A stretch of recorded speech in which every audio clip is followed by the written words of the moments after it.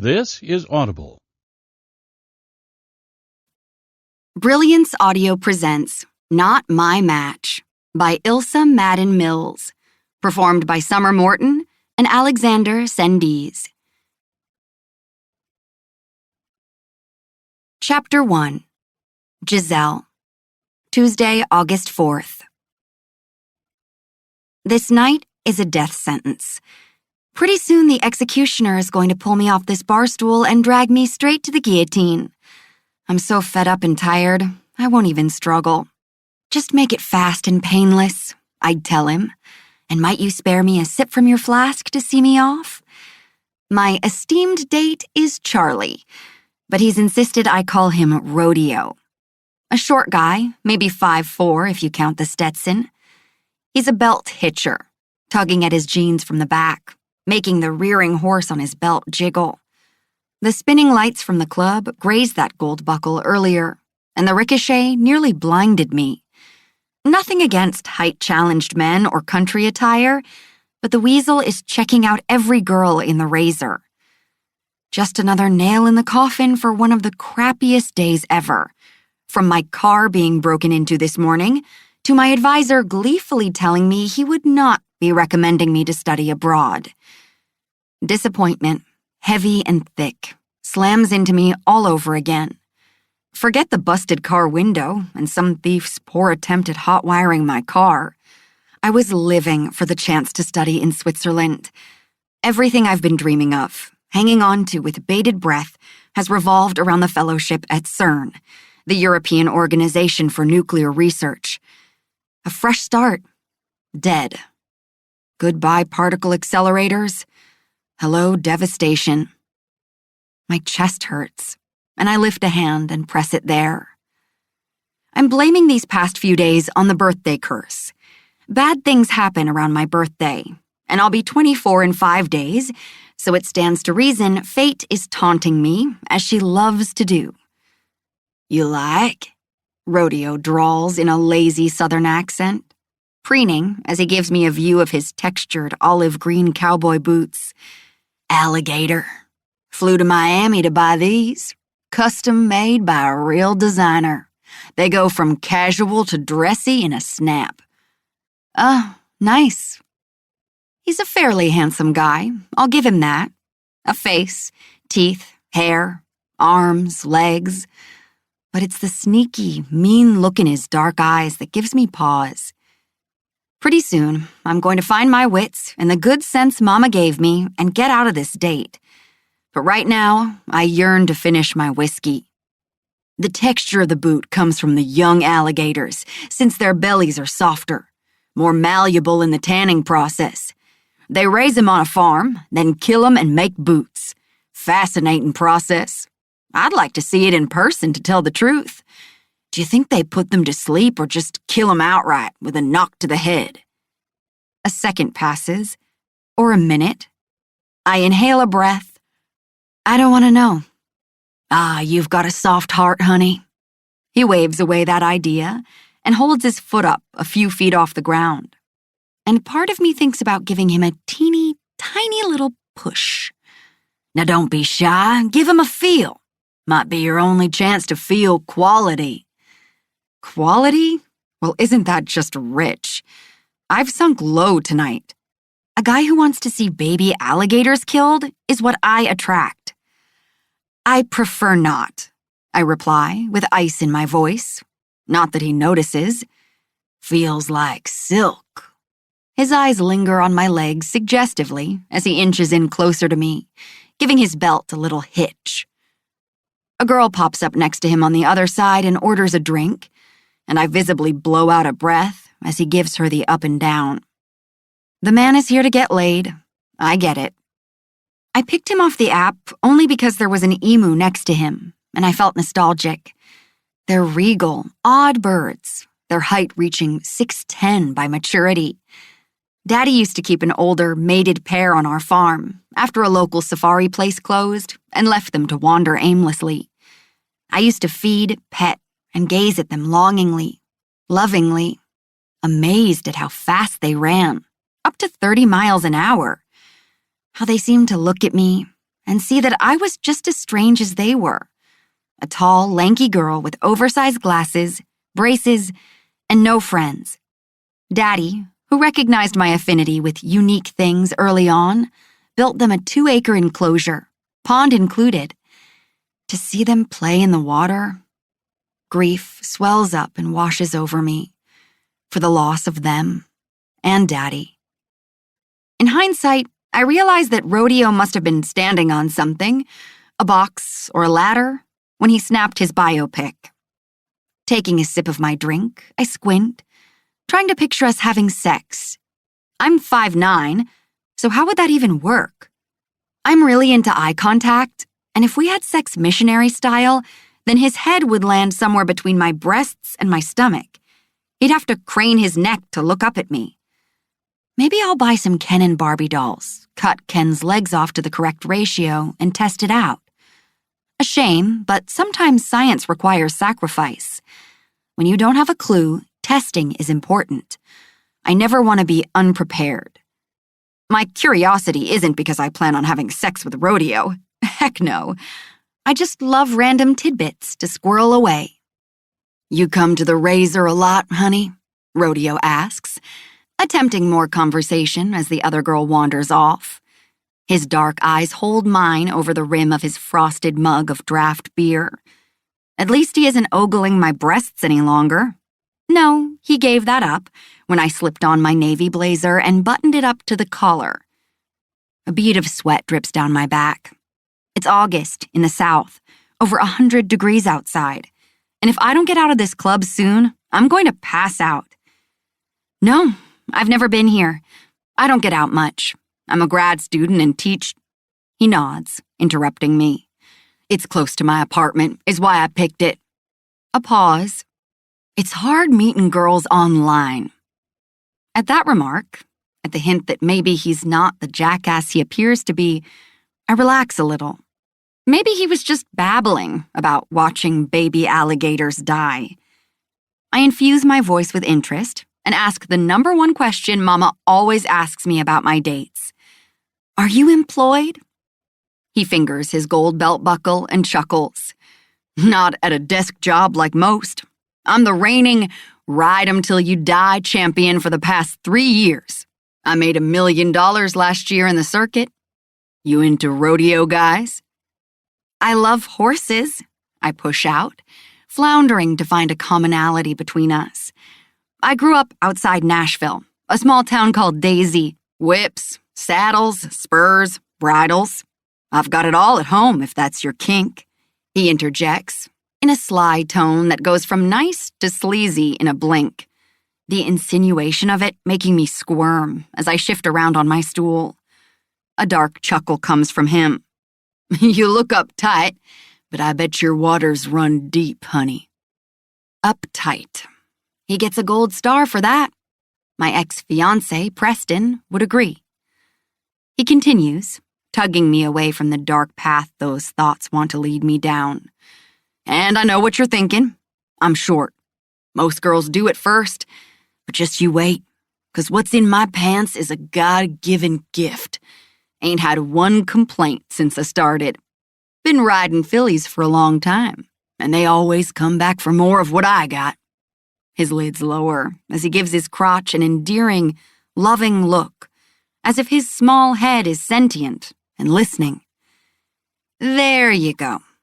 My first instinct was right. Death sentence. Must escape. After turning away from him and looking at the mirror across the bar, I watch as red creeps up my face. My hair is chaos. The blonde strands, once in a sleek chignon, now dangling next to my temple, the finer hairs sticking to my damp forehead. My pink lipstick has faded, and there are smudges of mascara under my eyes from the heat. I push my black glasses up on my nose and swipe at a bead of sweat on my forehead. Why am I even wearing a stupid blazer in the middle of the hottest summer on record? My fingers toy with the top button, loosening it a little. Rodeo sees me unbuttoning my jacket, and his eyes light up. He takes a step closer, and now his checkered shirt is brushing against my breasts, and I see his nose hairs. His smell wafts around me. Spicy, male, kind of leathery, horsey. I lean farther away, arching until I bump into the person next to me. Without glancing back, I mumble an apology and straighten myself on the stool. Rodeo indicates my empty tumbler, his tone low and husky. You want another drink? That whiskey you sucked down is long gone. Using my foot, I press on the lower part of the bar and scoot my stool away from him. I check my phone and put on a frown. Actually, it's getting late, and I need to leave. Hey, bartender, my little filly here needs a drink, he calls out and waves his hat around at the busy server behind the bar. The petite bartender comes over to us. Her name tag says Selena, and I'm envious of the confident sway of her hips in skinny jeans, the deep red lipstick on her lips. Her dark hair is sheared close to her scalp in a pixie cut, her eyes defined with dark eyeliner. We're like night and day, me in my faded makeup, mud-brown pencil skirt, and low-heeled pumps. Selena focuses her eyes on me, dismissing Rodeo. You sure you want another drink? The dry tone says, Girl, why are you with him? A long exhalation comes from my chest.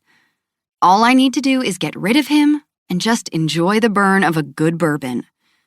I give her a quick nod, keeping my eye on Rodeo. Same as before? Woodford on the rocks? Please, I say. Selena turns around to reach up to the top shelf while Rodeo lets out a whistle under his breath, watching her voluptuous figure. She turns back around, pours the drink, and slides it over to me, her face composed and blank. She has to have heard Rodeo, but you'd never know it. She's cool. I want to be cool. Maybe then I might find the right kind of guy. Thank you, I say, and take a sip as Rodeo watches me with a smoldering look, then reaches out and toys with my necklace. So, this is obviously working between us. You're hot, I'm hot, the electricity is sparking. I'm already picturing you riding me. Ever hear of reverse cowgirl? I pry his hands off my pearls and push at him as anger rises like a tidal wave, overriding my earlier politeness. When he's at a safe enough distance, I take a sip of my drink and slam it down on the bar.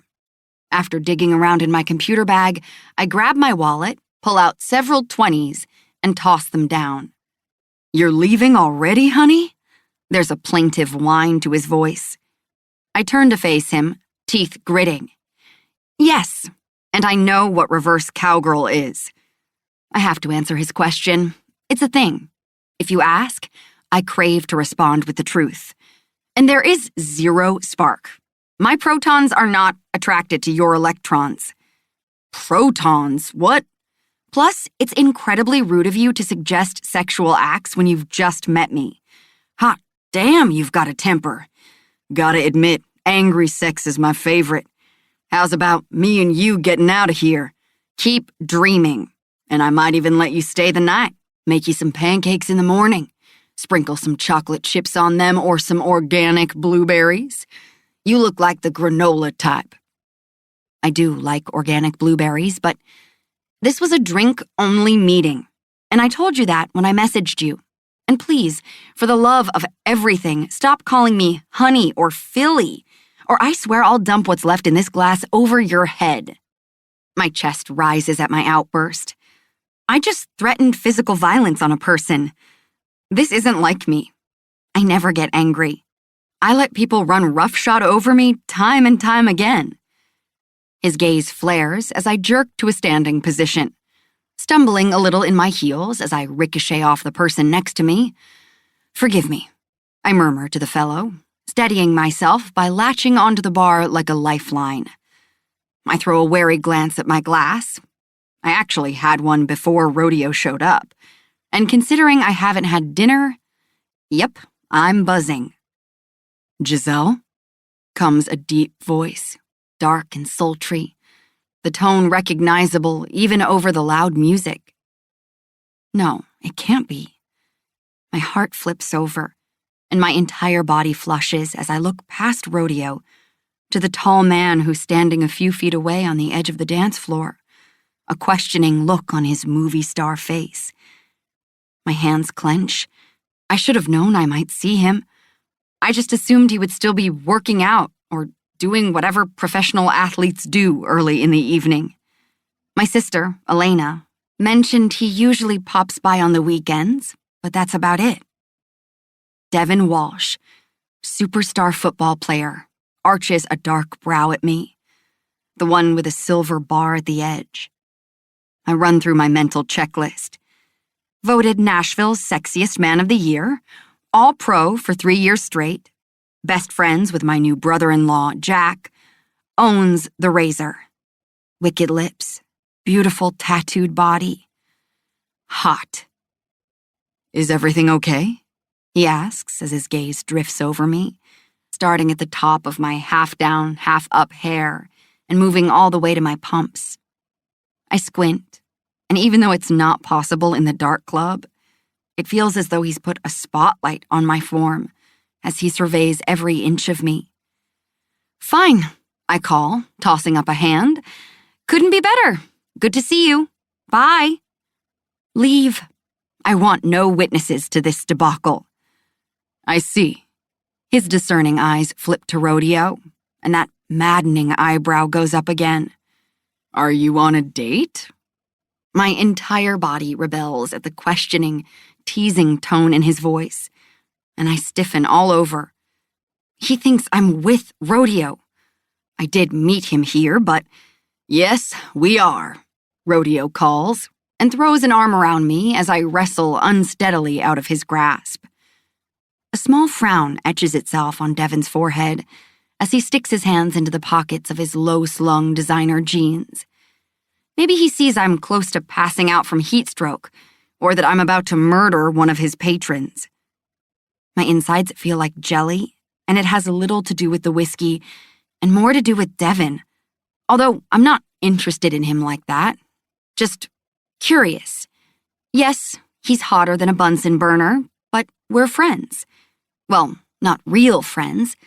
Okay, whatever. I'm overthinking this, and my brain is not firing on all cylinders. We're acquaintances, if you really want to split hairs. And when he looks at me, I'm firmly in the, you're Elena's sister, and she's married to my best friend, therefore I am friendly category. That doesn't stop me from appreciating his chiseled, bladed jawline and the deep green eyes that are framed by thick black lashes. At 6'2" or 6'3", I itch to measure him. His body is toned to perfection by time in the gym. His shoulders muscled inside a tight black t-shirt. His chest tapering to a trim waist and long legs, with faded Converse on his feet. Rolex on one wrist, a black leather cuff on the other. One part civilized, the other side all bad boy, and oh so decadent. His skin is a pretty tan color from the sun, a sharp contrast to my own milky paleness. His hair is mink brown and thick, mingled with royal blue highlights, the top long and swept back off his face with lots of volume, the sides clipped close to his scalp. He uses more hair product than I do. When I first met him back in February, he wore a gelled faux hawk with purple tips, but he changes his hair more than any girl I know. Diamond studs wink from his earlobes. Just another way we're opposite. I let my holes close up when I was 18 and never went back to have them re-pierced. 2 full sleeves of roses mixed with fluttery gold and blue butterflies dance along his forearms. Those I like. A lot. Nervous, I stroked the pearls around my neck. Giselle? He asks.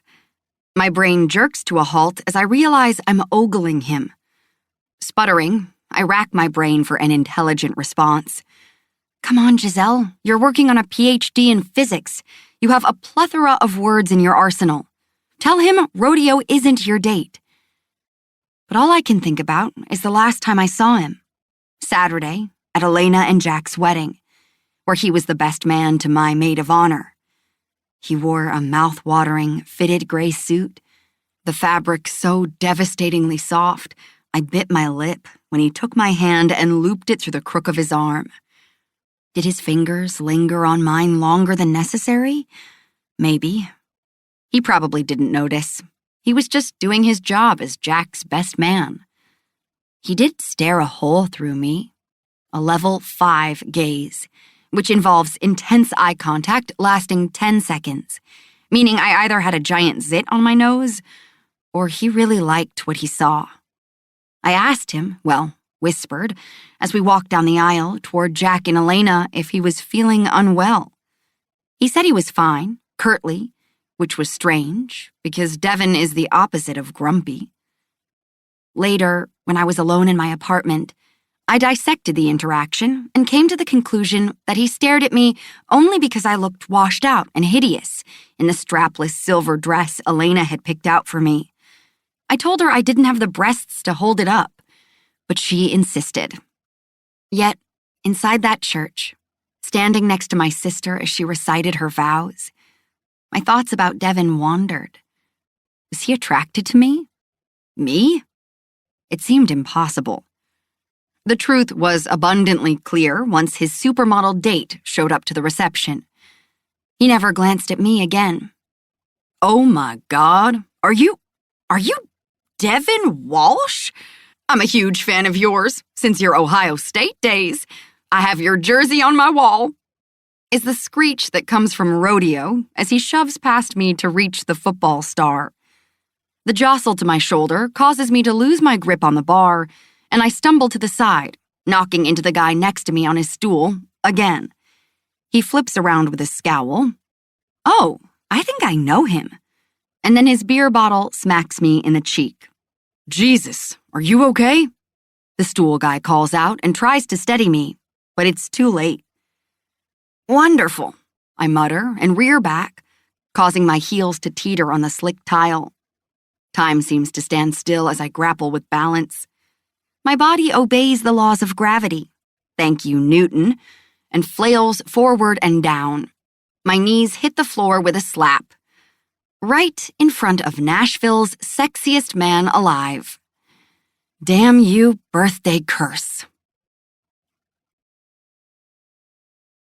Chapter 2, Giselle. How does it feel?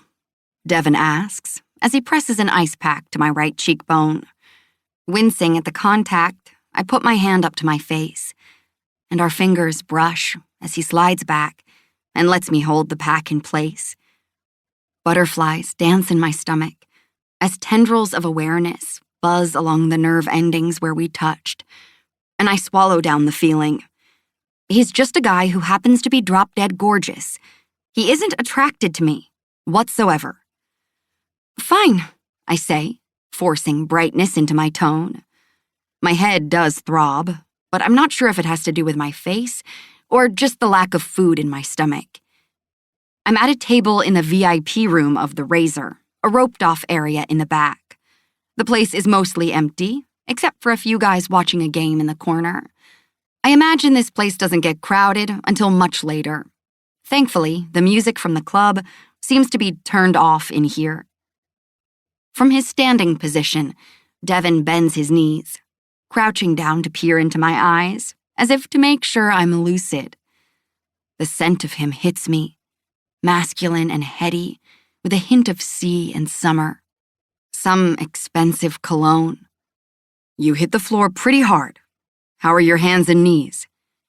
This close, the glints of gold in his irises flicker like fireflies, mingling with the velvety forest green.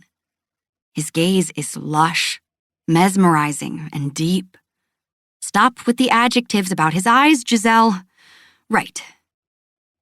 Good, just sore from the fall. You might have a bruise or two tomorrow. Want more ice for it? No, but thanks. I want to forget it ever happened. More than anything, I'm wallowing in embarrassment. His fingers graze over my knee, not lingering any longer than necessary, flicking at a piece of something. When you flung yourself at me, I thought you might tackle me, he murmurs. Hey, I was ping-ponged between two guys and had nowhere else to go. An image of me on my knees, palms on the floor to keep myself from face planting, dances in my head. Devin helped me up, careful, strong hands on my elbows, then barked at his teammate Aiden, the guy on the stool, and told him to grab an ice pack from the kitchen. Then he escorted me to the VIP room, shoving past dancing people. I half expected him to sweep me up in his arms like in one of those romance novels. According to your hype, it would take more than me to take you to the ground, I say with a small laugh. If I was going to tackle you, I'd need stealth. I'd hide in your closet in the dark and pop out when you least expect it. You'd open your door and I'd be hiding in your fancy shirts, wearing a hideous mask. I smile, ignoring the pain from my face. What makes you jump? Creepy crawlers? Freddy Krueger? Michael Myers? A rueful laugh comes from him. Sharks. Their teeth creep me out. Watched Jaws when I was a kid and wanted to throw up. Beware, I say. I'm coming for you soon. First, you'd have to get into my penthouse. Hard to get there when there's a private elevator. I laugh. Never underestimate the grit and determination of a Southern woman with a goal. I know where he lives. Never been there, but his warrior body unfolds as he straightens up to his full height. There she is, right as rain. It's okay to fall to your knees. I tend to have that effect on women. I roll my eyes so hard it hurts. Did I mention he's cocky? But not you, right? He adds. Nope, you're as cool as they come. Wait, what? My throat feels tight as I try to decipher how his comment settles. I see. Oh, I see. Exactly what he thinks. He's put me in the same box as everyone else. It shouldn't hurt, but it does. I swallow thickly. That's me, cold as ice. His forehead crinkles in a scowl. Hey, hang on a minute. I didn't mean it like that. No, I get it. I know what everyone thinks.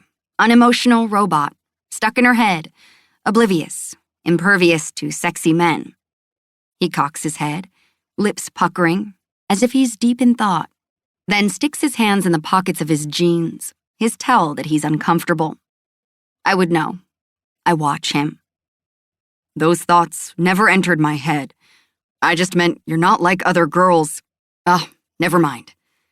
He opens his mouth, shuts it, then says, You think I'm sexy?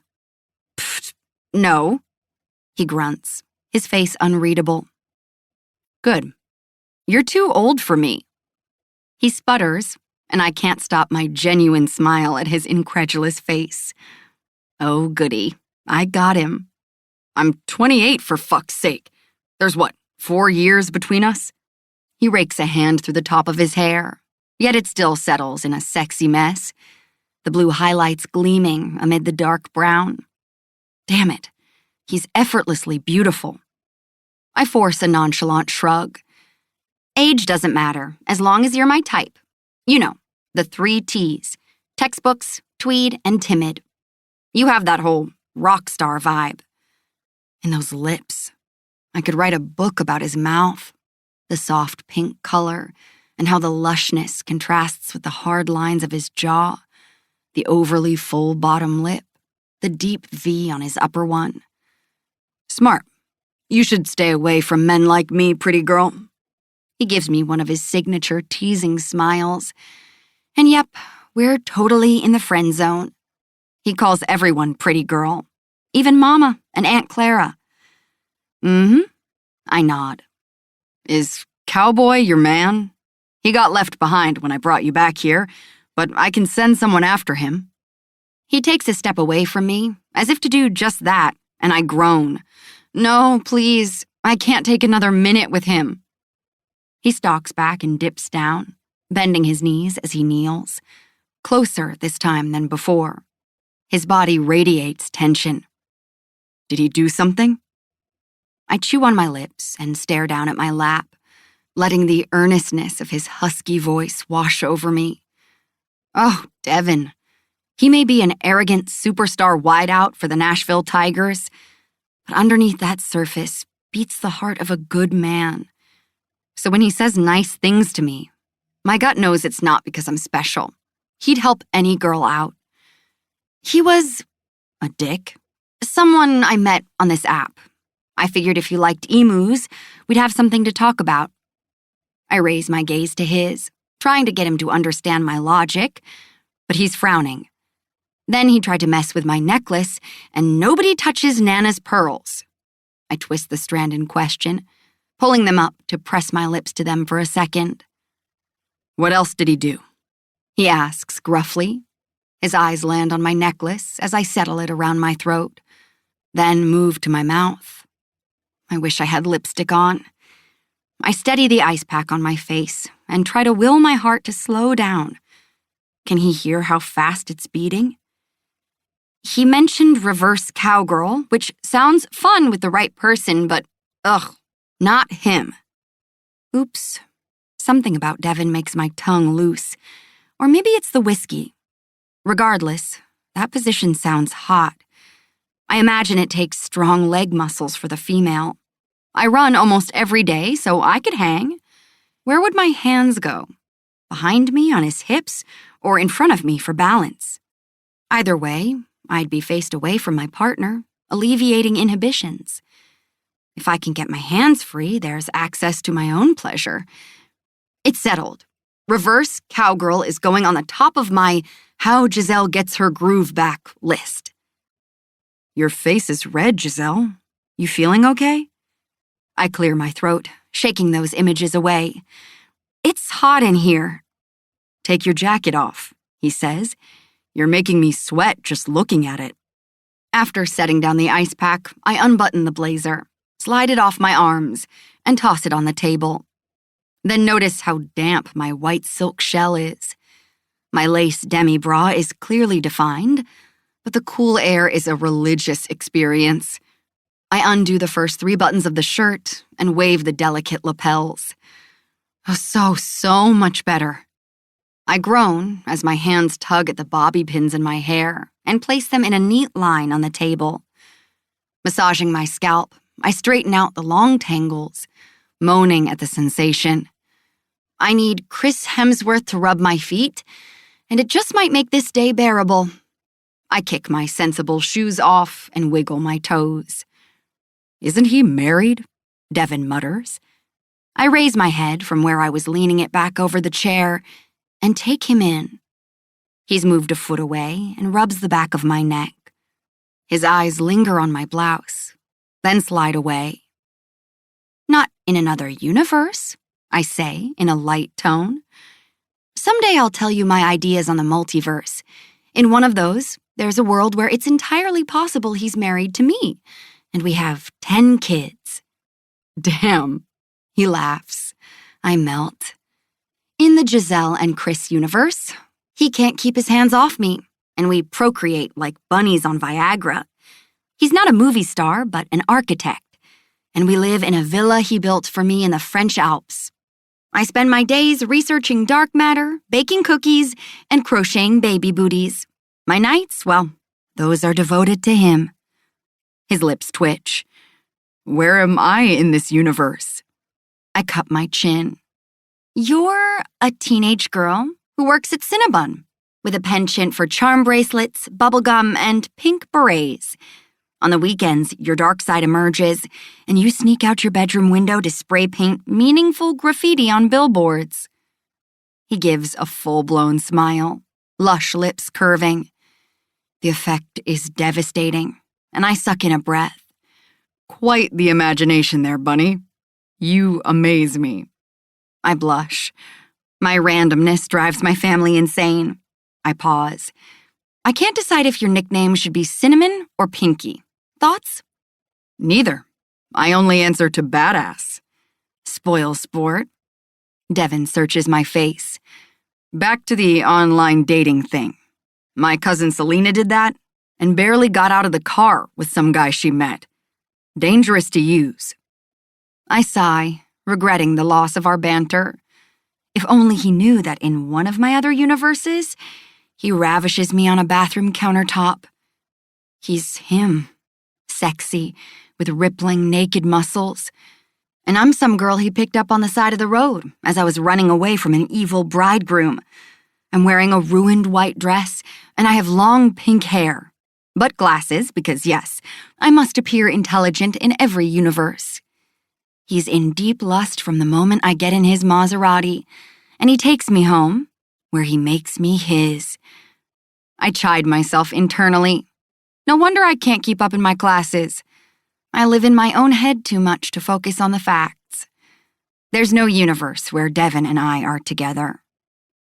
I blame these vivid thoughts on the virgin issue. It's taunted me horribly for 5 months, since Preston's parting words when he admitted to cheating. "If you won't give it to me, what did you expect, Giselle? You're frigid." I was his fiancée for almost a month, and I still couldn't, want him. I just kind of fell into dating him, then accepted his proposal. And now here I am, trying to prove I'm normal, looking for love in all the wrong places. That's a country song, I think. Just because you have women all over you doesn't mean that the average person has it so easy, I say, rather hotly. I made sure to not come alone, and I wasn't planning on leaving with him. I had a plan. I have a plan each time. He takes a step toward me, indignation on his face. "You've done this more than once?" My brow comes down, annoyance sparking at his incredulous tone. The first guy, Albert, was a handsome accountant. I met him at Starbucks. Things were going fine until he showed me a pic of his ex on his phone and started crying. Apparently, she wanted him to put a ring on it, and he has commitment issues. I advised him to talk to her. "How many others, Giselle?" I shift around on my chair. "You make me feel like I'm in the principal's office." "How many?" My hand clenches. Oh, he's so aggravating. "I don't understand why you need to know, but there was only one other one, Barry, a bit on the slick side. His bio said he was a chemistry major, so I thought he likes science and so do I. So I swiped right. Turned out he just wanted me to sign up for some pyramid scheme to sell kitchen things like Pampered Chef, but not. I passed on being a rep, but ended up buying a spatula from him. I sigh. I even paid for his latte. Then came rodeo, and he had that adorable emu, Giselle. There's a heavy dose of frustration in his voice, and it makes me lift my chin defiantly.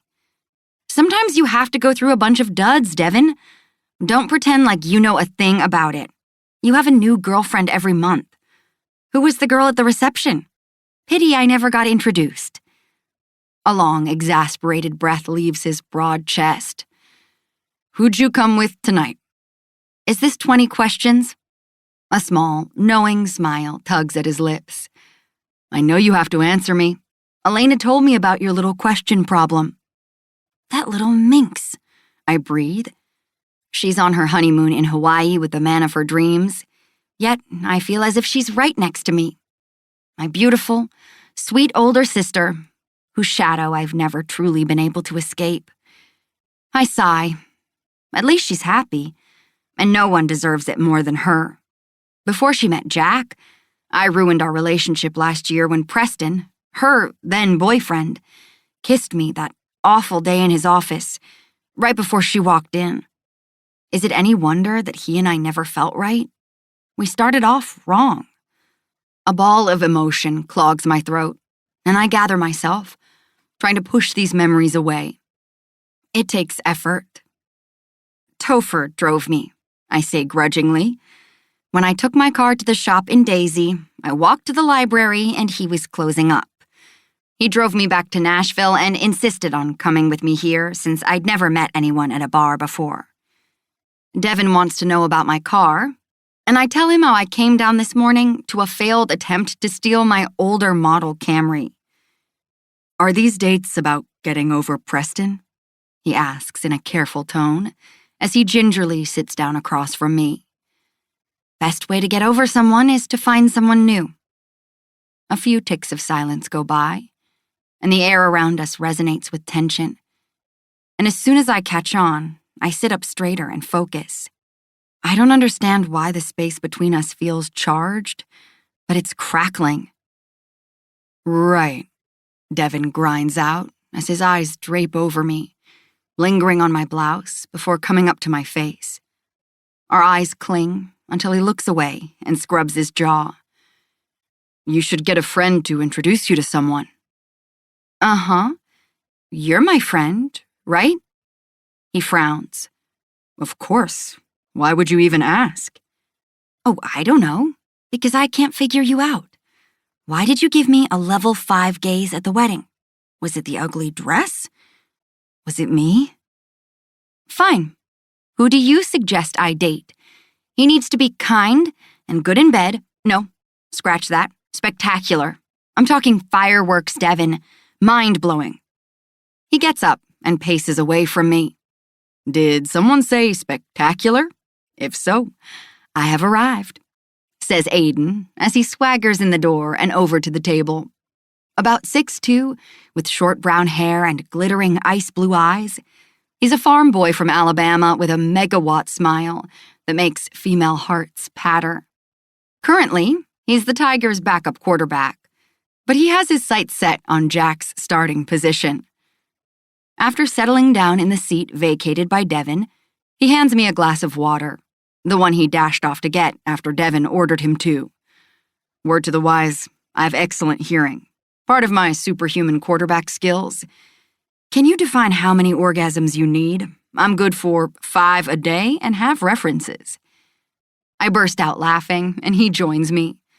He's about my age, and I've never seen him without a grin or a girl. He showed up at my sister's wedding with 2. Twins, no less, and he danced with both of them at the same time at the reception. Slow. One in front with her arms around his neck, and one behind him, her hands around his waist. It worked better than I thought it would. You are ridiculous, I say. He reminds me of a puppy, sweet and rambunctious, begging for you to throw the ball during the day, then curling up next to you at night. Devin, on the other hand, is a panther. One minute you think he's lazing in the sun, twitching his tail. The next, he's vibrating with barely suppressed power. Like he is now, as he scowls at Aiden. What's his deal? The football guys joke around me all the time. Aiden watches me drain the glass. I didn't mean to hit you in the face. Sorry, Giselle. I didn't even realize it was you until you landed on the floor. I glance at Devin, who is taking a couple steps back to lean against the wall. He has his phone out, seeming to have forgotten about me. Good. I didn't know it was you either, I murmur. He leans in closer. Dude, your date left with some brunette. Hope it wasn't a love connection. I laugh. Guess he found a little filly to take home. He guffaws. He said he'd let me play with his bridles and spurs. I half expected him to whip out a whip. Aiden roars with laughter as I recount the date, reciting Rodeo's words about his God-given talent and his angry sex suggestion, all the way to his offer of putting organic blueberries on pancakes. When I finish, he wipes a tear from his eye. What a douche. She met him on some app, Devin growls, stuffing his phone in his jeans. Perfectly acceptable, I reply coolly. You can do better. I'm not Nashville's sexiest woman. You're not unattractive, he glares at me. Well, I blow out a breath. There are several ticks of silence as Aiden looks at him, then back at me, a thoughtful expression on his face. He taps his fingers on the table, seeming to come to a decision. So, about these fireworks. How do you feel about?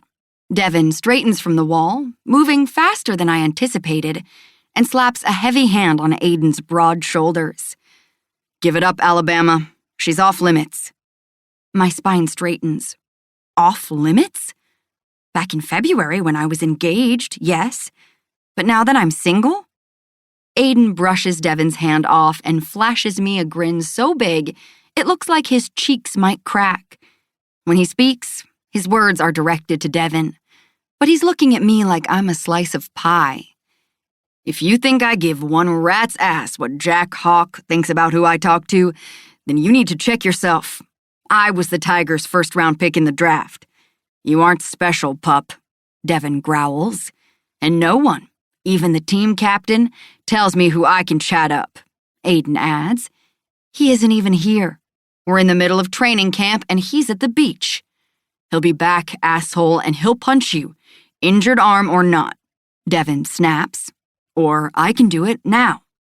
Competitive athletes. So much testosterone. They bicker, then toss back beers in the next heartbeat.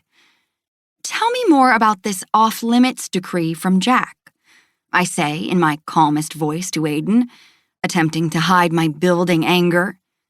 He gives me a disarming smile. Underneath the country boy charm, he's smooth as silk. Now, don't be upset. Jack gave the team the talk a while back. Keep your meaty paws off Elena's sister or I will demolish you, is pretty much how it went down. I put two and two together fast. No doubt Elena told Jack I'm a virgin, then toss in the broken engagement, and Jack's trying to protect me. And I appreciate the concern, but come on, am I that fragile? Jesus, what if he told the whole team I'm a virgin? No, he wouldn't, right? If he did, I'm going to... My chest tightens with tension. Shaking my head, I shove the idea away. I'm jumping to conclusions. I'm a big girl, Aiden. Trust your instincts. Isn't that what big football players do? I bat my lashes. Aiden gives me a surprised glance, one that turns heated, and I smile because, yes, the geek knows how to flirt. Aiden, Devin warns. What? He replies, gazing at me. Stop eye-fucking her. Shut it, Dev. This is my regular look. We're having a moment here. Are we? I ask, my tone dry. Aiden holds my gaze. Oh, hell yeah. Devin lets out a grunt, just as his cell buzzes. I refuse to look at him. Part of me is enjoying pushing his buttons. I get that he's Jack's mouthpiece, but the mere idea of a group of men discussing my love life makes me want to throw a table. Or a football player. Aiden grabs my phone, asks for my passcode, and once he gets it, types in his number. Those are my digits. Call me. We can recreate the 4th of July. He winks. Or we can watch some good horror movies. Lady's choice. I love horror, but prefer sci-fi. His blue eyes gleam. Sci-fi and fireworks in a movie. You thinking what I'm thinking? It takes me 2 seconds. Independence Day with Will Smith? I like you. He gives me a fist bump. Love that movie. Let's do it.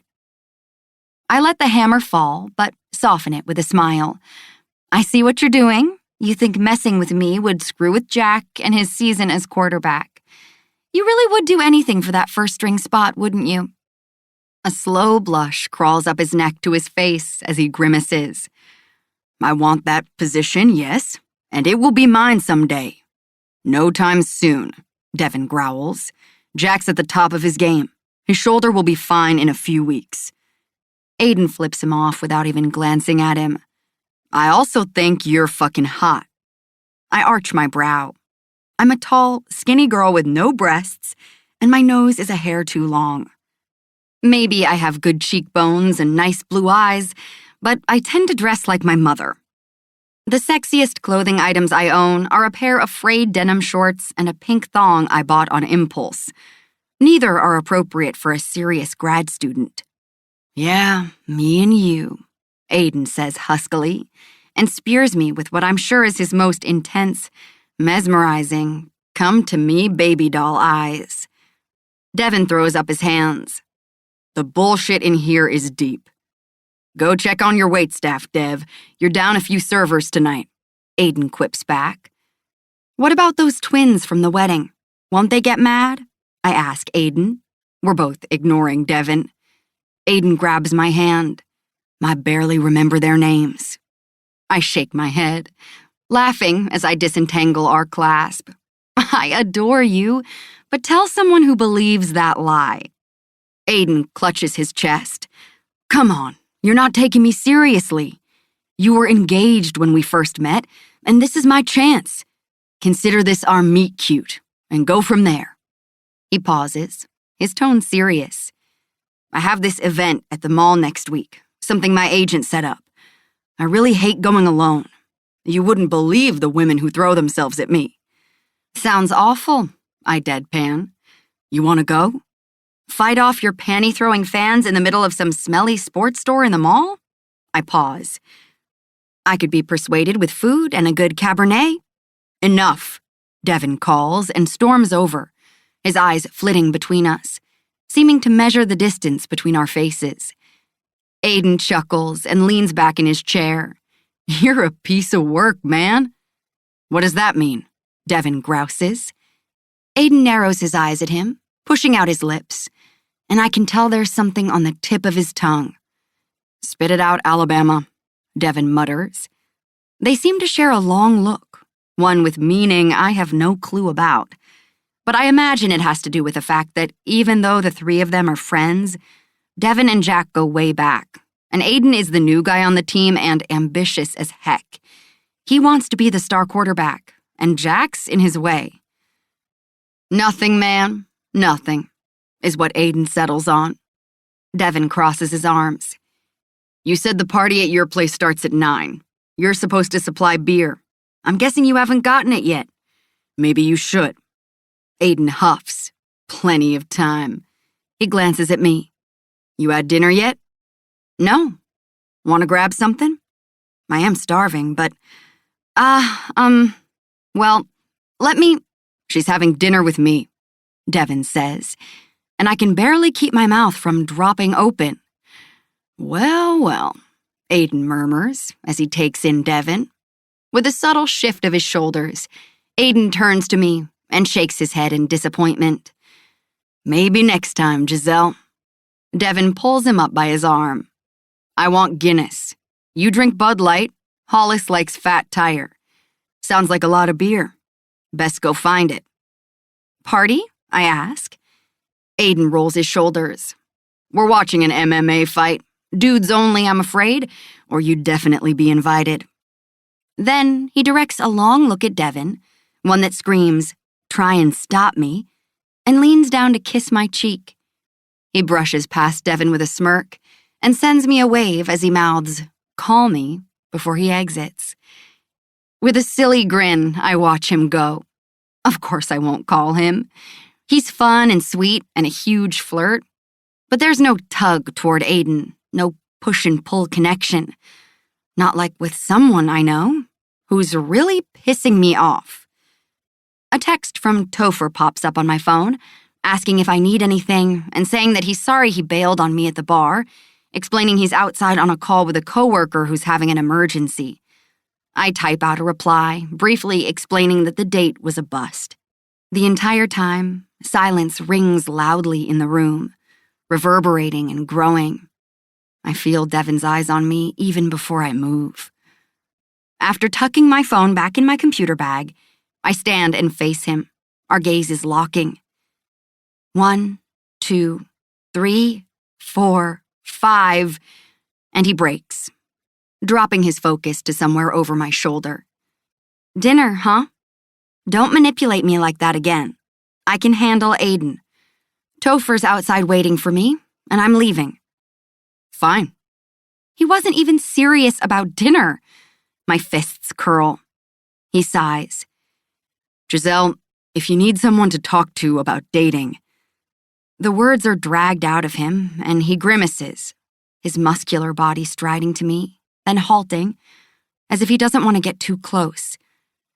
Look, I don't mean to butt in, but Aiden isn't someone you should... He scrubs the shadow on his jawline. If I weren't annoyed, I'd feel sorry for him. It's plain as day the man doesn't know what to do with me. He enjoys yanking Jack's chain. I get it. But a girl has needs, Devin. His lips part. Giselle, I cut him off. Thank you for the ice pack and getting me away from rodeo, but no more of this telling me who I can see or how I meet them. I'm a grown woman.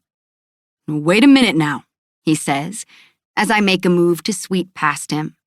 He grabs my elbow, and I shiver at the licks of fire that trace up my limb.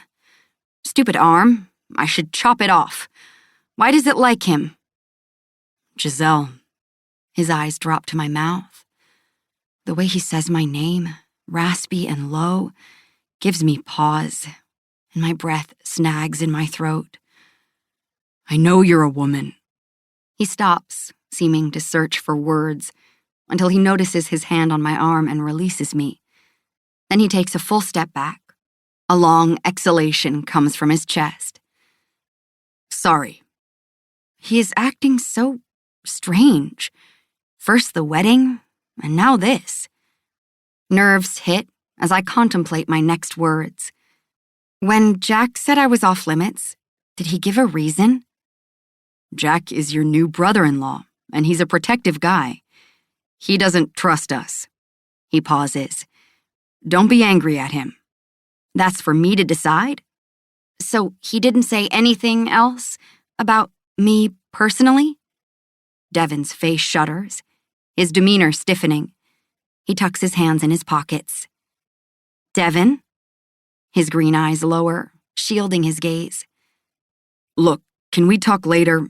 I've had a hell of a day and need to get going. He's brushing me off. My heart hammers, unease curling as thoughts tumble through my head. I shouldn't be embarrassed to be a virgin. Plenty of people are. I am a sexual person.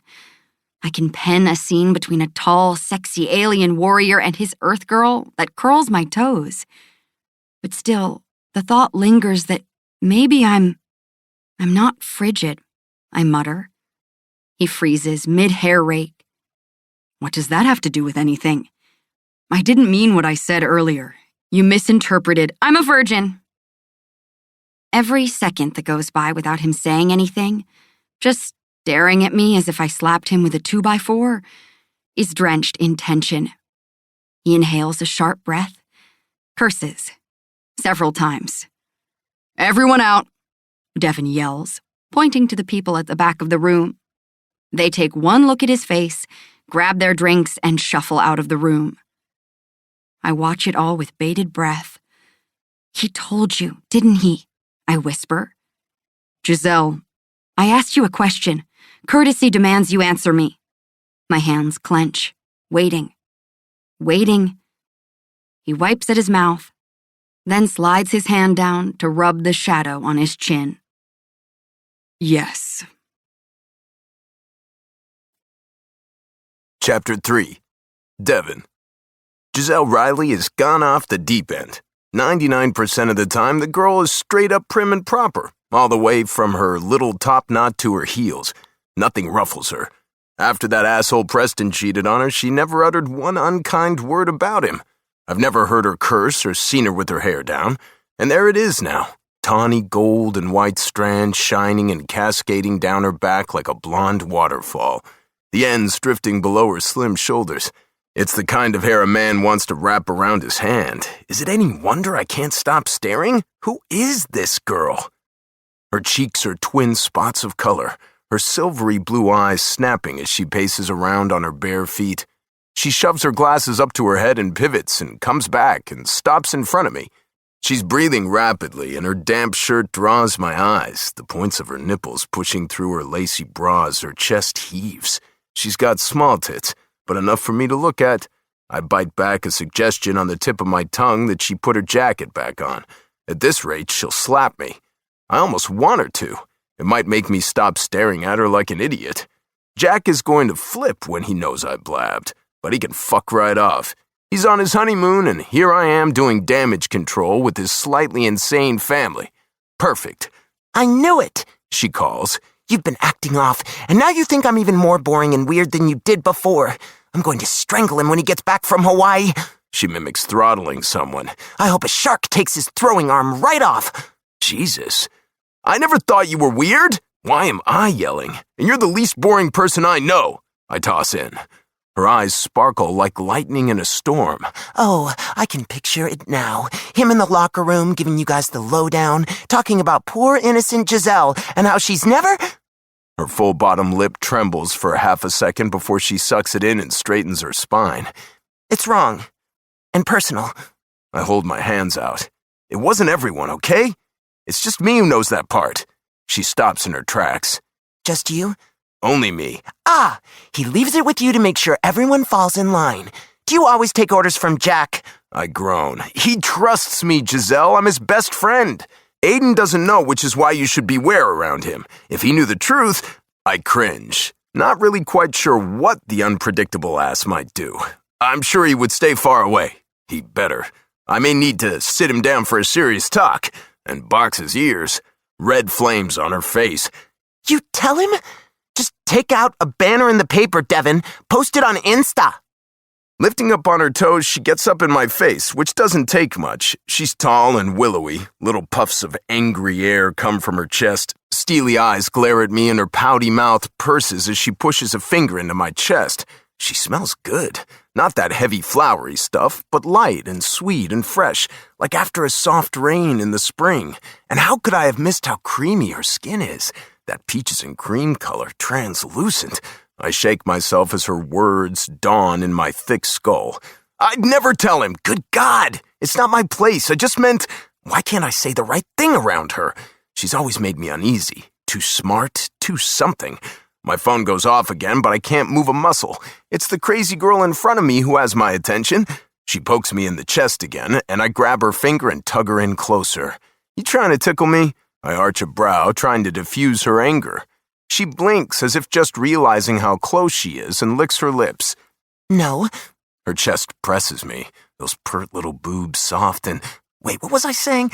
I'm not going to tell anyone, and it's nothing to be ashamed of. It's admirable that you're saving yourself. She cuts me off, but at least her voice is lowered, rather than hiss-like. Stop patronizing me. You know nothing about my reasons, Devin. I didn't want to know, I mutter as she finally pulls out of my grasp and flips around to start pacing again. I wish he'd never told me, I tell her rigid back. But boy, did the info cool my jets. When we first met, she was engaged, but since then, the thought of her spread out on my bed has crossed my dirty mind. I'm male. She has a way that gets under your skin, and before you know it, you're in the shower thinking about her and those big glasses, pearls, heels, and nothing else. I shake my head at the unreasonable image. Blasphemy. She's like a pal, one I can't touch. There's a clear, thick line drawn between us. She scoffs as she drifts back over to me, her lips still pursed, and the image is seared in my brain. Her heaving chest, the heart-shaped face, the swish of her legs under the skirt. She's graceful and smooth, as if she took one of those deportment classes on how to carry herself. Etiquette, probably. She's, well, a lady. Nice. And I'm bad. Very, very bad. She wasn't far off with her new girlfriend every month snark. Women flock to me, drawn to the persona and fame, and I pick and choose the ones I want. When it's over, I send them off happy and smiling. You don't have to worry about keeping my secret much longer. I'm getting rid of it. Pronto. An image of some shady guy fucking Giselle pops into my head. Inexplicable anger rushes like a tidal wave, and my hands tighten. I'm ready to rip his imagined head off right now. Explain. She levels me with a stare, and I swear she's counting the seconds. I could draw you a picture, but I'm not an artist, she says. Imagine a slot, then you take a tab, and you stick it in. No more hymen. It's over, and everyone can stop discussing me behind my back. And with that line, she's flouncing toward the door. Her ass sways inside her little skirt, which has a long slit up the back. Normally, she's a dressy slacks kind of chick, and I guess she wore the skirt for her date, which makes me mad all over again. Nothing has made sense in this room since she let her hair down, unbuttoned that damn shirt, and got angry. Why couldn't she just be the old Giselle? She turns around, her lips set, anger directed at me. I will never use you on my Pinterest board as Vurik again. I don't even know what that means, I call after her. She ignores me as she exits, and damn it, with her in a strange temper, she's liable to pick up some rando cowboy and bang him before the night is over. I curse. Giselle, wait a minute. Let's discuss this. You forgot your shoes and... fuck. I grab the shoes and bobby pins off the table and take off after her. By the time I get out of the door of the room, she's already 10 yards ahead, gliding between patrons, ducking and swerving. She dashes past the bouncer at the podium. The door flings open and she's gone. At least she's out of the club. She'll go home and calm down, and I'll call her tomorrow. We'll talk and everything will be fine. But on the other hand, I don't want her fuming all night, angry. And I had wanted to take her to dinner once the opportunity arose earlier. Sure, I was circumventing Aiden, but we could have gone to Milano's and had a decent time. She would have sat across from me, maybe explained exactly why she decided to take up serial dating, and I would have been on my best behavior. I could have offered advice, tips. Damn it, I don't know. I do know all the guys she mentioned are wrong. She's been a little lost lately, a wounded look on her face, and shit. I jogged to the exit, determined to catch up and talk to her. Devin, yo, wait up. I feel a hand on my shoulder. Cursing, I come to a halt as I hear the edge in Selena's voice. I'm in a hurry, what's wrong? I study her frazzled expression, the way she's chewed off her red lipstick. The closest thing I have to a sibling, and we look alike. Dark hair, green eyes, chips on our shoulders. Our moms were sisters, and we grew up next door to each other. I got her settled here when she moved here from California last year. More like whose shoes are those? She indicates the heels in my clutch. If you want to explore female footwear, I know some great consignment boutiques downtown. They belong to Giselle, the girl who fell earlier. She ran off. I add, feeling torn all over again. Part of me pointed towards Selena, the other to the exit. Like her already. You have my approval. She's a friend. Elena's sister. Someone you haven't met. Huh. Her date was a jerk, but I kind of liked her. Not for me. I like my women only mildly interesting. Someone I can forget. Giselle is not in that category. Selena sighs. One lousy girl broke your heart once, and now you're a cynic. Someday I'd like a niece or nephew to cuddle. Wherever Hannah is, I hope she's miserable without you. Not this again. All right, let that go. What's going on? I ask and tap my hands against my legs, antsy. She twists her lips.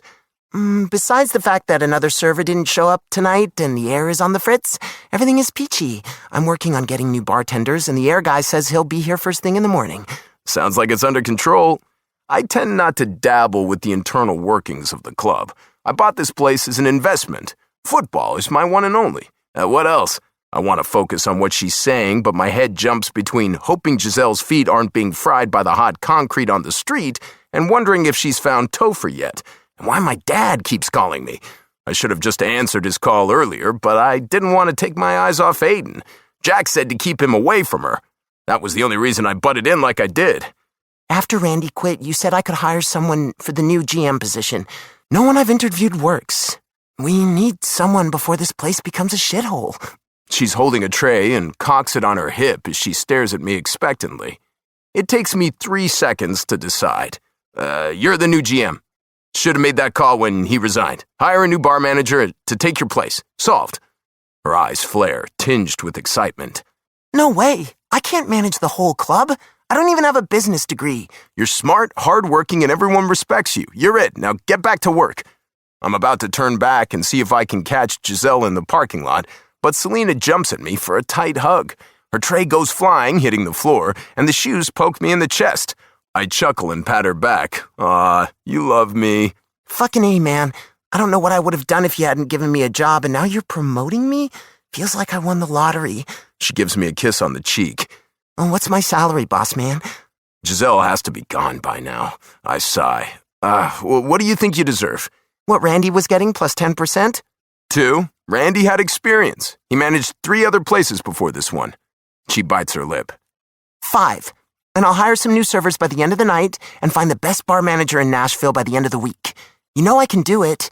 I grin. She does work her ass off. 3% raise. Now go. She laughs, does a little pirouette, and takes off for the bar. My cell buzzes again, and I hold the shoes under my arm as I pull the phone out of my jeans. I press the green button, expecting to hear my father's voice, only it isn't him.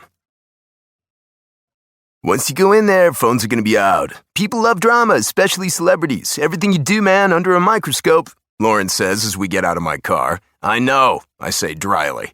I've been in the limelight since college, but Lawrence likes to jabber. He grumbles. You didn't need to drive sex to this part of town. People notice. People like to steal shit. I flick my eyes down at the red Maserati. She's my pride and joy, and driving her reminds me of how far I've come from a poor kid in California. Her name is Red. Sex is better. I smirk. Your Tom Ford $5,000 suit sticks out like a sore thumb. Over here, come take my wallet. He strokes his tie. Can't believe me and you and Jack used to party in places like this in college. All that energy and zero hangovers, dude. I'm old now with an ex-wife and alimony. Damn, I miss those party days. Don't you? Nah, I don't miss college. Sure, we won a national championship our senior year, and that's what I try to remember, but there's heartache from Hannah in some of those memories. He blows out a breath as we both come to a stop in front of Ricky's bar on Wilbur Street, several blocks from where I live near the stadium. I slip a roomy sweatshirt over my head, flip up the hood, and slide on a pair of shades. He squints at me. Last chance. I can get him and you can stay in the car. Nobody has to know he's your family. I exhale. He won't go with you, trust me. It will only make it worse. We roll into the bar. The usual place, sticky floors, tattered beer signs on the wall, a long bar with red stools, antiquated light fixtures hanging from a yellow-spotted ceiling. Shotgun-style layout, 4 exits, I bet. The one we came in, one down a dark hallway past the pool tables, where I guarantee there's a dingy restroom, another in the kitchen, and, if the owner is smart, one that leaves from his office. A long sigh comes from my chest. I spent most of my teenage years in places like this, washing mugs, sweeping the floor, taking out trash. My dad owned a bar, then lost it, then spent the rest of his life crawling in and out of every one he passed. The place reeks of body odor, greasy fries, and cheap perfume. 3 guys are shooting pool. 2 older women nurse beers by a jukebox crooning Tammy Wynette, and several stools are occupied, but mostly it's a sparse crowd. No one looks up as we make our way to the front except for the old guy behind the bar. With a white beard and glasses, he's wearing a shirt stretched out over his belly and a Nashville Tigers hat. He's a fan. Not sure if that's good or bad. I lean in, keeping my voice low. You called about Garrett Walsh? He sets down the glass he was drying, nods, and points to the dark hallway. He went over in the restroom half an hour ago and hasn't come out. You his son? I grimace, studying the grooves in the wood of the bar. Yeah. He puts his hand out and shakes it. Ricky Burns. Love how you run with the ball. I got your number off his phone. He reaches behind him and tosses me a cracked cell. He left it unlocked, so I just rang up the last person he called. Didn't realize it was you till I saw the name. He frowns. Much respect to you, Mr. Walsh, but he ain't welcome back here. Runs off good customers and gets belligerent. He tried to start a fight with the guys playing pool. Next time I see his face, I'm calling the cops.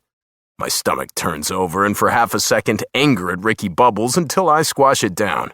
His words are nothing I haven't heard before. It just hurts. I appreciate you not calling the police tonight. No problem. He picks up another glass and takes the towel to it. Lawrence pulls out a wad of cash from his wallet, but Ricky pushes it back. No need for that. Just get him gone. He pauses, keeping his voice hushed as he gives me a beady-eyed look. The 2 men came in looking for him before you got here. Rough types. Bruisers with tattoos. He flits his eyes over the bar and my eyebrow, down to the peak of butterflies on my wrists. Told him he wasn't here, but thought you should know. Any clue what they wanted? He raises an eyebrow as if I'm crazy, then huffs out a laugh.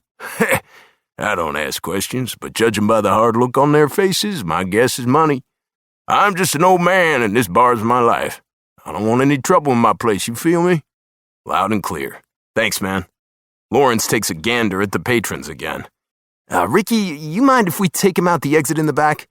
Be my guest. An alarm will go off, but I'll turn it off up here. I tap the bar, and we flip around and head to the hallway, where a single light bulb hangs from a dangling cord. Rapping a sharp knock on the men's room door, I call out, Dad! Open up, it's me! Checking the door, I find it locked, and frustration builds. Images from my childhood flit through my head, me coming home from a football game to find him passed out on the front steps of our trailer. I drag him inside and put him to bed. Now let me try. Lawrence eases me to the side and beats hard. Get the fuck out of the fucking restroom or we're calling the fucking cops! Subtle, I say. He shrugs. I know it works. I brought the hoodie. I tried to bribe the old dude. You're missing out. Just think. Me at your service 24/7. I love this shit. Nashville adores me. It's what I tell him every time he inquires about doing my PR for me. I don't need PR. Jack, on the other hand, has a rocky past, and Lawrence has come in handy. It's a small world that the three of us ended up in the same city. Jack was drafted to Nashville straight out of college. Lawrence is from here and has opened his own firm for athletes. And I went to play in Jacksonville, then luckily got traded to Nashville a few years ago. Three amigos back together. Here, move, I got this. I pull out one of Giselle's pins and pick the lock. It takes 3 tries before the cylinder clicks and the door opens. Should I ask why you have bobby pins in your pocket? No. You're better at that than you should be, he muses. He used to drink and lock me out. I got inventive. Fuck me, it smells like piss. Lawrence covers his mouth with a hanky as we slip inside. My dad lies face up on the floor, in front of the sink, splayed out in the shape of an X. His chest is moving, so he's alive, and some of that knot in my chest loosens. The last time I saw him was a month ago, when I took him to dinner. He seemed fine, a bit antsy, but sober. I push Lawrence aside and bend down and shake his shoulder. Wake up, old man, we need to get you home. Eventually, he comes to, his eyes blinking as he grimaces and lets out a groan. The smell of beer hits me. Where am I? He rasps. Filthy bathroom, not yours. My lips compress. Seeing him like this reminds me of why I've been trashed only one time in my life. Ricky's? I nod. His words slur, but I peg him as not bad off. There are degrees to his drunkenness, and I've cataloged them all. At least he seems to recall where he was at some point. I had a fight with Dottie, he mumbles. Tried to call you, Dev. You didn't pick up. You mad at me? Guilt ratchets up my spine that I missed his earlier calls. Dottie is his on-again, off-again girlfriend he met at AA. Come on. I lift him up by his armpits and grunt at the weight as I place him on the toilet. He sways back and forth and scrubs at the stubble on his face. His once white Grateful Dead shirt has brown stains on it. I wince, my shoulders tightening as I take in the oily hair, the black shadows under his eyes, the nasty cut on his hand. Not wanting to look back at Lawrence and see judgment on his face, I busy myself with dampening some paper towels and dabbing at his hand. How'd this happen? He stares down at the dried blood, squinting. Can't remember. He tries to pull his hand back, but I hold tight. You don't need stitches, but it needs antiseptic. There's a slight tremble in my voice, and I grip my teeth. My sophomore year of high school, he stepped off a curb, got hit by a car, and was hospitalized with 2 broken legs. The night before I was supposed to leave my past behind in California and play college ball. He got into a shouting match with our neighbor across the street and ended up with a broken nose, 2 busted ribs, and a concussion. His injuries set me back 3 days for summer camp while I took care of him. It's had worse, he grumbles, as if he's read my mind. Our eyes meet, his bleary road maps. His face is sallow and gaunt, the lines of a much older man of 50. Your liver can't take much more of this, I grind out. When did you fall off the wagon? He staggers to a stand, using the wall for leverage as he presses his fingers into his eyes and rubs. Shit. Don't worry about it. He ends with an attempt to take a step but trips over his own feet. I catch him and prop him up. He's as tall as me, so Lawrence jumps in, and we put him between us, his arms around our shoulders as we head out the door and down the hall to the exit. Sweat drips down my back inside the sweatshirt. Pushing through, we step outside to a quiet parking lot where I gulp in fresh air. We move slowly to the front and reach Red. Lawrence holds him as I pop the lock and open the door, then we get him inside, buckling up the seatbelt for him. Call Dottie. Tell her I'm sorry. He trails off as he leans his head back on the seat. His eyes flutter shut. Nah, not calling her.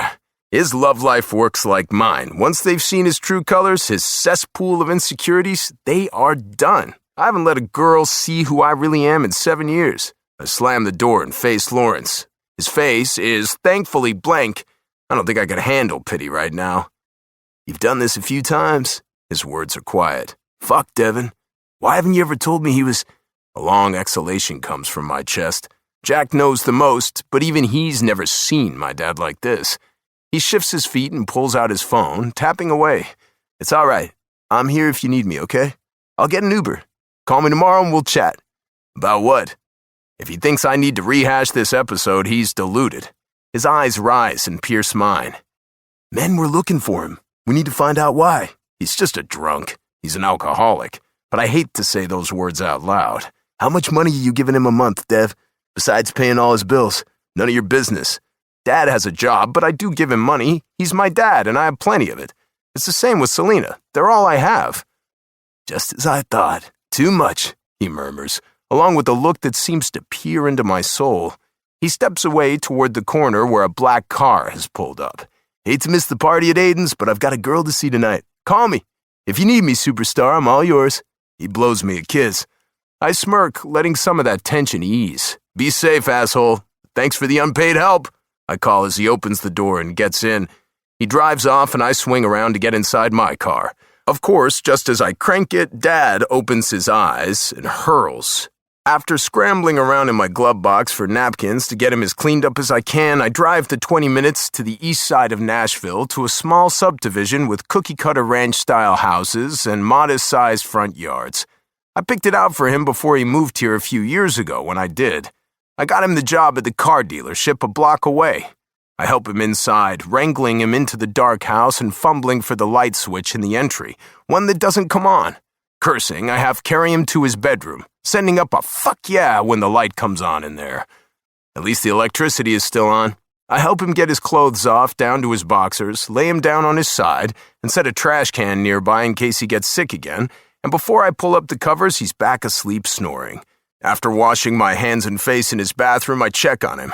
My eyes catch on the photo on his nightstand, a pic of me and Mom and him when I was 10. Even with her smile, her face is distant, as if she's thinking of anything but the husband and kid pressed against her. Couldn't make her happy. Dad's voice grates in my head. Got her pregnant. The day she stormed out of our trailer, kicking beer cans out of her way, a shabby duffel bag clutched in her arms, pops into my mind. She drove away with another man, and I chased her down the driveway, begging. I'll be back, she promised, a pinched expression on her face. She wasn't there when I got sick with mono the following month. She wasn't there for my 13th birthday or Christmas.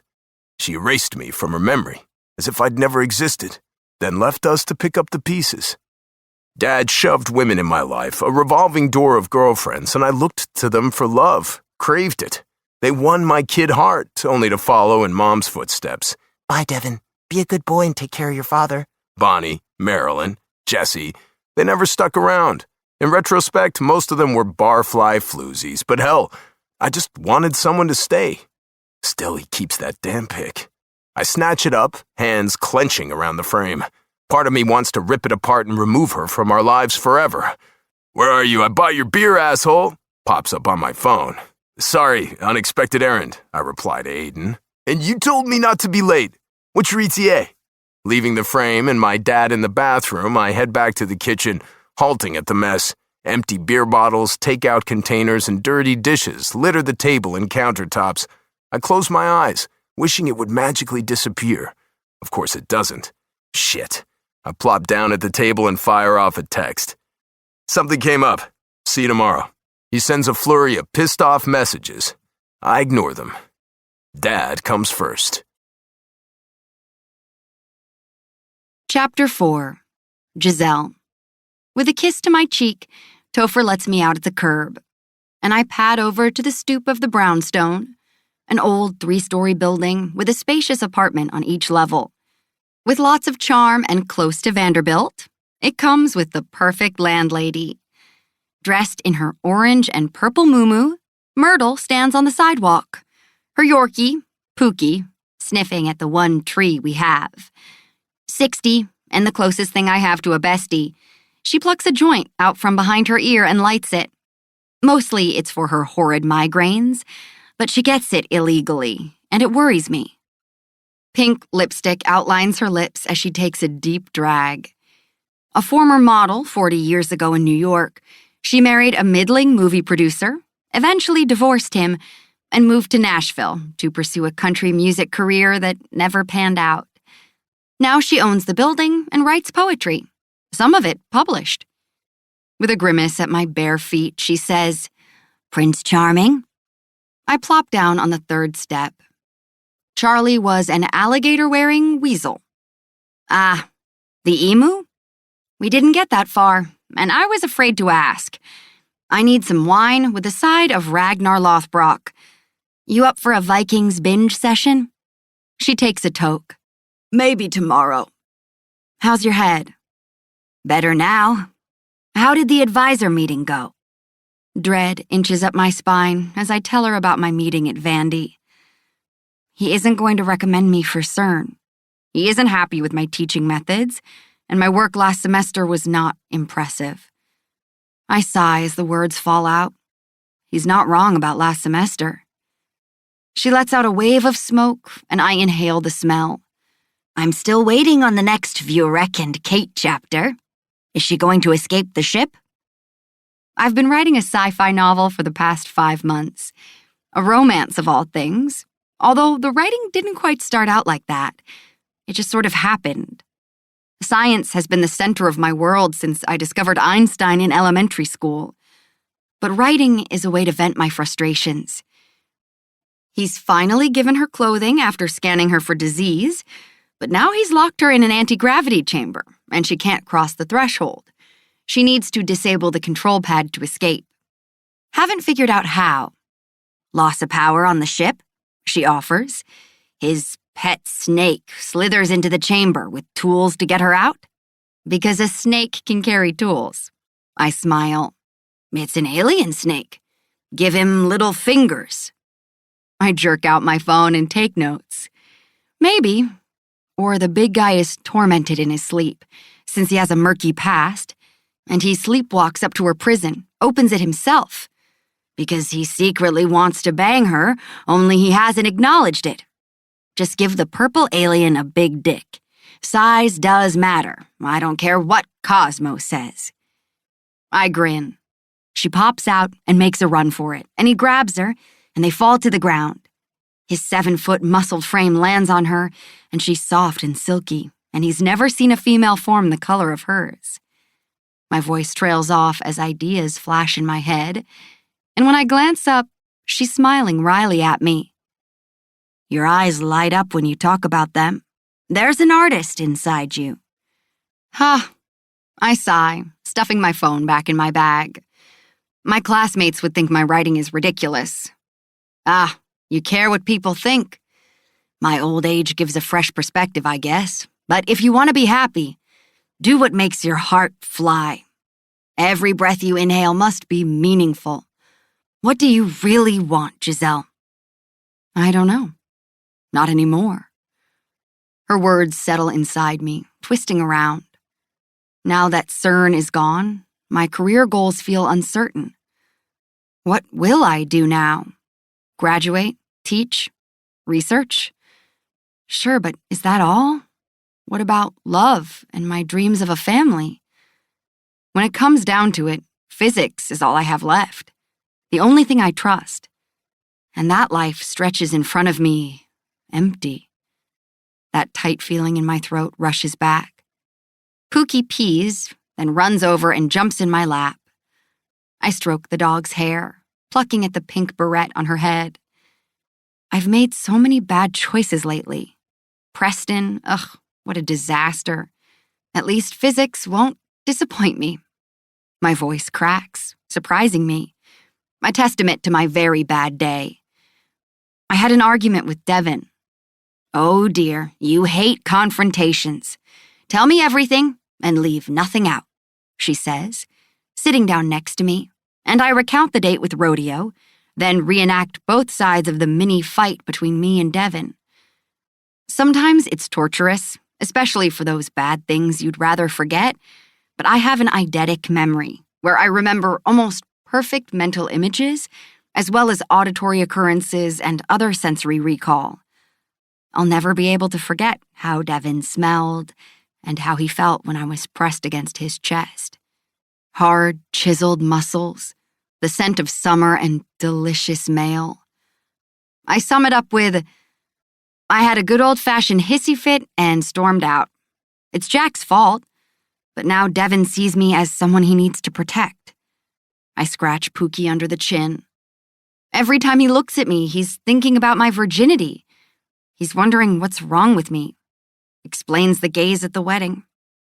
She pats my hand, her mascara heavy on her lashes as she juts the joint at me.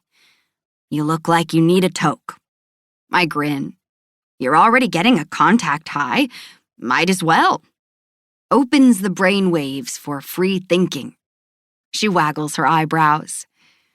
I need my brain cells to stay focused at the moment. She laughs, just as my phone buzzes. I groan at the caller, Mama, and press straight to voicemail as I stand up. Maybe next time, a daughter's duty calls. Setting the dog down at her feet, I study her face. I didn't ask about your day. How was it? She twirls her bejeweled hands. Fuse box in the basement is on the fritz. Something electrical. The garbage truck never showed. Pookie crapped in my kitten heels. The usual. She wets her blunt by pinching it, then sticks it back behind her ear as she ambles behind me to the wide front door. Nothing exciting, huh? She grimaces. If you're asking if I talked to Mr. Brooks, I did not. His bald head and wrinkled lips can kiss my petunia. I throw my arm around her. Mr. Brooks was her long-term boyfriend until they broke it off, around the same time Preston and I ended. We've commiserated together ever since. Sorry. Fun to ride, but not worth the trouble, she adds, giving me a squeeze. We're quite the pair, you and me, I say as she walks inside with me, and I help her up the last few steps. Didn't bring my cane, she mutters as we approach the elevator. A small one, rather dinky and dark, but it gets the job done. It's on the basement level, so I push the button for it to come up. The doors slide open. You should just get that knee replacement, I tell her, taking her elbow. You know I'll help you with the recovery. She waves me off as she puts her foot at the door to keep it from shutting. Sushi, tomorrow night? I bob my head. It's on. Spider roll and fried wontons. Your place.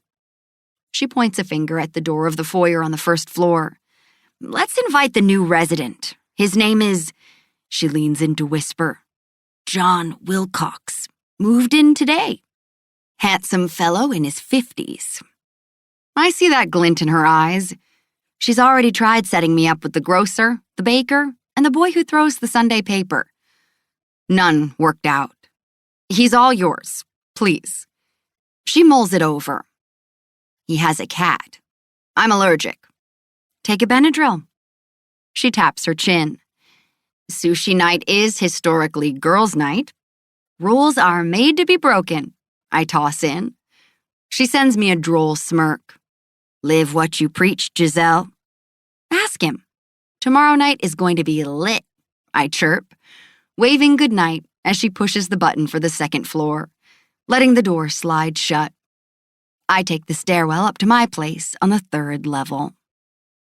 I don't have any whiskey, but I'm mid-sip on a glass of wine when Mama calls back around 9. Mama, I say brightly.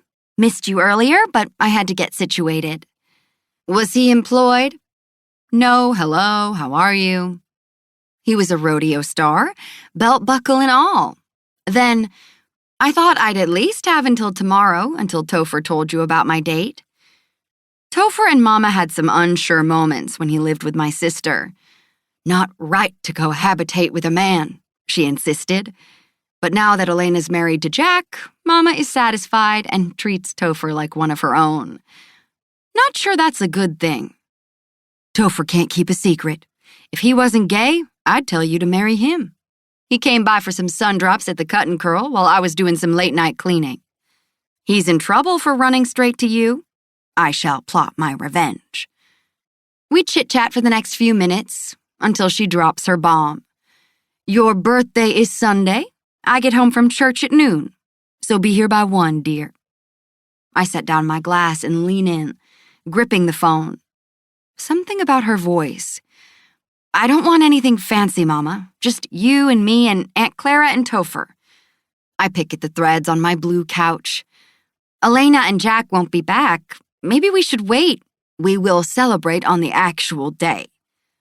I groan at the determination in her voice. She's a bulldog. Mama, let's wait. There's a beat of silence, and I picture her in her stately brick house in Daisy. She's probably already wearing her blue nightgown. the one that goes all the way to her feet with lace at the hem. She's curled up in her recliner watching Dateline, her hair perfectly coiffed, nails tapping a copy of People magazine in her lap. A warm cup of peppermint tea sits next to her. Mama? I don't like the ghosts in your eyes, dear. Preston, sick of his name and annoyed. I hold the phone at arm's length for the next 10 seconds. Sometimes I think she was more devastated than I was when we broke up. She'd been hesitant at first, since he'd previously dated Elena, but he's a lawyer, lives in Daisy, and has money. He checked all her boxes, and she couldn't resist him. She planned our wedding, made an album with her favorite color scheme, pink and more pink, and selected flowers, venue, musicians. I bring the phone back. Didn't you used to have a crush on him? Who? Aren't you listening? Mike Millington, the new principal at Daisy High, recently divorced. He married some girl he met at Tulane. She ran around on him, and there's a child, but she's adorable. Only 3 years old. Plenty of time for you to ease your way in and be a good role model. I did not have a crush. 4 years older than me, he lived next door to us until he left for college. I totally wrote our names in my notebook and drew little hearts around them. When I was 13, he handcuffed me to a tree once. I throw out. They were plastic handcuffs, don't embellish. I leave the memories behind as realization dawns. Mama, you invited him to my birthday lunch? Why? Dear, be nice. His dad passed, and his mom just a few months later. He moved back to Daisy and is living in their house. He's starting over, dear, and I'm just being neighborly. Don't worry about details. Let me take care of it all. I get that she thinks I'm unhappy, but no. I pick my own bad dates. I haven't seen him in 10 years, I sputter, standing so I can pace around the living room. I don't want to stuff food in my face while he sits across from me. It's my birthday. I'll put him next to you. I groan. Why? There's a long silence, just the sound of her breathing. And when her voice comes, it's subdued, a tinge of hurt echoing in the tones. It's a bittersweet day, dear, but you deserve a party. I want some happiness for you. My eyes shut. While I was under the bleachers at the high school, mostly naked and getting videoed, my dad wrecked his car, went into a coma, and never came back. It was my 16th birthday. I've refused a party ever since, and the curse was born. And the coldness. My chest exhales. We should just do it like we always do. Low-key. I hear the tinkle of a teacup as she sets it back on the saucer. I can't take back the invitation. It's rude. Any good hostess knows this. Once everyone gets here, you'll be glad. I know you better than you think. I pinch my nose. Once everyone? What is she planning? Did you invite my preschool boyfriend too? What's his name? Jude, whatever. Mama, you can't fill the house with prospective husbands. I don't need a man. I have my work. This is the direct opposite of my thoughts lately, but I can hardly tell her about my quest, which has nothing to do with love. Feelings don't have to be involved at all, just the act itself. I glare at the wall, fingering my necklace. If we're doing this, I want alcohol. It's the Lord's Day. Champagne. Jesus would understand. She pauses. Okay. I stare at the phone, as if expecting to see her come through the phone with two heads. She's compromising? I let out a sigh and grit my teeth. I'm not dressing up. Of course, dear, she purrs, victory in her voice. Wear your usual. You always look so nice. Because my style is modeled after hers. Uh-huh. Just you wait. Don't be bratty like your sister. I smirk. Elena was the one who went off to New York to college. The nerve of her leaving the South.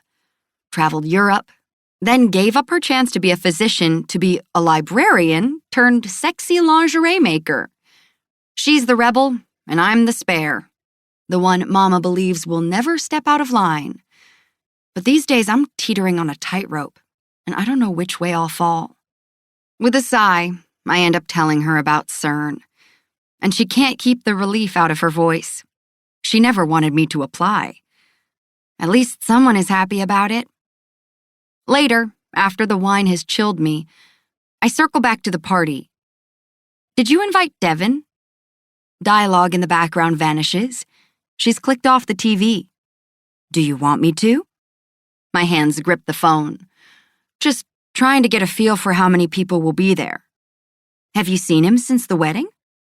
I don't like her tone. It's as if she's taking notes. Briefly. It's not an outright lie, but I don't want to get into a convo about Devin and all that entails. He's not really your type, dear. He's from California. She says it like he's been in prison. I roll my eyes. And he has not one but 2 earrings. I can count. And those tattoos? Bless. Which is why she's never seen my pitiful attempt at ink. He's a playboy, she continues. Who was that girl at the wedding? She had on enough makeup for a glamour shot. All women are different, Mama. Don't judge us. Well, y'all don't go together. You need a hometown boy and babies. I exhale. Never mind him. See you soon. Before she can say anything else, I rush out, I love you, and hang up. I plop down on the couch and pour another glass. After pulling out my notebook, I find my goals and pencil in a new one. Right under Go to Switzerland, V-card must go, and write a sci-fi, buy a dress up to my ass. By midnight, I'm at my desk typing away, wearing my favorite cut-off frayed shorts and a tank top, listening to the sky rumble with a summer storm. At least the front will bring cooler air. I'm headed to the kitchen for water when the power goes out, shrouding my apartment in splotchy darkness. Glow from my laptop sends shafts of light to parts of the apartment, slicing through the black. Maybe it's the storm or a car hitting a transformer nearby. Power outages aren't the usual, and I can't recall a single one in the 1.5 years I've lived here. I peek out the window and see that the rest of the city is still lit. After fumbling around, I grab a flashlight out of the kitchen drawer and head to the front door, stiffening as the light catches a curl of gray mist slithering in from the hall and dancing under the crack at the bottom of my door. For a moment, I'm frozen. The fuse box. Myrtle mentioned an electrical issue in the basement. Fear inches up, and I snap out of my daze and jerk open my door.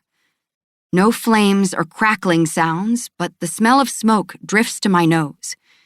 There's a layer of fog around my feet, near the stairwell, and my heart flies, even as I recognize it's not dense or thick. Instinct takes over, and I shut my door to block as much smoke as I can, and dash to the stairwell and take the steps 3 at a time.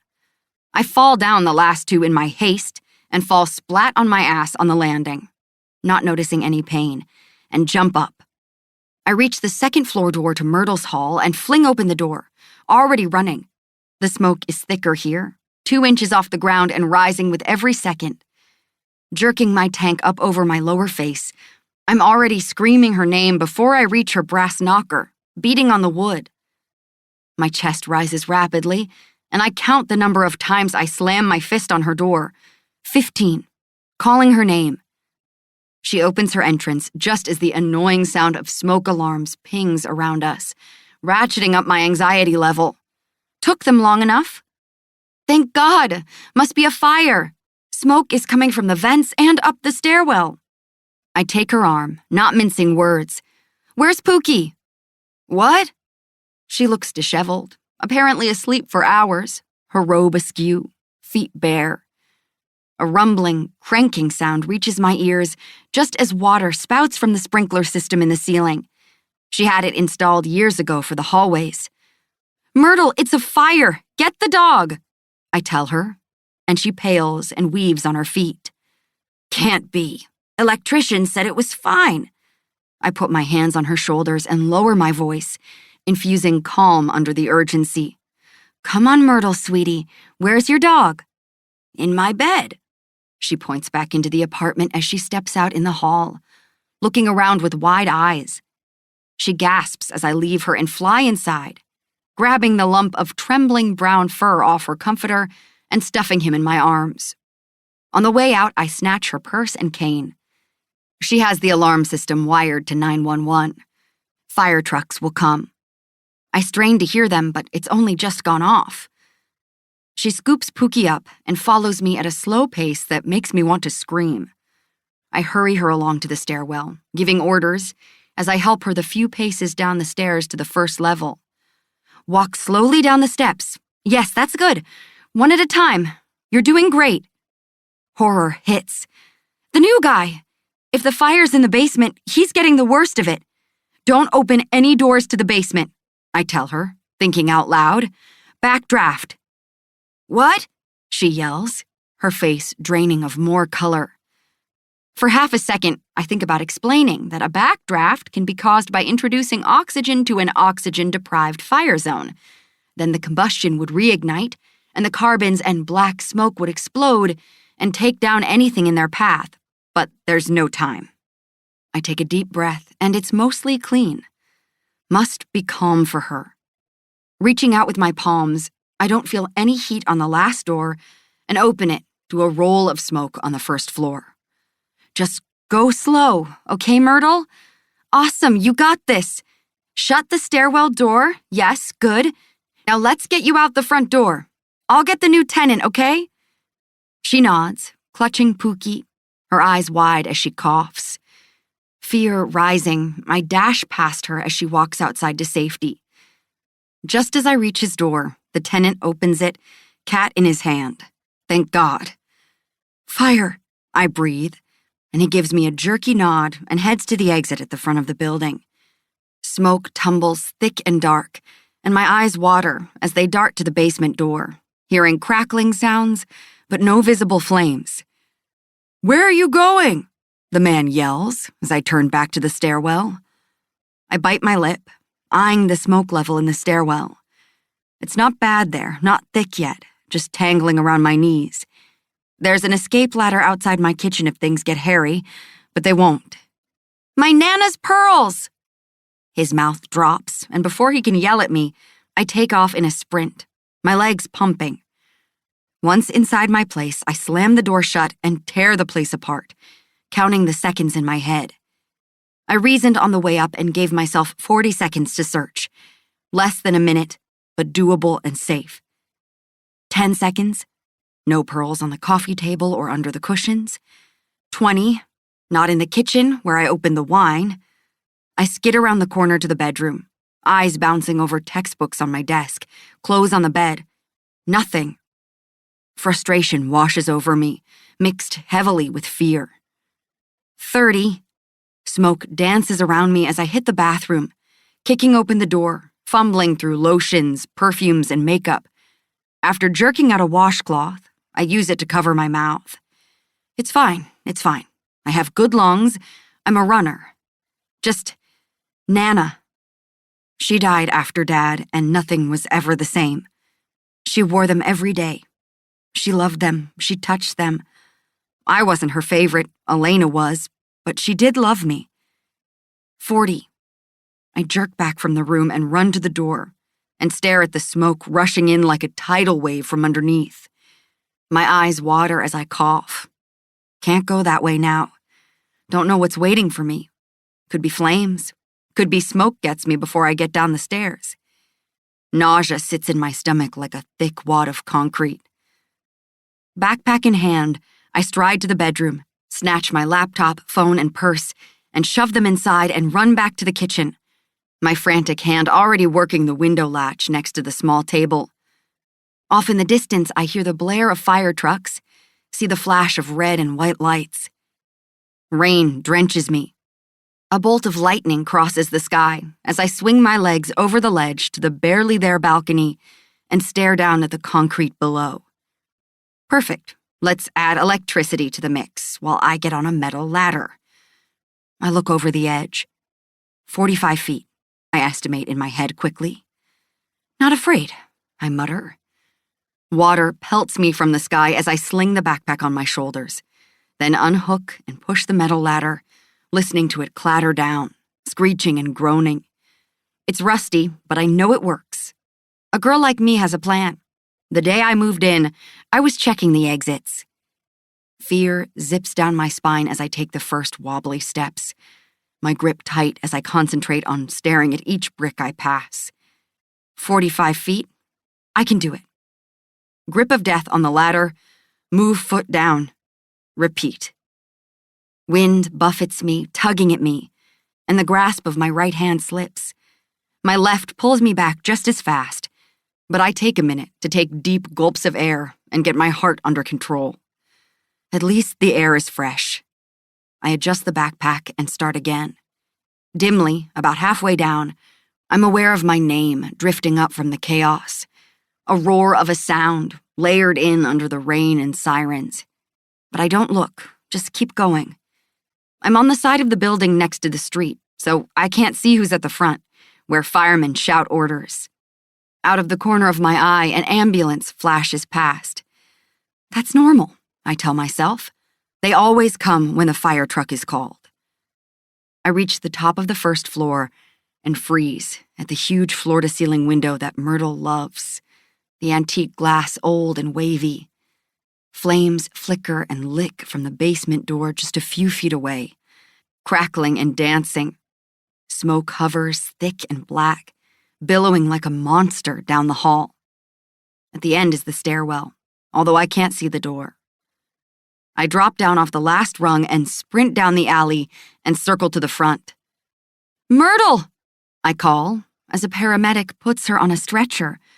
What happened to her? She got out. How long was I?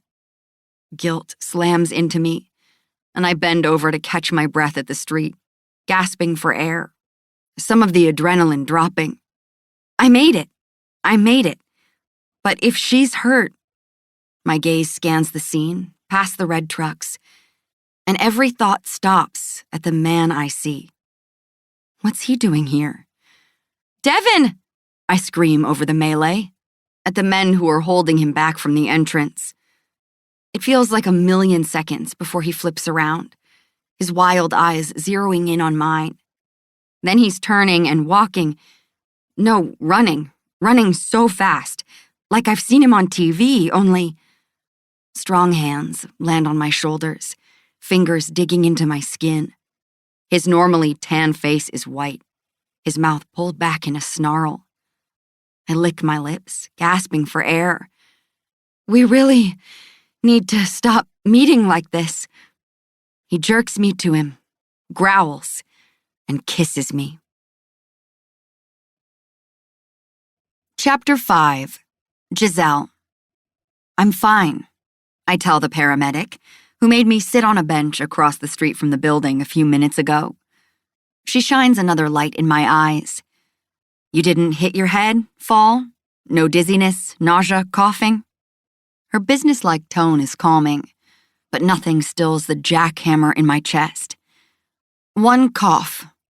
I take in the pacing man behind her, the one who's currently sending me looks that say, I plan to kill you as soon as I know you're okay. Not able to hold his eyes, I inhale more air and check out the firemen scurrying around the building. The fire is out, but smoke spills from the windows. God, it happened so fast. Her ankle is swollen, Devin barks, and I flick my eyes down at the ugly yellow bruise on the outside of my right foot. The paramedic looks at my ankle. I wince. Oh, I fell down the stairs to get to Myrtle. It doesn't hurt, just a little sprain. You should have come out with her. Devin rakes a hand through his hair. Another tell that he's upset. He said this only 100 times since the moment he grabbed me. The paramedic turns around and asks him to take a few steps back. He heaves in a great breath and paces off. I tear my eyes off him and press my hand to my chest. My heart still hasn't slowed, teetering on exploding. After checking out my ankle, the paramedic rises and tells me what I already know. that it's fine and just needs some ice and for me to go easy on it. She's been sweet, especially since I refused to let her look me over until I talked to my best friend. Myrtle's okay, I keep telling myself. Before she left in the ambulance, she patted me on the cheek and assured me she only twisted her knee on the last step of the stoop. Worry knots my stomach. She's frail. Ugh. And John's cat jumped out of his arms and ran away as soon as he came out. We'll find his cat. I'll find him if it's the last thing I do. John left in the same ambulance with Myrtle, his complexion gray as he held an oxygen mask to his face. Welcome to the neighborhood, new guy. Normally, it's not on fire. A whine comes from my lap, and I smooth a hand over the Yorkie left with me. Shh, I croon. It's over now, sweet Pookie. Your mama is fine. I can hold the dog at least, Devin says, walking over from where he was pacing. He seems to have calmed down, and the paramedic nods, giving him permission as he takes the shivering animal. I frown, half expecting her to nip at him, but she takes one look at him and stuffs her nose right in the bend of his elbow. I give up. He's irresistible to all females. With a final searching look at me, as if looking for other injuries, he marches over to a group of firemen huddled near the building, ignoring the yellow tape someone has already put up. Just shoulders his way in and starts asking questions. They don't seem to mind. Must be nice to be famous. I catch snatches of conversation. The fire was localized in the basement. Structural damage is widespread. Fire marshal is en route to assess. Yes, a crew will be out to board up the busted windows and doors so looters don't get in. We need approval to get inside once the tape is up. My eyes go up to the 3rd floor. Did my stuff get wet? No doubt it reeks of smoke. At least the rain has stopped, the cool air rolling in. Shit. What was I thinking? Forget that for a sec. He kissed me. My hands touch my lips. My first kiss in months. Hard and swift, not a drop of sweetness. No tongue, no saliva. I'm a little disappointed. He's your boyfriend? The paramedic says, as she nudges her head back at Devin, a smile on her face. Hot as hell. And boy, what a temper. Devin Walsh, right? He's a friend. Her eyebrows pop. Nearly got himself arrested trying to burst into the building and get you. Lots of colorful words he used. She laughs. My eyes shut as more remorse beats at me. No one was hurt. She pats my hand, seeming to read me. Our guys are well trained. We've seen much worse. You were on the 3rd floor, right? I nod. You showed up before anyone went inside to search. And even if they had, these firemen know how to handle it. I don't feel any better. Devin. My lashes flutter. If he'd managed to get past the firemen and gone in after me, I recall the image of the 1st floor and my stomach lurches. My hands tremble as I press them to my face. She walks away to put her things up, and Devin stalks back to where I am. He stops in front of me and hitches Pookie into the crook of his arm. A gladiator of a man with a tiny dog should look ridiculous, but not him. I can take her now. I stand up and force myself not to weave. His face twists as a muscle pops in his jaw. I limp the 2 feet over to him. My ankle isn't bad except for a twinge, and he blisters out a curse and meets me before I reach him. He takes my hand, then laces it with his clasp reassuring and firm. Me in one hand, Pookie in the other. He leads me slowly over to where his Hummer is parked. Shouldn't we stay and see what's next? At least I should look for the cat. Frustration builds as I realize I don't even know the feline's name. Can you take me to the hospital?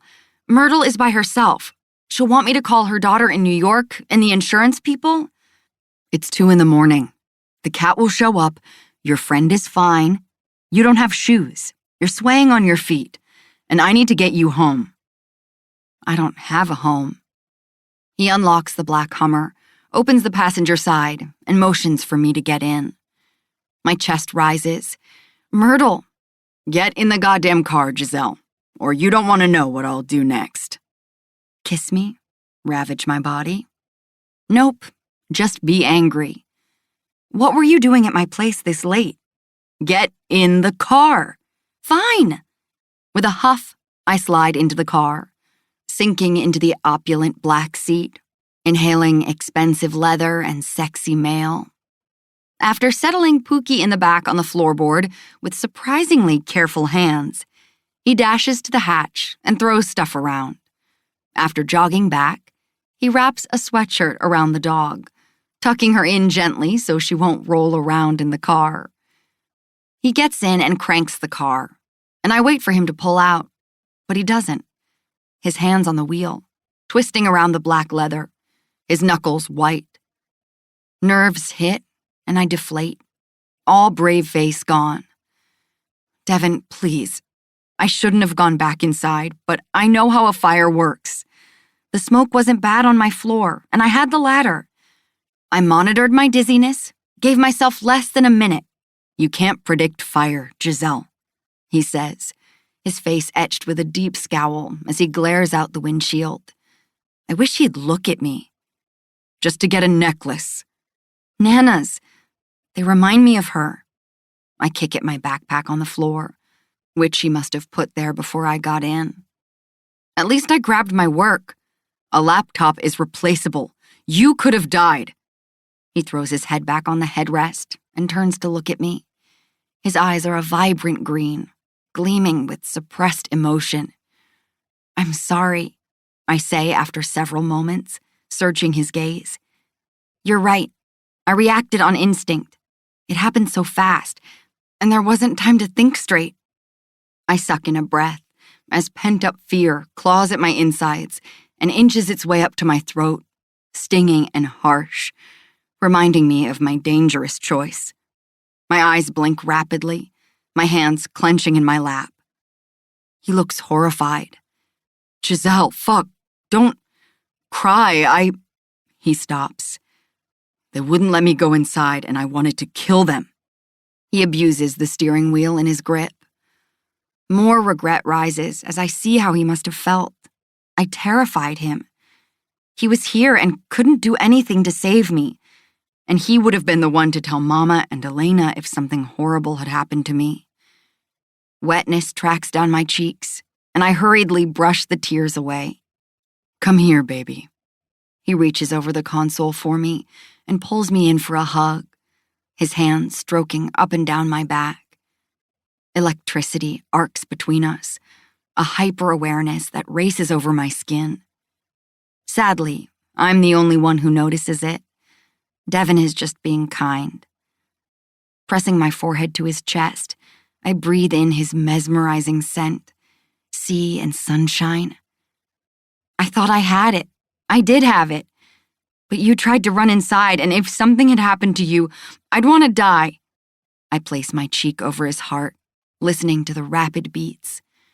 Highly trained athletes have a resting heart rate of below 60 beats per minute. But his is out of control. I sigh. He's still upset, and I tighten my hold around his waist.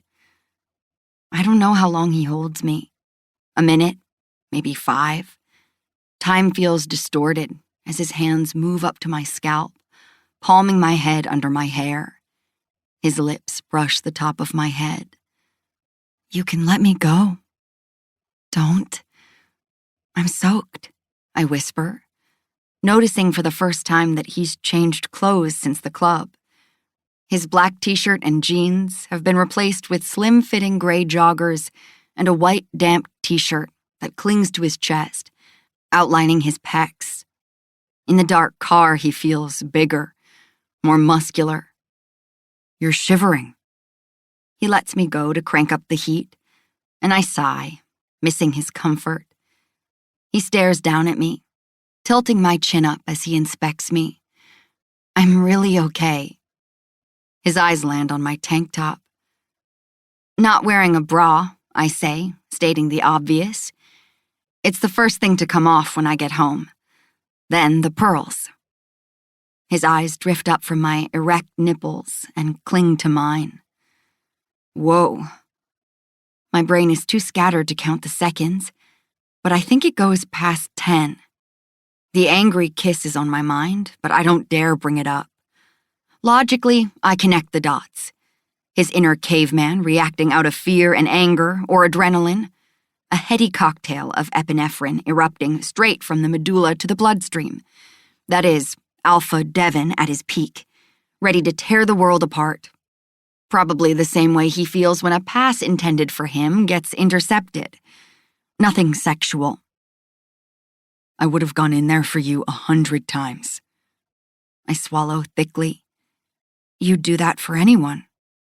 He pulls away and settles back in his seat. Right. Where do you want to go? There's a Hilton a few blocks from here. No. I eye him. That was fast. Why not? You need someone tonight. Mama's, I guess. He studies me. Is that really what you want? I groan. No, she'll ask me a million questions and be upset. I'll call her tomorrow. Same for Aunt Clara. I stare down at my bare legs. I have a key to Jack and Elena's house while they're gone, but the hardwood is being redone this week, so the fumes will be awful. I wince at that. Topher? He just got a small rental in Daisy, but the new roommate situation is tricky. I'm assuming I'll need a few days to get situated, and I don't want to bother him. Any other friends? I bite my lip, not wanting to explain my small social circle. Most of my friends are still in Memphis, where I did my undergrad and master's, or have moved on to graduate work across the country. Stay with me until this gets sorted. Surprise makes me blink. The fuck palace? I say, reaching for levity because, hello, stay with him? I see Elena shared her nickname for it with you. I shrug. Devin purchased the penthouse from Jack, who had bought it only to bring his girlfriends there while he kept a separate apartment for himself and Devin. The penthouse was where Jack and Elena had their drunken one-night stand when she didn't know he was a famous football player. Elena hated the penthouse with a passion and had it sold to Devin a week after they were engaged. He pulls out on the street, driving to the intersection. Beggars can't be choosers. I imagine you'll need several days to find a new place. I'll hardly be at the penthouse anyway, since I have training camp. Sounds good. Sounds terrifying, in an exhilarating way. He darts a look at me. You think staying with me is a good idea? He says it as a statement, not a question. I smooth down the frayed edges of my shorts. With the giant V on my forehead, I'm in the safest hands in Nashville. I snort. Funny, you're a wide receiver. He mutters something under his breath, and I study the hard lines of his profile, the blade of his nose, the glints of blue in his dark hair, the slope of his broad shoulders. I can't mistake the tension rolling off him. Did he expect me to turn down his offer? You never said why you were at my place in the middle of the night, I say, searching for a way to break this strange tautness between us. He makes a left onto the street. Wanted to tell you I was sorry for yelling. At midnight? Didn't say it was a good idea. I drove past and was going to check if your light was on. I was going to call you if it was, but then I saw the fire trucks. He gives me side eye. I didn't know you knew where I lived. He shrugs, his expression casual. Elena mentioned your building once. I heard you tell someone what floor you had. Ah, I see. Just a coincidence that he knew where I lived, not a real interest. My fists clench at the next topic I want to address. Back to the club. I don't think I can go another minute without explaining. First, I'm sorry I lashed out. Jack is the one who needs to be yelled at. Second, you must know I haven't been saving myself for someone special. If that were true, then I would have slept with Preston as soon as he put the ring on my finger, which, in hindsight, is what he really wanted anyway. A long pause comes as I let out a breath. I just couldn't do it. He frowns. What did you mean by your comment about being frigid? Did that jerk tell you that? Unwelcome memories wrap around me, and as much as I try to shove them off, they linger. He did. Asshole. His eyes flick over me. He didn't deserve a nice girl like you. Don't let him get in your head. I stare out my window. Hey, he says, talk to me. You like long stories? Hit me. I chew on my bottom lip, and before I think too hard, the horrible truth spills out. When I was 15, almost 16, this lacrosse player in high school caught my eye. Handsome, with dreamy eyes, he reminded me of Lord Byron, with dark hair and a pout on his lips, like a girl's.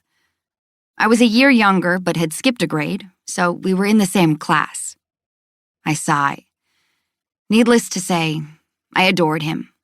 And anytime he looked at me, and boy, he had a way of just looking, I did his bidding.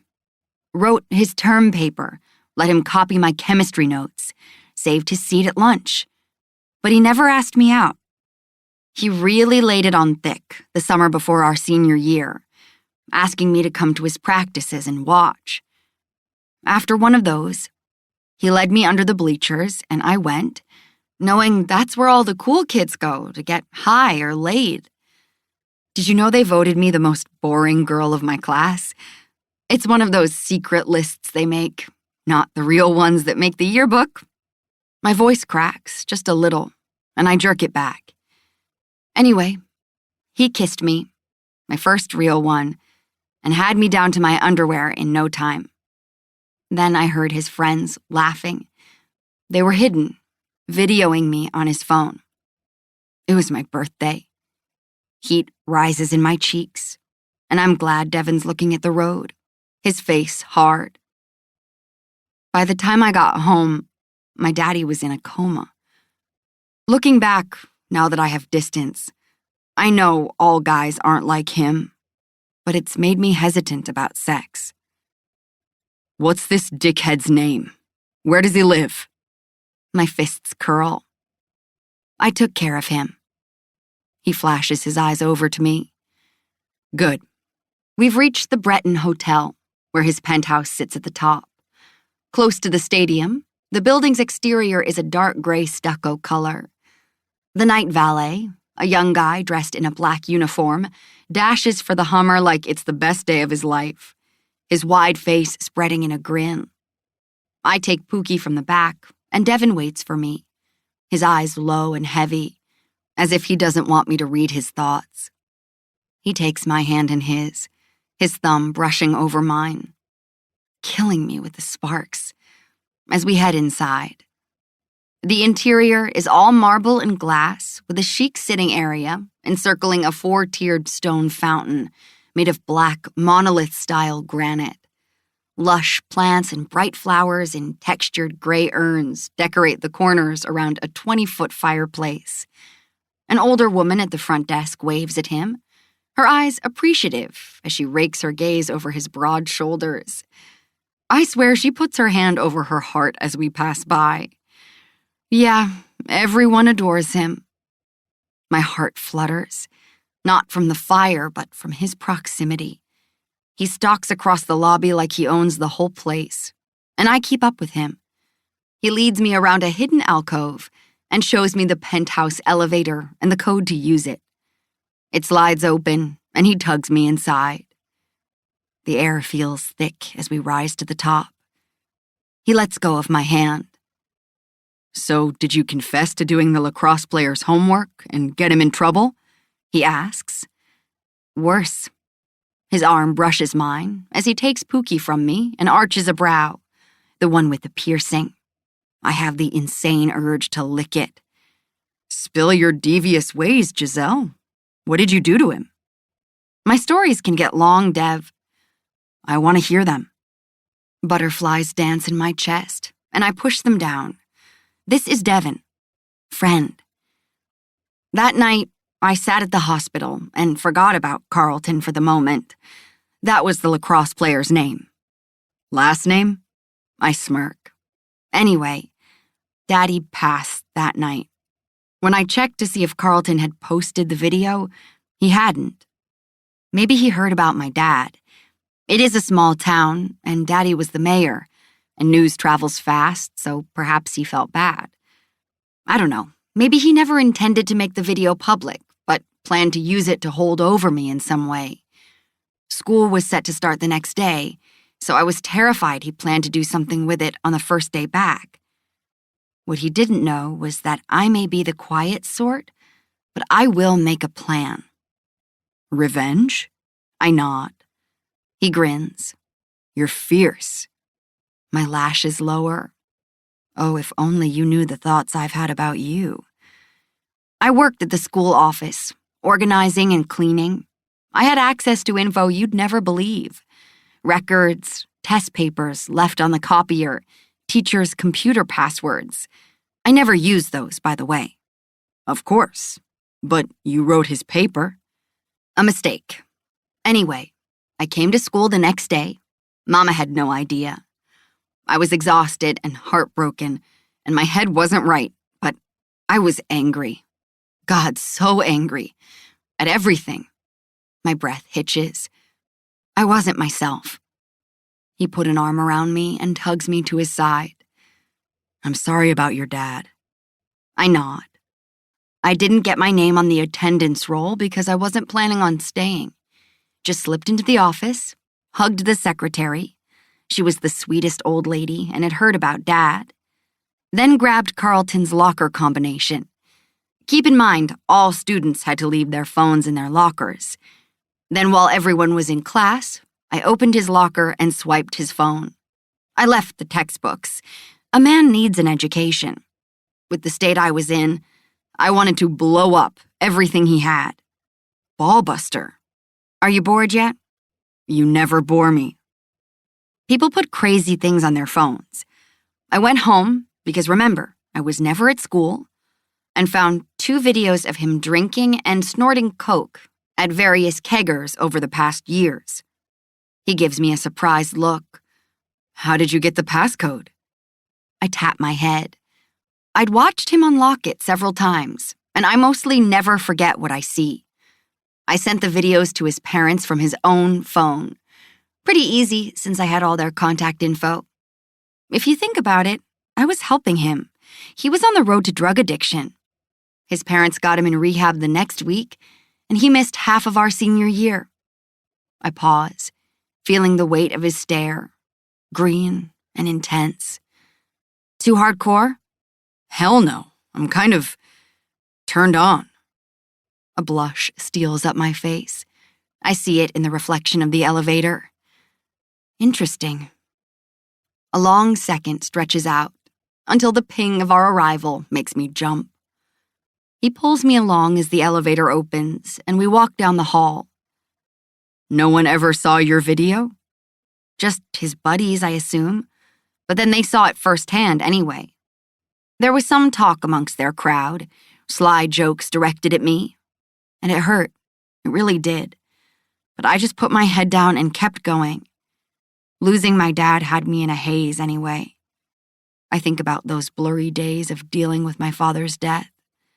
If Mama had seen that video, she couldn't take any more. She would have been arrested for killing him. Huh. Did you get your revenge on Preston? I shake my head. Why? I shrug, feeling the weight of his question, wondering the same thing myself. I don't know.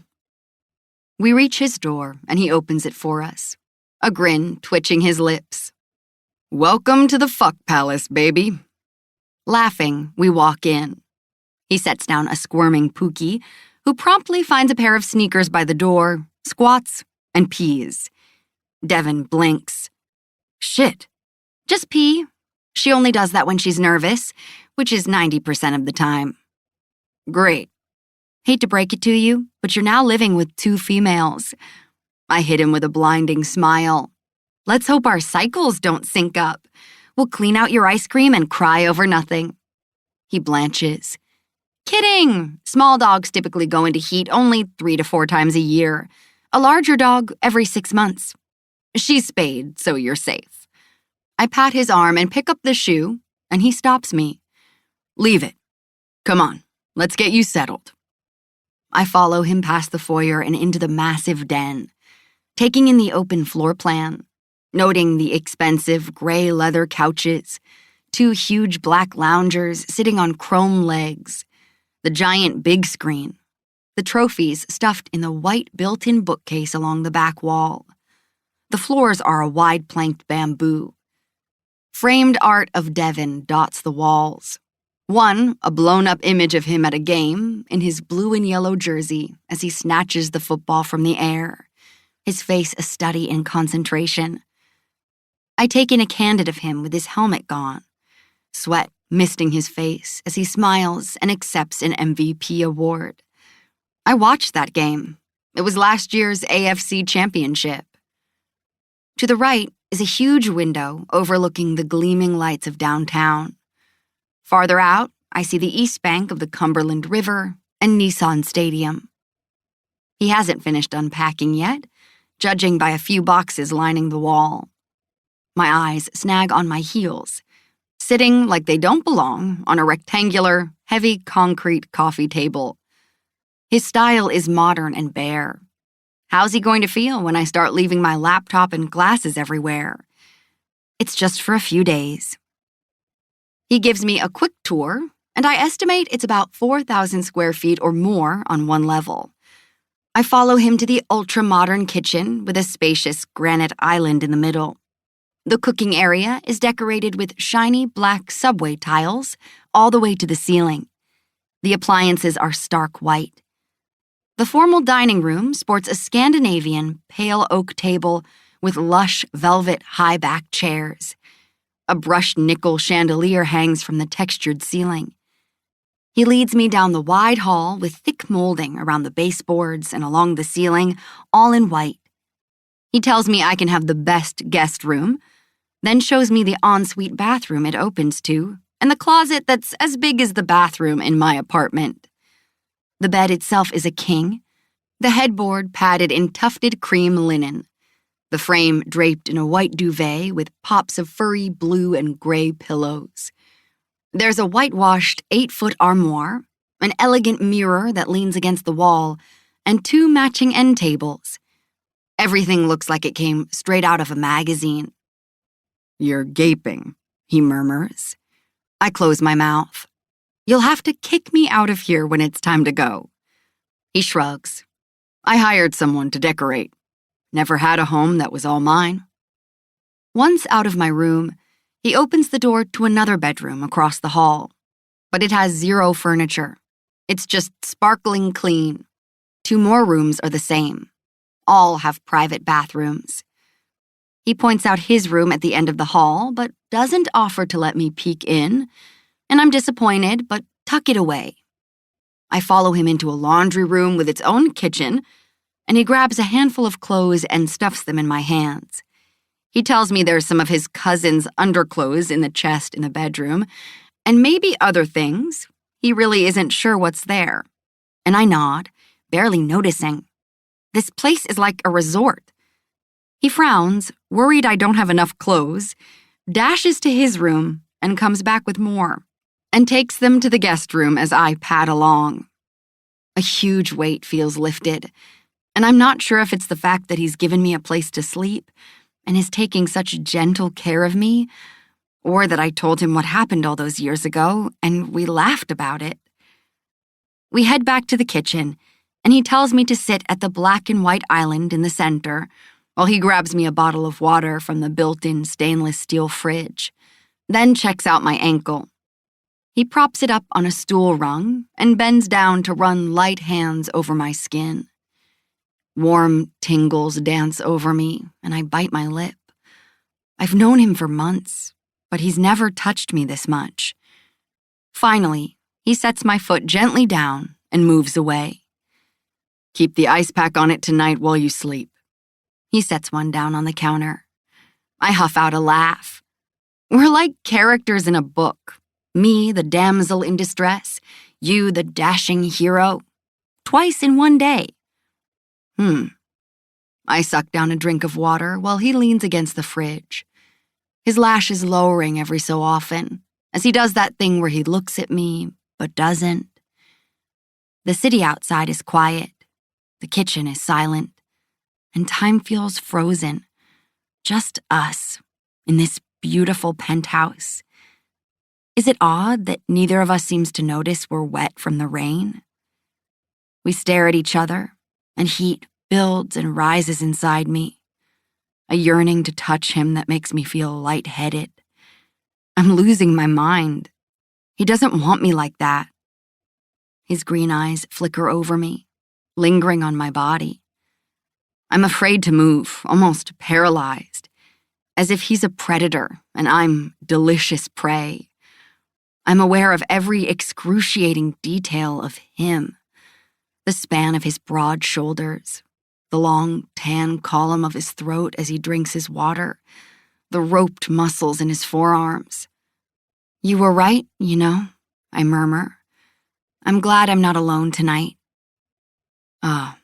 He bites his lower lip, his teeth digging into the plump skin. Thank you. I push my glasses up. I shouldn't be here long, just until I get things figured out with my insurance. All right. More quiet, more staring at each other. What is he thinking? I should shower, I blurt. His gaze drifts lazily over me. Again. Me too. Oh, Lord. I cling to the edge of the granite, imagining him under a spray of water, the droplets slicking over his skin. Nope. Must stop. Why did you kiss me? He frowns and straightens, seeming to shake himself. Why not? See you in the morning. And then he's striding down the hall to the last room and shutting the door behind him. Chapter 6. Devin. Sleep refuses to come even after a hot shower and 15 minutes of watching The Office. All the usual tricks. I check my phone aimlessly, wincing at the late hour, then toss it aside. Training camp will be here in a few hours, and I should be exhausted, but my blood pumps overtime. My heart rate's still erratic. That moment of thinking she was still in her apartment in the fire rushes back, and I let out a heavy exhale and scrubbed the bristles on my jaw. I was out of control, ready to barrel through the firemen holding me back just to get to her. I wanted to rail at her. I wanted to throw her over my shoulder, spank her ass, then fuck her hard and fast until she got some sense. Jack's face appears in my head. Keep your eyes on her, she's a virgin. He told me at his engagement party a few months ago. At that time, he was scowling as he watched her talk to a group of rambunctious players. The guys liked talking to her. I mean, why wouldn't they? She's smart and sexy in an understated, unassuming way, a sharp contrast to the blousy jersey chasers who dance attendance on them. She's a bit aloof and reserved, too, as if she's holding part of herself back. Little does she know that to an alpha male, that means challenge. But shit, why? Why did he have to tell me that? I mull it over, trying to get to the bottom of it as I kick my covers. Maybe he thought you needed to know. A sly voice says, and here I am with her just a bedroom away. A scream pierces the quiet, and I jerk out of bed and dash to her room, flinging open the door as I reach it. I was worried she'd have bad dreams. Risking her life for a string of pearls? Shit, what a crazy girl. Pookie stands on the bed and shivers, all 6 pounds on alert as Giselle tosses and turns. Giselle? I murmur, not wanting to startle her as I sit on the bed. Babe, you're dreaming. She cries out again, unaware, and flails at the duvet, twisting around as a tear falls down her face. I forget this. After untangling her from the comforter, I cup her shoulders and ease her up to my chest. She makes all my protective instincts flare to the surface. Dev, she whimpers. What's happening? Bad dream. You're sleeping with me. Makes perfect sense. I sweep her up and she clings to me, her arms tightening around my shoulders as her face presses against my chest. I'm sorry. God, you must be sick of me. Not yet. I walk with her down the hall. Nothing wrong with this. Nothing. I keep seeing Myrtle in my head. She's She's falling down the stairs and it's my fault. Her knees are bad. Her breath hitches. I should have walked her all the way out the door. Shh, I got you. She's worried about Myrtle when she should be thinking about herself. I ease her down on my bed, keeping my gaze averted from her toned, long legs, the shapely curve of her hips peeking out from one of my old shirts, the fall of her damp hair curling around her shoulders. Nope. This is so she can sleep. This isn't weird. After grabbing a pair of light flannel pajama pants, I slip them over my underwear and crawl in next to her, settling her under the covers and myself on top. Come here, I say.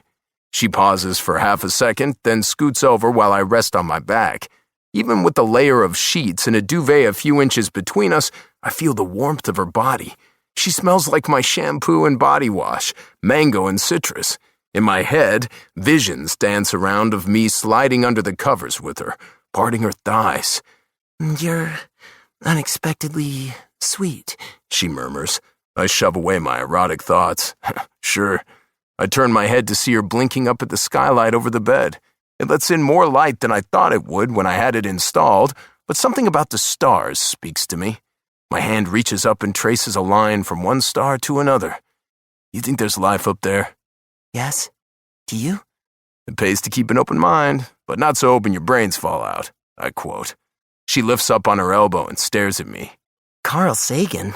I smirk at the surprise in her tone. Not just a jock, Giselle, I read, mostly on the road. She blows at a piece of hair in her face and plops back down. Devin Walsh, squashing stereotypes one quote at a time. I don't think we're alone in the universe. We're just a speck. Simple humans walking a life unaware. She laughs, a hint of bemusement there. What? I ask. You don't agree? Oh, I agree. Not everyone believes in aliens. She sighs. For small creatures such as we, the vastness is only bearable with love. Sagan again. Love? I arch a brow. Not touching that quote with a 10-foot pole. Tell me, these alternate universes you mentioned, where are we right now? I love that you're curious about my theories. Then she presses a light kiss to my shoulder. Nothing sexy, for fuck's sake, but heat licks me from head to toe. Hell, keep your face blank, asshole, and your dick better chill out. I clear my throat and ease an inch away. Come on, what are we doing in this universe? Don't make me a teenage girl. You might not like it. Her voice trails off. If I'm some ugly insect or demon, yeah, I may not, but help a guy out. I need a story to put me to bed. She laughs under her breath. Are you sure? Then, oh, a demon universe. Focus, woman. Hit me with your best one. Fine. You're a 7-foot purple-colored alien from Sector 4, the Triangulum Galaxy, 2.7 million light-years from Earth. Is that a real place? Why am I purple? Yes, it's real, and purple is your favorite color. How do you know? I just imagined it's your favorite color. Is it? Let's say it's purple or blue. I grin. We're not looking at each other, both of us staring up at the stars. So as an alien, do I look like a man? You have a humanoid form, yes. Much like now, broad shoulders and long, sleek black hair. Your prehensile tail is 4 feet long with a pointed end, and you use it as a whip when you fight.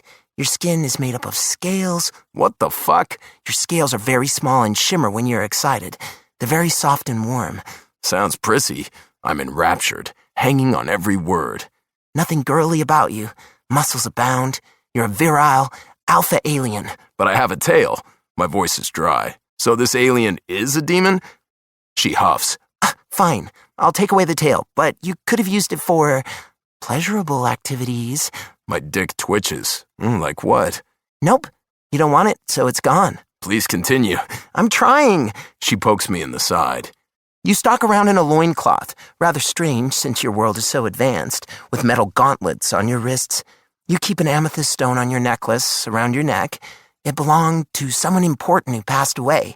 You're a mercenary sent to Earth to procure a woman for your king. You find me, her, in Los Angeles. She's a 20-something scientist with a D cup. Her name is Kate, and she has blue hair. She pauses. Are you sure you want to hear this? You said D cup, I'm riveted. She sighs. 20 days into the year-long journey to your home planet, your cloaking goes on the fritz and the ship is attacked by your enemies. You release her to protect her from being taken, and you and Kate fight them. A tentative friendship is born after you defeat them. She also knows how to fix your cloaking issue.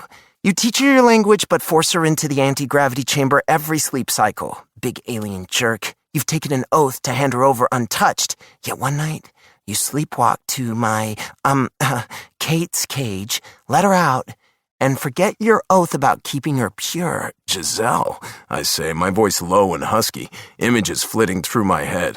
Is this about to get dirty? It's my story, actually. I'm writing it. Oh, that's amazing. You're so fucking hot. Obviously not only smart, but, creative. I pause, inhaling a breath. Maybe we shouldn't talk about the sex part? You asked. I responded. Her voice lowers. I want to lose my virginity before I turn 24, Dev. I start. When's your birthday? I ask a few beats later, battling to keep myself from pouncing on her. Hands off the innocent girl. Hands off the innocent girl. Jack will kill you. Sunday. Mike Millington's going to be there. And he is? My tween crush who's recently divorced. He's probably bald with a beer belly. A long sigh comes from her. If he's kind and there's something there. I don't know, maybe? My chest rises and I'm racking my brain to come up with a reply, but my head is going haywire and wants to say, well, if you want to get rid of it that bad, then what the hell is wrong with the man you're in bed with? A whine comes from the open door. Pookie runs to Giselle's side of the bed, and Giselle gets up to scoop her up, climbs back in the bed, and flips over to her side, away from me, as she settles the dog under the covers. Good night, Dev, she murmurs. Thank you for letting me sleep with you, just this once. You're the best. Yeah, the best. Right. I mutter out a reply, heave out a breath, and turn over to face the wall. Chapter 7. Devon. When I come out of my room at 7, Giselle is sitting on a stool at the island with her back to me, laptop open, earphones on her head as she types like a maniac. It's weird coming out to someone in my domain. Usually girls are gone before the sun comes up. Not because I'm a shitty host, but because they don't feel the need to linger. The light of day isn't pretty after casual sex. She balances precariously on the seat as she reaches up to grab a pen, another one of my old shirts riding up. She must have tied it in a knot at the front. Her frayed shorts are on her ass, snug and dipping down far enough that I can see the waistband of a pink thong. I take in a familiar image at the base of her spine. Why do you have a butterfly on your back? I ask, sliding up next to her so I don't freak her out. She turns and smiles and takes the earphones off. Morning, sunshine. Let's kick today's ass. You with me? I wince. God, you're one of those? She throws her arms around me for a quick hug, gets off the stool, dances away to the stove. I've never needed much sleep. Up at 6, and I made you breakfast. Banana nut muffins. I found the mix in the pantry, so I figured you liked them. She takes in my track pants and workout shirt. Quinn, Jack's younger foster brother, buys most of my groceries. I didn't even know I had muffin mixes. Normally, I eat oatmeal and a protein bar, then get out of here as fast as I can. I was going to make some eggs when she got up. She smiles, and I feel the tension from last night falling away. All right, bacon? She grins, and I grab the food from the fridge. She takes them and starts cracking eggs and whisking them in a bowl she pulled down from the cabinet. I made coffee. You're fucking beautiful, I exclaim as I pour myself a cup and take a long sip, watching her with bemusement as she blushes. I shove down thoughts of alien Devon ravishing her on a spaceship. After my first few sips, I help by putting the bacon in a skillet and watching it sizzle. Don't think I didn't notice that you evaded my question about your half-assed tattoo. How did it happen? I'm anxious to hear her talk, and shit, I don't know. She kind of fascinates me. She throws in some sour cream and salt and pepper with the eggs. Got it when I was in college, right after my freshman year. I stayed in Memphis for summer classes and, well, it was my birthday. Bad shit happens on your birthday. You have no idea. She sighs. Anyway, I'd had a beer and was tipsy, and we walked into a tattoo shop. My girlfriend was getting E=MC², but I picked out a butterfly. Had it in my head that it represented change, a metamorphosis. She attacks the bowl with the whisk. So the tattoo... She pauses to take a sip of coffee, then sets the cup down. Her nose scrunches up. I can't tell you. I turn to her and point the tongs at her. You have to answer. It's your thing. I can't. She crosses herself. My eyes narrow. Giselle Riley, you aren't even Catholic. What happened? Did it hurt? Somehow I don't think pain makes her squeal. She fell to her knees at the club and barely complained. She climbed down a flimsy ladder in the middle of a thunderstorm and never thought twice. I turn the bacon while she pours the eggs into a hot pan, her face blank. Hard or soft? I like them soft, but I can cook yours a little longer. Oh no, she won't get out of this that easily. I like them any way you want. Now, why did you get half a butterfly at the base of your spine? She shoots me an evil eye. You're horrible, you know? Tell me or no bacon for you. Fine. Earlier that year in January, I was kind of seeing this guy, nothing serious, big football fanatic. One night I went to his place to watch the national championship game between Ohio State and Georgia. I freeze and face her, realization dawning. Holy shit, that was my game my senior year. I caught 3 passes and won that game. I preen a little, flexing my arms for her. Did you like my tight body, little college girl? She rolls her eyes. My date did. Quoted your stats from memory. Whatever, he had a heart-on for OSU. I didn't know who you were, just some player in a red and white jersey. Number 89, write that down. You're coming to a game this year. I know your jersey number. Her face flushes a delicious pink color. So what you're saying is you took one look at me, saw my ink, fell in love, and went out to get a matching tattoo? I chuckle when she throws a piece of bacon at me and I catch it in my mouth. I was inspired by your ink, okay? Just a little. And it stuck with me when my birthday rolled around in August. I make her a plate, then make mine, and we sit at the island across from each other. Why didn't you finish it? I had to push my pants down more than was comfortable, so the artist could get the right spot. Then my friend left the room for a few minutes. She shoves a forkful of eggs and chews while I frown. What happened? Her silvery blue eyes hold mine as she pushes up her glasses. He set his tattoo machine down, put his hands on my ass, and squeezed so hard I saw stars. He held my arms down and tried to bite me there. I fought, elbowed him, fell out of the chair, and ran out. Her lips twist. You've got your mad face on. Told you I didn't want to talk about it. How far is Memphis? 3 hours? I calmly eat a slice of bacon, chewing hard. First the lacrosse dude from high school, and now this prick? I, Devin Walsh, swear to never hurt Giselle Riley. I hope you got your revenge, I mutter. Went to the cops and filed a report. I didn't want him assaulting anyone else, especially since most of the clientele were college kids. She gets up and puts her plate in the sink, rinses it, then arranges it in the dishwasher. Pookie whines at her feet, and Giselle gives her a piece of bacon. He got 6 months probation, but lost his license in Tennessee. His defense was it was consensual. She chews on her lips. Anyway, it was a long time ago. She moves to walk past me, and I grab her hand. Hey, we're not all jerks. I know, she says, her face softening as we stare at each other. Just some bad early experiences. Did it mess with your head? Maybe. I'm sure it added to the list of reasons not to date much, but we don't have to worry about that much longer. Mike. She gives a thumbs up. Looked him up on Insta this morning. All his hair, nice physique. It's on. And just like that, I'm ready to rip heads off. Yeah, well, what about caring for someone, huh? Getting to know them before you bang them? She blinks. This is your advice. You. I stiffen. I just want the best for you. You deserve love, or whatever. Do I? Yes. So do you. I frown, shoving that sentiment away. I don't let anyone close enough for love, not anymore. You just need a good guy. He can be a bad boy in bed. She eases out of my grasp and walks to the den to grab her heels, leaving me uneasy. This Mike topic needs a serious conversation. She stops at the mirror in the hall to let her hair down, only to finagle it into 2 plaited braids, tying them off with string she must have found in my kitchen junk drawer. She looks at herself for several seconds, frowning. Where are you going? I ask as she walks to the den and grabs her backpack, stuffing her laptop and phone inside. Part of me isn't ready for her to run off. I liked breakfast. I liked talking. You look cute in shorts and heels.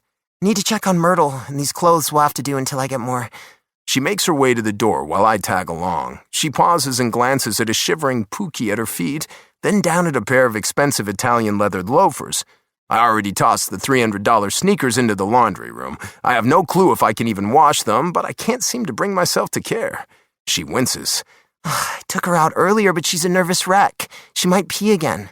I guess I can run down real quick. I open the door for her. I'll take her down. Go see your friend. Her phone pings with a text, and she looks at me warily. It's Elena asking how my classes are. She must be up early in Hawaii or hasn't even gone to sleep yet. I'll call her later and tell her about the fire. I see the problem right away. Don't mention you're staying here. She nods quickly. Mum's the word. Jack will never know.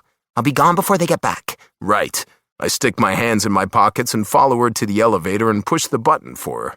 eyeing her legs. Is your ankle all right? Fine. Knees? Good.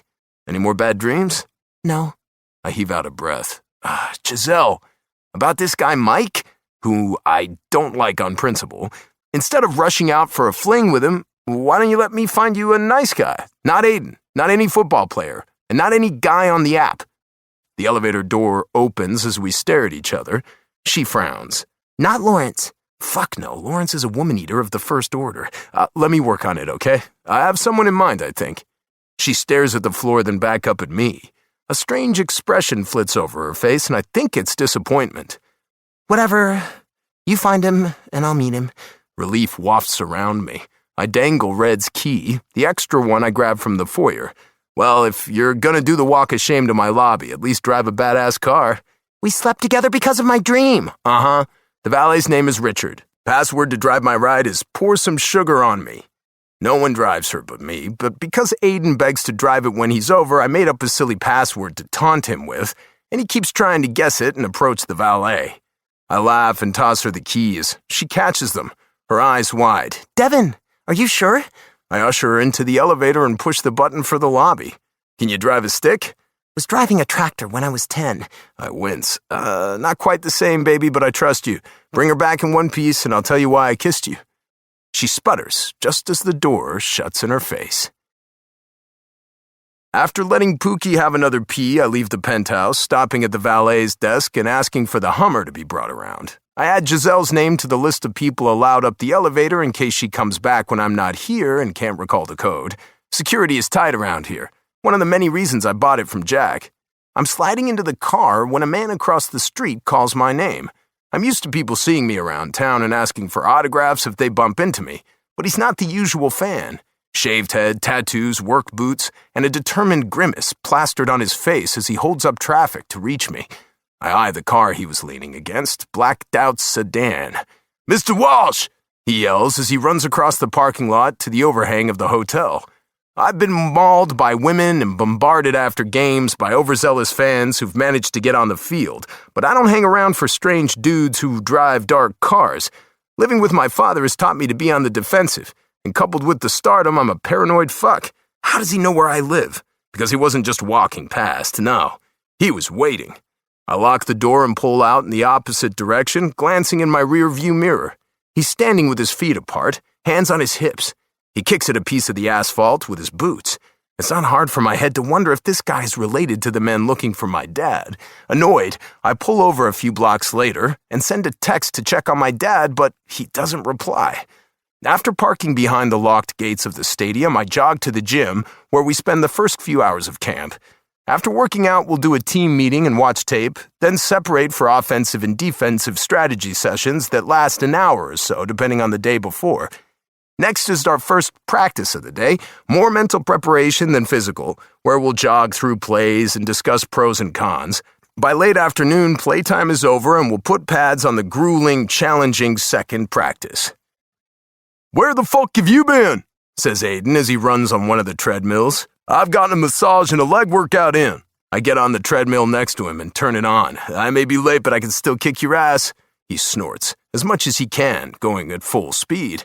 I match his pace, increasing my incline so it's steeper than his. He cocks an eyebrow and it's on.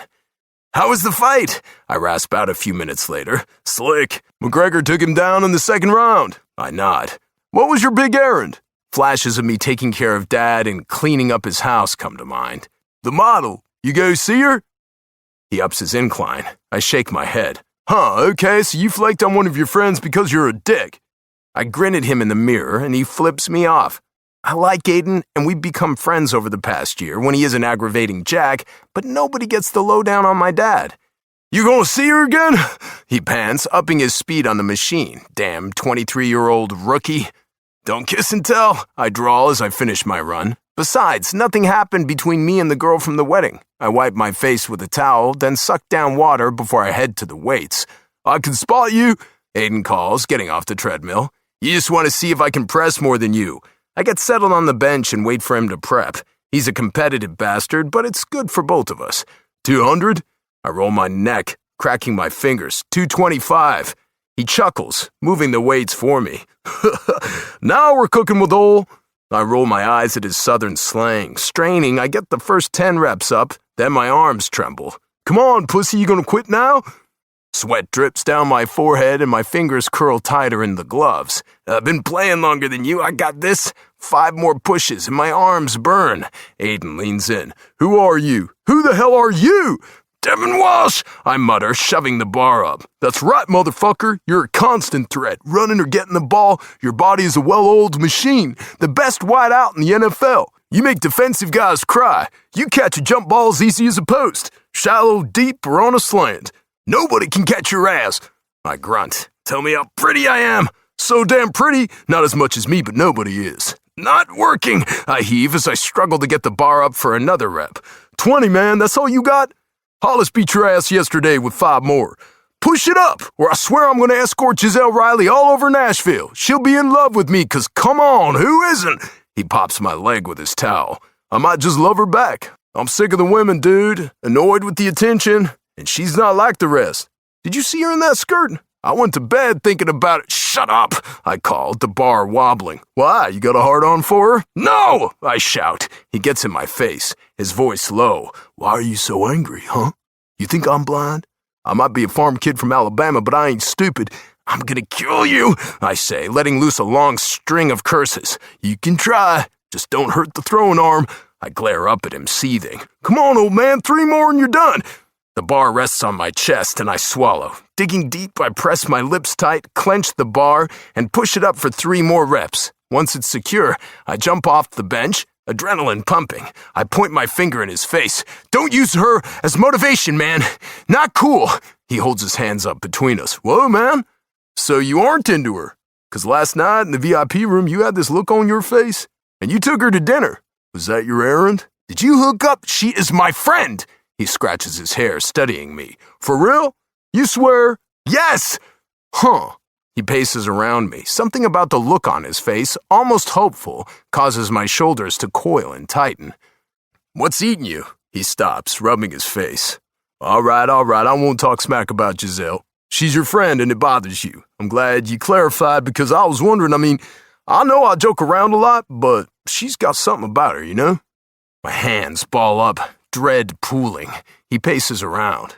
It's been years since I had a real date with a girl who wasn't after my money and fame.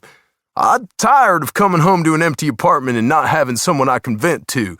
Hard to trust people, especially after what Jack went through. Jack's ex wrote a tell-all book about him full of lies. It was a bestseller and nearly killed his career. Aiden took her out once and claimed she was a devil. Giselle gets the lifestyle. She knows we're real people. She doesn't care who I am. He rubs at his neck, a slow blush crawling up his face. She's interesting. I like how she thinks. Plus, she's looking for someone. Jack will flip. It's all I can come up with, battling the impulse to put my hands around his throat. He holds his hand up. But if I'll do this right, maybe talk to him and explain that she's different, that I'm not doing it to piss him off and rattle him. I'll be on my best behavior. I'll wine and dine her like really woo, no pressure. Be sweet and give her time before I throw the whole charm at her. If we clicked, and obviously we will, I could have what Jack has, a chance for a real relationship. His voice trails off as he frowns. Dev, you okay? I've been trying to keep the anger under wraps, but his whole wooing shit sent me over the edge, and I erupt and shove him. He stumbles back into the wall, shocked blue eyes glare at me. What the hell, man? He shouts as several of the guys run over, their gazes darting between us. Everything all right? Hollis asks, panting since he dashed over from a treadmill. He's the toughest and stands between us, a brawny defensive lineman with dreads, medium dark skin, and fists the size of bowling balls. Everything with my dad, Giselle in the fire, her horrid encounters with men, and now him saying he might really like her and want to be serious, even talking to Jack. What the hell? I can't. No. Stay away from her. What's your problem? Aiden's chest heaves, his fists curled. Your attitude. His jaw drops. Dude, I won't hurt her. You're a kid. You don't know how to treat her. He shakes his head at me, his face reddening. You're an asshole, you know that? I'm not gonna hit you, even though you deserve it, but I can guarantee you that I'm gonna see her again. So you better get used to the idea. He snatches his towel off the weights and storms out of the gym. Chapter 8. Giselle. Driving a red Maserati to Walmart makes me cackle. On the inside, though, I'm freaking out. I Googled how much the car was worth as the valet drove her around for me, and I started sweating. Over $140,000. But knowing Devin, it has more bells and whistles than the one I looked up. Sweat slides down my back. With my hands gripping the black leather steering wheel, I inch along at 2 miles an hour for a place to put red so she won't get a door ding. I picture Devin's face if I were to wreck. Dark and stormy. Maybe how Vurek looks when Kate crash lands his ship on that rocky planet. A horn blares behind me, and I check the rear view. An old lady in a Cadillac flips me the bird. I whip to the back of the lot, away from all cars, park, and head into the store, already pulling out the quick list of essentials I made. Some cheap shirts and shorts, underwear, a pair of flip-flops, apples to snack on, makeup and toiletries, and some food for Pookie. Definitely pee pads. Deep in thought, I don't notice the man at the entrance of the store until I bump into him. "Sorry, excuse me," I say with a smile and move to step to the right, only he puts his hand on my elbow. "You know Devin Walsh?" First instinct is to always tell the truth, but self-preservation knows when to kick in. "No." I pull my arm away, and he holds his hand up in a placating manner. He's older, around 40, with clipped brown hair. I catalog other details: height, weight, a scar on his right cheek, tattoos on his neck. I frown at his shirt, an old black one with a lion crest and faded writing. "Sorry, miss, but I know you do. It's my job. Tell Devin we're looking for his dad. He owes us money." My gaze narrows. "You look familiar." I point down to his shirt. "Daisy High School, small world." He takes a big step backward, eyes wary. "Look, just tell Devin." "No, you look, buddy," I say, my southern accent thickening as I inch closer to him. I put my hands on my hips, feeling brave, maybe because this has to do with Devin, and I'd slay a dragon for him. "I'm assuming you followed me from the penthouse, which is just horrible. Don't you have better things to do? Not to mention it's downright rude to approach a young woman with your demeanor and an ominous attitude." He blinks. "I can't help the tattoos or the scar." "Regardless, I never forget a face, and yours is tugging at me. I may not know your name, yet, but my mama is Cynthia Riley, and she knows everyone." His eyes bulge. "That's right. You must know her. And when I tell her you put your hands on me..." "Please don't tell your mama. I just had to get your attention." He's already walking away, darting looks over his shoulder as he mutters something that sounds suspiciously like, "Get the hell away from her." My lips compress as I call out, "Creepy message received. Now scurry on back and hide. Cynthia is coming for you." I watch until he gets in an old black truck near the back and squeals away, relief swamping me as he disappears down the road. Worry inches up my spine as I walk inside the store. What's going on with Devin's dad? Frowning, I text Devin what happened and hit send. My phone dies right after, and I groan and add "phone charger" to my list. "She needs another day or so for us to monitor the arrhythmia in her heart." The doctor looks at me. Besides the atrial fibrillation, her glucose and iron levels are low. Her knee is sore and swollen, and the cortisone shots we administered will alleviate some of that in the next few days. However, he gives the woman in the bed a firm look. "A knee replacement is recommended. I have a list of orthopedic doctors who are excellent." Myrtle pushes up in bed. "Like I already told that nosy nurse, all I need is my cannabis. Some studies show it helps arrhythmia." The doctor arches a brow. "I'm going to pretend I don't know about your cannabis. I'm not aware of this study. We'll get busy earning my money and read it and write me a prescription. She huffs. As it stands, I have to sneak around and buy my special cigarettes on the sly. She looks wary and a little scared. My protective instincts flare. They've been doing that a lot lately. The doctor is a tall man with white hair and wire glasses, and seems acceptable to treat my bestie, but he's in a hurry, already eyeing the door to get to his next patient in line. That bugs me. Where did you go to medical school? Vanderbilt. Well, of course it's top-notch, but I stand firm. Nice. Now, perhaps we should revisit the issue of cannabis. It's the elderly who benefit the most from medicinal marijuana. I tell him, not even caring that I don't have a medical degree. This is Myrtle, and she's been enjoying her Mary Jane since the 80s. She smokes because of migraines and her knee pain. Mostly. What are the guidelines for getting a recommendation for a prescription?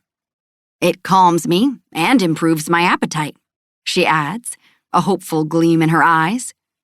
Unfortunately, medical marijuana in Tennessee is all but non-existent. His words are flat.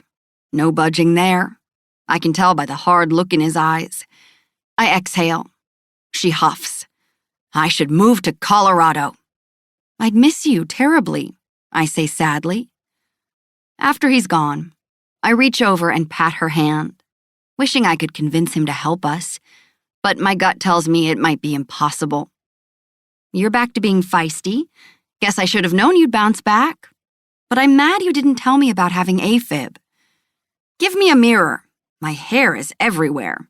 She fingers her scalp, trying to arrange the wayward brown curls. I pluck one from her bag and give it to her. She cries, I look like death. Lipstick, stat. Mr. Wilcox said he might drop by with lunch. Can you believe they released him last night? Apparently he's very healthy. I tug out her usual lipstick, and she swipes it on. Patricia, did you call her? I ask. She grimaces, that worried look back on her face. I did. My daughter has 5-year-old twins and is too busy to fly from New York to see me. I grit my teeth, but dip my face so she can't see. If Mama was in the hospital for a few days, I'd be on the next plane to see her. How long have you dealt with AFib? I keep my voice light. Apparently, after they brought her in, her heart went into arrhythmia, and they sent an electric shock to restore the regular beat. She throws her head back on the pillows. Years. As long as I take my meds, I'm fine. But sometimes, a fire can throw everything haywire. When we get home, we're going to start eating healthier. No more red meat, more exercising, and less alcohol. She pouts, cutting me off. I have maybe 20 years left, and that's being optimistic. I refuse to spend them being an old fuddy-duddy. I want fun, Giselle, crazy laughs, roller coasters, and men with big schlongs. Hey, ladies. I look over at John Wilcox. He's about 5'11" and lean, with thinning hair and a big smile. He looks so much better than last night that I jump up and give him a hug, squishing the takeout bag from a sushi place. He chuckles and pats my back.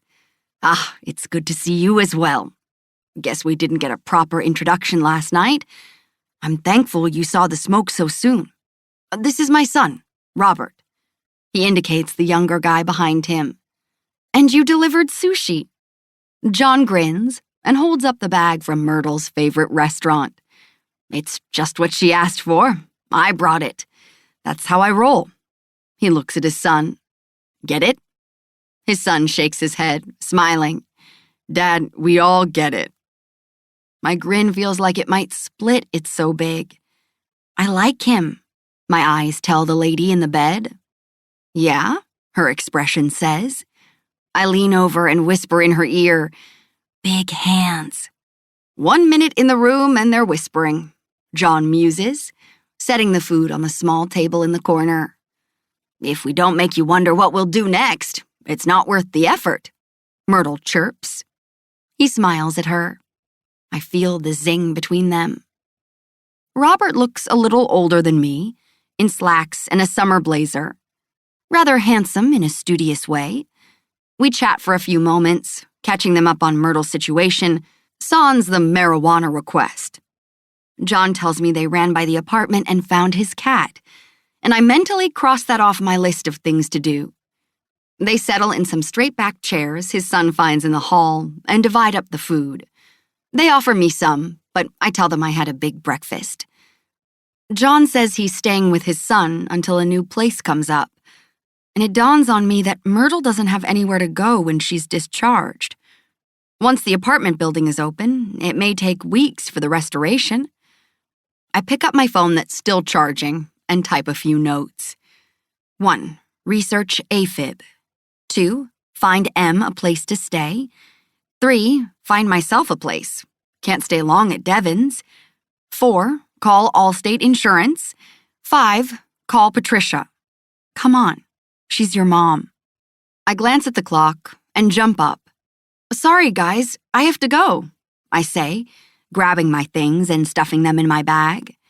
After my Walmart visit, I came straight here, and the time flew while we waited for the doctor to show up so I could talk to him. I'm on rotation to teach a summer class today. I dash over and kiss Myrtle on the temple and give her one last squeeze. I'll call you later and let Pookie hear your voice. Maybe I can get a night visit in, yes? Only if you have time, she warns me. You need to study and write more chapters and email them to me. I can read on my phone. Thank goodness it was in my purse. I can sit with her tonight, John calls as I make it to the door. I look back, and he and Myrtle are gazing at each other. Level 5 all the way.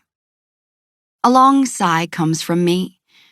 Maybe something good came from the fire after all. If my bestie found zing, well, that's pretty awesome. On my way to Vandy, driving in a car I could never afford, my mind tumbles around to this morning. Devon saw my tattoo, and now he has an inkling that I knew of him before we ever met. He's not going to let me live it down, I bet. After getting out of the car, I'm smiling as I fast walk across the quad to the physics building, where I alternate with other cohorts to teach a summer session class to underclassmen. I pause before I go in the door, thinking about my curse. This birthday, this month, is going to be fine, I tell myself. The worst was the fire, and it already happened. Fate laughs. So, Stranger Things. Could it be closer to the truth than we realize? This comes from Corey, a lanky baseball player who's retaking Intro to Physics. Like me, he's a little fascinated by the multiverse. We've mostly wrapped up our lesson, and we're running through notes, but we tend to get lost on topics that aren't part of their curriculum. Well, no. Dang, he mutters.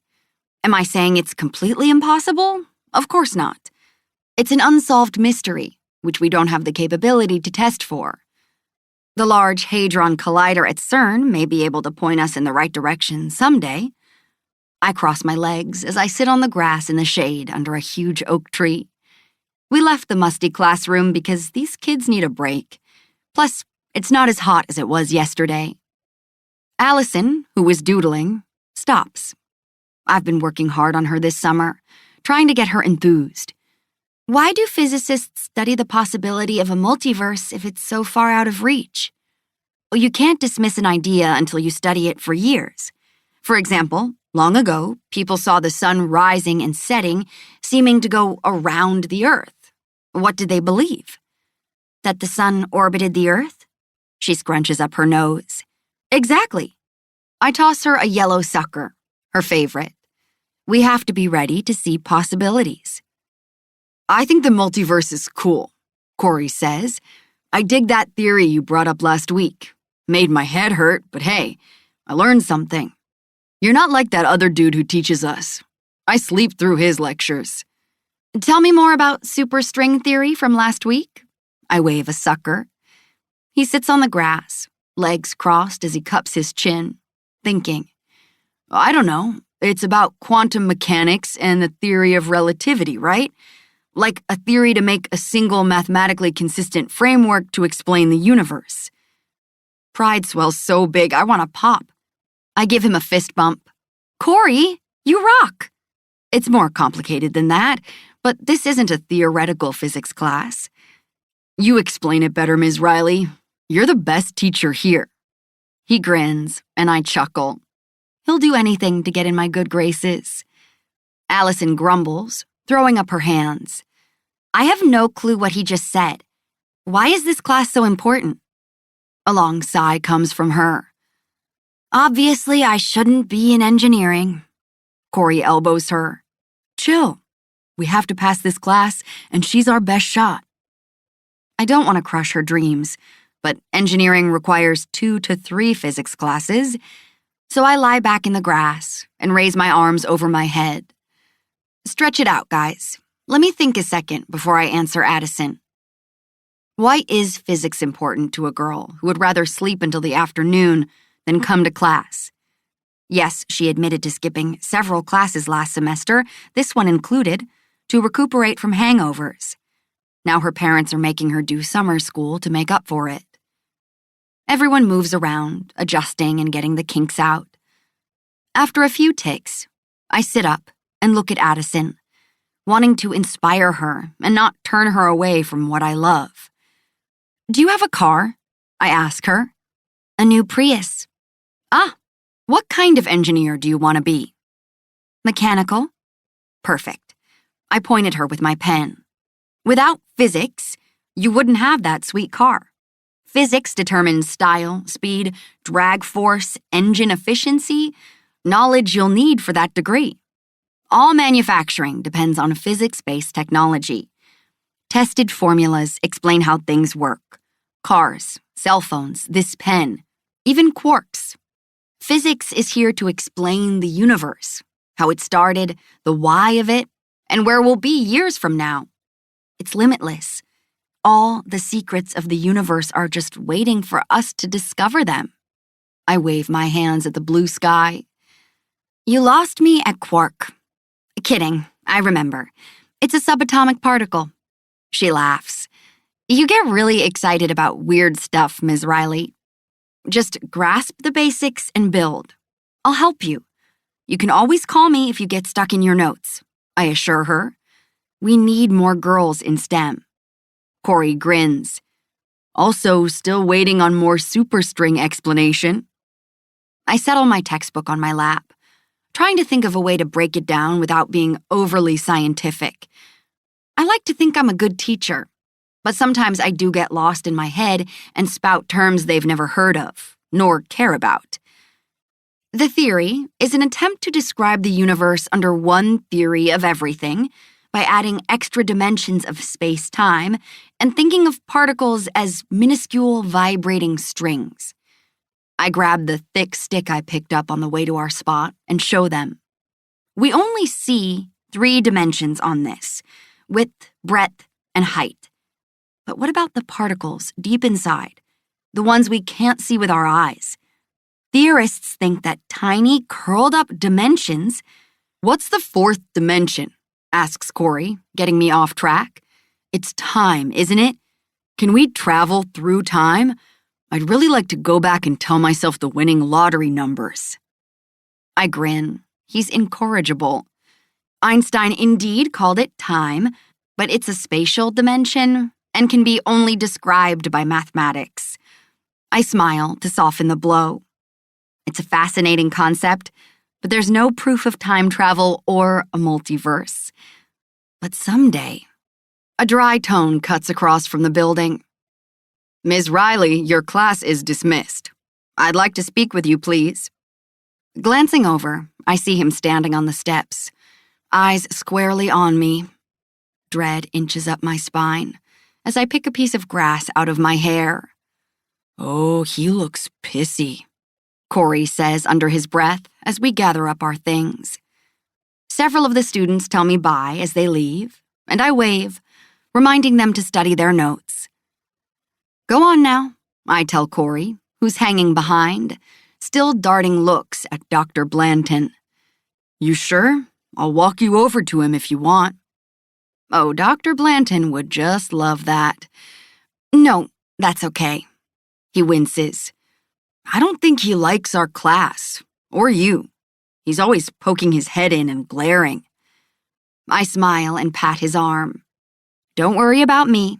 Study this week, instead of hanging out at the ATO house. I'll chug a beer for you, Ms. Riley.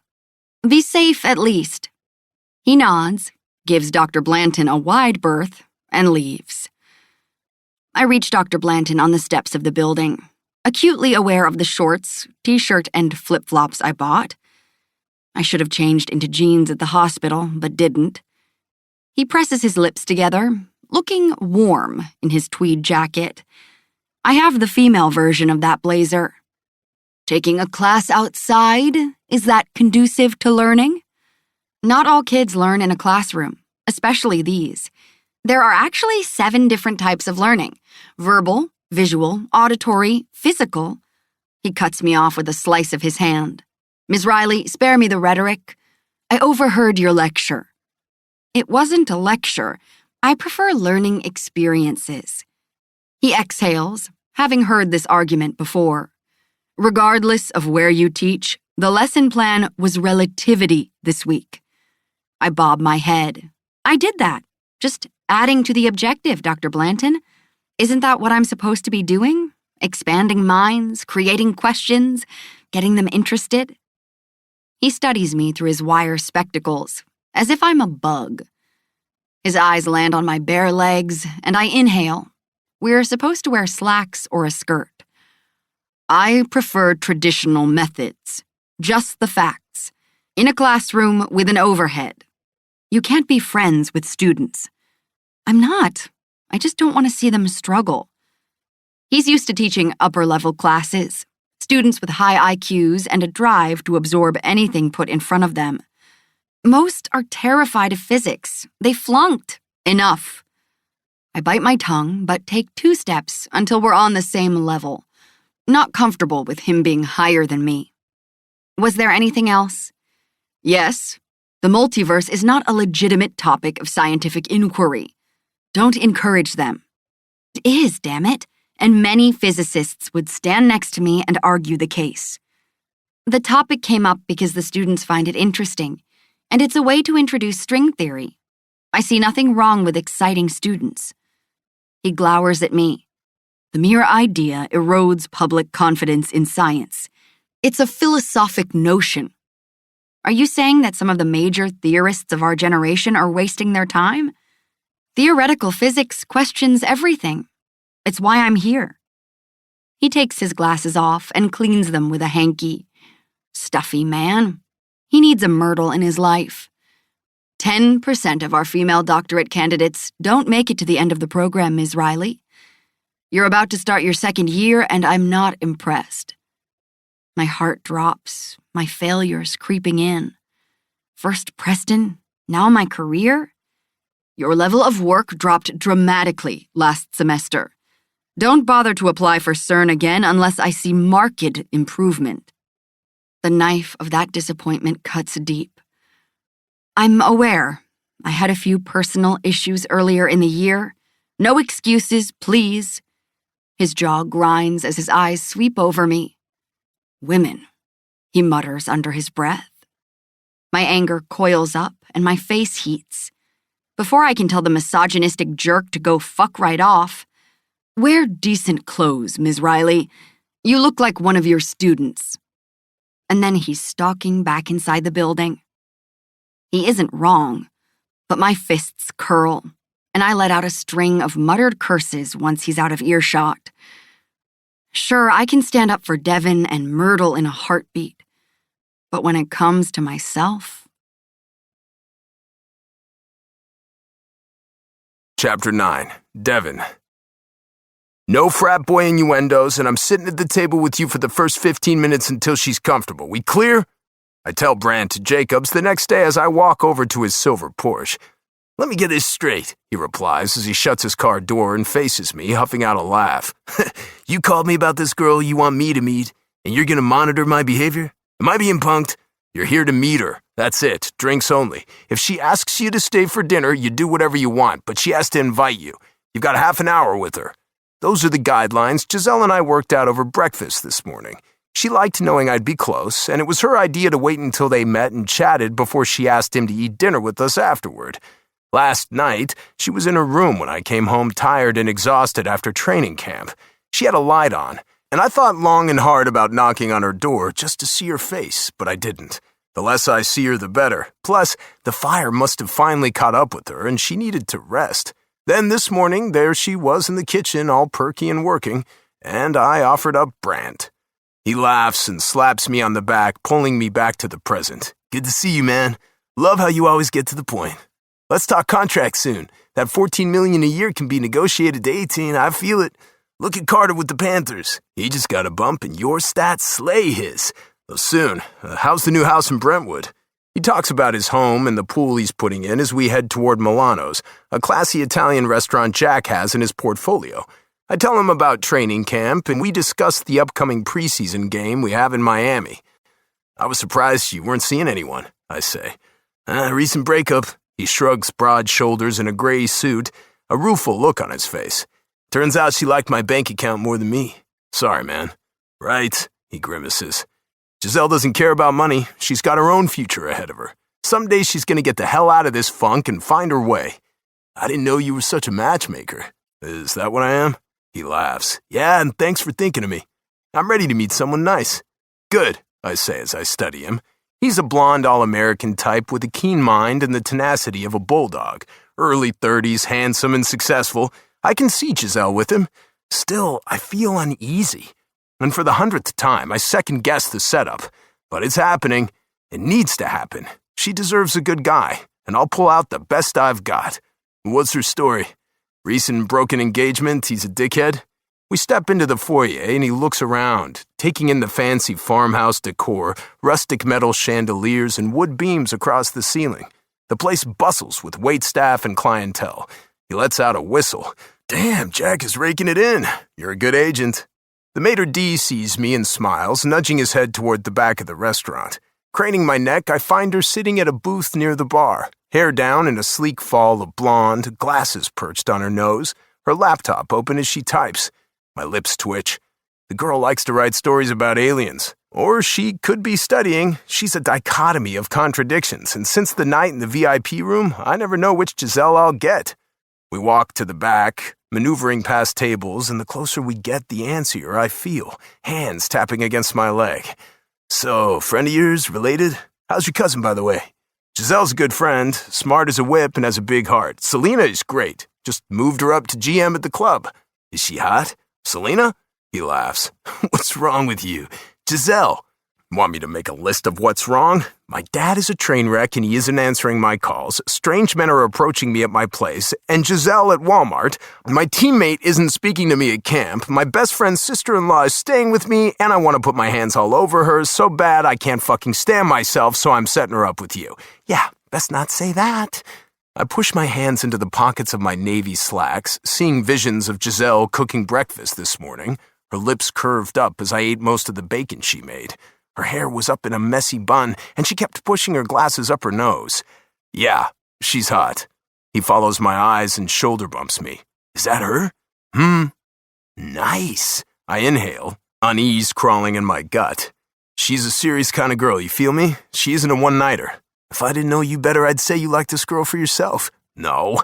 I brush past him and arrive at the booth and slide in next to her while Brant sits across from us. Her eyes take him in, glancing over his tailored suit, the $100 haircut, the boyish grin. Her lashes flutter, a blush rising on her cheeks as he shakes her hand. Well, my eyes ask her. She nods in my direction, smiles, and adjusts one of my tailored blue dress shirts she's fashioned into some kind of top, the ends tied together, the top buttons undone, her creamy skin glistening. I hide my grin. She bought clothes from Walmart, but here she is, in mine. I told her to check out my closet and take whatever she wanted. I keep sneaking glances at her as they chat. Her profile is a soft curve, her lashes long and thick against her cheekbones. She's wearing makeup and her pouty lips are a deep pink color. My traitorous eyes can't seem to stop looking at her, and since I'm being honest with myself, it's been going on for a while. Maybe since that first night I met her months ago at the community center for Romeo and Juliet. Maybe it was the overwhelming sense of desperation on her face when she looked at her sister. I knew that case. Familial love mixed with loss, a yearning to right a perceived wrong. She hurt her sister with Preston and didn't see a way out. I saw a girl who took a chance on a guy, sacrificed her relationship with her sister, gave up pieces of herself and was vibrating with the repercussions, wondering how the hell she'd gotten there. Every pleading look she gave Elena was a testament to how badly she wanted to set things right. By the end of opening night of Romeo and Juliet, the shortest engagement in history was over, and she withdrew further into herself, hiding her heartbreak behind closed doors, I imagine, while Jack and Elena fell deeper in love and planned a quick wedding. In our interactions since then, I've checked her out but armed myself with restraint, not willing to chip away at the edges of a fragile woman. Instead, I wasted my time with brief physical connections that fulfilled a need. Pushing that aside, I sit back and watch them. He sips on a whiskey and tells her about his days at Princeton, then his family in Boston.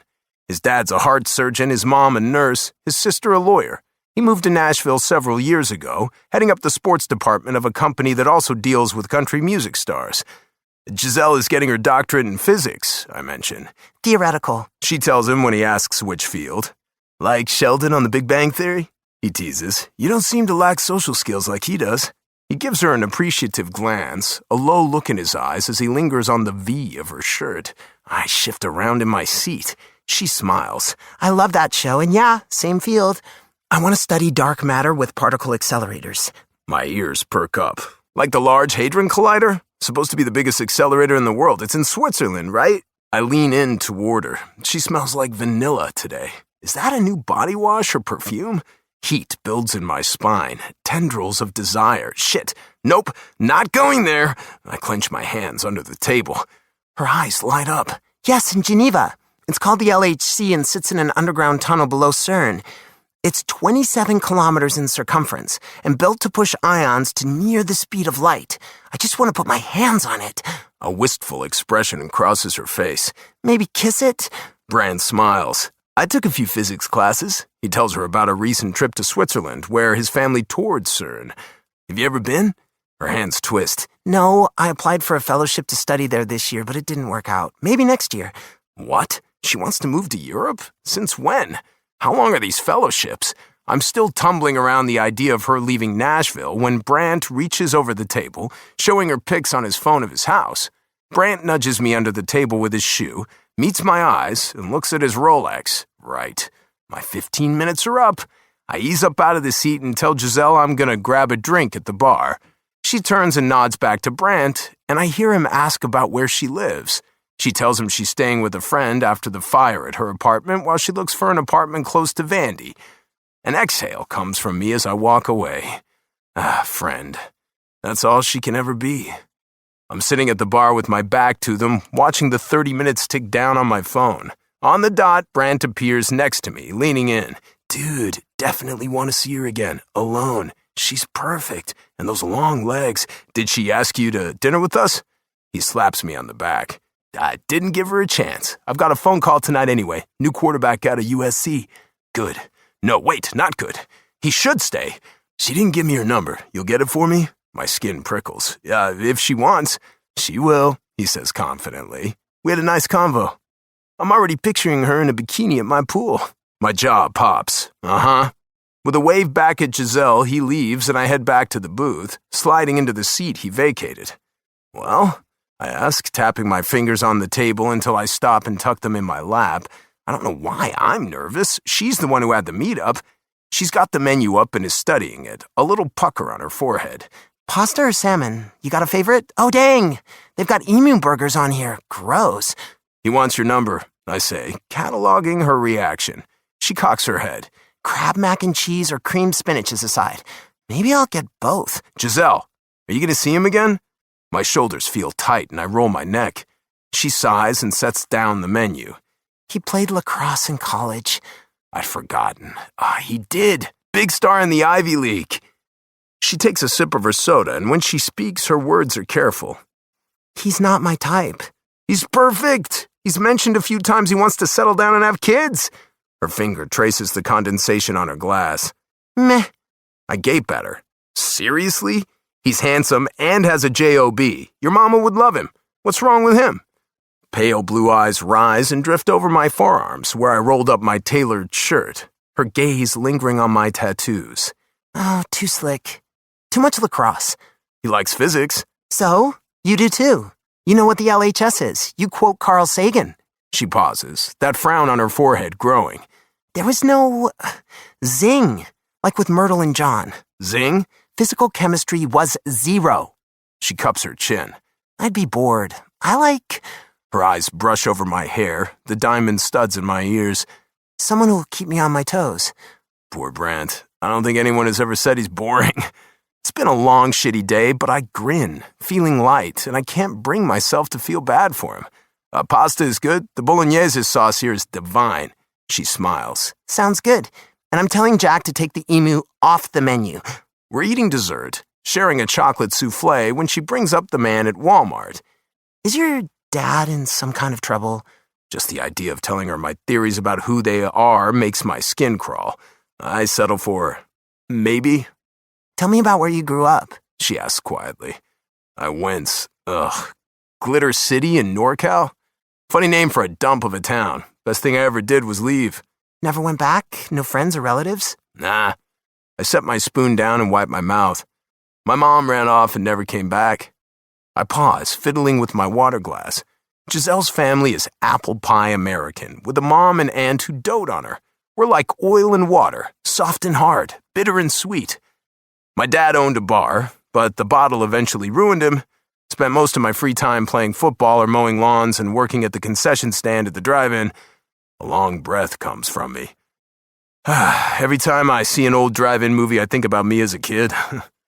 I don't tell her about the 2 weeks our electricity was turned off, leaving me scrambling and borrowing money. Later, I discovered receipts from an ATM in Vegas, and Dad and I had a big blow-up.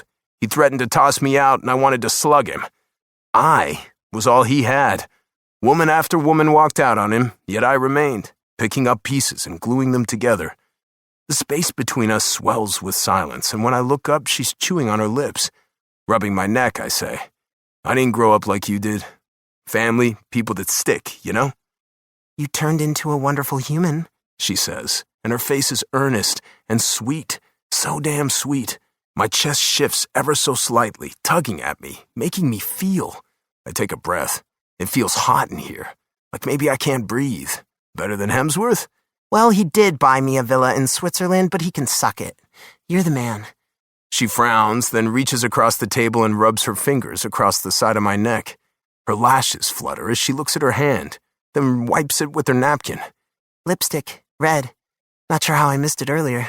I roll my eyes. Some random ran over to me when I met Lawrence before I came here. He always wants to meet at a bar to talk business.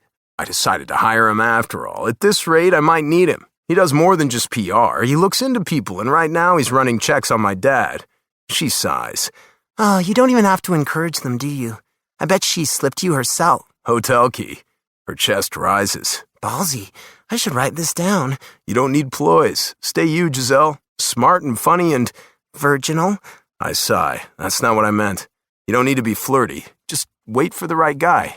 Seduction 101 with Devin Walsh. You give blowjob lessons? I bite down my groan, my body tightening at the image her words paint in my head. Her on her knees, starry blue eyes looking up at me, her lips wet and wrapped around. Do you want lessons? Keep your face blank, dude. Totally blank. She rakes her gaze over me, expression closed. Girl is cool. Her face cranks in a grin. I'm just messing with you. I don't need lessons. I have books for that. Books? Mm-hmm. Ordered a few on Amazon. Hope you don't mind I used your address. The 10 best sexual positions for a female's enjoyment and how to give head without biting his cock off. Should be here tomorrow. You're joking. Of course. She deadpans, a half smile tugging at her lips, verging on full-blown. Wait, you're serious? I can't tell. Forget that. Let's go somewhere. I have what we need for our bad weeks. I'm going to show you how us Southern girls deal, she says, and slides out of the booth while I lay out the cash plus tip on the check. She purses her lips. We'll need the Hummer for sure. Glad I took an Uber here. I check my watch. It's 9. Where are we going? I have to be at the gym. Old man. 4 years between us, I remind her as we walk to the exit. She grins. Let's grab beer on the way, can we? Just a couple. You drive, I drink. Anything else, Princess? I murmur as we walk out to the Hummer. Yes. Do you have any old golf clubs you don't use? One will do. If so, we can run and grab it. If not, I'll make do with what I have. I'm intrigued. I open the door for her and help her inside the vehicle. Before I realize it, I'm reaching over and strapping her in while she watches me. Can't help it. My stupid body wants to be near hers. She smiles so big I lose my breath. This is going to be the best night of your life, she murmurs. Really? I stare into her eyes. I've never noticed the glints of white, a burst of lightning inside the blue. A moment goes by, maybe longer. 10 seconds, she breathes. What? Nothing. I should just get in the car, but here I am, standing like an idiot. Am I gonna regret this adventure? Little filly, as Rodeo might say. When I'm done with you, you'll be begging for more. I laugh. An hour later, after grabbing beer from my fridge and an old club, we're bumping over a gravel road in Daisy with Sam Hunt blaring. Our windows are down, and warm air rushes through the interior, each of us lost in our thoughts. She's braided her hair on each side and changed into a tight green t-shirt that she got on clearance, a St. Patrick's Day leftover. Ready to get lucked, it says, which made me laugh when she pranced out in it. I park next to an old 2-story red barn. It's pitch black, my headlights illuminating the rolling hills and meadows in the distance. Leaving my lights on, I grab a couple of flashlights, toss her one, and follow her in the barn. Cicadas trill, frogs sing, and leaves rustle in the quiet. A man could get used to the peacefulness of it. You gonna murder me out here in the middle of nowhere? And bury you in the cow pasture. They'll never find you. She laughs and turns around, watching me as she walks backward inside the depths of the barn. She flicks on a switch, and the buzz of fluorescent lighting reverberates, the glow dim but adequate. The place is big, airy, and mostly clean. Hay stacked in the corner, a tractor parked to the side. Various tools hang on the walls. This place belong to your family? Mine, she says. Elena got the big fancy house in town, and I got the farm. How much is the land worth? Real estate is pricey in Nashville, and Daisy is close. I'll never sell. I grew up here, rode horses, and followed my dad around. He used to farm, mostly as a hobby. We kept these 2 emus until they died of old age. The true farmer was his dad. Someday, I'll build a house out here and have 10 kids. Hemsworth, I'm starting to hate him and his damn villa. You keep bringing him up. I do? Whatever. My gaze snags on a faded circle of flowers hanging on a hay bale. Is that a black wreath? What did you do there? Satanic rituals? When I look back at her, she's on her knees beside some boxes, her flashlight at her neck, eyes crossed, teeth bared. Death is here, she growls in a deep voice. Prepare to be sacrificed. I flinch. Jesus! She bursts out laughing, dabbing at her eyes as she gets up and walks over to the wreath, patting me on the shoulder as she sachets past. If I'd known you were that easy to scare, I would have been jumping out at you when you walk out of your bedroom. I might jump back. She bites her lip, amusement in her eyes as she fingers the obviously spray-painted dried flowers. No satanic demons. This sad wreath is in memory of my 20th birthday debacle. She crosses herself. May the curse be broken soon. I laugh, spellbound by her theatrics. I'm discovering her, layer by layer. Every little piece, and I crave more. Every tiny detail of who she is. I sense a good Giselle story. Ugly black wreath, a barn. She leans against the wall nonchalantly. It's a horror story. You might get scared. Giselle Riley, please, what happened here? She flashes a cheeky grin, clearly wanting to tell me. Rascal. You really want to know? I want to know every fucking thing. Yes? Bobby Ray Williams met me here 3 days before my birthday for a tryst. He drove his 4-wheeler. There's a country song there. I'd made up my mind. He was the one. I liked him. He was sweet, a good guy who wouldn't gossip about me to my buddies. His daddy owned some of the land adjacent to ours, and we spent summers together. Real jealousy rides me, and I kick it down. Uh-huh. So that night, he comes in the barn, and things get hot and heavy. Lights are off, Coldplay is singing Magic, and I can feel it in the air. This is it. It's gonna happen. He'd brought a blanket, and we put it over some hay bales. We're mostly naked, and things are going good. I'm all in, and he's fumbling around. He was a virgin, too. And he thinks he sticks it in, but he didn't. He's screwing the blanket and the curve of my ass. I rear back. Say it isn't so, she grimaces. Yeah, before I could say, hey, you missed your target, an owl flew in. How, I don't know. It headed straight for Bobby Ray, clawed him good. I mean, sunk into his back like it was never gonna let go. He rolled off me, fell off the bale, and hit his head on a rake. Thank God the tines were down, but he blacked out for a few seconds. Maybe from the blood? He comes to and is puking and yelling, and I'm running from the owl. Finally, I get the doors open, and it flies off. I tell him he has a concussion, and we spend 10 minutes just trying to get his pants on. That was fun. Then hop on his four-wheeler. On the way to his house, I could barely see and steered us off into a pond. My mouth gapes. You're making this up. Sadly, no. Dragged a 180-pound grown man from the pond, nearly carried him back to my car. Why didn't we take it in the first place? I don't know. I wasn't thinking clearly, and neither was he. Just thought we'd get to his house faster cutting across the field. Anyway, I'm almost to his house when a cop pulls me over for speeding. Well, Bobby Ray gave me a bloody nose when I was pulling his flailing body out of the water, so the cop took one look at the mess in the car and us and called an ambulance. Spent the night in the ER. She gives the wreath a sad look. He's married now with a baby, so I guess he figured out where the vagina is. What's really funny, and now I can find the comedy, is I never told him he did it wrong. He still thinks to this day he took my V-card. She giggles. Your face is killing me. Let it out, Dev. My face splits in a grin, laughter spilling out as I try to talk in between breaths. That's the worst almost sex story I've ever heard, I gasp, clutching my sides. Kirst is right. You need to see someone. She executes a curtsy.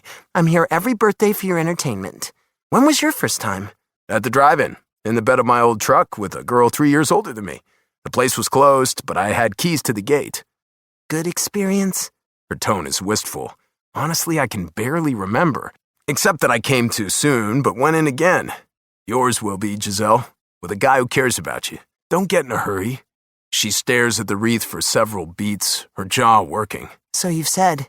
She swings her flashlight as she walks over to several container boxes, tearing them open and pulling out dishes. Here, carry this.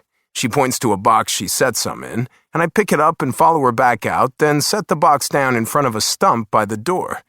She pulls a pair of goggles out from the box while Body Like a Black Road blares, and she hums along. Get that club from the Hummer. Shit is about to get real.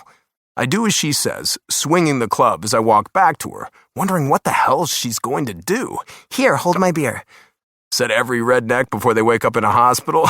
I chuckle as I take it, and she slides on her goggles, sets a white mug on the stump, and picks up the club. Stand clear, she says.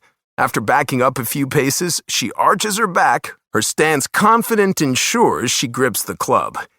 This one is for my asshole advisor, the one who thinks women aren't as good as men. Swift and sure, she swings the club. Crack! The cup shatters, the pieces flying through the air. I whistle, watching the glass fall. Damn! A satisfied grunt comes from her as she snatches an old blue vase and slams it on the stump. This is for Preston! Cheating son of a bitch! She yells as she connects. The ceramic bursts as it sails across the field. Yee-haw! I yell. She pauses to take a drink of her beer, and my eyes eat her up. What? She asks, threading the club through her fingers. You're like every guy's wet dream for a farm girl, you know that, right? It's dark, we've got a barn, country music is playing, and your shorts are killing me. She moves her hips, making the frayed fringe swish. I've washed them. I bought others, but these are my favorite. You played sports, didn't you? I ask, taking her bottle, watching her line up with what looks like a candy dish on the stump. Confident, efficient, graceful, hot. Volleyball. Considered a scholarship once, but I knew it would screw with my grades in college. I went the other direction, chose getting drafted over a diploma. Never was a good student. The game took most of my time. She cocks her head. Does it bother you that you didn't finish? Football? It's always been enough. I toe at a piece of gravel. But? She leans on the club. I shake my head. I don't know. I'm set for life, but I wish I'd tried harder.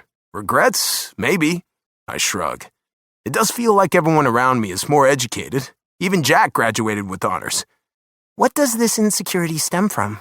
She's lowered the club, giving me her full attention. I grin, deflecting. I don't see a couch around here, Dr. Riley. Stop trying to analyze me. And hit something. She studies me. You quote Carl Sagan, and you own a business. You have the best stats for a wide receiver in the league. Has someone said you aren't intelligent? Has someone made you feel less than? Give me their name. I'm going to smack them around. Savage, aren't you? I grin. When someone hurts you, yes. I smirk. It was a woman. I just feel it. Who was she? She's got her mouth pursed, a hand on her hip, and I don't doubt for a second she'd hunt down my ex. Come on, tell me. I told you about Bobby Ray, and you skirted over your first time. You owe me a story. I've told you so much. I open my mouth, then shut it, pacing around. I should tell her. It's Giselle, and she's brought me to a special place, and I like her. Shit, no, I don't like her like that. I can't. I just can't. I chew on my bottom lip. Dev. I throw my hands up. Her name was Hannah. I met her first semester of my freshman year at a frat party. She played hard to get, and I chased her. Waited for her after her classes, texted her, all that stuff. I thought I could just get her out of my system, but she was different. A long exhalation comes from my chest. Smart, working on a pre-med degree, and money, lots of family money. She was not my usual, though. Not a fan of the party scene or into football. And finally, I convinced her to go out with me, and we fell in love. She didn't care that I lived and breathed football, and I didn't care that she spent a lot of time studying in the library. We just clicked when we were together. Our plan was for me to get drafted, her to start med school, then get married as soon as we could. A harsh laugh comes from me. She dumped me at the beginning of senior year for a guy in her pre-med class. Some nerd guy with arms like sticks who couldn't run if a snail was chasing him, but he was really what she wanted. It just took her meeting someone smarter than me to know I wasn't her future. They got married on spring break, and I flew to Cabo and got the drunkest I've ever been in my life. Spent the entire week covered in tequila and bikinis. Haven't looked back since. She left me. Just like everyone else. I stop, my chest rising. Shit, I just spilled all that out. My throat bobs, and I try to shake off the past. I roll my neck as the silence builds. I raise my eyes to hers. No pity there, just acceptance and a nod. She was not your destiny, Dev. You're meant for more. She did you a favor. Somewhere out there, a girl is waiting for you. She's gonna rock your world and give you so many little football-playing babies. No stick-armed kids for you.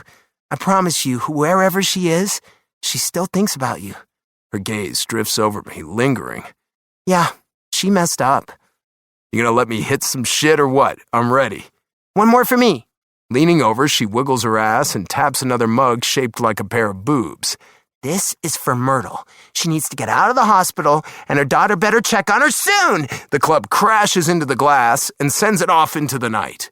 Laughing, we bump into each other as we maneuver around, and I take her spot at the stump. She hands off the club and presses against me as she helps me adjust the goggles.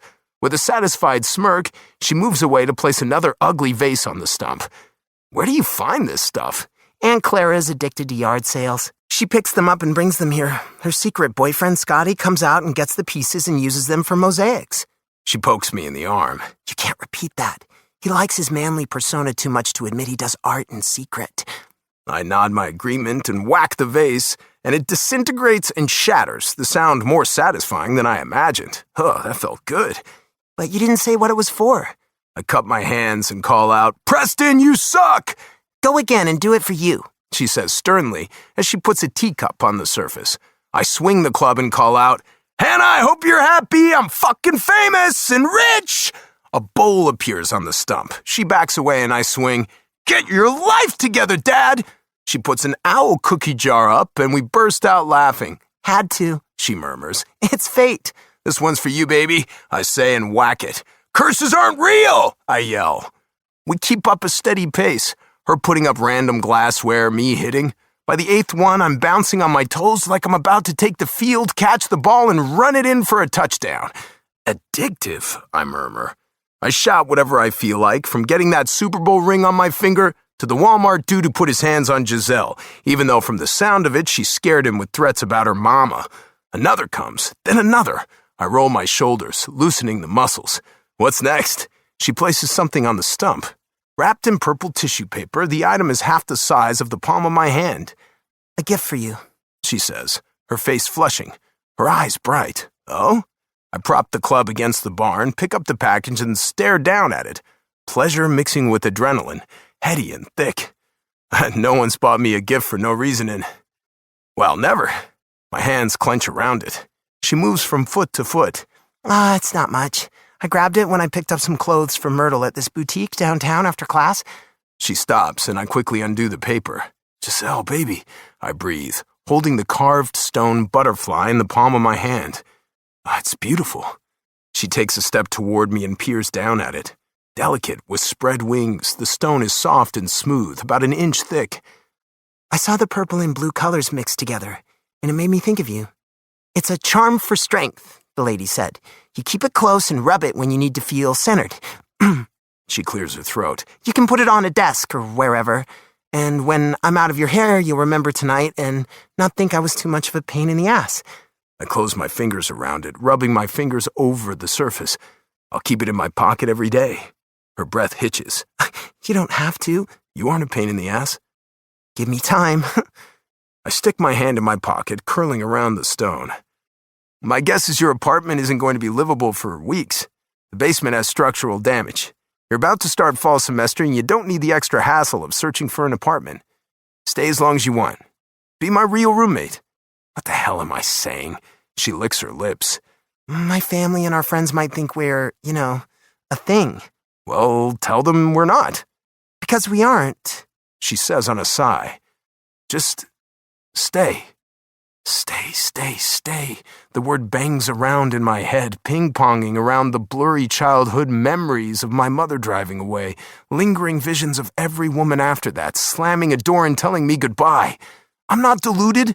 Part of me knows I'm teetering close to a heady infatuation with Giselle, throwing my inhibitions aside and devouring her piece by piece. Then she'll wake up and see I'm not good enough, just like Hannah did. Unease pricks, making me itch, and I want to peel the sensation right off my skin. We need rules, though. She swallows. Yeah? My hands tighten at my sides. Just say it. Just say it. I'm going to be upfront. I find you attractive, I say gruffly. What a nightmare, she replies dryly, eyes gleaming. Devin thinks the nerd girl is cute. Shh, you're gorgeous, okay? Your ass is fine, your tits are small, I tease, but perfect. And when you walk in a room, men look. They look real hard, Giselle, even me. And you're not even paying attention. Oh, I'm catching a clue.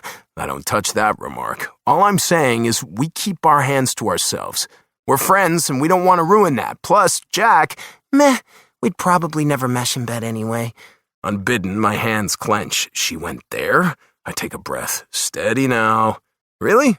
I can assure you, fucking me would be the highlight of your damn year. Promises you don't plan on proving. She pats me on the arm, then stops. Oh wait, can I touch you there? Her lips curl. I shake my head, reaching for exasperation but finding nothing but bolts of heat at the sight of her. This is an asinine idea, asking her to stay, but don't split hairs with me, smarty pants. Uh-huh. So what's off the table? She steps in, her arms curling around my neck.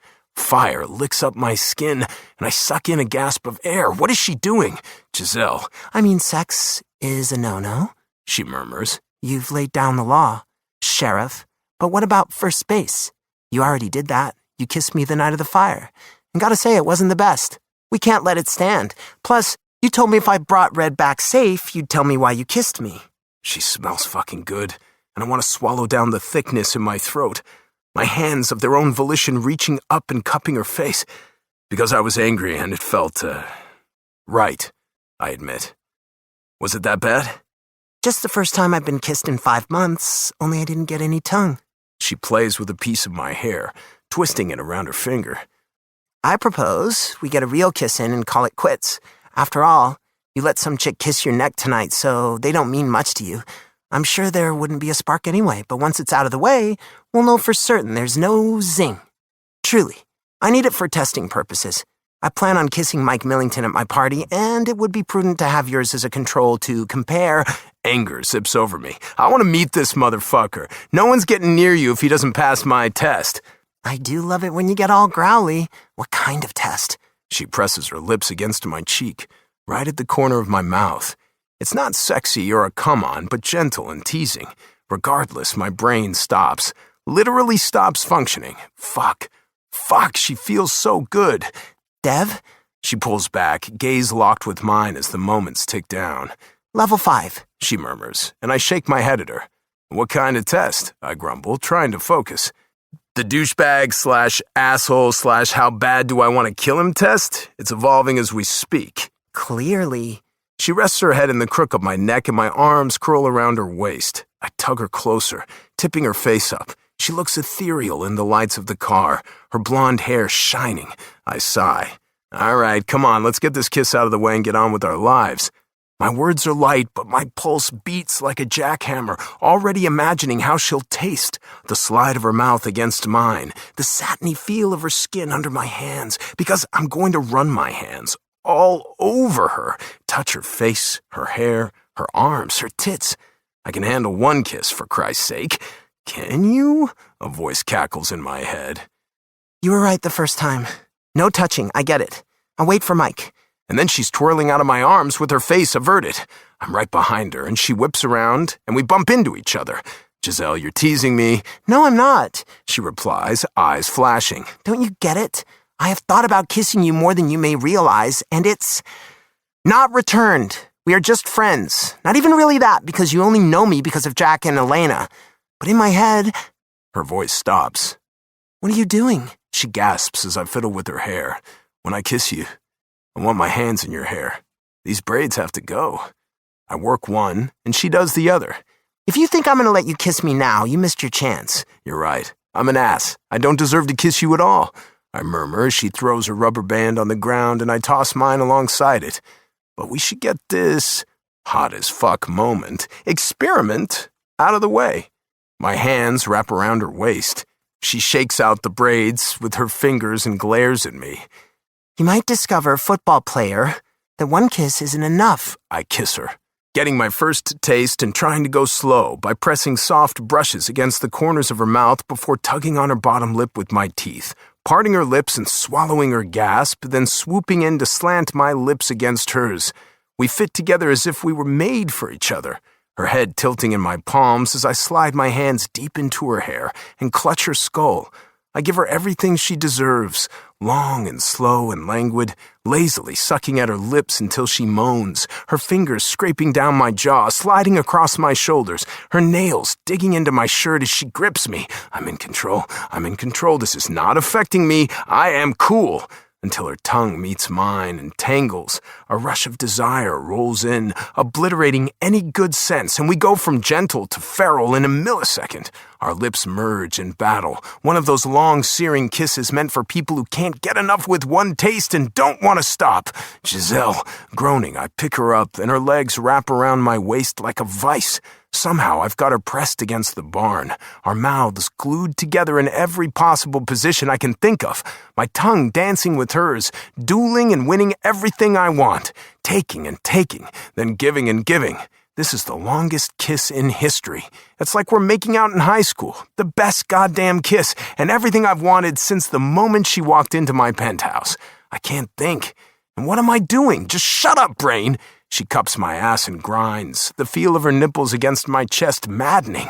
Don't touch her, you'll be lost. Fuck, she smells like vanilla and flowers. Vibrant, heady blooms on a summer day. The ones that make you dizzy and weak for another inhale. Giselle, I gasp out her name as I rotate my hard dick against her core. Her legs tighten as she whimpers, urging me on as she sucks my bottom lip, dragging it out.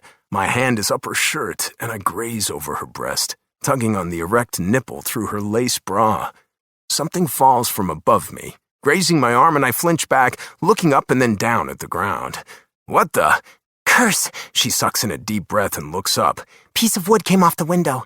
Rotted and needs to be replaced. I gaze back at her lowered lids, swollen mouth, and heaving chest. I'm in no better shape, and like a rubber band snapping against my wrist, I come to my senses and let her down, putting space between us. The silence of the night is deafening, and I'm scrambling around in my head, looking for a way to explain that I didn't mean to take it that far, that we need to just take a second and breathe and pretend like this never happened. She searches my gaze, and maybe she sees it. Maybe she does, because she straightens her spine and gives me a tight-lipped nod. Giselle, I still don't know what's going to come out of my stupid mouth, but she beats me to it. No need to say what's on your face, Devin. That kiss was terrible, and we can never do it again. My eyes shut. What a lie. But we can't. There's Jack, but shit. Mostly there's me. I can't hang on to girls like Giselle. I don't want to. Yeah. She picks up a cup, slams it down on the stump, and smashes it to smithereens. Chapter 10. Giselle. Ever since you were little, you kept a secret journal. Always knew you'd pick up writing again. Just didn't think it would be about sexy aliens. Aunt Clara says as she ushers me in the door of the Cut and Curl. Wearing a bright red maxi dress and strappy sandals, she's a ball of energy. I inhale the slight scent of ammonia mixed with fruity shampoo inside the salon. A block from the center of town in Daisy, everyone comes here to gossip and get their hair done. Even me. I kiss her cheek, waving the bag of lunch I grabbed for her. I can't drive past a Chick-fil-A without getting her something. Got their new mac and cheese. Figured you'd be too busy to get your own, with Mama running errands today. Bless your little heart, she squeals, and snatches up the bag, pulls out the mac and cheese, and holds it up like it's the Holy Grail. I grin, then recall her comment, and give her a steely look. First, Topher told Mama about rodeo, and now he's talking about my book? The man will suffer. Shush. Let me shove this in my mouth before you get huffy. She's already sitting in the chair, her feet up on her station as she takes a big bite and swoons. I blow out a breath, wound up, feeling tense and ready to do something, especially after my morning with Devin. He marched out of his bedroom, not meeting my eyes as he grumbled about a bad night. He ate his oatmeal and drank his protein shake, careful to step around me in the kitchen, as usual. But oh, you can bet he loved all over Pookie, who'd peed in his loafers. He told her, "It's okay, little doggy, you've been through a trauma." Then grunted out a later at me over his shoulder and left for the stadium. It was a bitter pill to swallow, sitting next to him on the ride back from the barn. He never said one word, unless you count, "May I turn the music up?" He blasted it, and I clasped my hands and stared out the window.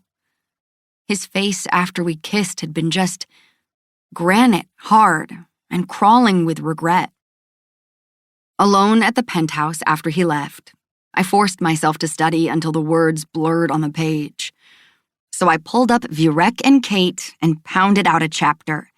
It was a glorious fight scene, where Kate got to say everything I couldn't last night, how frustrated she is because Vurek refuses to see what is right in front of him, and how dare he stay resolute in delivering her to his king. She's not meant to be a harem girl. She is his. Ugh, Devin. He doesn't want to get entangled, and it cuts deep, so sharp and visceral that I don't understand the heaviness in my body, the pain radiating in the center of my chest. Yes, he kissed me like a man drowning, but that was just a natural response to someone he admitted to being attracted to. His brain releasing dopamine, his serotonin levels increasing, thus producing oxytocin, the love hormone. He probably hasn't gotten laid in a while. A man like him, well, he gets it on the regular. All those women kissing him on the neck. My hands curl. Besides all that, last night, I saw the anguish on his face when he talked about his college sweetheart. He trusted me with deeply personal things, and if he wants to call me just a friend, then I will be just that. I don't want to lose him as a person in my life. I don't get close to a lot of people, and with him, there's a beautiful connection I'm afraid of destroying. On the drive here, I made a pact with myself to be his ear if he needs one, but no more kissing. It's not his fault that I'm the one with weird feelings. I will take all my frustrations out in my story. You rascal, I call out to Topher when I spot him leaning against the sun-drop machine, thumbing through a magazine, pretending like he didn't see me come in. I bet he walked over on his lunch break. He meets my eyes in the mirror and walks over and swings me around. I'm supposed to be mad at you for gossiping about me, I mutter, but it's hard to stay annoyed when he plants a big kiss on my head.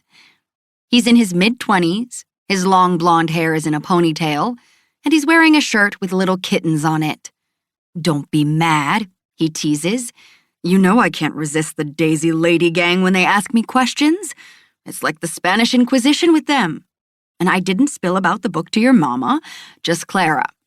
She was reading Mated to the Alien when I came in, and your book just fell out of my mouth. Shameless, I reply, shaking my head. I'm never going to let you read it. That's your punishment. He laughs. Forget that. I love to write myself, so I can be one of those early beta readers. A serious look grows on his face. I've been so worried about you since the fire. Have you seen this? He pops open his phone and brings up a grainy video of a girl on a fire escape. It was on Channel 5 News the morning after the fire. Some bystander took it. Unnamed woman escapes apartment fire. I close my eyes. Mama's not here, right? Aunt Clara puts down a nearly demolished bowl of mac and cheese and eases in. Always ready for a conspiracy. She's at the Piggly Wiggly. Then she's getting her tires rotated and oil changed. Her eyes flare as she watches the video. What on earth were you thinking, Giselle? Mama knows about the fire. I called her the next day. But she doesn't know I went back for the pearls, and she doesn't know I'm staying with Devin. I haven't mentioned the guy from Walmart to her because Devin is private and asked me not to. You're staying with Devin, Topher announces, and I gape. What? How did you? He nudges his head toward the huge window in front of the salon. For someone so smart, you forget I see all. Might start working at a psychic hotline. He holds up a finger. First, you drove red here. A second finger appears. Second, and most telling, last night a black Hummer whizzed through town. There's only one vehicle like that I know of, and only one hot-as-heck wide receiver who drives it. A third finger springs up. Next, I saw you in the passenger seat. Windows down, music blaring as you swigged a beer. I shake my head.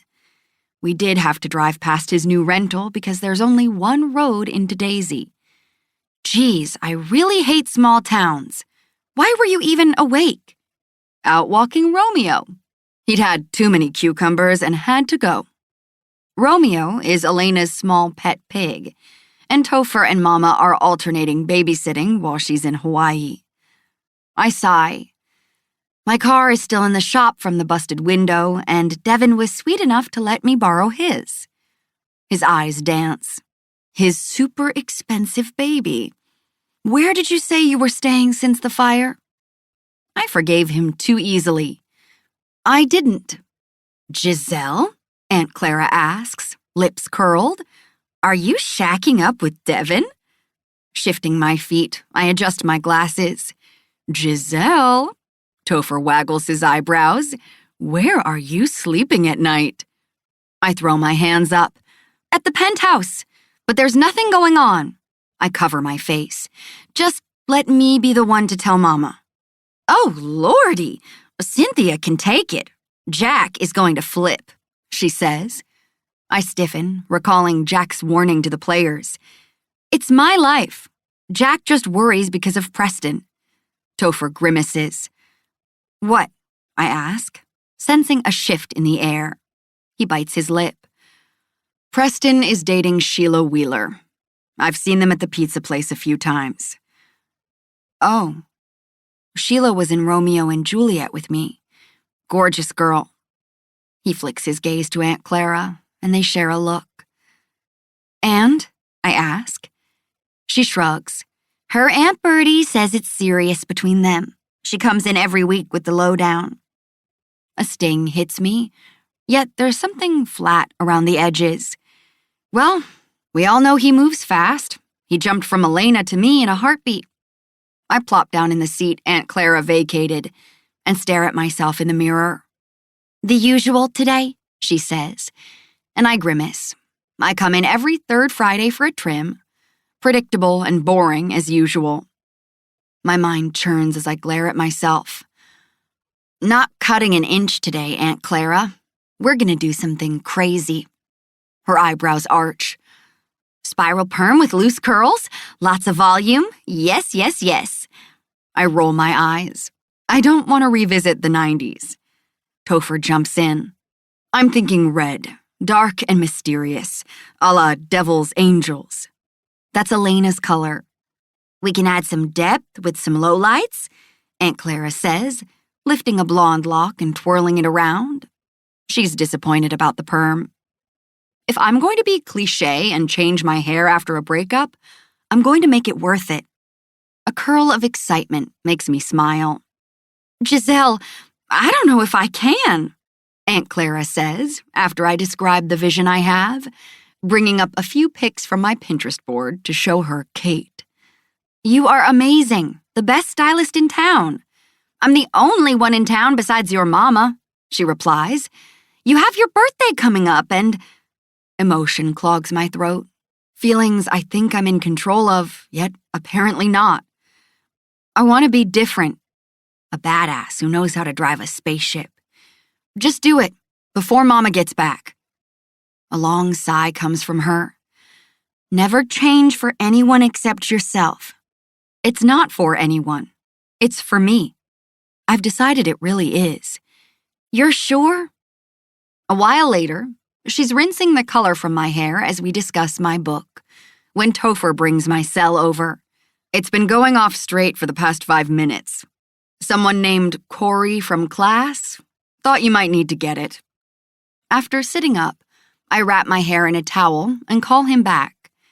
What's going on? I ask. Corey breathes heavily, his voice low. Miss Riley, I really hate to bug you. I know you study all the time. I look around at the cut and curl. Yeah, it's cool. Just wrapped up some research on my romance book. Class was bad. Me and... Say hi, Addison. I hear her voice in the background. Hey, Ms. Riley. We had a terrible freaking teacher today. One of those TAs. Only we didn't understand a word he said. Talked in freaking circles about relativity and black holes for an hour. And now he wants a summary of what we learned emailed to him by tonight. I can copy straight out of Wikipedia, but, I really want to understand. He huffs. The jerk ruined one of the coolest things in space. Black holes are still awesome, I assure him. Aunt Clara pops an eyebrow. Are they? I shoo her. Another huff from Corey. To me, black holes are the vacuum cleaners of the universe. And when I said that, he nearly flipped a table. He also said they're invisible and don't even suck everything. He exhales. In Xanthia, it's a swirling black spiral that you can clearly see and it destroys a whole fleet. All the good space movies are ruined. It's okay when you do it, but not him. Annoyance at my cohort makes me frown.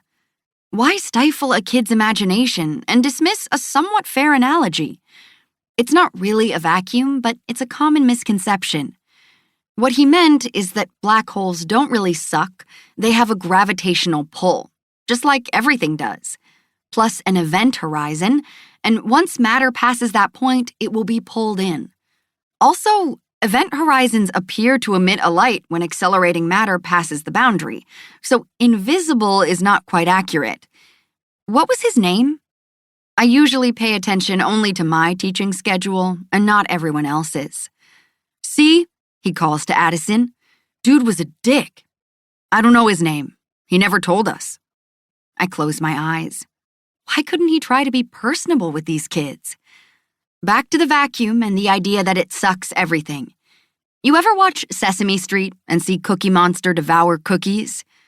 I have a Cookie Monster shirt. It says, "Eat me," he chirps. Girls love it. Of course they do. Think of black holes as Cookie Monster, eating anything that gets close, munching and spitting, some of the bigger crumbs falling out. Some of the matter that's pulled in is large, but once it hits the event horizon, particles fly everywhere, some in, some out. I like my vision better. Giant Dyson, black spiral, Maybe a wormhole to another dimension. No, an invisible cookie monster with a flash of light when matter approaches. He sighs. He was just up there spouting off facts and pissing me off when he didn't explain them. Like I'm supposed to just get those words he used. He groans. I shouldn't have called you. You're busy. Where are you now? The library. I've got a stack of books in front of me, and frankly, I'm ready to rip them apart with my teeth, dude. I usually only rip off beer tops with my teeth. I bite back a smile at the image of him and Addison disgruntled in the library. Books are expensive, and it's not their fault. Take a breath. Wait for me. Auditorily is not the way Corey learns. He needs to see my face, and I can draw some diagrams. Would you really come? I can't have your black holes dream dashed, so yes. He yells, I told you she would, Addison. She squeals in the background, and I hear him rustling back to me. Shit, Miss Riley. Thank you. I swear I won't drink this weekend just for you, just in case you ever need a kidney, he says. After getting off the call with him, I grab my purse, then pull out several 20s and leave them on Aunt Clara's counter. Her mouth twitches. Hate to miss whatever color your hair turns out, but go and save little Corey. I run a quick brush through my hair. Can I come? Topher calls out as I head to the exit. I want to watch you in action, and I really want to ride in red. Don't you have to work? He grins. The Daisy Library is closed today after lunch. Let me be your ride or die bitch. I don't know much about black holes, but I can Google on the way there. We can stop and grab some cookies and use my sock as a puppet. Elation swells. Topher is Elena's BFF, and him wanting to hang out with me makes me giddy. I smile so big it hurts and nudge my head to the car. Nobody drives her but me, I say as we walk out. He smirks, delight on his face as he runs his hands over the sleek hood. Uh-huh. I bet you go 50 on the interstate in this fine piece of horsepower. 65. I'm more of a rebel than you know. Give me the keys. Devin never has to know. You don't know the password. He chortles. Damn, it takes a password to start this machine? I pop the locks, liking the clicking sound it makes. He's insisted I drive it every day. Nope, just a song you have to know before you get the keys from the valet. Who knows me now? What is it? Come on, tell me. He slides into the passenger seat. Devin's password. Is it Closer by 9 Inch Nails? No, how about Get Your Freak On by Missy Elliott? You can keep guessing all the way to Vandy, but I hold that man's secrets to my heart. He smiles as I pull out of the parking lot, dodging the potholes. Do you now? How interesting. We are friends, I say grimly, repeating the mantra in my head. If I keep telling myself over and over, it might just become the truth. On my side, it's already truth for him. He throws his head back and laughs. Oh, Giselle, that man has been checking you out since the night he met you at the community center for Romeo and Juliet. He didn't take his eyes off you at the wedding. Looked to me like a man conflicted. I pause, then tell him how Devin showed up at my apartment during the fire, about how I ended up sleeping in his bed after my nightmare, and then about last night in the barn. I break down my gaze levels and describe the best kiss of all time. He fiddles with the music, looking for a station. He had a date at the reception, I say. Want to know a secret? If you truly have one, I can't believe you haven't told me already, I muse, sending him a wry grin. He taps his fingers on his white skinny jeans, his Converse shifting around as he turns to me. I didn't really put it together until you said how adamant he is about staying friends, but he stops, tapping his chin.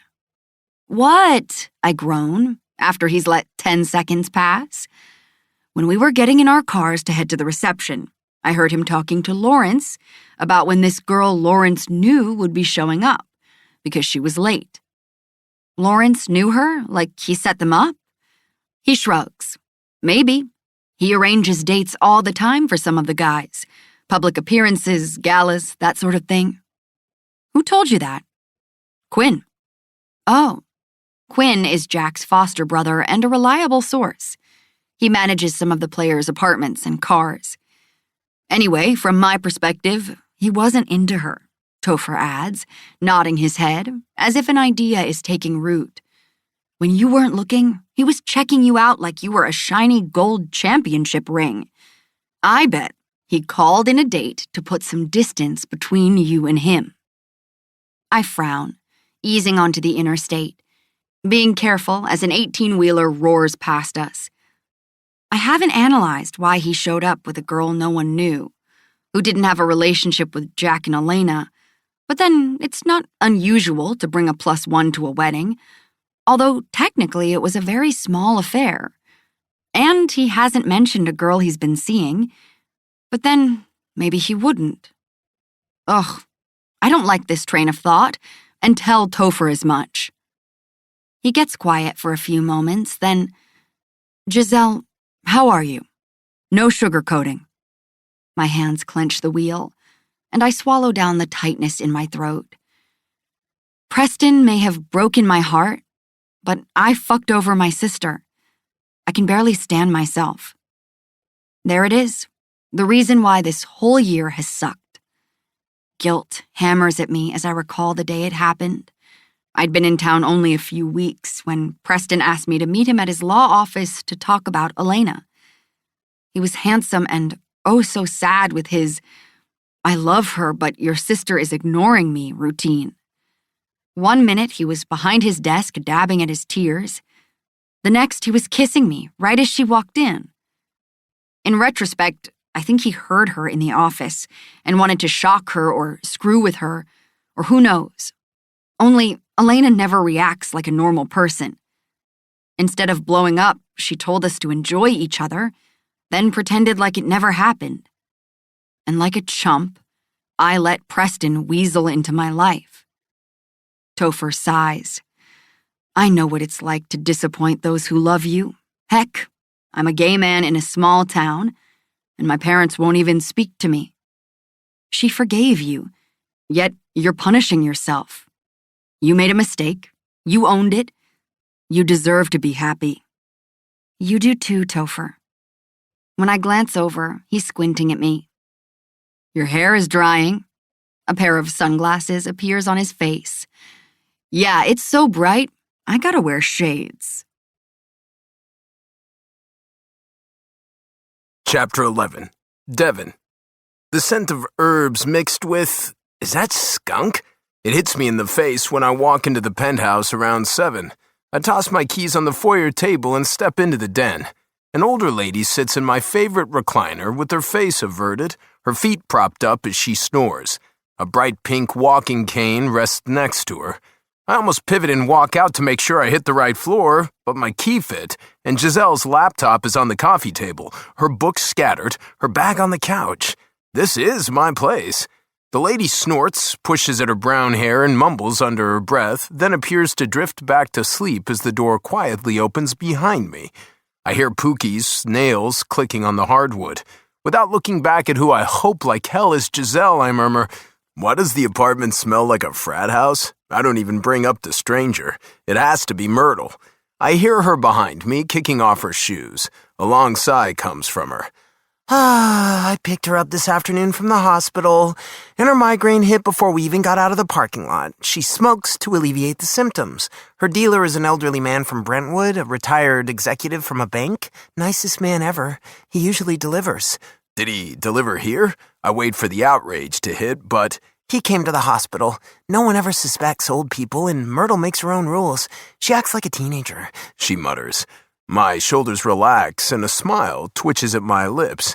It hasn't passed my notice that Giselle is drawn to interesting characters, from a pot-smoking old lady to emus. Another snore comes from my recliner. I'm surprised you didn't recognize her, she murmurs, still behind me. My skin is electric, waiting for her to walk past me. Part of me wants to turn around and face her, while the other wants to pretend like last night never happened. Because I was too upset about the girl I thought was still in the damn building.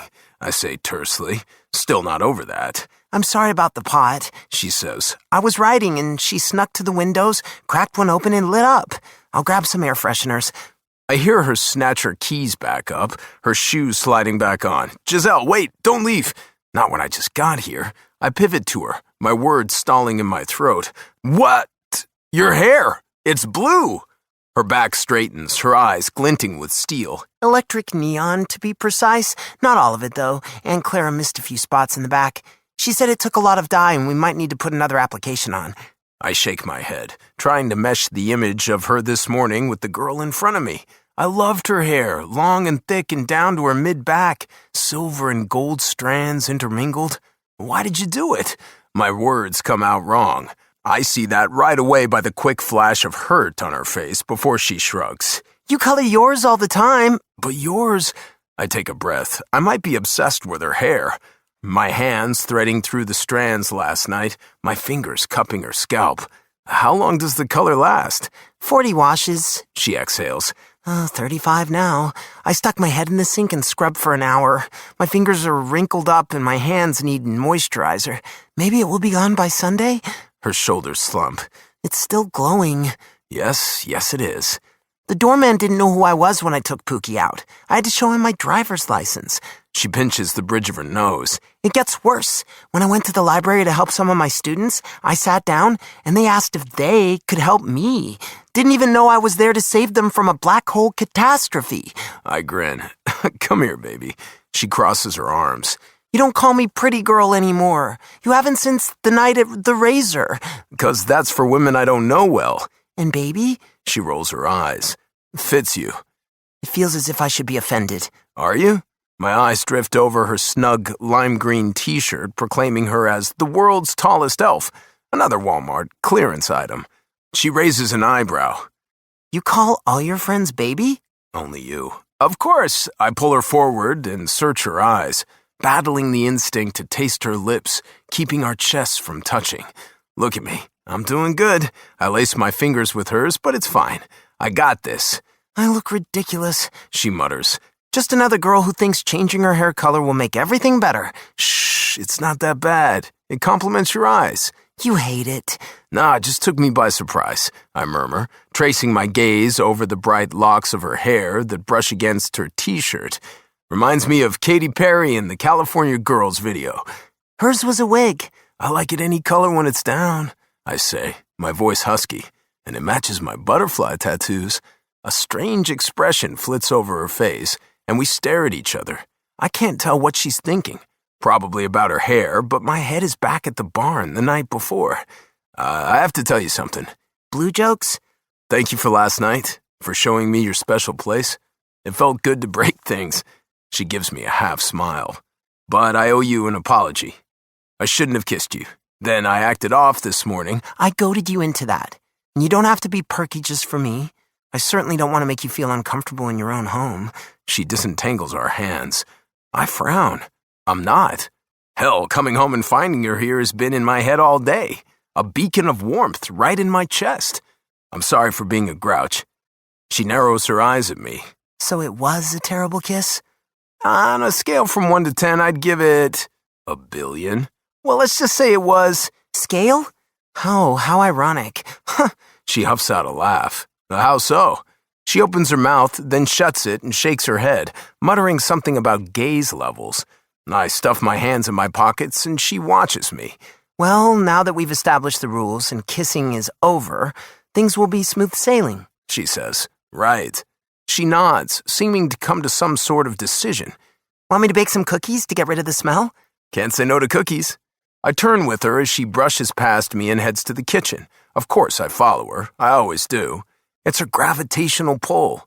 And I'm as pathetic as Pookie, who trots after me. Can I help? She hip checks me as she pulls a pan from the cabinet. You could preheat the oven to 350 and get the cookie dough out of the freezer. I'll cut them up and make sure they're 2 inches apart. That's how I roll. Didn't you see the pizza boxes from dinner? Her gaze darts to me. Have you had dinner? I can make you something, spaghetti. It won't be a homemade sauce, but Myrtle likes it when I make it. Nah, I ate with Lawrence. I'd thought about texting her to see if she wanted to go out for dinner, but worry for my dad kept rearing its head. I drove to his house and did a walkthrough. It was obvious he'd been there. His sink was full of dishes, but he was gone. He's avoiding me. I push those things away and focus on her. Lazily, I watch her flit around the kitchen, bustling like she belongs, stuffing pizza boxes in the trash, cursing as they tumble back out. I move her to the side. Here, let me do that. I pick up the boxes, folding and crushing them with my hands. See how strong I am? Only a pepperoni flies off and lands on my shirt. She erupts and giggles, and when I turn to mock glare at her, my foot tangles in the box on the floor, and I do a little slip and slide before I catch myself on the counter. Oh my God, pizza boxes are trying to kill you. She crosses herself. My curse is rubbing off. I swear this never happens, I muse with a grin. Have you watched me play football? I'm a badass. Lots of times. I arch a brow, satisfaction and pleasure rushing through me. So it wasn't just my national championship game. Whatever happened to the guy you watched it with? Jealous? No. I'd like to meet him and check him out. Meh, he and I never worked out. But I can still see your bio piece they showed during halftime that night. Your hair was clipped short, and you sported a smirk as you flexed your muscles. Most of the cockiness was for show. I was still reeling over Hannah. Impressed by my stats, I see.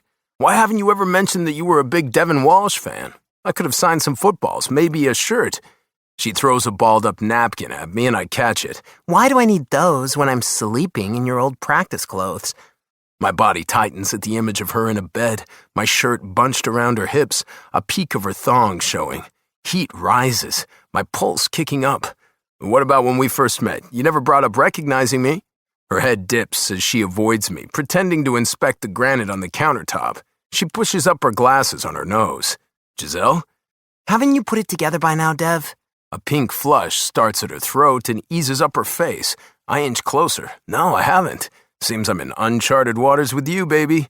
We do that staring thing again where I can't take my eyes off hers, cataloging the micro-expressions on her face, and then I get tangled up on a small heart-shaped freckle above her lips, that full, sweet mouth that's perfect for... Myrtle lets out a snore. Are you gonna make me use your name again? She scrunches up her face and throws another napkin at me. My OCD for questions isn't foolproof. I cannot tell you. Still waiting. Fine.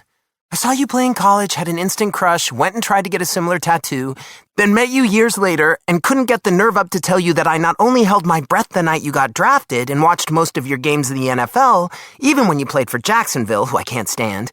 Then you got traded to Nashville. Elena started seeing Jack, and there you were at the community center, in the flesh, and I couldn't even think of what to say, so I pretended like I wasn't a fan. Happy? Fucking delirious, I murmur. She laughs. Really?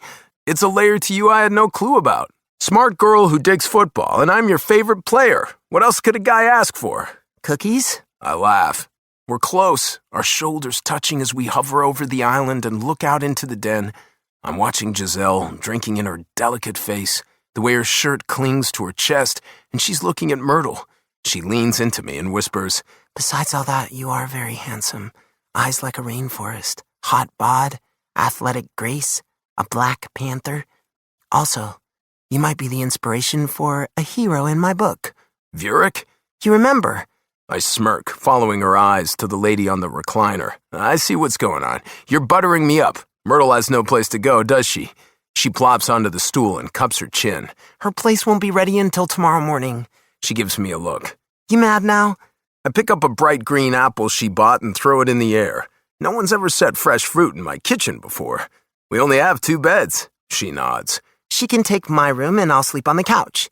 You'll never know she's here. No, I'll take the couch. She gapes. You've done too much already. I will not take your bed. I insist on the couch. Visions of her in my bed with me dance around me until I push them away. All right. A small frown puckers her forehead. I've moved in with a nervous dog who pees in your expensive shoes, invited a guest, let her smoke pot, and inadvertently nearly caused you to break a leg. You're living with a curse-ridden maniac. I grin, and before I can stop myself, I kiss her temple. Friends do that, and slide away. Anything to keep you from being blue? She gives me side-eye. I laugh and head to my bedroom to change. You really blew my mind when I saw you, Smurfette. Hey, you said you'd help me make cookies, she calls. And I dash back in the kitchen, grab the package of cookie dough from the freezer, turn the oven on with a flourish, then smirk at her, all without slipping. We have any ice cream for the cookies? Bluebell brand is my favorite. A soft sigh comes from her, and before I can stop again, I'm back and right in front of her. She picks up a strand of blue and glares. The new hair was supposed to be part of how Giselle gets her groove back, but... Nope, can't have that. And I do what I've wanted to since she walked in and I saw her anxious face.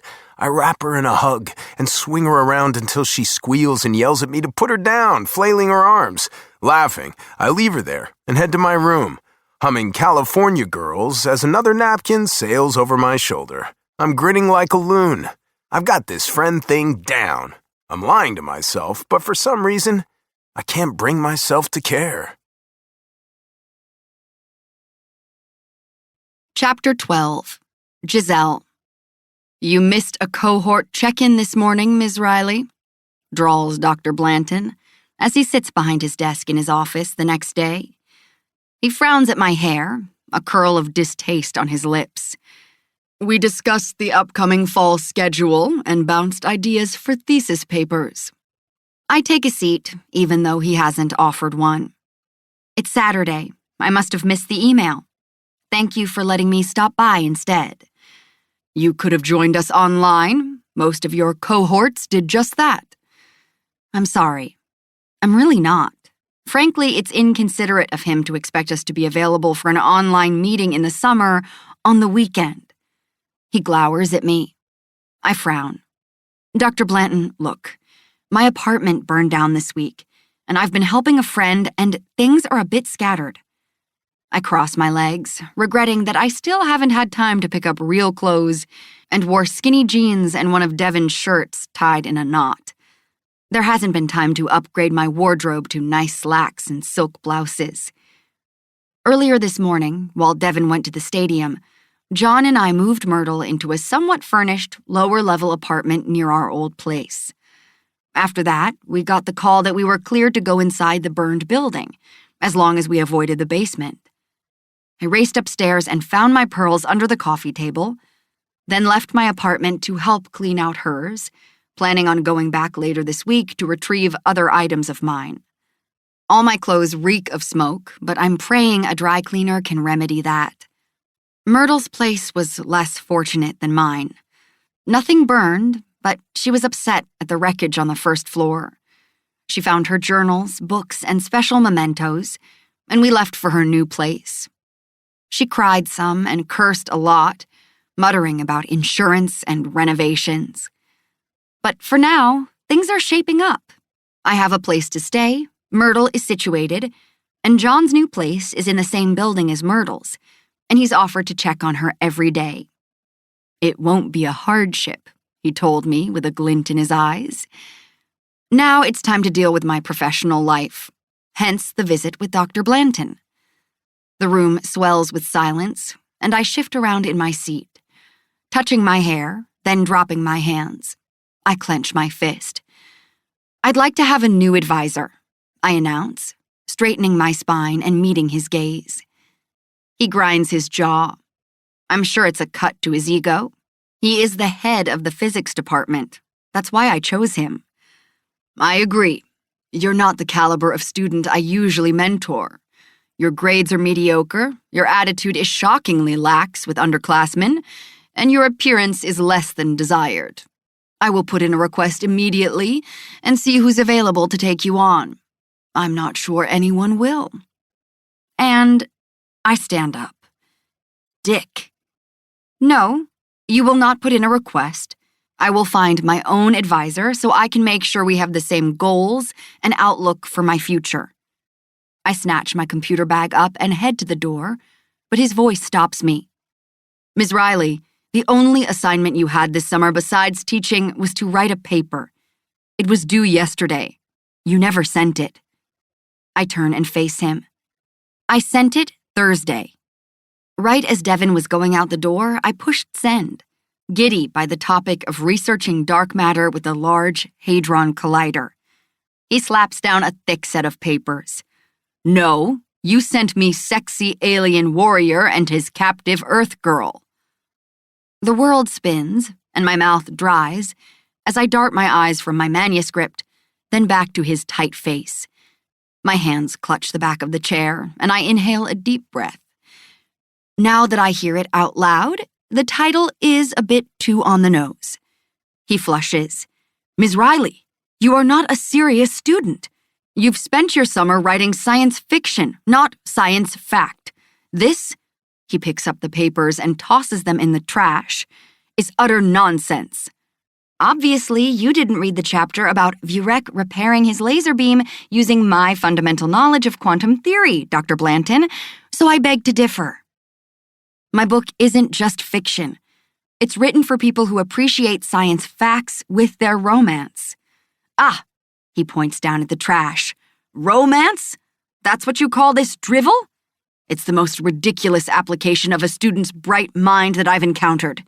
You're blowing your chance at a doctorate with this hogwash.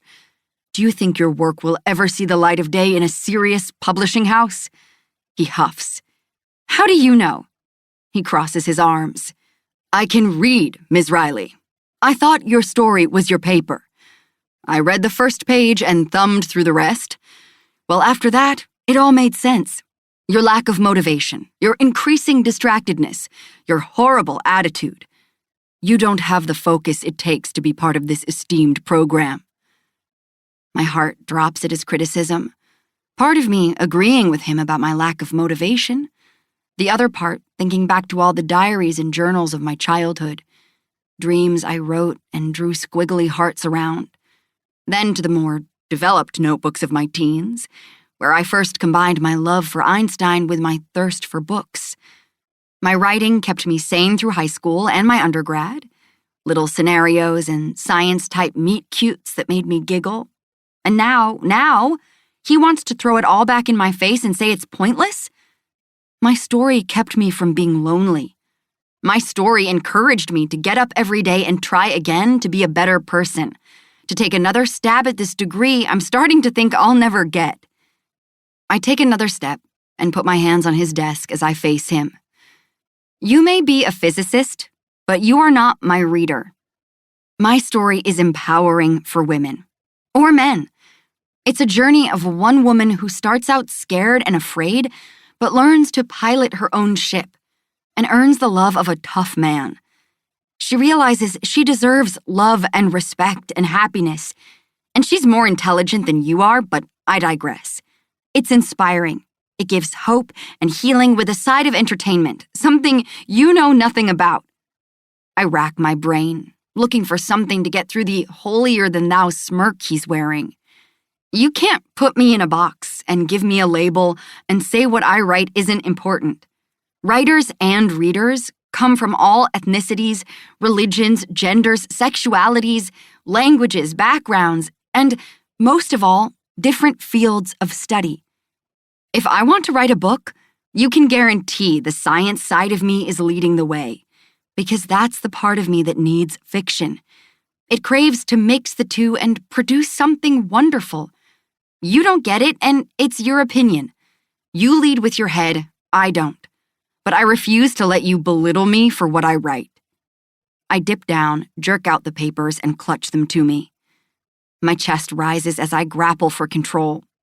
I suck in air. I wrote your paper. I accidentally sent you the wrong document. I will send the correct one immediately, sir. He gapes at me, and I dash for the door. Better to leave before he can tell me he's calling me before the committee and throwing me out on my ear. I'd fight the chauvinistic jerk all the way. I run down the hall and take the stairwell, my brain racing, hands shaking with adrenaline. I've never stood up for myself like that, and Jesus, it felt good. I fling open the door and jog out of the building and into the sunshine. Half an hour later, I realize I've walked past the parking lot where Red is and ended up in a shopping center. I walk into one of the boutiques. Shoving thoughts of Dr. Blanton and everything else to the side, I browse the aisles.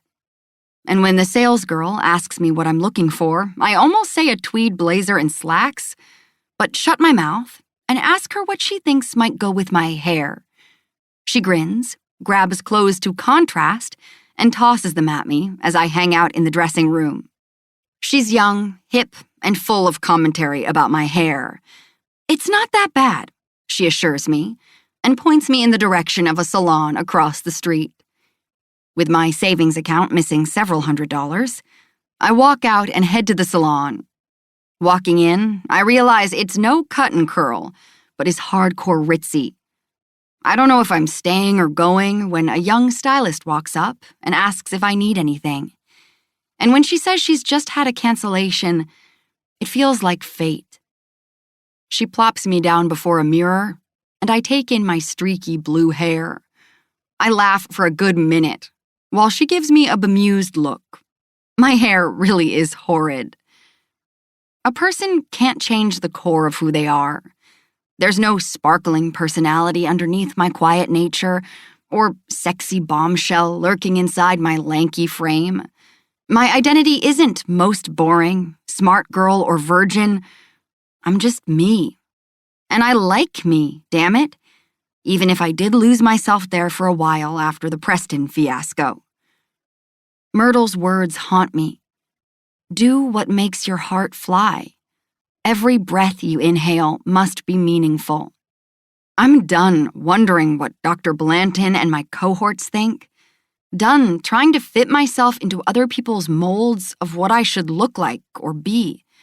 I want my doctorate. That fact will never change. But writing is ingrained in my soul. The stylist gives me a look. Well, what do you want to do? I have a brief twinge of regret that Aunt Clara isn't here to do it herself, but she'll understand. Things are moving fast. It feels like something might just slip away from me before I can grasp it and hang on. Urgency rides me, making me tense, as I run through what I want, what I've really wanted for 5 long months. Devin's carnal mouth, his way of looking at me when he's pretending he isn't. I want him. But in that direction lies peril and friendship ruined. And I sigh, refocusing. One thing at a time. First, let's fix this hair. Chapter 13. Devin. I walk into the Razor and study the series of texts Giselle sent me an hour ago. I didn't see them until I came out of my last meeting.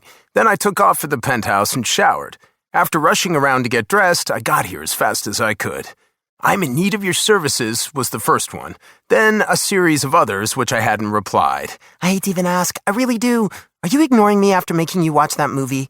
I laughed out loud at that one until I read the rest because we did have a good time last night. After we ate cookies, Giselle put on an angsty, absolutely horrible French film with subtitles where the main character cried every 5 minutes. In between cringes, I threw popcorn at Giselle. She threw back. Movie forgotten, we had a popcorn war in my den, and Myrtle was on my side until our bowl ran out and Myrtle declared us crazy and went to bed. Afterward, I put on Shark Week to up my street cred. See, they don't scare me. And Giselle was instantly fascinated. She likes scary stuff. We sat on the couch for an hour and talked about the anatomy of a shark, mostly cartilage. She described how their skin is actually covered in millions of tiny teeth called dermal denticles that point backward and reduce surface drag, increasing a shark's speed. As the shark grows, it sheds the denticles and grows larger ones. Disgusting, but I like listening to her. She's the smartest person I know. Later, I helped her put sheets on the couch and got her a pillow. Then I went to bed, like I should. I've got this. I bet you're practicing and you aren't seeing these. Topher's jumped the gun. He thinks I need cheering up for some reason and set me up with someone, and he's meeting me at the Razor. Not an online guy, so relax, but a real boy, like Pinocchio. Anyway, could use your insight on scoring a home run on this date. If want to text me some pointers, I'm ready. I need to see this guy. Random factoid, there's a meteor shower tonight, big rocks entering our atmosphere at 110,000 miles an hour. Genie in a bottle reverberates through the dark club as I stalk in, say a quick word to the guy at the front, and weave through the Saturday night crowd. It's not late, around 8, but the place is filling up. I fire off a text to Giselle. I'm here, where are you? When I don't get a response right away, I head to the bar, seeing Selena. She catches my eye, grins, wraps up her conversation, heads my way, and runs down the recent issues with the air conditioning and her new hires. My eyes scan the place for Giselle, at the bar, at the tables. For the first time, I wish the place was brighter. She gets me a beer and I take a swig, then check my phone. Have you heard from Garrett yet? She asks, leaning in over the bar. I grimace. No. Hey, have any strange guys been in here looking for me? She purses her lips and shakes her head. If anyone comes in, call me. Your friend looks different. Selena muses, and my head snaps up from checking my phone again, like it might have changed in the past minute, following her finger as she points to the dance floor. I see her seemingly lost in the peppy beat, head thrown back, glasses gone. I guess she grabbed her contacts at her apartment today. Her hair is different, the blue a lighter hue and evenly colored, the silky strands swaying as she holds her arms up over her head and shakes her ass. Giselle stumbles into a couple, bounces off, and keeps going, her feet not in sync with whatever her hands are doing. She really can't dance. Selena deadpans. I don't think she cares, I say on a grin. Is she chasing dolphins? I take a swig of beer. Nah, she's doing Uma Thurman from Pulp Fiction, which pleases me more than it should. I love that movie. I make a mental note to see if she wants to do a rewatch with me. Where is her date? I run my eyes over everyone on the floor close to her, but it's either groups or couples, and she's by herself. She wiggles her ass, and a guy appears behind her. He's moving with the music, getting closer to her, and she looks up, takes him in, then moves to the other side of the dance floor. I laugh, sobering as she moves closer, and I take in what she's wearing. A tight cream pencil skirt with a sleeveless baby blue blouse, the top buttons undone enough to show the flush and sweat on her skin. Her pearls rest in the hollow of her throat, and my dick gets hard. New clothes, I murmur under my breath, and for half a second it makes me sad, knowing she won't be mine. It happens again. Another guy, this one more determined when he puts his hand on her hip. She removes it, gives him a glare, and stalks off to another spot. It's always the quiet ones. They'll surprise you, comes a deep voice as Aiden slides in next to me. He stares at Giselle. Aiden, I say, nodding and lifting my beer. Good to see you. I mean it. We've been avoiding each other these past few days, but we need to get past it. He grunts and orders a drink from Selena and swings his gaze back on me, his usual happy face flat. She dances like she's high, he muses. Don't ruin her fun. His shoulders slump. Dude, she never called me. I don't have her digits and you're pissed at me. I scrub my face. I overreacted. He exhales. Oh, you blew up, man. Over something I don't really get. Unless you've got something going on for Giselle and you aren't telling me. He narrows his gaze. Is that it? I stiffen. Do I care about her? Yes. Do I want you talking smack about her in my face? No. Nor do I want you dating her. She's not one of your flings. My voice is firm and even, and I'm not going to lose my temper, not this time. I don't even touch on the Jack issue because he knows how well that would go over. Those two are friends and enemies. Aiden sets his beer on the bar and stands up from the stool. There's another guy zeroing in on her. I'm gonna help. Before he can finish, I'm up and gone, brushing past him, bumping his shoulder as I make my way to Giselle. I hear him laughing behind me. Her eyes open when my hands settle on her hips, a retort obviously on her lips until she sees it's me. Then she throws her arms around my shoulders for a hug. Thank God! You didn't have to come, but I'm glad you did. Topher sprung this on me at the last minute, she says. I guess she hasn't checked her phone since she started dancing. Where's your date? I say, huskier than I intended, staring down at her. I pull her closer as the music ebbs into a slower song. We fit together, our height perfect against my body. Her arms slide around my neck and the air in the club feels thick, my lungs tight as her pelvis brushes against mine. She nudges her head to the rear upper left of the club, an area lined with cozy leather booths. Back there. He didn't want to dance and I'm in a dancing mood. I told my advisor off. She smiles. My date is kind of perfect. He said my hair is the color of a summer sky. My hands tighten around her hips. Let's meet him then. She gets a determined look on her face. Right. You be the wingman, talk me up, catalog everything, kick me if I say anything atrocious. Let's go take a look at him, I grind out, anger pulsing at this guy she thinks is perfect. I'm not being rational, and I'm aware, but I'm edging toward a steep cliff, step by step, as if pulled by an invisible force. Just don't fall. She whips around, her ass swaying, stilettos on her feet, legs damn near making me groan as I follow her to the back. We arrive at the steps to the mezzanine level, the wall lined with red banquettes and cozy sitting arrangements. Greg, this is my roommate, Devin Walsh. She runs through the introductions as she slides in right next to him, and I take the seat across from him. She's telling him how we know each other, but I'm barely listening, sizing him up. She didn't have to tell me he's her type. It's obvious with the boyish good looks, the clean-cut haircut, studious glasses, and suit. Smart, business type, upper middle class, and his eyes are glued to her, following a trail of sweat that's slowly sliding down her throat to her blouse. "Slide over," Aiden says to me, and I wrench my eyes off them.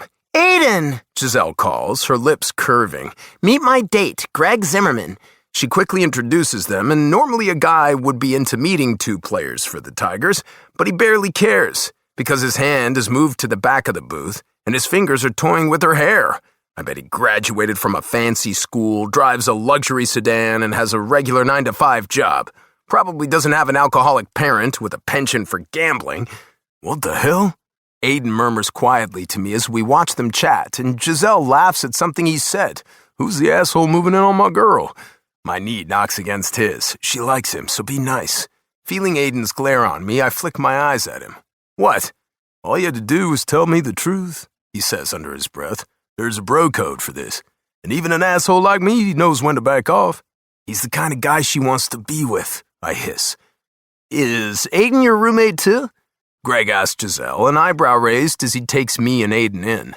Aiden starts in surprise, then smirks as he gives me a look that says, "When were you going to tell me that?" Taking his eyes off me, he says to Greg, "Nope, just friends." "What do you do, Greg?" I ask abruptly, interrupting their conversation, studying him. His hand is slid around lower to cup her shoulder. "Weatherman for Channel 5 News," he says, then proceeds to give us the forecast for the next 2 days. With the cumulus clouds in the sky, we're in for more clear weather. Those are the puffy clouds, the ones that look like cotton candy. Fascinating, I say, infusing my words with enthusiasm. Tell me more. He leans in, his arm moving away from Giselle's shoulder. Well, their name derives from the Latin cumulo, meaning heap or pile. They appear in lines, clusters, or on their own, the type you see in the summer. Indeed, I say, propping my elbows on the table, feigning a new love for weather. Greg keeps going, his eyes lighting up. However, cumulus clouds are influenced by weather instability, air pressure, and temperature.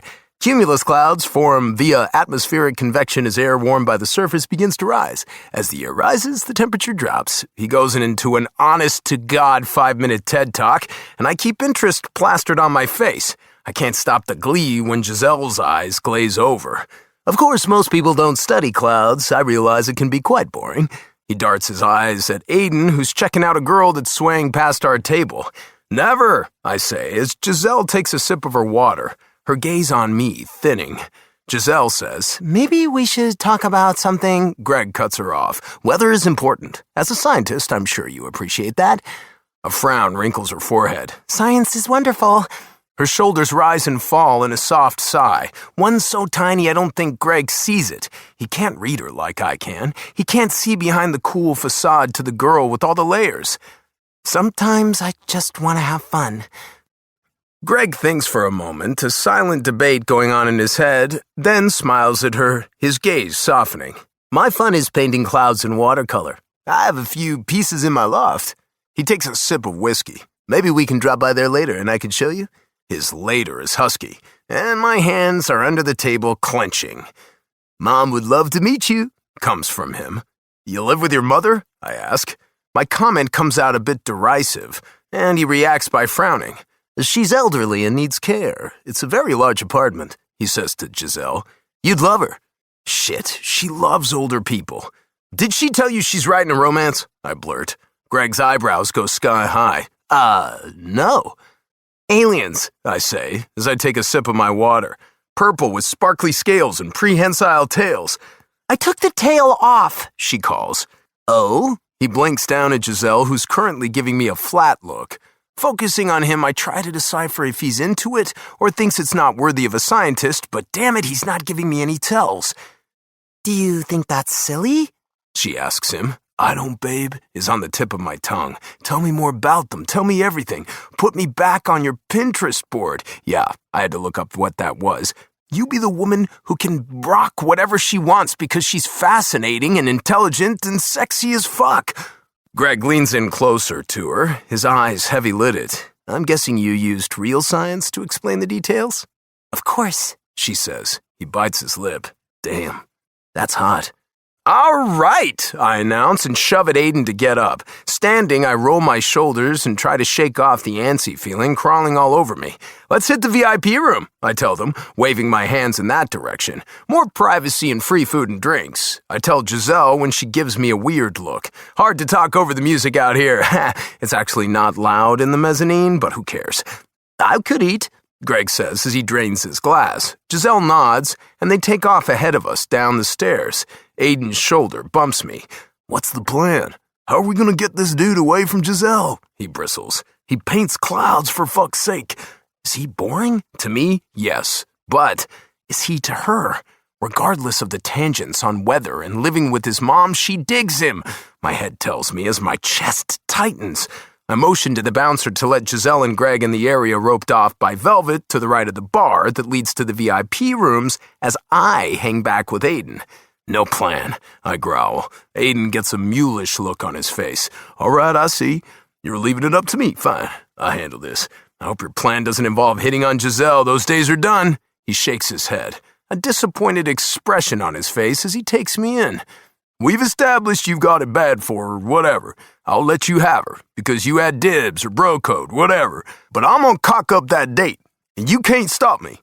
Before I say anything, he grins, backs up, and dances across the dance floor right in the middle of a group of women who squeal and put their hands on his chest.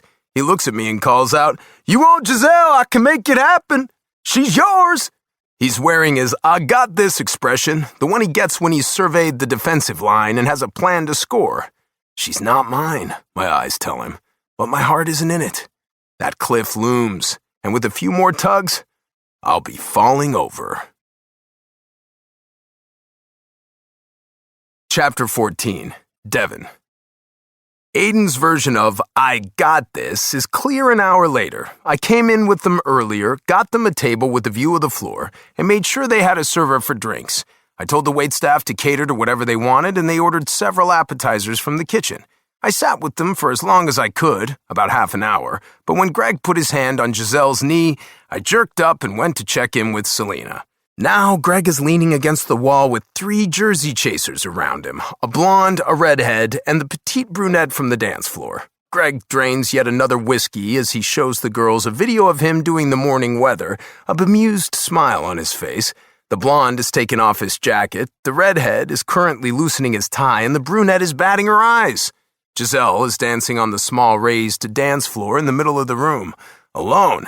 I scan for Aiden and find him in the back, utter delight on his face. Several other players sit at a table close to the dais, and I watch as Hollis sets down his drink, eyeing Giselle, then gets up and dances over to her. Damn it! Jack's warning means nothing when a beautiful girl is in VIP. Aiden gives me a grin, and I want to punch him. How can I be gone for 30 minutes and another of my teammates is zeroed in on her? I can't leave her alone ever.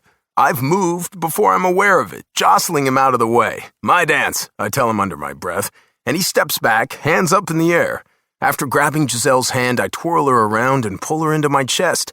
She feels fragile when I gaze down at her, smoothing hair out of her face, trying to get a read on her. I went to dance, and the girls swarmed in on him, she tells me, her eyes shiny. One minute he was telling me about precipitation in the Sahara, not much, and the next... Her eyes dart over to Greg. She has no clue she's the most beautiful woman in the room, and it's on the tip of my tongue to tell her when another giggle sounds from their side of the room as one of the girls leans into Greg and gives him a kiss on the cheek. I'm gonna kill Aiden. Are you upset? Her nose presses into my neck as she inhales, and I lose my train of thought. Giselle, talk to me. She says nothing, resting her head on my chest, and I exhale, tightening my arms. Look, I'm angry for you. I'll beat the shit out of him, I say. Cumulus clouds are the mother of all other clouds, comes Greg's excited voice. Her shoulders shudder, and my anger notches up, but I hold it in, tracing my fingers down her spine to rest on the waistband of her skirt, idly brushing at the place where her blouse is tucked in. Baby, talk to me. How can I make it better? My hands rub down her back, lingering at the top of her ass before starting at her shoulders again. Her hair brushes against my jaw, and she smells like vanilla, sweet and thick and heady. God, so fucking good. Her body shivers, and I think she sniffs. Baby, don't cry, please. I try to ease her away and tip her face up, and she grudgingly lets me. You aren't crying. I accuse as we stop moving, and I see the glint in her eyes. She laughs, stuffing her face in my shirt again. Oh, God, no. He's so awful. I did, but if he talked about clouds one more time, I was going to stick a fork in his face. A grin tugs at my lips. You don't want to go meet his mom? She guffaws. My own is enough. Ego bruised? It's worth you dancing with me, she says with a smile and tangles her hands in my hair as we start dancing again. And I have no clue if it's a fast song or slow, but I don't want her out of my arms. Did you eat at least? I ask a few beats later. She smiles. Should have just stayed home and ordered from Milano's. Nah, it's your birthday eve. I'd rather sit on your couch and watch Shark Week. Bloodthirsty beast. You like it. I love it. She laughs, and I laugh with her. Watching her, the curl on her red lips, the way her eyes linger on me holding my gaze, a sense of urgency flies at me, digging deep and taking up space in my chest. I want to be alone with her. Just her. Just me. Come on, let's get out of here. Clasping our hands together, I head to the exit and she follows me.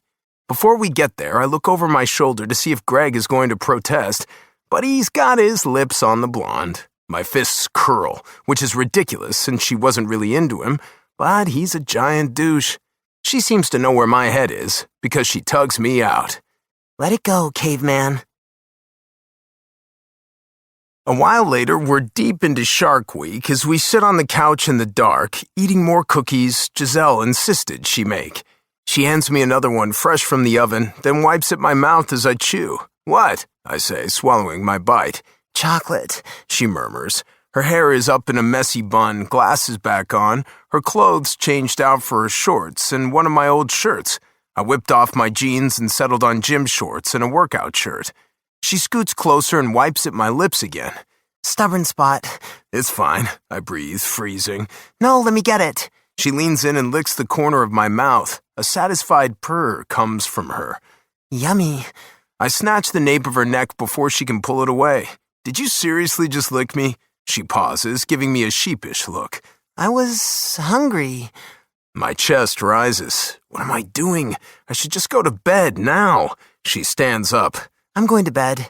I grab her waist and pull her back down on the couch. Oh, no, you don't. We're watching TV. Obviously, I have two personalities. Her head leans on my shoulder as she settles back onto the couch. I warn you, I may fall asleep. It's been a tough week. I'm sorry about your professor. She'd told me the details of her meeting with Dr. Blanton. It just made me more determined. I want my PhD. I want to write, and someday I will go to CERN. How far away is Geneva? 11 hours and 22 minutes on a plane, roughly 4,598 miles. Too damn far.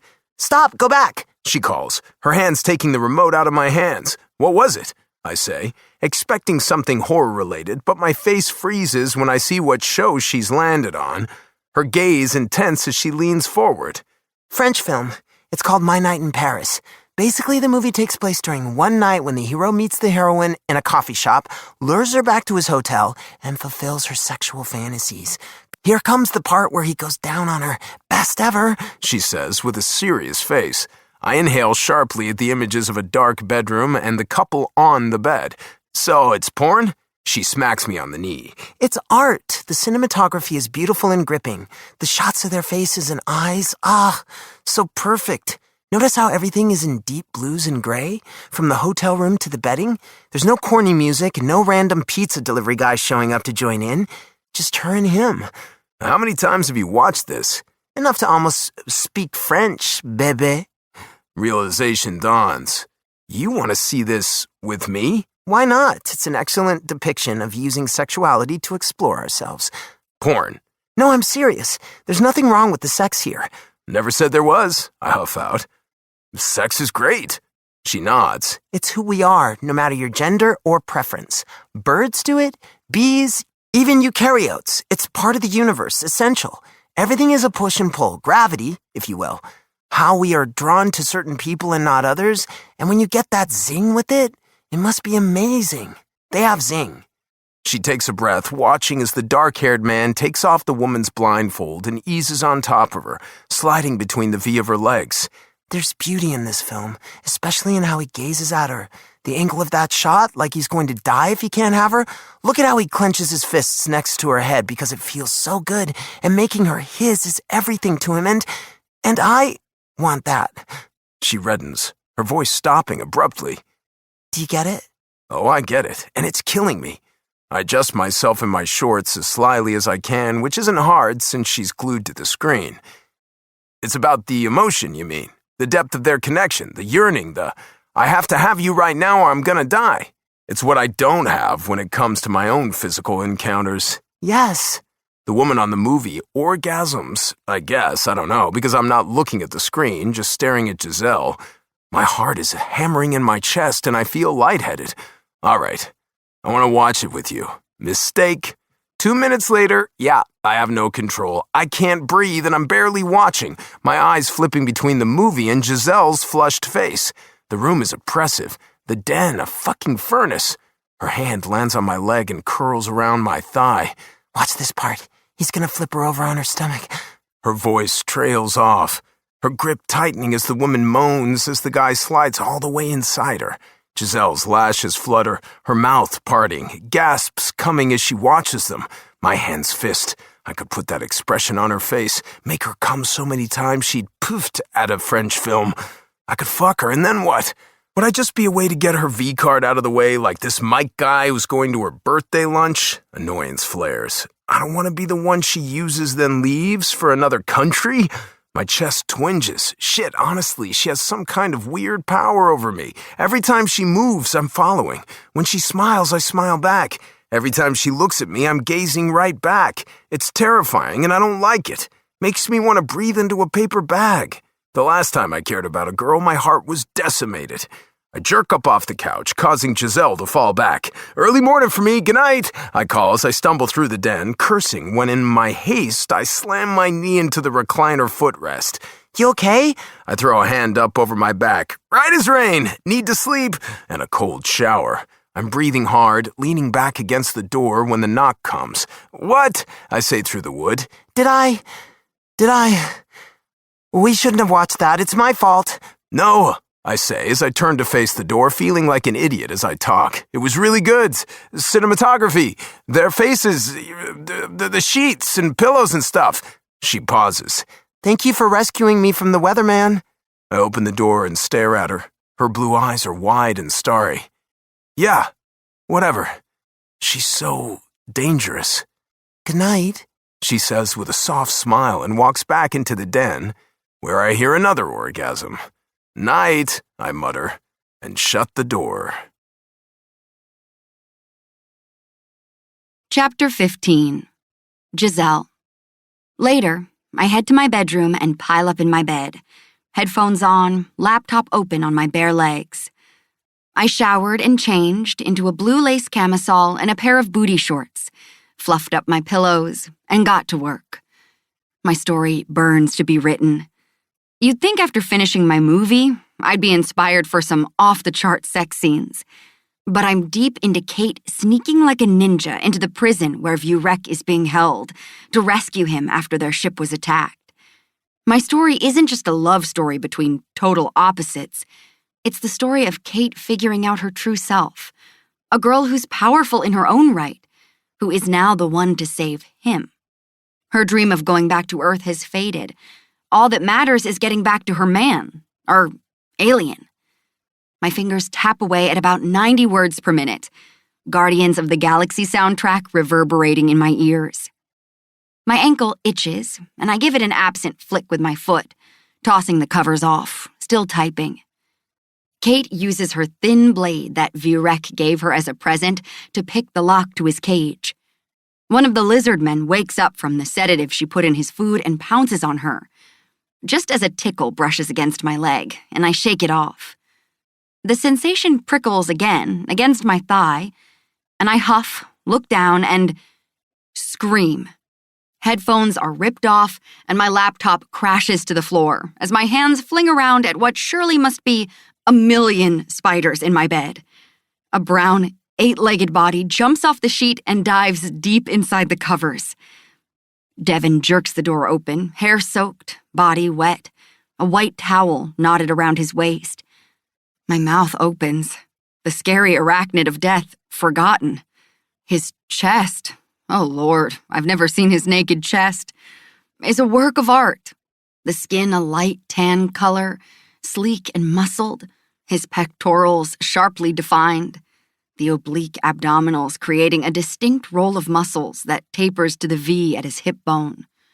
My eyes bulge.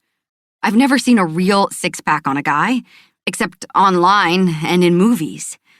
A bead of water tracks down my throat, skating down the center of his chest, past the sparse hair, and right into more hair at the top of his towel. Elena calls that a goodie trail, and I agree. There's goodness in every part of him. He isn't beefy like some football players. He's a runner, all hard muscle and power, honed to outlast, outdistance, outperform. Giselle, what's wrong? I sputter. You look like a dream. Wet, I swallow. He marches in, one hand on the terrible, terrible towel, and paces around the room. I check out his ass and back. Oh, wow. Back muscles for days. And if I was thinking clearly, I could name every single one. Think clearly. His lats under his arm are toned and tight, the rhomboids of his upper back tense and ready to fight. A furry thing jumps on my foot and I scream again, hands waving in front of my face. The bed bounces as I hop down to the floor.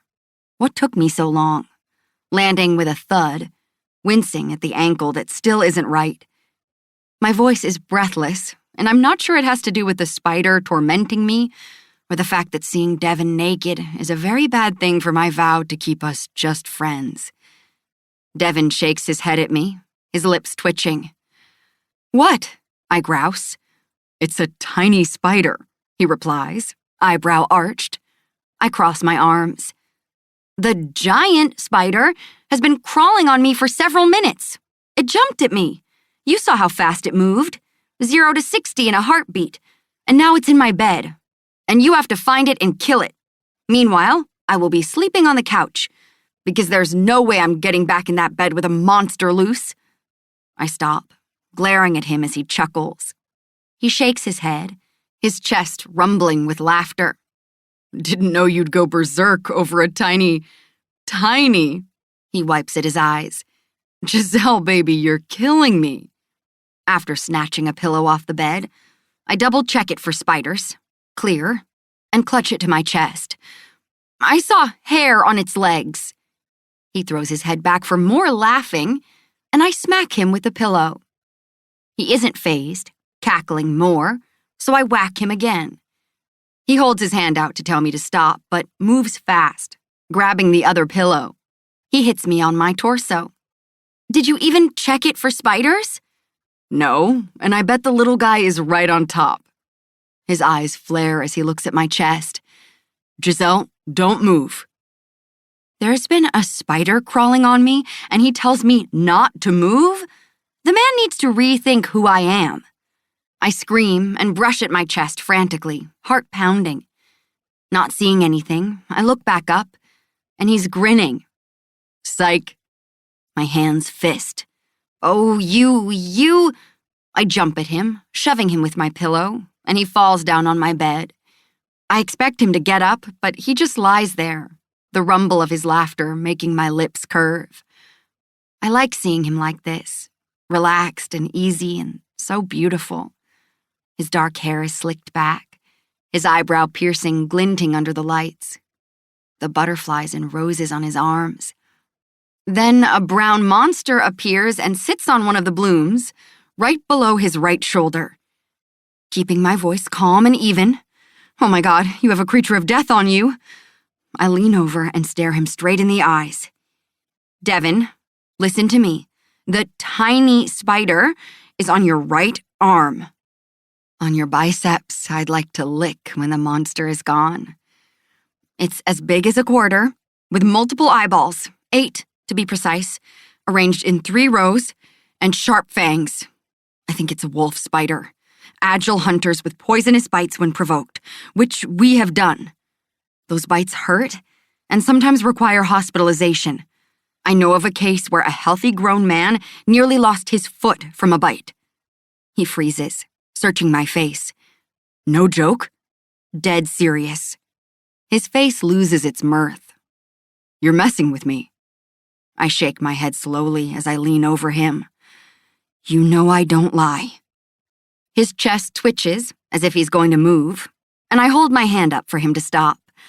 Not so funny when it's on you, is it? I smirk. He glares at me. Kill it. I rear back. I like you at my mercy.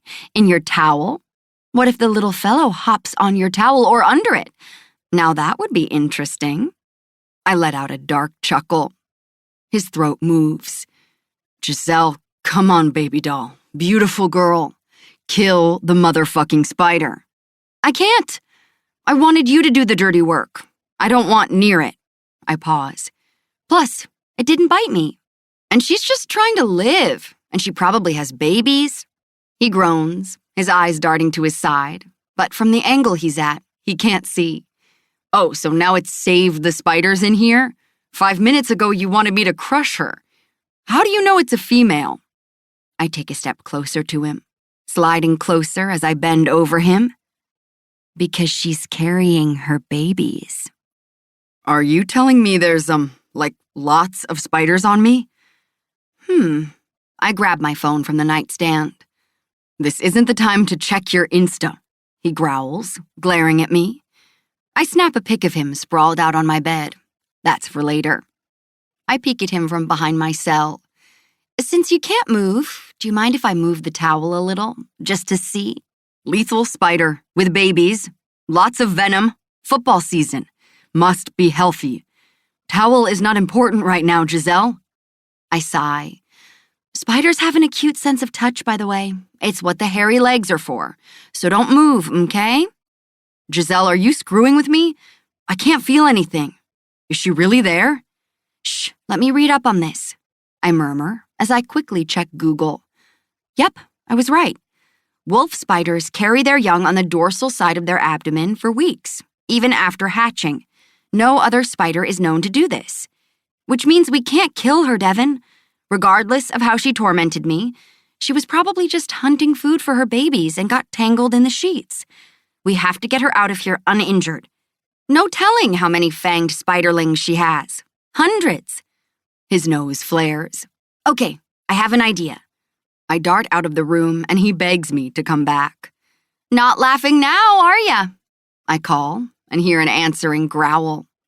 After grabbing a large bowl from the cabinet, I dig through the kitchen drawer for the longest kitchen utensil I can find, snatching a 2-foot wooden spatula that I bet he uses on a grill. Perfect. How are you holding up? I say as I come back in the room. I felt something. Did she move? He says in a wary tone. Nope, still there. You're just paranoid. I creep closer. He bites his lower lip as he eyes the spatula. Are you going to hit me with that? Of course not. I'm going to swoop her into the bowl. He takes a breath, slow and steady. Sweep her away from me, not toward me. If it gets on my face, trust me. Trust the girl who screamed so loud I'm shocked the police aren't here? Okay, sounds good. I think Cindy likes you. She might be sleeping. He rolls his eyes. Fucking Cindy? Stop trying to figure out the damn spider and get it off me. Please. I like it when you say please. Please get Cindy off me. He groans. I inch in closer on the foot of the bed, perpendicular to Devin. I want something in return. Just ask, he bites out. I want to see you naked. Not now, because you shouldn't move, but later, after the rescue.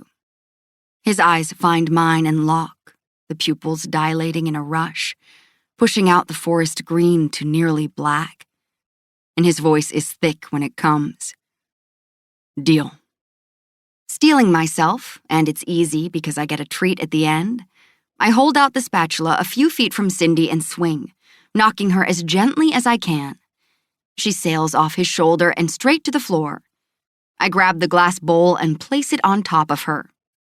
I just scored, I say, and look back at Devin and grin. He gets down on the floor with me and we stare at the bowl. She's not that big. I disagree. He huffs. Do you really know of a man who almost lost his foot? I murmur, standing up. He stands with me, a steely glint in his gaze. You lied. I hold my index and thumb close together. Just a little. I can, in times of danger or a prank. In my defense, the man did go to the hospital. This whole time, I could have just knocked her off and been done with it. Maybe, but I wasn't lying about the babies. Those are real. And I don't know how they haven't all scattered, considering the beating poor Cindy has taken. And now you feel sorry for the scary spider. But, I laugh, clutching my sides. You were scared. You were frozen. He gives me a glare as he bends down. And how in the world has his towel stayed on this entire time? I guess it's a very large towel. He nudges the lip of the bowl until it touches one of her legs, and she crawls along the side. He scoops up the container, and she slides to the bottom. He walks out of the room, and I follow him, soaking in the back muscles, the pert rise of the towel where his ass is. Are you ogling my backside? Yes, I chirp as he grins and opens the door to the penthouse and stalks to the elevator. Are you going to take her out nearly naked? I hiss, getting in the elevator with him. Yes.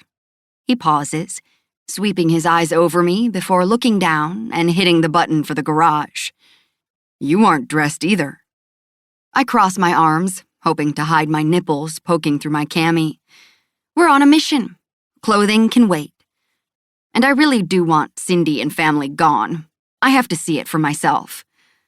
The elevator stops, and we get off and walk near one of the concrete columns. I watch Devin as he sets the bowl down on its side, and Cindy eases out, slow and steady, then darts under red. No, I call out. Not my car. Devin grins. Your car? I feel a blush rising on my cheeks. I love you, Red is incredible, and I can't thank you enough. Everyone stares at me on the highway. I don't drive her fast and always clean out my mess. The rest of my words halt as Devin moves like a blur in front of me, his hands on my shoulders. What did you say? I lick my lips, replaying my words, telling him how much I appreciate him loaning me his car, which reminds me that my car is probably ready for me to pick up and has been for a while, only I haven't had time to get it. Or maybe I haven't wanted to. Devin is still staring at me, and I know what I said. I do, totally. But it makes my heart dip and my legs shake, and I don't know why I said those words. I shouldn't have, because it wasn't like it was meant to be taken seriously, just words that slipped out, that are currently causing him to frown. I need to take a step back, mentally, and tiptoe my way through this, because if one little comment said in jest makes him wear that horrible, hesitant, what am I doing look on his face, then I never want him to know how I feel. I just meant, thank you for letting me drive your car, I say quietly. His throat bobs, his Adam's apple jumping up and down as he swallows thickly, his grip on me loosening before his hands finally fall to his sides. He stares at me. 1, 2, 3, 4, then drops his eyes to the floor. No level 5 gaze here, just a man who is looking for a place to run. You're sure that's all you meant? Yes, succinct and clear. My voice holds as I resist the urge to not gasp out in pain. Yes, pain. He gives me a final look and heads to the elevator. We don't say anything the entire way up. Me on one side, him on the other. His countenance set in hard lines. A baffled, unhappy, yes, definitely unhappy expression on his face. And I put it there, after the fun of Cindy. My words dug under his skin, confusing him and putting another barrier between us. Because let's be honest, the man wants me. I know he does because of those long gazes, the soft touches, the way he kissed me, the way he held me tonight at the club. It's more than just hormones, but he doesn't want to want me. And that knowledge sits in my stomach like a boulder. I wish I had more experience with men, that I knew the right thing to say to make my words not bother him. The scary part is that part of me meant those big words.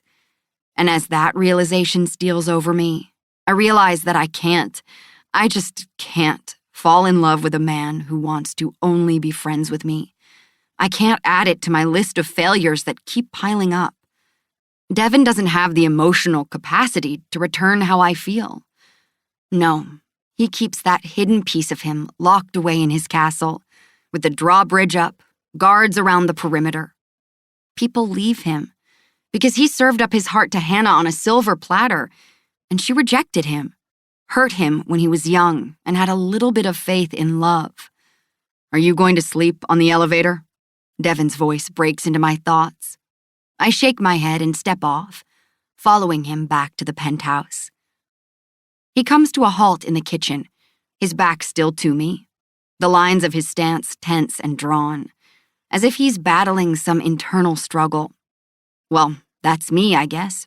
My fault. "You don't have to carry through with our agreement to get naked," I say curtly as I cross my arms. I'm annoyed and hurt. He turns around, hands clenched. "Well," my eyes say. He stalks over to me, getting into my space, and I walk backward, my hands touching the wall for balance. His head dips, and his green eyes rake over me, lingering on my cami, taking me in all the way to my really a waitress red toes that Myrtle painted for me when she stayed over. "The problem is, Giselle, I want to be naked. I want to be all over you, inside you. I want to make you helpless underneath me, own every inch of your skin until you smell like me, until you don't know where you start and I begin. I'm itching. My hands, my fucking hands." The palms of his hands slam the wall on either side of me, caging me in. "Want to be in your hair. They want to strip you down and make you scream my name when you come. Then I want to do it all over again." My lashes flutter. "Tell me how you really feel," I gasp out. One of his hands slaps at the wall, jarring and loud, but I don't flinch, because it's Devin, and he'd never hurt me. Low and harsh, his voice is broken, as if dragged over rocks. "This is how I feel. I'm laying it out for you so you know the truth. Fucking is just sex to me, Giselle. No feelings. None of that emotional, yearning stuff from your movie. That's who I am. Is that what you want? One night with someone who won't care about you the next day? Someone like a guy from your app?" "It's not like that," I say sharply. "Isn't it? That's what it will be with me. I'd fuck you and walk away." My heart squeezes. "From me?" "Yes," he growls, running his nose up my throat, his teeth nipping at my ear. His scent wraps around me, thick and heady. "Decide, now. Do you want to fuck?" That dirty word from his mouth, directed at me, sets me alight like a match to fuel.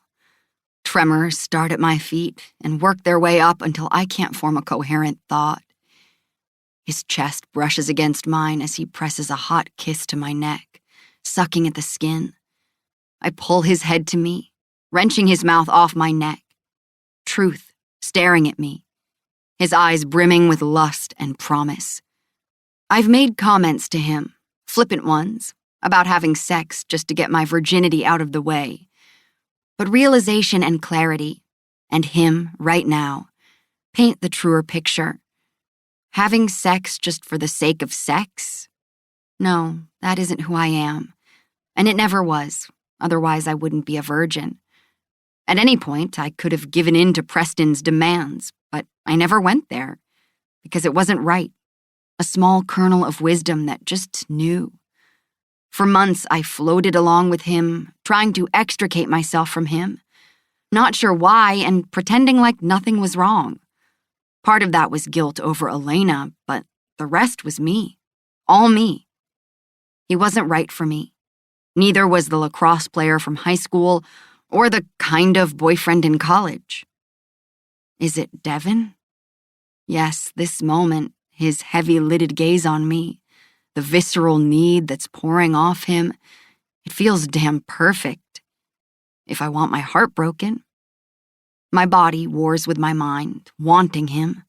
The heat between us so hot it feels tangible. If I say yes, if I wrap my arms around his neck and pull his lips to mine, we'd be rolling around on the floor in a heartbeat. He's ready to pounce, hanging back by a tiny thread. Desire, dark and beautiful and intoxicating, swirls low in my body, aching and pulling. He's right here, waiting for me to answer, his chest twitching as he holds himself incredibly still. One little nod, and he'd do all those wonderful things to me. And then I'd be a non-virgin, and very unhappy the next day. Still, I want him. And my body screams that it's worth it to hold him and kiss him and feel he's mine, if just for one night. My fingers twitch to delve into his dark hair, kiss him, and get lost. My chest inches closer to him, feeling that warm connection that drags me to him like a magnet. I'd fuck you and walk away. Yes, my body demands. He's the only man you've ever truly felt this way about, who you dream about, who you've made the hero of your book. No, I push past my lips. The hardest word I've ever said. His breath hitches, and he shuts his eyes, breathing rapidly as he hovers over me.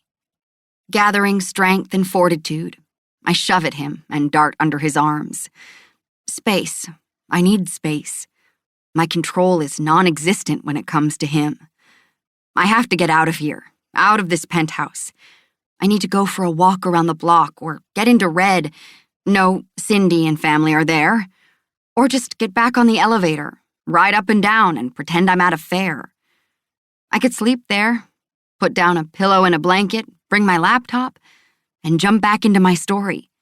Stop overthinking. Get dressed, he tells me, breaking into my thoughts. What? I call out to him as he stalks to his bedroom door. I'm going to ride the elevator. Why would I get dressed? He pivots around, his jaw popping, hands fisted.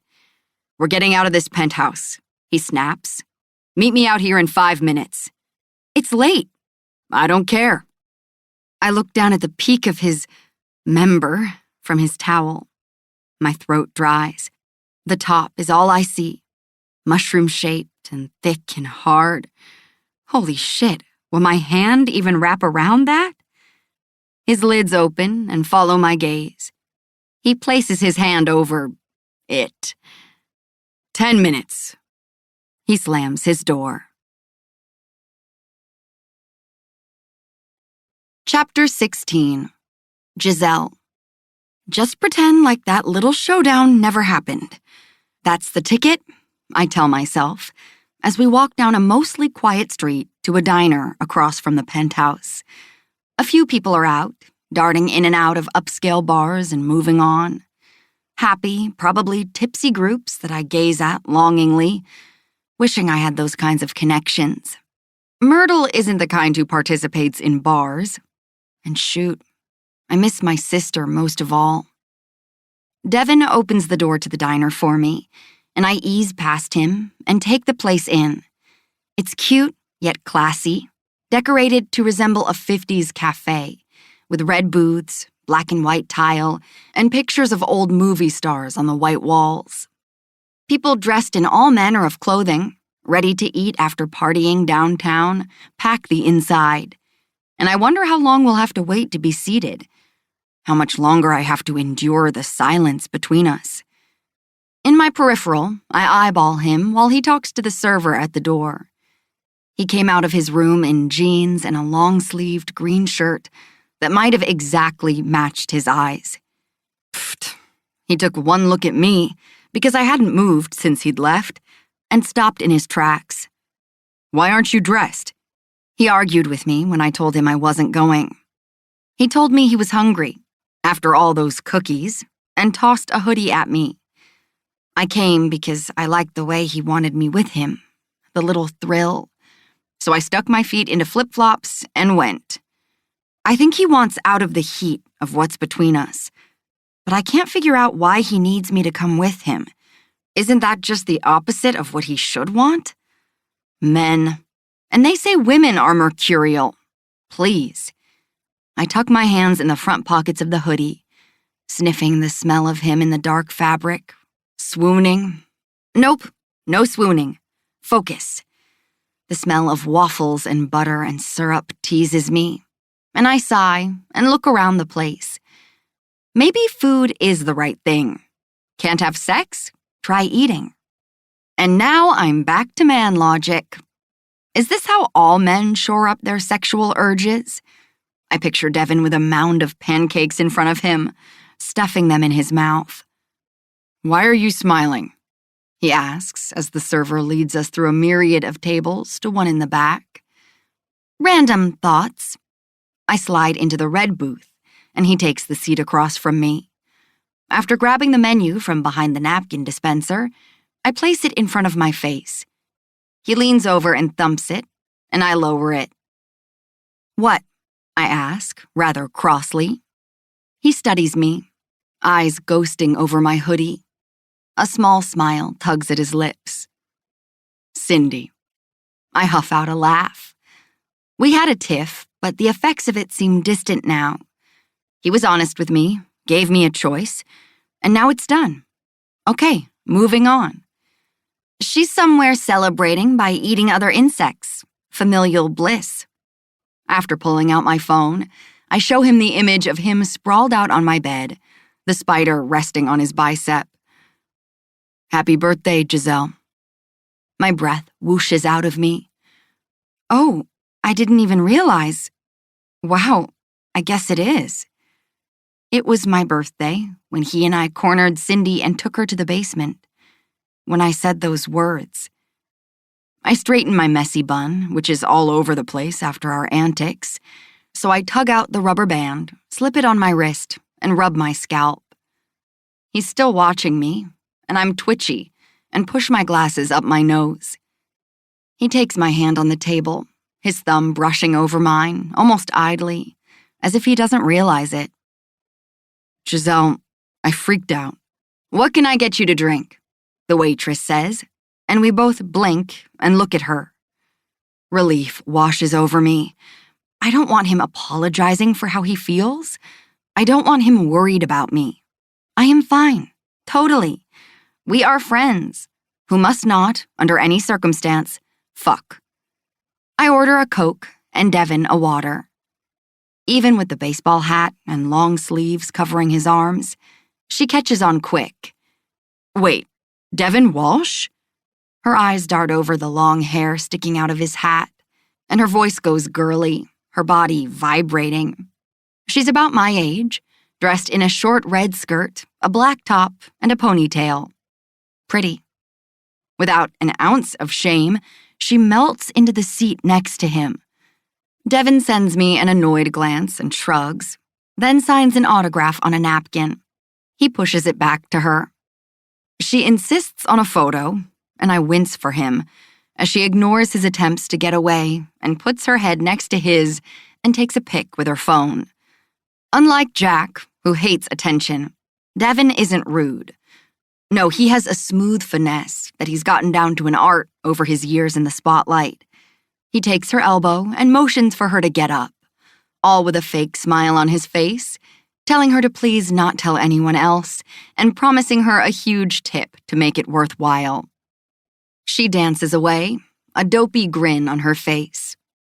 "At least she didn't kiss your neck," I say. "Some are easier to handle." I stare down at the menu. I'm going to eat everything on here if it helps me not want to chase after that sweet waitress and pluck out her eyeballs. "Jealous?"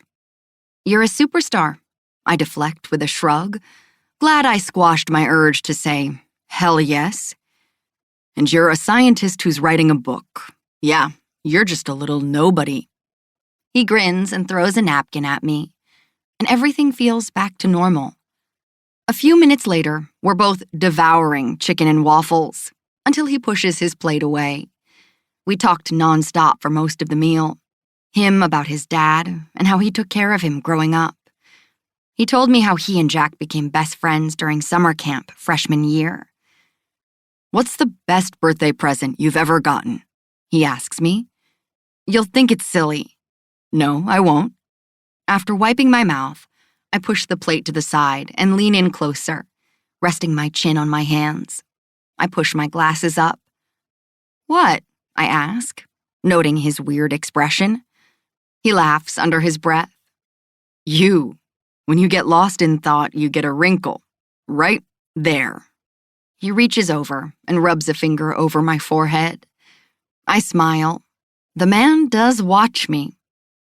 The best present I got was on my 15th birthday, before all that curse business, which isn't real. I wave him off. "Stop interrupting me." He grins. Anyway, I'd been on this reading binge, had read almost every book in the school library. I was hounding Mama for something to read, and Aunt Clara had slipped me some racy books from the public library. She pre-read them to check for sex, but some weren't appropriate. I laugh at the memory of Aunt Clara bringing me harlequins that had just some light kissing. So on my 15th birthday, Mama gave me a bundle of letters from my dad. Copies, actually, written to her. A soft sigh comes from me, and I can only imagine the hearts in my eyes. He got his medical degree through the Army and was stationed overseas and didn't see her for 9 months. Every day, he wrote her a beautiful letter, and it was in his handwriting and just breathtaking to think he wrote for her. He poured out his heart. Emotion clogs up my throat, and I push it down. I got to witness how they met at a bonfire on Halloween, and how he fell in love with her immediately. I read the little spats they had when she was dating other guys while he was gone, his heartbreak. And then I saw how she finally told him she couldn't live without him. A laugh comes from me. Some were missing, of course, and those were the sexy ones. She denies it, but whenever I tease her, she blushes. I saw a glimpse of love, real love, and it was so sweet and perfect. But it also set the standard so high for me. And then he died the next year, so I treasure those letters. I grabbed my copies when I went back for the pearls. I pause, watching his face. "What about you?" "Your butterfly is in my pocket now." Pleasure courses over me. "Really?" He grabs my hand. "Really. And I've got a gift for you." My eyes dart all over him, and he laughs. "Not on me. Soon." "Giselle?" comes from the table behind Devin, from a couple just taking their seats. I lean my head and take in. Devin lets my hand go as the guy gets up from his seat and takes the few steps over to us. "Robert," I call when it clicks and hop out of the seat. "How are you? How's your dad? Everything okay?" He smiles at me, a dimple in his right cheek winking at me. He looks different since the last time I saw him at the hospital with Myrtle and John. Or maybe it's just because I was harried there, barely knowing what I was doing. That day, he'd been in slacks and a jacket, but tonight he's wearing dark jeans and a blue dress shirt, the sleeves folded up. His sandy brown hair is messy but stylish, and he's got his glasses on. He's taller than me, his build lean. "Dad is fine. Talk to him tonight. I'm glad they found a place so soon. I need to call Myrtle and check on her." He smiles. "We all had dinner together," he says. "She met my sister." He nudges his head back to his table, and I send her a wave. She looks like Robert, only the female version. Tall with lighter hair and a sweet smile. There's a pause, and I start, realizing I need to introduce. "Robert, this is my friend Devin Walsh." Devin stands and takes his hand in a grasp that looks a little hard to me, if the wince on Robert's face is indicative. Robert doesn't seem to know Devin is a football star, and I don't offer. We chit-chat for another minute about his dad. Then, after flicking his eyes at Devin, he says in a quiet tone, "Let's have lunch soon. I'd love to talk to you more." Is he asking me out, or is this about something else? I dart my gaze at Devin, who's watching me, a taut expression on his face. He searches my face, then looks out the window. Right. He doesn't care who I date. He wants me to find someone. I give Robert my cell, and he gives me his card, which I quickly stuff in my pocket. He tugs on one of the strings from my hoodie, grins, and says, "Looking forward to it." I'm still standing there watching him walk away, trying to decipher if there is any attraction there. Robert flips around, a cocky smile on his face. Okay, back up. When did he get cocky?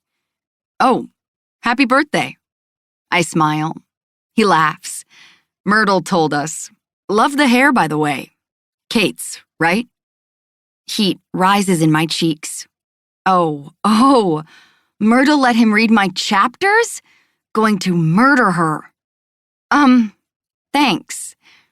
I sit back down and stare at the table. It floors me that I managed to meet a guy I barely noticed, but he noticed me. And he just asked me out. Maybe. I look up at Devin, who's leaving a heap of cash on the table. "Let's go." His expression is unreadable. I nod, and we move through the diner, only I get shuffled back by a crew of drunken guys, and Devin turns and moves back to me, edging himself through them with his shoulders. He stares down at me in the midst of them. 1, 2, 3, 4, 5, 6, 7, 8, 9, 10, 11. Oh shit, we're gonna hit a record. Then he clasps my hand, threading our fingers together. "You're with me," he says softly. Or was it, "You with me?" Either way, yeah, I'm with you. We hold hands and walk out the door. Chapter 17. Devin. Do you have football camp tomorrow? She asks as we walk back to the penthouse. Not on Sundays, only day off. Good, I'm not sleepy, She announces. Me neither, I say, and the truth is I'm not ready to go back to the penthouse where we'll be alone. Let's go for a drive, not Red though. Let's give Cindy a chance to leave. Where do you want to go?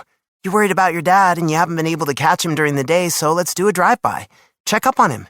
Maybe look for clues. It's your birthday and you want to go see my dad? She tilts her chin up. Yeah. All right, let's go. That's not what I meant to say. What if she sees where I came from and thinks differently about me? What if he's there and trashed? I kick those thoughts down as we hop in the Hummer and drive out of downtown and head to my dad's neighborhood. She's got the windows down, her hair blowing, belting out Hollaback Girl with the radio, and shit, I laugh. I don't know how she does it, but everything about her is funny. Bemused, I realize she's one of the best friends I have. In the space of just a few days, I've told her more than anyone else knows about me besides Jack. We sing the chorus together, my fingers tapping out the beat on the steering wheel as I whip into Dad's driveway and kill the lights. We get out and meet at the front door. You have a key? Feeling nervous, I nod and fish it out of my pants. Before I open the door, I take a deep breath and look down at her. His place. It's messy. She nods, face composed and a careful expression. We walk in and I flick on the light, the one I changed the last time, and take in the open space. The den is empty, but I can tell he's been here since the last time. More takeout containers litter the coffee table. An empty vodka bottle sits on the end table. Giselle heads to the kitchen and I take the bedroom. It's empty, the bed unmade, clothes on the floor. His closet looks bare, though, as if he's packed a few things. Weird. Devin? She calls from the kitchen and I jog to her, fear inching up my spine.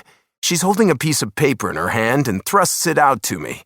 It's a letter for you. It was on the counter. Oh. I swallow thickly and take it.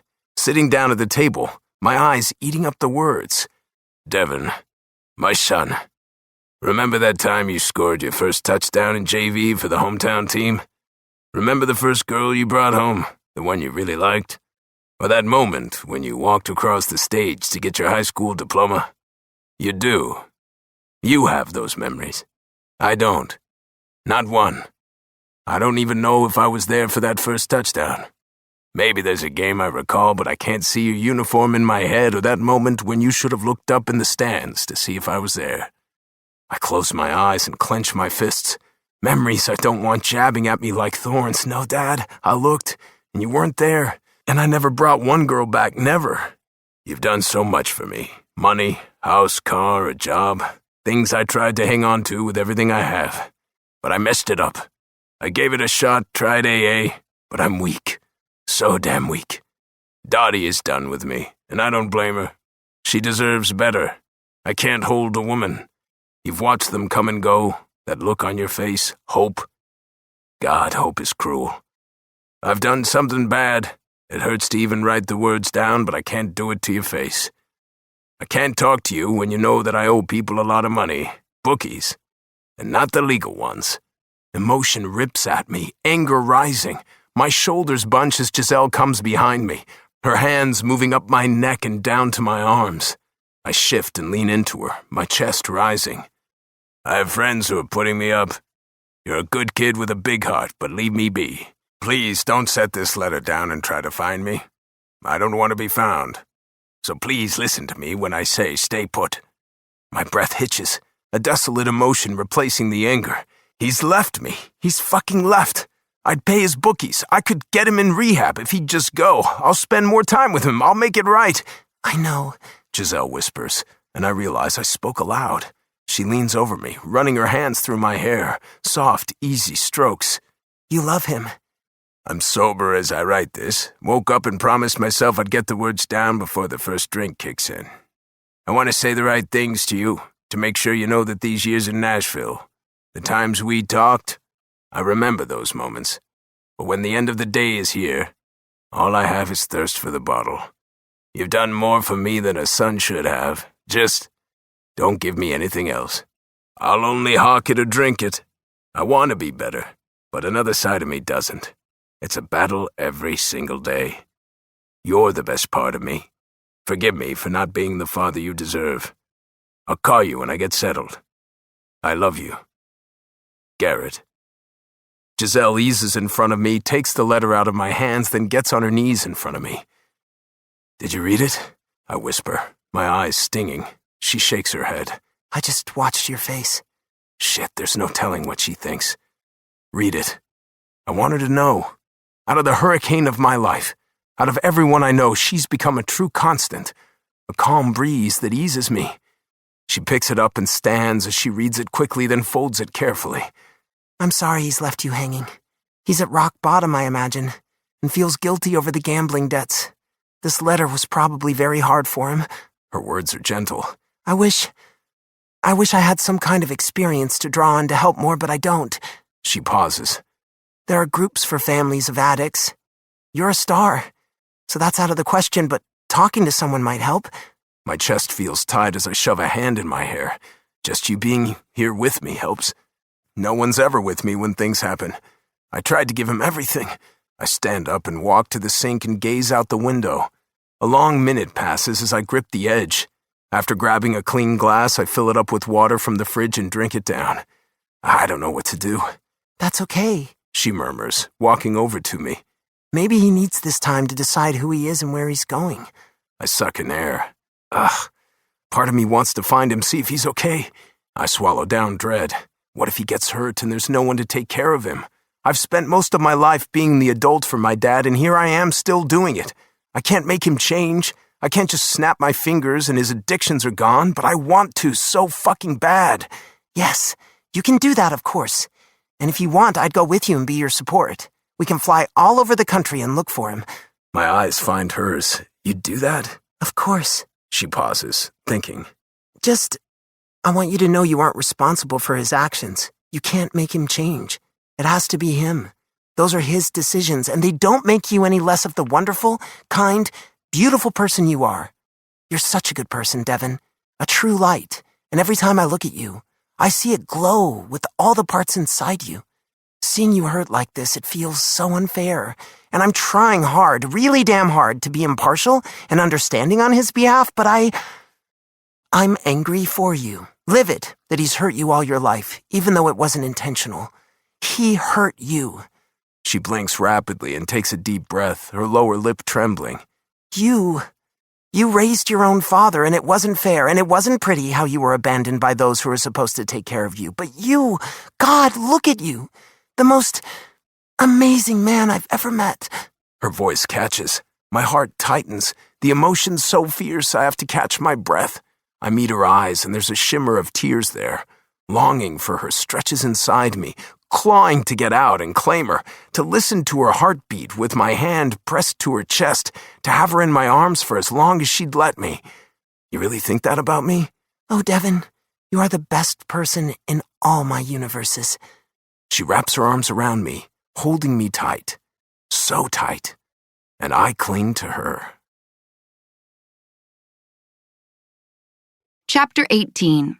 Giselle. The alarm on my phone wakes me. Despite lids that don't want to open, I force myself to slap at my cell on the coffee table. 11.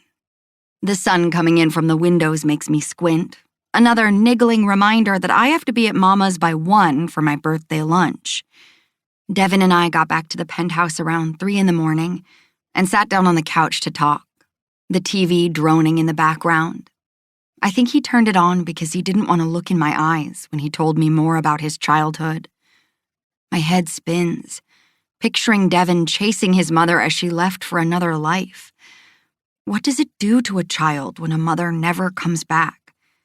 He escaped his dad with a football scholarship, but as soon as he made it big, he went back to his dad and moved him to Jacksonville, then Nashville. No family is perfect. Mine is a roller coaster, but we get on the ride and cling to each other. But Devin's, listening to his husky, quiet voice ripped me apart. But I wanted to be strong, an ear for him to let go of his burden. He locks down his emotions when he senses he's getting too close and retreats inside his castle walls, cannons pointed at the enemy. Because of his dad, because of that one time he gave his heart, he doesn't want to care. And I understand it. Love hurts when people leave, no matter the reason why. Even now, my heart pangs, knowing it's the anniversary of the day my father died. I felt helpless as Devin talked, not knowing what to offer, except to be the best friend I could and listen. Garrett is his father, the only one he'll ever have. And Devin, behind that cocksure smile and hard exterior, is a man who can care with a deep devotion that means forever. Around 4, we were still awake playing video games, me sitting in the V of his legs, as we pushed aside talk of his dad and went into a serious game of Madden NFL. Then I must have fallen asleep, my head back on his shoulders. He's behind me now, his chest against my back, his arm curled around my waist as we lie on the couch. A muscled leg is on top of mine, curled, and his breaths are low and deep, his face in my hair. I debate for a millisecond about begging off on the birthday lunch, but I promised I'd go, and Mama promised champagne. Reaching out, I attempt to leverage myself up off the couch without waking him, but his arm tightens as he murmurs something. He moves, his fingers slipping higher, inside the hoodie and underneath my camisole. He cups my breast, his leg drawing me in closer as he massages, brushing my nipple. The tip of my breast must have a million nerve endings, and every one shoots a blast of heat to my pelvis. He fondles me, caressing me against his thumb, and I feel drunk on sensation. A low groan comes from him as he breathes into my hair, the bristles of his unshaven jaw brushing against my nape. His hand moves underneath my shorts and inside my panties. He's asleep, and I'm letting this happen. "Baby," he mumbles, and a finger slicks over my clit, lazy and slow. So good, so fucking good. I bite back my gasp as delicious sensations roll over me. I try to hold it in. I try. but I shudder from the tips of my toes to my hair, the combination of the scruff on my neck to his fingers, erecting a rolling desire that's thick and sweet. He flinches behind me, his breathing changing as he seems to come awake. I slam my eyes closed. Nope, I am not awake. I am in deep, deep sleep. He slides his hand away, and I feel him shifting, rising up behind me, probably looking at my face and studying me. I picture his face, the chiseled jawline, the blade of his nose, those sensuous lips. I bet he's got that stricken look, the one he wears when he wants me but doesn't want to. Yep, he's going to rake his hand through his hair. A soft whisper comes. Giselle? I fake a deep breath, eyes shut tight. He exhales, and I feel him moving behind me, stealthily, as he doesn't crawl over me like I expect, but goes over the back of the couch and lands with a thud on the hard wood.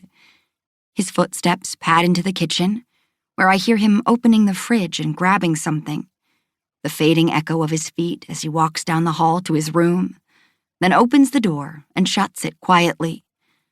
I jump up and dart for my bedroom. 11:30. I have an hour to shower and get dressed, then drive to Daisy.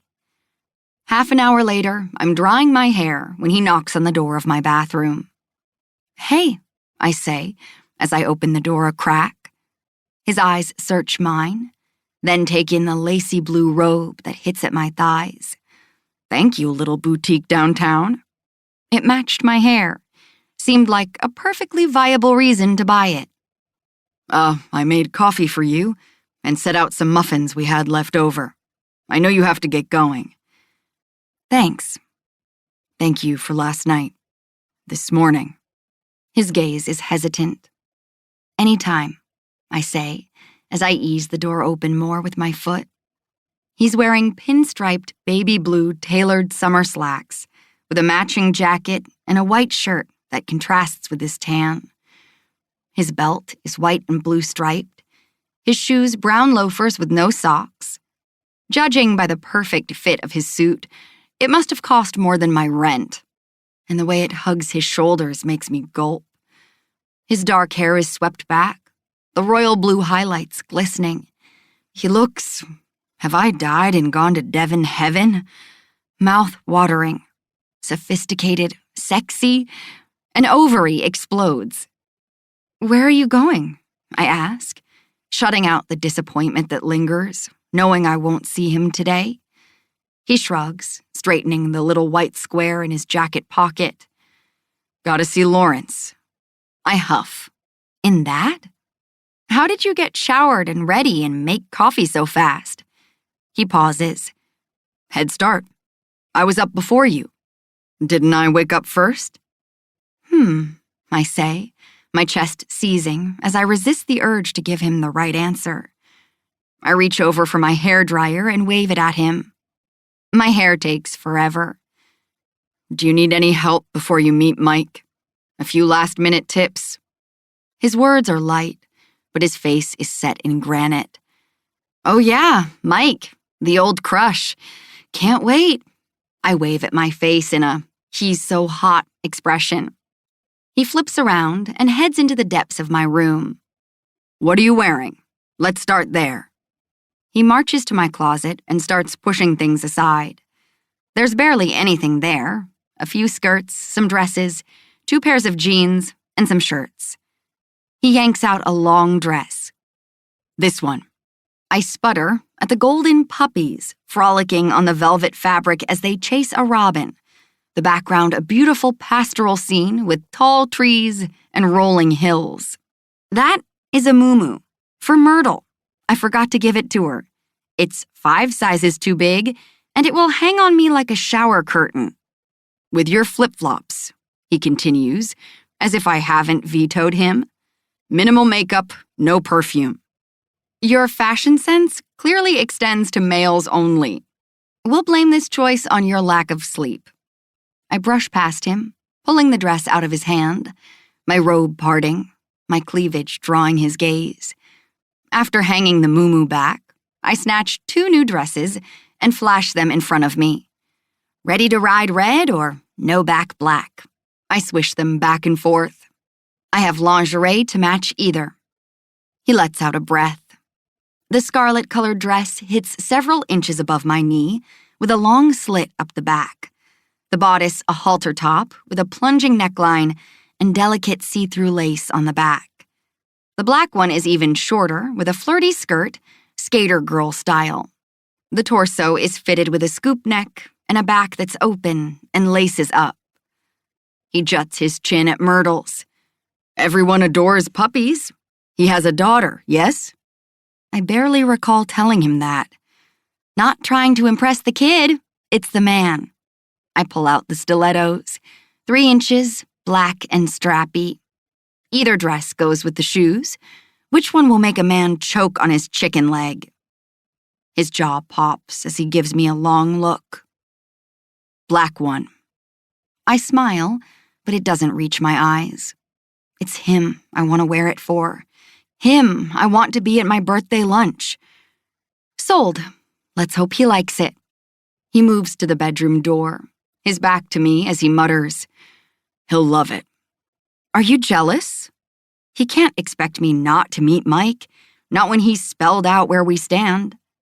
I follow him down the hall. He doesn't reply, but keeps walking and gets all the way to the front of the penthouse and snatches his keys. He pauses, gathering himself, as he rolls his neck. He turns to me, and we stare at each other.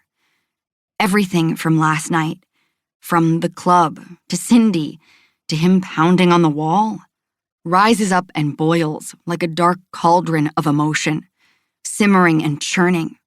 Thoughts I put on hold. But after him touching me on the couch and his stupid dress idea, they can't be stopped. You are, and you can't stand it. My voice ripples with hard truth. He wants me, maybe more than just want. And the fierce girl inside me pounces. She's had enough. She demands. He takes a deep breath, forest green eyes on me as he grapples for the door behind him. I fucking hate it, he snaps. From Brant to Greg to whoever the fuck that guy was last night, Shit, Giselle. They don't deserve you. And I don't either. But I want you. And I'm at a crossroads. It's go left or go right. To you. I'm scared you're gonna, hurt me. He pulls in air. I have to go. And then he's out the door. All the air in the room disappears, and I fall back on the chair in the den. Just let me in, Devin. Please. Chapter 19. Giselle. The sun is blazing when I pull into Mama's driveway at 1 on the nose in the Maserati. It's only her Cadillac in the driveway, and I let out a deep sigh of relief. Maybe Aunt Clara was busy. Maybe Topher had something to do. Maybe it will just be me and her. With worry about the dynamic between Devin and me, I just want to sit at her house, eat, and go back home and wait for him. Just as I'm about to get out of the car, my phone rings with an unknown number. Thinking it might be one of the kids from class, I snatch it up. Final exams are next week, and they might need me. Hello? Giselle Riley? Yes? I don't recognize her voice. Her tone brusque, yet warm. She laughs. I apologize for calling on a Sunday. I do admin work on Sunday and thought you wouldn't mind, especially since you sent me the email with urgent as the header. I'm Dr. Susan Benson. My hand clutches the phone. I'd sent an email to her after my disastrous meeting with Dr. Blanton. She graduated from MIT at 19, got her PhD at Harvard, spent time in Switzerland, then came back to the U.S. and settled in Nashville. She was on a brief sabbatical when I entered the program, or I would have asked her to be my advisor. Thank you for calling, I say, trying to keep my excitement at a decent decibel. Your research on the spin memory effect is groundbreaking. I've read it 100 times. Being part of that study must have been incredible. Ah, yes, well, I read the LHC paper you sent me. Well done. I've seen you teaching your classes this summer. I prefer unconventional methods. Not all learning is done in a classroom. I'm available Monday morning at 10. Can you come in? My stomach flutters, and I give her a resounding yes, already making a notation on my phone calendar. Well, at least she sounds promising. It is a good birthday. After ending the call, I check my hair in the rearview mirror. I put in my contacts, twisted my hair up in a loose chignon, added smoky eyeshadow to my lids with liberal amounts of mascara, red lipstick coats my lips, and I quickly add extra gloss. Mama meets me at the front porch of her 2-story colonial, dressed in her finest, a pale blue skirt and blazer, blonde strands artfully swirled in a similar style to mine. Giselle Riley, your hair is gorgeous, Aunt Clara says, as she pops out the door and does a circle around me. Can't even see the spots I missed. I sheepishly admit I had it corrected as she plucks at some of the hair, a satisfied sound coming from her. I wonder where her car is. I can live with it, Mama says. You need to show your wild side. I start. Have you been drinking champagne? She narrows her eyes at the car I drove. Why are you driving Devin's car? My shoulders straighten. Mine's in the shop. Still, it's just a busted window.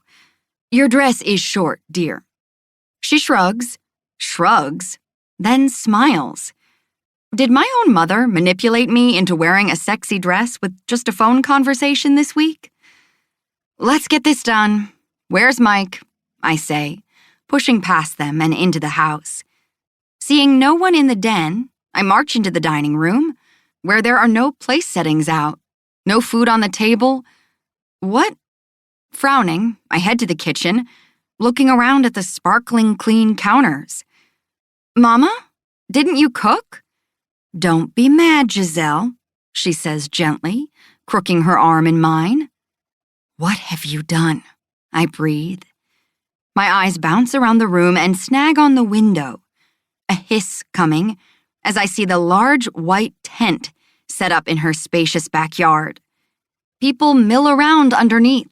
A band is setting up on a raised platform, and smartly dressed caterers are setting up a buffet table. There's even a champagne fountain. I blink. My gaze skirts the yard, taking in the twinkle lights, the cloth-covered tables, the pink and more pink flower arrangements. Everyone parked across the street at Wilma's, she says brightly. She has that long tree-lined private drive. It's 100 or so people. You didn't get to have a wedding, so I did the next best thing. Surprise! Aunt Clara jumps in. I told them to tell you, Topher says, coming in from down the hall, dressed in khakis and a pressed shirt, lime green Converse on his feet. You won't even see it coming when I kill you, I mutter, waving my hands at the three of them. Guess you'll have to put rat poison in my tea too, then.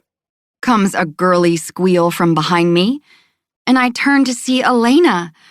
I run to her, laughing, then I squeeze her in a hug. She's beautiful, in a black pencil skirt, a white blouse, and heels, her auburn hair in deep waves down her back. Jack looms behind her, his broad shoulders against the door jamb, an intense, utterly smitten look on his face as he stares at Elena. I squeeze her arm. Oh my God, you came back early? You didn't tell me. We always planned on coming back today. She takes my hands. Jack wouldn't get in the water anyway. The man can't swim. Jack wraps his arms around her and pulls her into his chest. Other things to do anyway. Mama and Aunt Clara move to the window, talking about someone outside, so I take the opportunity to say what I want before this party gets started. I lean in toward the couple. By the way, your husband here warned the whole team to not flirt with me. He told Devin I was a virgin. She gapes, then glares at Jack. That was a secret. You told him, I accuse. Apparently, no one keeps my secrets. Jack winces and holds his hands out, not an ounce of remorse on his face as he gazes at his wife. Sweetheart, I trust my best friend to keep her safe. You know the kind of men we hang out with." She sighs and tells him they'll discuss it later, then kisses him. I tap my foot. "Well, I'm living with him. Take that." Jack's eyes flare, and he starts to speak, but I cut him off. "I love you, Jack Hawk, but you keep your nose out of it. He's important to me. He was there the night my apartment burned and I came down the fire escape." "What?" Mama screeches. She sneaked up on us. "I thought you walked out with Myrtle." She clutches her chest. "You're living in sin with Devin?" "Not enough sinning," I mutter, and Aunt Clara titters, the feather in her hair bobbing. "I thought he would have nailed you by now," she says on a giggle. "He hasn't?" Topher asks. "I was sure Greg would push him over the edge." Mama slaps both their arms in one movement. "She's a virgin. Didn't you hear?" "Bionic ears," Elena tells me with a wry grin. "Rookie mistake, sis." She pauses. "And when were you going to tell me you're writing a romance?" I'm sputtering for a reply when the band taps out a drum beat, and Mama gets on one side of me, Elena on the other, and Jack and Topher behind me as they drag me toward the back door. "That's our cue," Mama grouses, her eyes taking me in. "Act surprised." I dig my heels in. "I should fix my makeup first." "Stop that. Daisy Lady Gang is going to find your perfect match, dear." Aunt Clara winks at me. "Mama invited every eligible bachelor in a 50-mile radius. If Mike doesn't work out, she's got backups. Uncle Farley's daughters are here and they're on the prowl. Up front, they are marginally attractive, but hussies. You've got to beat them out of the first picks. I told Cynthia not to invite them." "They're family," Mama mutters. "Had no choice. And nobody is as pretty as my girl," Mama adds. "Oh, I see your preschool crush, Jude. Looked him up on the internet. He's not handsome, but single. Come on, dear." She opens the door, and I grudgingly head down the steps with her. They pull me under the tent to a mass of people, amid pats on the shoulder and calls of, "Happy birthday," and "Good to see you." Several are family, and the preacher, and some of Mama's church friends are there, along with a few cast members from Romeo and Juliet, and so many men. Most I don't know. One of them, an older man in his late 40s, owns the Piggly Wiggly and keeps winking at me. "Mama, why is Mr. Pig here?" "Lance White, dear. Widower. Lost his wife in a car accident several years ago, bless her heart. Financially solid, raised in Daisy, school board member, president of the Rotary Club, looking for his next girlfriend," is her hissed reply as she shakes hands with another distant cousin on Daddy's side. "Likes to be tied up," Aunt Clara says in my ear. "Pass." "How do you know?" my wide eyes ask. She shakes her head. "Beauty shop talk." Mama darts a look at me. "A submissive man might be the right one." No, afraid not. It's alpha for me all the way. A few minutes later, after meeting two single guys I went to high school with, but who never paid me any attention, I've got it down.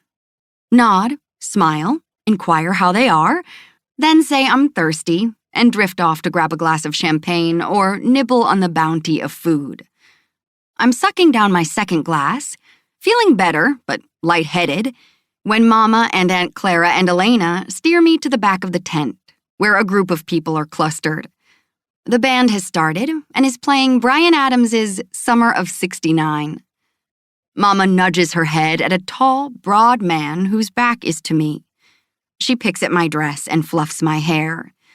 "That's Mike. Go do your thing." I inhale. "Mama, in case you don't know, I have no game." Aunt Clara pulls on my arm, dragging me toward the group. Elena has the other arm. "I had a crush on him too," Elena says, her eyes going dreamy. "Pitcher for the baseball team, those brown eyes. When did you turn into one of them?"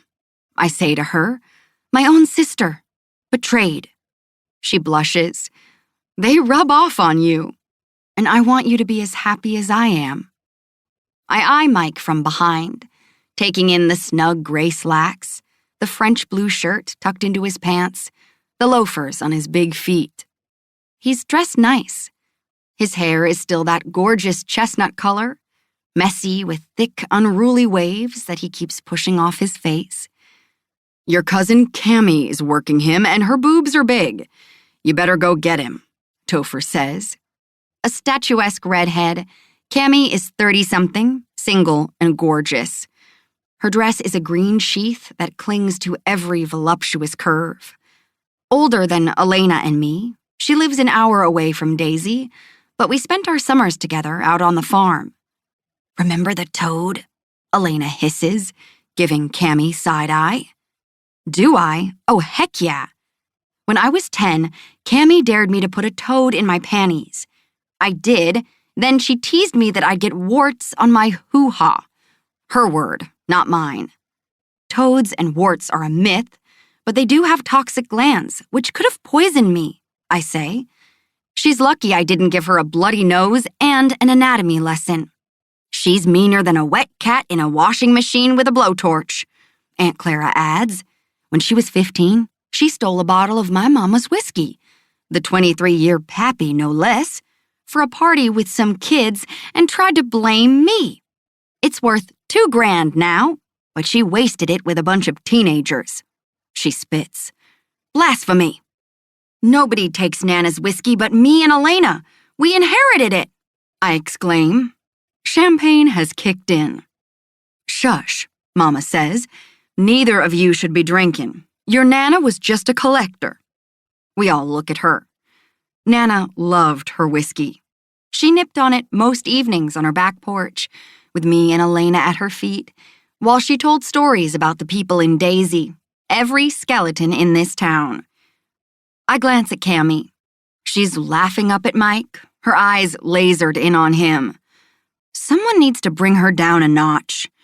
That's the fighting spirit, Mama says, and drags me the rest of the way to where Mike is, maneuvering her way between him and Cammy, muttering, "Excuse me, dear," then nudging Cammy's hand off Mike's arm and replacing it with hers, like a claw. A giggle erupts, and I stuff it down as I'm shoved in front of Cammy. Oops, sorry, new shoes, I say, apologizing for stepping on Cammy's foot with my heel.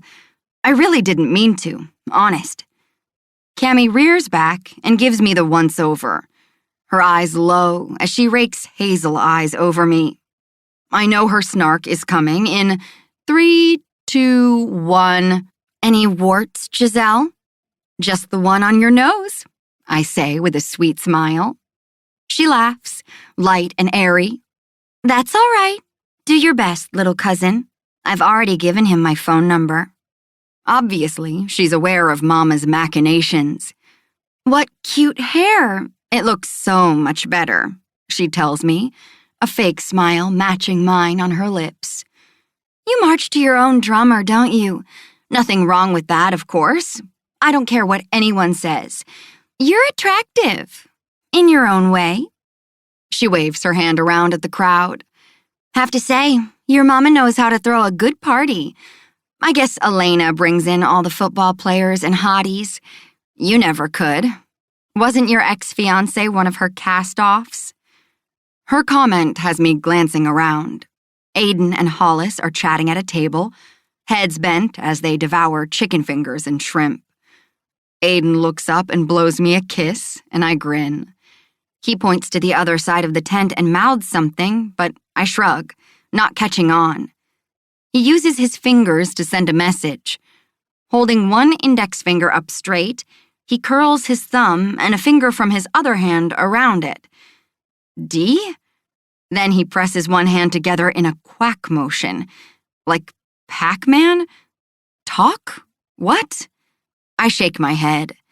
He blows out a breath and rolls his eyes. Still a bit odd, aren't you? Cammy says as I turn back to her. Yes, I'm awesome. Weird. You're weird. Her gaze roams the people around us, snagging on someone behind me, a look of avarice growing on her face. "Holy hot guys, I'll take that one," her eyes say. "When you get a chance, send me and Elena the money for the pappy you stole." She laughs, the sound tinkling, eyeballs still on her target. "Keep dreaming, little cousin. Right now, there's a sexy man looking at me." She flicks a strand of bright red hair over her shoulder and pushes her breasts out. A prickling sensation dances over my skin, and only one person makes me feel that way. Stiffening, I gaze over the crowd, searching. "And she remembers you, too." Mama's voice comes from next to me, and I stop and look at her. "You wouldn't believe how smart she is. A doctorate program at Vandy." "Giselle," Mama says firmly and woman handles, me in front of Mike. "Meet Mike. I think it's been years since you've seen him." The boyish boy is gone, replaced by a devastatingly handsome man. His face leaner, harder, and chiseled, his hair swept back, deep brown eyes peering at me over a glass of champagne.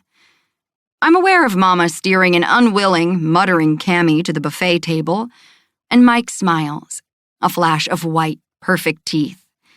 "Giselle, all grown up. The last time I saw you, you had braces, glasses, and hideous bangs. You gave me those bangs after you tricked me and handcuffed me to the tree. Last time I saw you, there was a girl climbing out your bedroom window onto that tree." I point to the huge elm that sits between his house and Mama's. "She was pissed and yelling. You followed her out and kissed her, and then she went right back in your room." He laughs. I nod. "I'm sorry about your parents." "Cynthia has been a godsend. Brings meals over and plays with my daughter. She talks about you constantly, and about having her own grandkids." His shirt sleeves are rolled up, the sparse hair dark on muscled forearms. His shirt hugs the muscles of his chest, and he's at least 6'1", his stance easy and relaxed, an aura of confidence exuding from him. I recall him in school, a slew of girls hanging off his Letterman jacket, a charming smile as he fought them off, never giving too much attention to one or the other. Damn it, Mama can pick them. He is sexy. Don't encourage her. She'll have us married by Christmas, unless Cammy beats her to it. I smile. He throws his head back and laughs, low and deep. I'm not interested in getting married. Hard divorce. His smile vanishes. Worst mistake I ever made. Right after our daughter was born, Lee, my wife, ran out on us. Said she missed being single. That was 3 years ago. He tells me about the move from New Orleans after his parents passed, deciding on a fresh start. We chat about what I'm doing at Vandy, and he talks about his position as the principal and assistant baseball coach at the high school. He takes his phone out and shows me a few pictures of his dark-haired daughter and her new kitten. She's adorable, with dimples and a big smile. She looks like you, I say wistfully. You want kids? I nod. I want it all. Career, kids, a big house in the country. You want more kids? I love Caroline and can't imagine my life without her, but not really. A waiter walks past with drinks, and I grab 2, one for me and one for him, after setting our empties on the tray. He takes it with a smile, his gaze glancing over my shoulder before coming back to my face. So, who's the big guy giving me dirty looks? I freeze, and he puts his hand on my shoulder. No, don't look. He's behind you. Blue suit, dark hair with blue glints, diamond ear studs, built like he can bench press a few 100 pounds. Devin Walsh, I say, butterflies going crazy, recalling those last words to me. I thought your ex was the lawyer. Oh wait, that Devin Walsh? Yep. I suck down a sip of my drink, a hot feeling starting at my toes and rushing to my face. Something there? He eyes me carefully, a hint of disappointment in his voice. I exhale, thinking over the past week. Yes, maybe. I don't know. We're living together. His eyes widen. You're dating him? Holy shit. Is Cynthia trying to get me killed? Not dating. I bring him up to speed on the fire and my new roommate status. And before I realize it, I'm telling him about seeing Devin on TV in college, then Elena and Jack introducing me to him, then Cindy the Spider and the fuck and walk away conversation. I stare at my drink. Too much alcohol. I can't believe I just told you all that. We're old friends. Let it out. Mike takes a covert glance behind me. You said he gave you his Maserati? Borrowed. Why does everyone make a big deal about that? It's a car.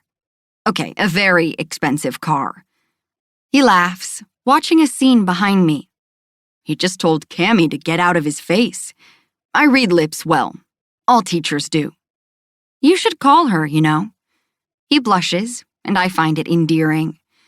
She only wants one thing. And it's not a Christmas wedding. Is that what you want? He asks. I'm in no hurry. I just want to have the man I'm crazy about, and whatever comes after that. Devin? Is it so obvious? My shoulders slump. He gives me that boyish grin that used to make me melt.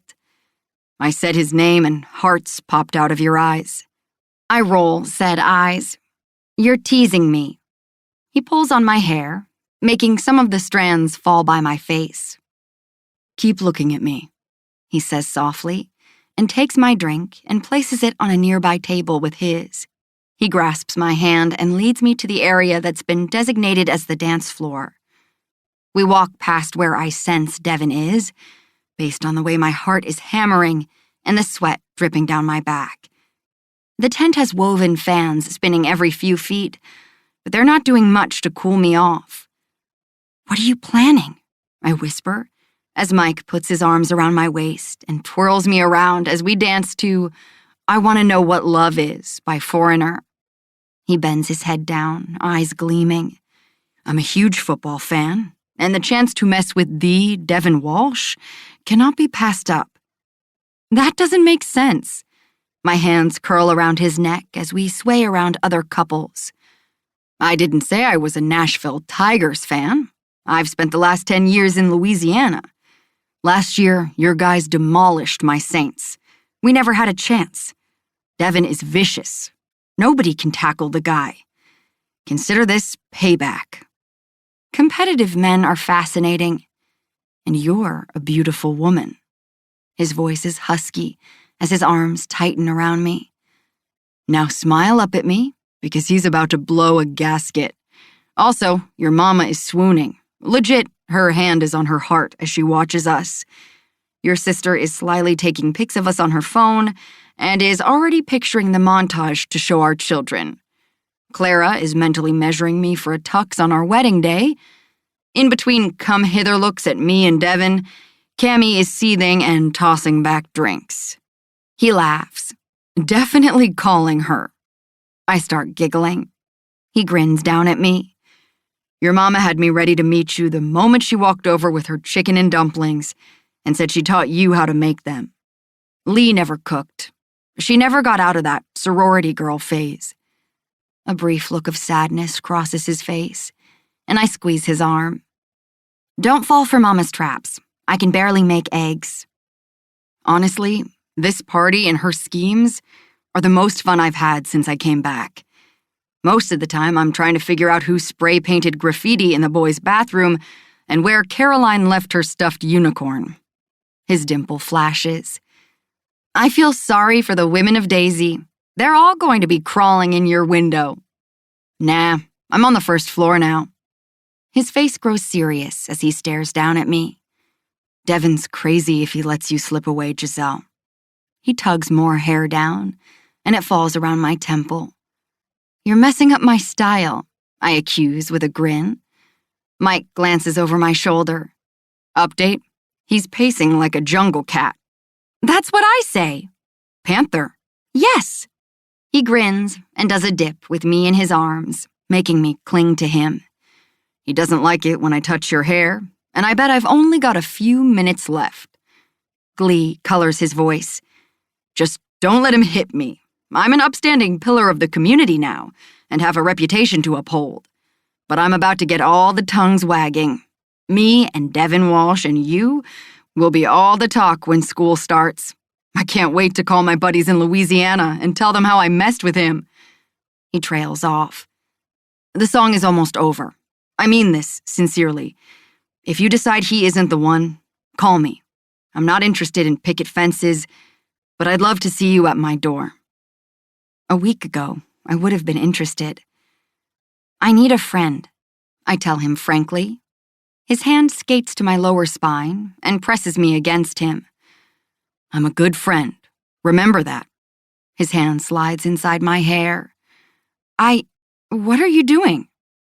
Mike lowers his head, his lips inches from mine. "Trust me. Close your eyes and think of England. Or Devon." Realization hits, and my startled gaze finds his. "No, Mike, no." "The lady said no," comes a deep voice behind Mike as a hand clamps him on his shoulder. Devon wrenches him away from me and scowls, biting out his words. "Little handsy there, man. Not cool. Just walk away while you can." Caveman. Can't say I'm mad about it. My throat dries as Devon puts me behind him and never takes his attention off Mike, who's currently digging around in his pocket and murmuring something about the chance of a lifetime. Mike's brown eyes twinkle as he sweeps them over Devon. "She used to write my name in her diary with little hearts." He gives me an apologetic look. "Cynthia told me." "Not shocked," I say. "We're just friends," Mike says in a sly tone. "Like you and her. Only I've known her longer." "Touch her again and I'll punch you," Devon growls. You have no idea how exciting that drama sounds, but unfortunately, I'm a teacher. Now, before I go, Mike holds up his phone, and in a movement that reminds me of his athletic grace playing baseball, he takes a step toward us, putting his face next to Devon's. "I just need some proof." He tells me to smile, and I grimace as he takes a selfie of the three of us, then flips around and moves back, pocketing his phone. "A Maserati," he says while grinning, then waltzes off, making a beeline straight to Cammy. Devon turns back to me, eyes ablaze, all hard muscle and barely leash temper. "Did you let him touch Red?"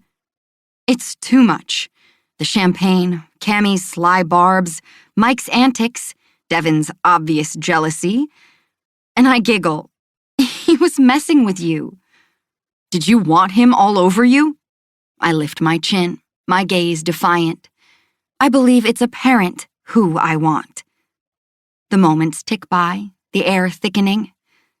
"I need to go say hello to everyone," I say and turn, but he grasps my hand, pulling me back to him, pinning me with a mesmerizing look. His lips part. "Giselle." He pulls me into an embrace, his arms around my waist, as he leans his head down to my ear.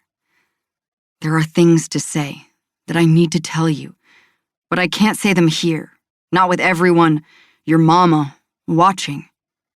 He runs his nose up my neck, his fingers brushing against the back of my dress, sliding under the lace as my stomach flutters. His hands drift and drag into my hips, his obvious arousal against me as he presses a deep kiss to my neck. Need flashes over me, curling inside as I melt into him. His scruff edges down my throat, and I gasp. He groans. "Damn it, who cares where we are? I want you, Giselle. In my arms, in my bed, and I won't walk away." My heart swells. "Oh." He searches my face. "I'm close to dragging you out of here right now. Tell me not to." "To fuck?" Heat flashes over me. His lips twitch as he tucks a tendril of hair behind my ear. "Bet on it, baby. Do what you have to do with your guests, but later." I straighten my hair and dress, and my wobbly legs find the strength to turn and leave, past a gaping Mama and Aunt Clara and Elena. I catch Jack's eyes and in spite of his obvious glower, I send him a smirk and keep going. I bump into Mr. Pig, Lance, and smile brightly as I shake his hand and thank him for coming. Mama adores you, I tell him. You should call her. She can be a bit domineering, but some men like that. His eyes light up, and he glances over at Mama and heads that way. One score settled, I say under my breath, and wave as I see Myrtle and John arriving. Chapter 20. Devin. You should have called me, Jack says as we sit at a table under the tents. Didn't want to bother you on your honeymoon, I reply, my eyes on Giselle as she flits around the room, greeting people and chatting. At some point, she went inside and put her hair back up, and she appears cool as usual, but I know what's underneath. A hot-blooded female with a luscious mouth and long legs. Are you even listening to me? Jack asks in a dry tone, pulling me back to the current conversation. What's the plan for your dad? Lawrence is checking with local bookies to see who he owes, I tell him. Lawrence and I had a quick meeting before coming to the party, but part of me was still thinking about Giselle. I can't stop this, us, any longer. I've been pushing her away for days, turning off that internal voice in my head, the one that wants her. She's going to be mine. Having her with me at my dad's was a turning point. Her acceptance, her kindness, her words that made my heart seize. You are the best person in all my universes. How often does a man find a woman like that?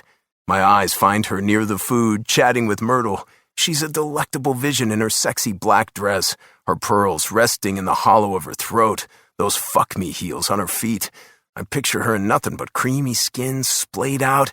Jack makes a tisk noise, and I look back at him. His eyes are hard. Look, let's get this out of the way.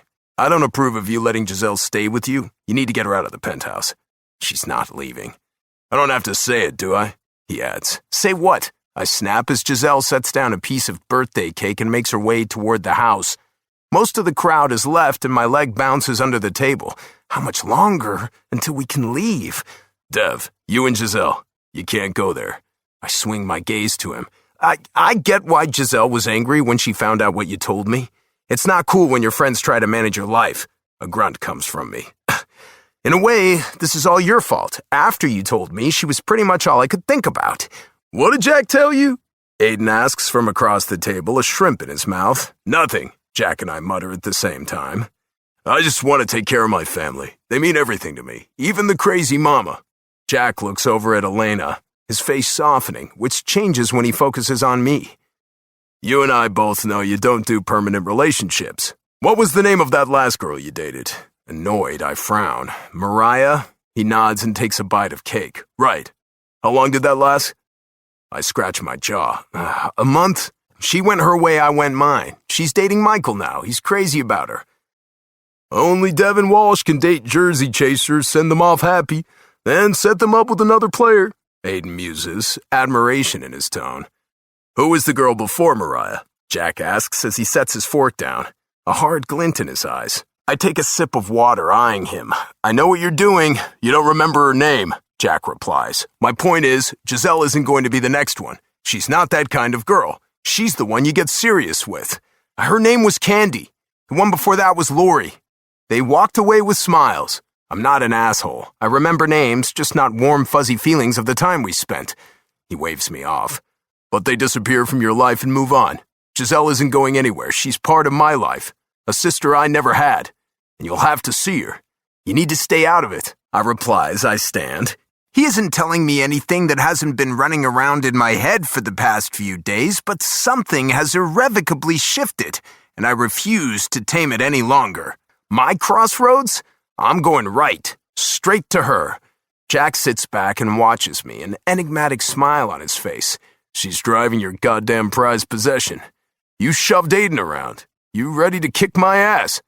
I'm the one who throws you the damn ball. Aiden interjects. I'm the one who will throw you the ball next year, Dev. Dream on, rookie. Jack snaps at Aiden. I'm the person you call brother. He continues looking at me. I don't know what is wrong with you. Check yourself, I growl. You did your own playing around before, Elena, so don't talk to me about my past love life. My hand taps my leg, my head's scrambled, and I can't pinpoint what part of what he's saying is pissing me off more. The fact that I'm messing with the dynamics of our team, or the fact that I go through women and he's lumping her in that category. Giselle is different. "Settle down, you old farts," Aiden mutters. "This is a party." Jack leans back and crosses a leg, watching me, a gleam in his eyes. "Giselle is getting over her ex. She is vulnerable. Remember those days after Hannah? How fucked up you were?" A sharp inhale comes from me. He nods. "So you do remember. You were lost. You didn't know what was left or right. You were devastated. Don't devastate her. Never going to happen." Something he sees on my face makes him drop his casual sitting position and he stands and gets in my face. He's taller, but I'm leaner and meaner. We used to tussle in college over girls, over games, and we laughed over those times minutes later. Two alphas working out frustrations. It's been a while, but I know his weak points. And it's been a hell of a week. He gives me a quizzical look. "Dude, you won't hit me. Don't be so sure," I say, hands tightening. "Better tread light, Jack," Aiden chirps. "He moves fast." Jack huffs. "Fine. There's no talking to you today. Let me say one thing. If you touch her, you better fucking mean it. And if you break her heart, I'll take you apart piece by piece." Little did he know, she'd be the one breaking my heart. Chapter 21. Giselle. It's 6 by the time everyone is gone, and I leave with Devin. My body tingles as he walks next to me, his hand in mine. I feel Mama's eyes on us as he opens the passenger door of the Maserati and helps me in, then goes around to get in and crank red. She caught me earlier in the bathroom and asked me to swear I wouldn't have sex with him. I patted her on the shoulder and walked away. Topher and Quinn offered to drive the Hummer back for us, and I can't wait to be alone with him. We've barely spoken since the episode with Mike. Every time I turned around, he was watching me, eyes smoldering, a promise in those green depths. The emotion that rolled off him was palpable, cloaking me in anticipation. I take the pins out of my hair and shake the strands out as his eyes linger on me. "Eyes on the road," I say, as I lean the seat back all the way and prop my feet up outside the passenger side window, shaking my heels in the wind. Black Velvet by Alana Miles plays from my phone. His hands grip the steering wheel as he takes a turn on a familiar gravel road.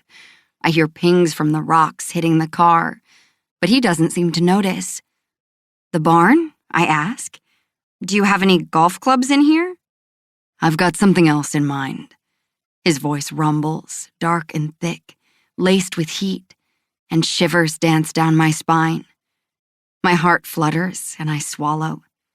He handles the car with precise movements, shifting gears, his feet moving the transmission with athletic ease, and I close my eyes and sing loudly as Buddy Guy's "What Kind of Woman Is This?" comes on.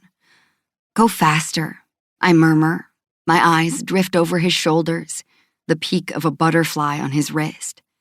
His hand shifts as he speeds up, and I squeal and let the ride and bluesy song sink in.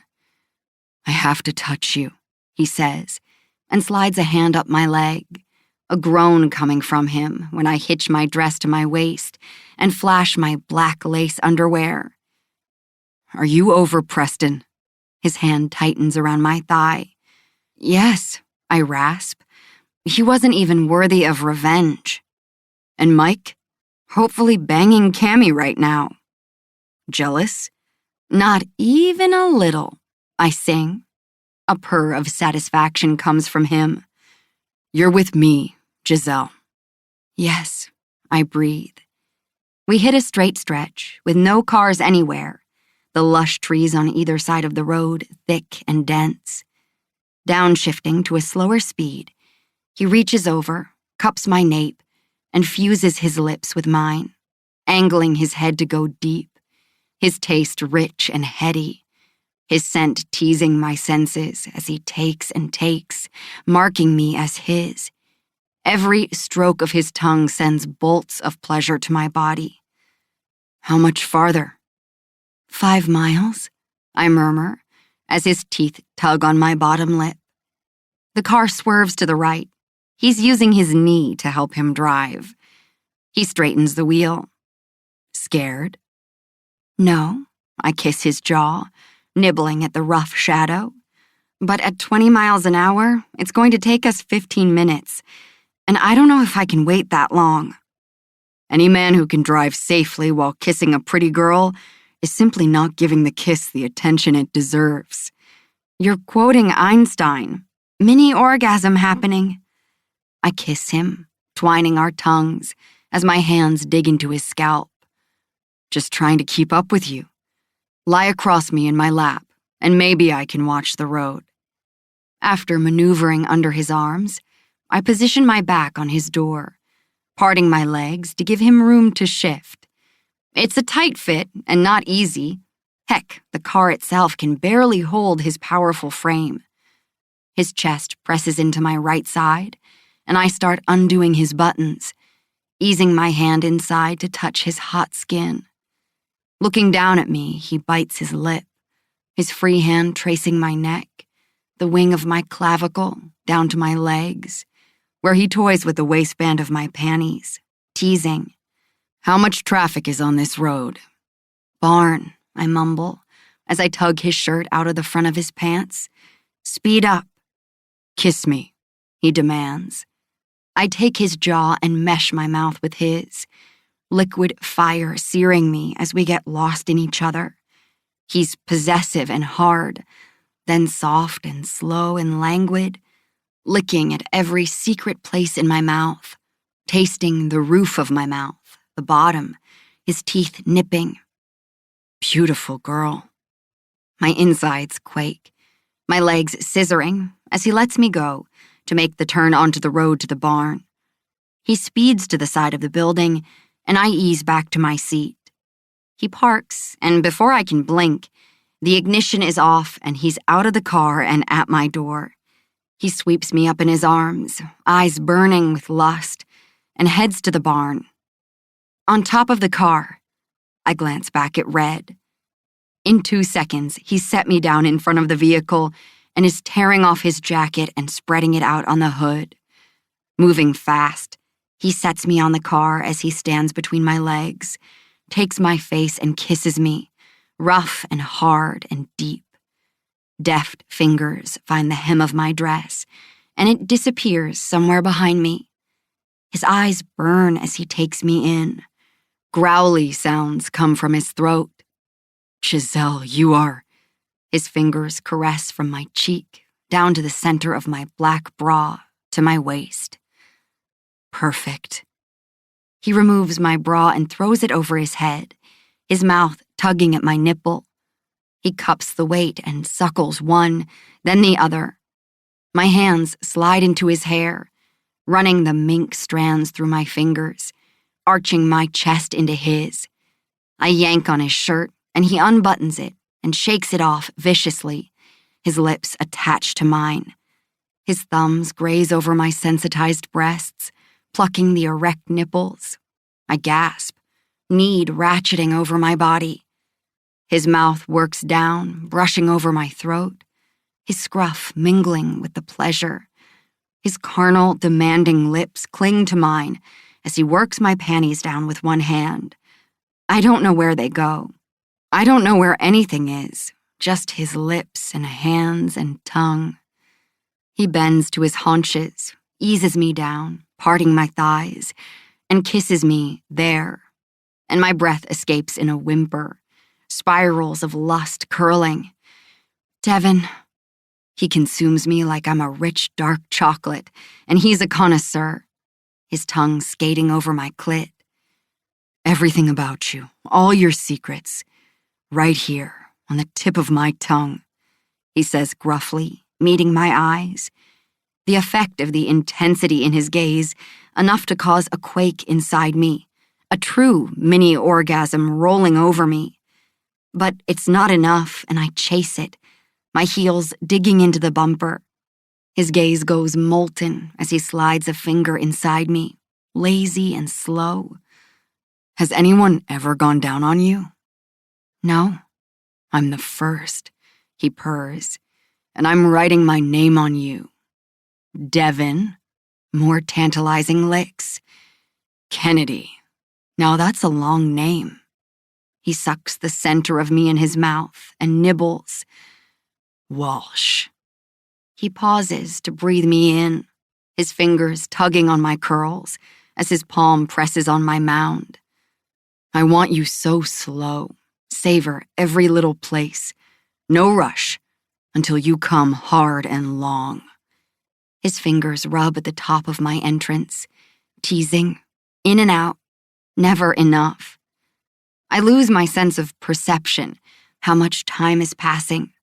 The breeze in the trees, the hardness of the car, the silky feel of his jacket, as pleasure buzzes and builds and sharpens until it rushes at me and pulls me under. I call out his name, a tsunami feathering down my spine to my core.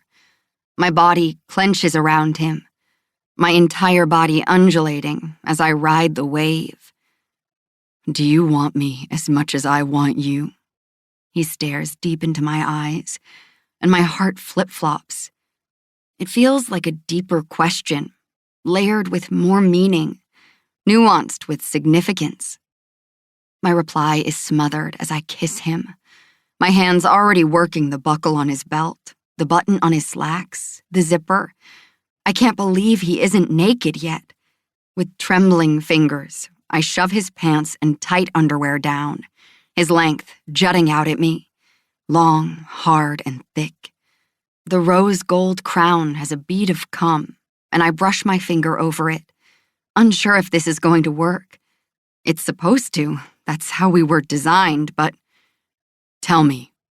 He stops my hand, his self-control vacillating when his lashes flutter. Yes, yes, yes, I want you. More than I've ever wanted anyone or anything. Please. My eyes lock with his. Make me yours. Mine, he breathes, a shudder racking his body as he cups my face. Giselle, fuck. He groans as I grasp his hip and map out the topography of his cock. My eyes can't stop devouring all of him, the disheveled hair, the jerking muscles of his abdomen, the tip of him, mushroom-shaped and veiny. I don't have a condom, he rasps out. I'm on the pill. I'm assuming you get tested regularly for physicals? I do. You are? Why? I've had irregular periods for years. Painful. I stop, not wanting to explain my menstrual cycle now. I've never had sex without condoms, but it's you, baby. It's you, and I'll do whatever you want. A laugh comes from him. You make me say crazy shit. His lips graze my neck, and I hold his head there. We can wait, he drags out. We can drive back to the penthouse and do this in my bed. My leg hooks around his hip, pulling him toward me. Just put the tip in. Like we're in high school, huh? A slow smile curls my lips. I've fantasized about the moment when the guy slides it in. The first bite of pain, then bliss, or, I think, you're big. It will fit. I wouldn't be opposed to video. We are not making a sex tape. Yet, my hands curl around his shoulders. I do want to watch it go in. You are insane. Mildly, runs in the family. I don't know what this is, he says. I don't know where it's going to end up. Regardless of his obvious hesitation, this is right, and I want it all, the ugly with the good.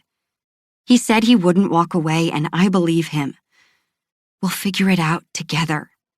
I flick my tongue over his nipple, making him shudder. Come here, he murmurs, adjusting my legs, bending my knees so that I'm halfway sitting up, my palms pressed to the hood of the car. He scoots the jacket closer to him. He steps back and stares, his chest heaving, his eyes dilated and low. I feel sexy and beautiful, bare and ready for him. Watch us, baby. Backing up, He lines himself up with my center and puts the crown in, then stops and slants his mouth over mine and kisses me. I dip my head to see through the space between us. His abdominal muscles shudder as he moves his hips back and forth slowly. My body has a primitive reaction, clenching around him. Trembling, I look up at him, seeing the glazed look on his face. He sets up a steady pace, rhythm sure and careful, never pushing hard. Sweat mists his skin, down his throat, through the trail of hair on his chest. In the distance, the sun is setting, the sky turning a vivid orange-pink through the trees. "More," I whisper. "Not yet, beautiful." His thumb caresses my clit, rotating in sync with his shallow thrusts. He looks at me, and our eyes cling. His green depths shimmer, and I read the nervousness in that gaze, underneath the desire, the hope that he's making this everything I've ever wanted. Oh, Devin, you beautiful man. Baby. The endearment sets me off. Tension builds and explodes. I can't breathe as lights burst, fireworks releasing in a kaleidoscope of color. I soar over the edge of bliss, shaken and torn, writhing as I cry out. He captures my words with his lips, his hips thrusting all the way home. A bite of pain hits as his chest rumbles with soft, comforting words. Not able to hold the position I'm in, I fall back on the car, my arms weights. He grasps my hips and adjusts, swiveling deeper as he pants. "Giselle, fuck, so tight. Are you okay?" "Yes, please, Dev, more." His jacket works its way to the edge of the car and falls to the ground as he thrusts, the cool metal of the car under me as he owns me, his hands lacing with mine as he leans down and kisses me. My body arches up to his, my legs around his hips, my pelvis dragging out every long, perfect stroke. Kicking up his tempo as he mumbles my name, he hitches my leg to his shoulder, grabs my hips, and finds a new angle. He shouts into the darkening night and releases inside me, the spill of him hot and sticky. He leans his elbows on either side of my face and stares at me. My hands rub his back, tracing the line of taut muscles, the ridge of his spine. "Devin, I don't know what I'm going to say. Thank you for being you. Kind, possessive, unsure. Even the part of him that's been holding back from me, I want to cherish. He's a little broken from the past, but if he wasn't, then we might never have happened.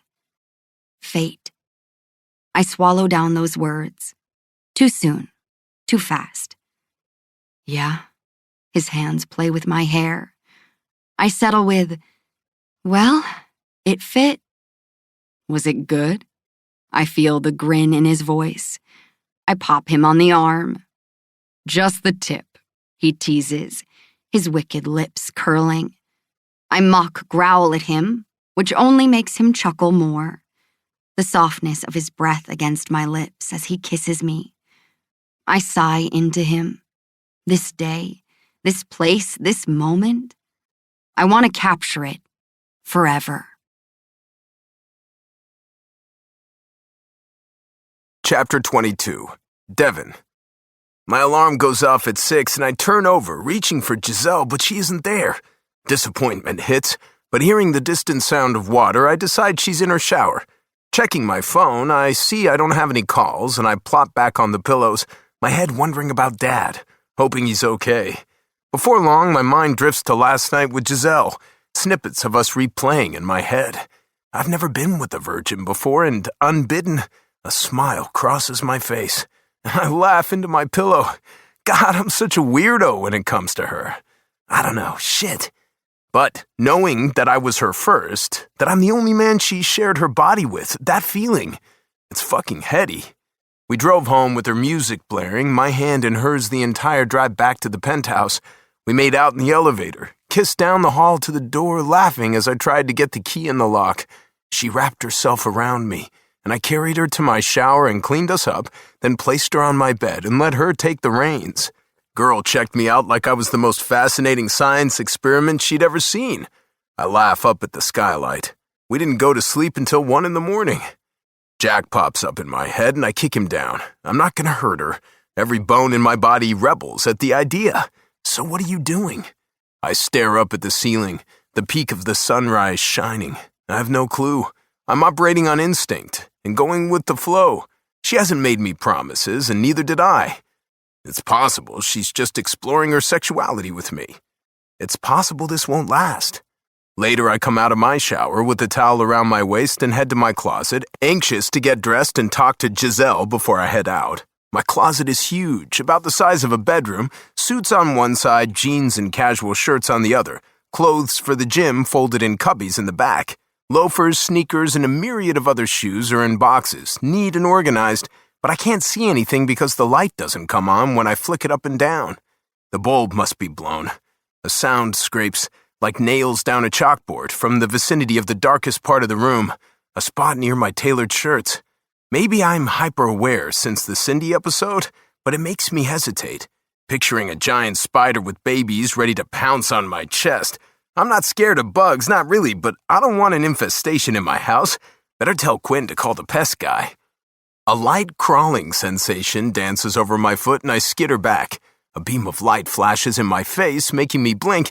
Then the light bounces down to a pointy-headed monster with a wide mouth and bloody sharp teeth. It growls and I yell and jump 2 feet back. Laughter spills from Giselle as she whips off the shark mask and rolls on the floor. A flashlight falls from her hands. Dev, oh my God, your face. Dying. You took out the light bulb? My voice sounds incredulous. While you showered. She giggles and throws the Jaws mask at me, and I catch it, holding it out with a disdainful finger.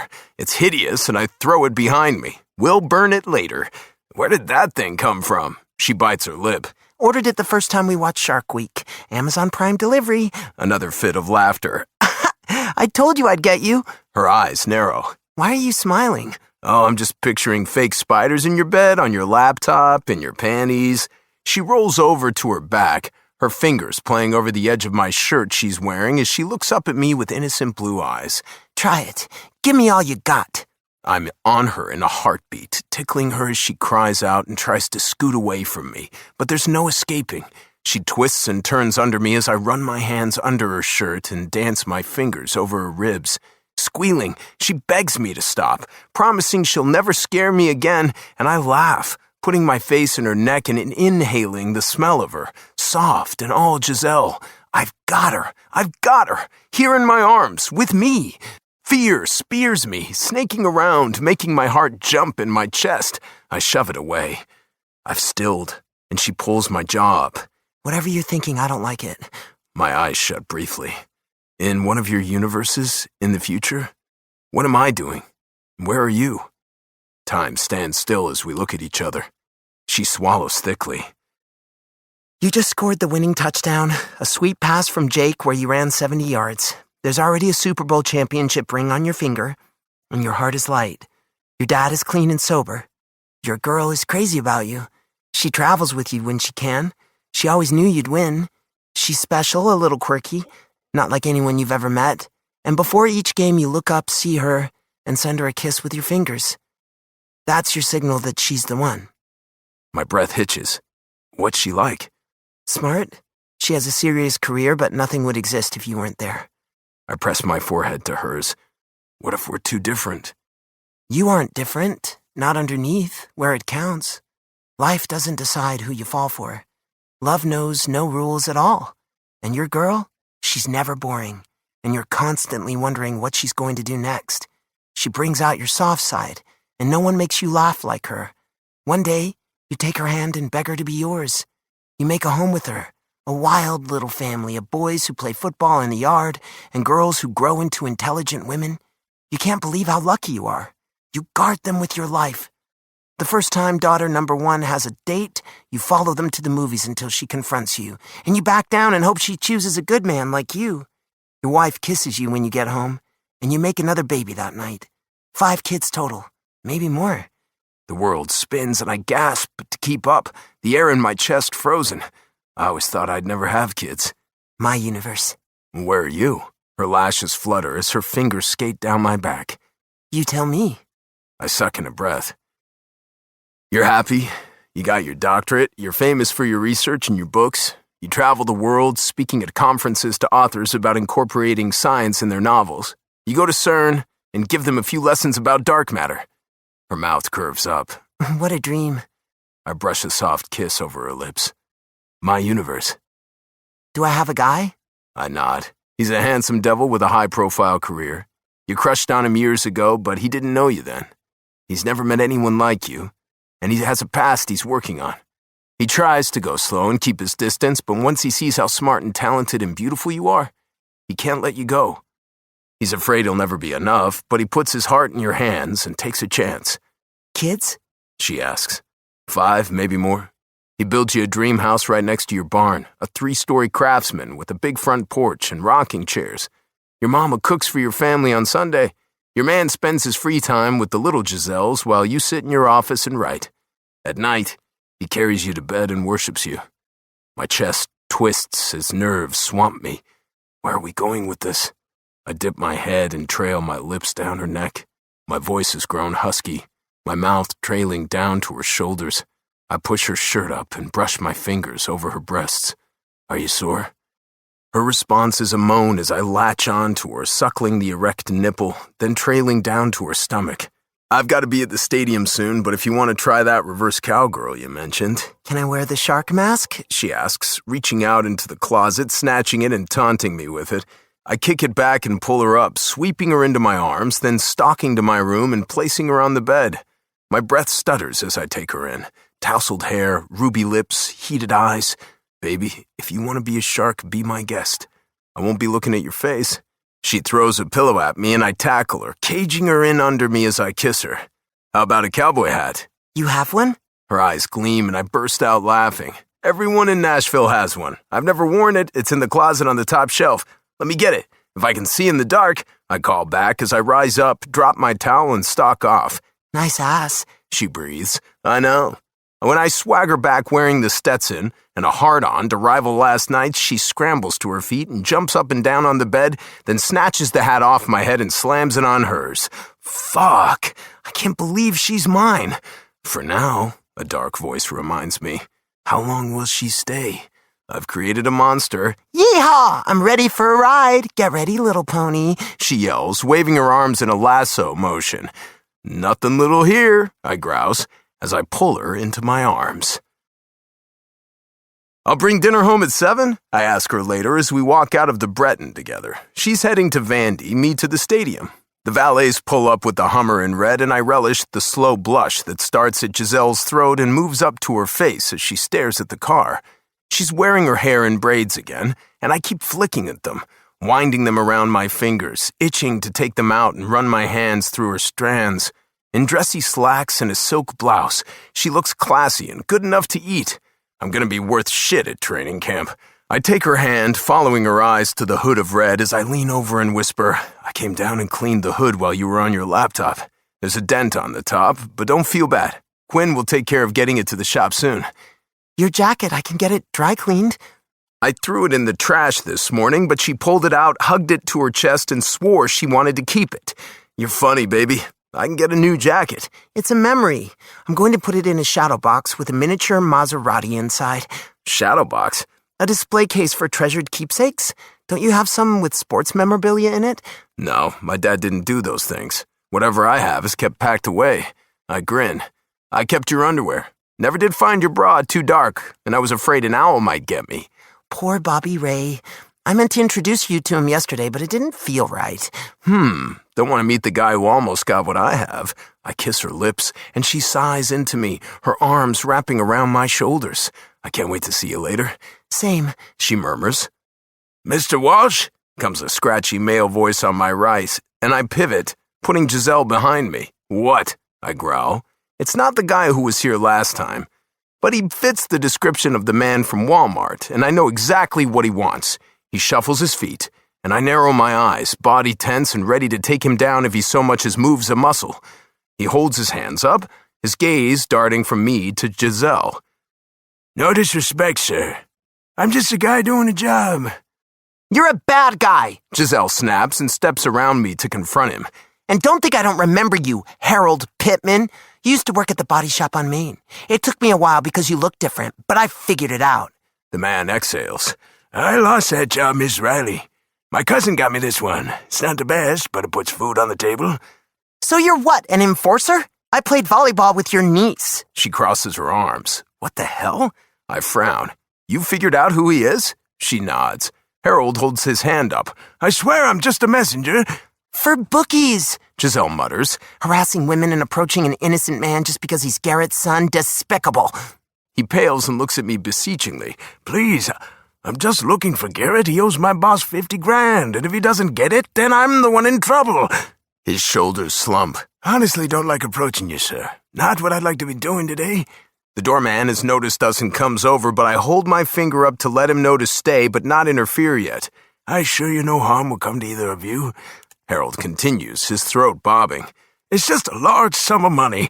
You used to change my oil and rotate my tires, Harold. There are plenty of places to work with your skills. Is this how you want to be remembered? As some kind of hitman?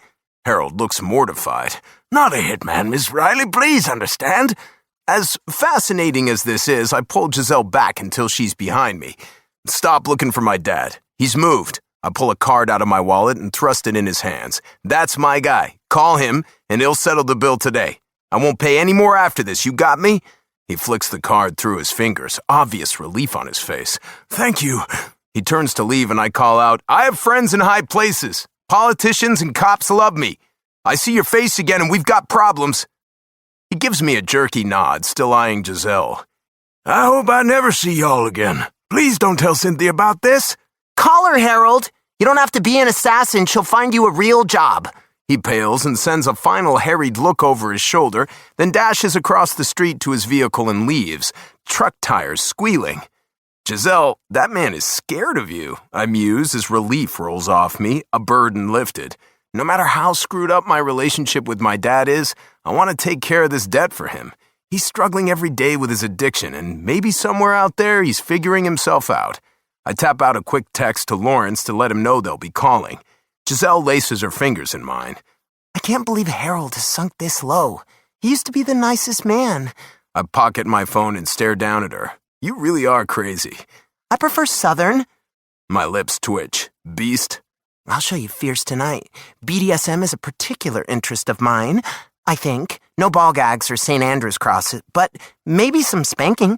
I groan and plant a kiss on her lips. How the hell did any man ever let you get away? Fate, she says simply and searches my face. You okay? As long as I have you. It's a relief, actually, to have his debt paid. Go get your new advisor. I'll bring Milano's. Just text me what you want. I open the door to Red. She gets in and I shut the door. She rolls down the window and calls out as I'm walking to the Hummer. Tonight is episode 10 on Shark Week about an 18-footer in the Guadalupe waters. I jog back over and kiss her before she can finish. No. She laughs, and I walk backward and watch as she pulls away. I stand there until she disappears in the traffic. Your car, Mr. Walsh, interrupts the valet who's been holding the door for me. I start and look over at him. Right. I guess I've just been standing here. My heart flutters in my chest. I miss her already. Chapter 23. Giselle. Giselle, are you still listening? Dr. Benson says, and I snap to attention in the seat across from her desk. What was she talking about? Her studies at CERN, right. You seem a little distracted. Oh, I am. Devin. His mouth, his hands, his laugh. My mind tangles in memories. Me sleeping tucked in his arms under the stars. The slide of him inside me this morning. I feel giddy, like I'm flying over rainbows on a real-life unicorn. In other words, in love. I tend to ramble, but it's been a joy speaking with you. I'm glad to be your advisor, she continues, shuffling papers in front of her. Copies of my grades and papers. Thank you so much for taking me on. My relief is obvious. You're welcome. She studies me, then nods, making notes on her laptop. She's an attractive woman with bobbed strawberry blonde hair, stylish yellow glasses, and a svelte figure. Her clothes are well made, a jacket and slacks, the same taupe color as mine. According to her bio, she's 35. Will I be her in 10 years? No need to email Dr. Blanton now. I'll tell him today. The words come from her with a touch of malice, and I bite back a smile. She's had her own run-ins with him, I bet. Women in science need to lift each other up, she adds solemnly. Fix each other's crowns, I murmur, or our particle accelerators. We laugh. I stand when she does and shake her hand, my eyes snagging on a framed photo on her desk of her with 2 boys in her lap. They're little, maybe 3, and look identical. My gaze traces their faces. Twins. Yours? Nephews. My brother's kids. Little rascals. One of them stole my phone last Christmas and hid it in his diaper. We didn't find it until he made a poo. Susu, I poo on you, is what he told me. And I couldn't even be mad, even though I had to put on a hazmat suit to get my phone. A melancholy expression crosses her face. I love kids, but raising them alone feels daunting. Oh, my interest rises. No rings on her fingers. Must be a story there, but I don't know her well enough to ask. You're single, I assume? She cocks her head. I grimace. Sorry, I blame the nosiness on my upbringing. My mama owns a beauty shop in Daisy, and it's the usual to grill every woman who walks in. Who are you dating? Is he employed? Does he own a home? When can I meet him? I laugh. She threw me a surprise birthday party yesterday with over 50 eligible bachelors. Oh, it's fine to inquire. We're going to be friends. I'd like that. I sensed an instant camaraderie with her the moment I walked in. I've had relationships, just none that stuck, she continues, mostly because I didn't have the time to devote to anything meaningful. My first love will always be physics. We share a brief moment of rapport, 2 women who've worked diligently to get where they are, with goals and aspirations that sometimes don't leave room for relationships. People say women can do it all, a career and a family, and it's a pretty picture, but it's not for me, she adds. There are plenty of women who make it work, and I salute them. My own mother worked a factory job my entire childhood, then came home and cooked dinner and read us bedtime stories. I don't know how she did it. Her breath hitches. She passed away recently. I wish I'd asked her what kept her going all those years. I'm sorry for your loss. Thank you. She picks the picture up and smiles down at it, but there's a lonely look on her face. I get my dose of cuteness when I see my nephews. We say goodbye, and I'm heading to the door when she calls my name, and I turn around. About Switzerland. I have some pull at CERN, close colleagues who are collaborating on various studies. I was half tempted to join them a while back, but I came to Nashville to take care of my mom, and time just got away from me. Dr. Blanton didn't approve your application, but I wonder if he puts enough importance on theoretical physics. He's, well, quite, old school. She clears her throat and straightens her jacket. I don't want you to get your hopes up for a fellowship, because there's no availability at CERN at the moment. However, I called some friends last week after I read your paper and shared it with them. They were receptive and impressed. I gasp. Oh, she smiles. We have a new school year ahead of us, and now that you have me, your chances are better for next year. A frisson of excitement washes over me. Next year feels far away, but with my writing and classes in Devon, time will fly. Thank you so much for recommending me. It would be a dream to go, I say, then pause and say on impulse, Dr. Benson, you should come have Sunday dinner at my mama's. She'll try to set you up with any man with a job, but it's worth it to eat at her table.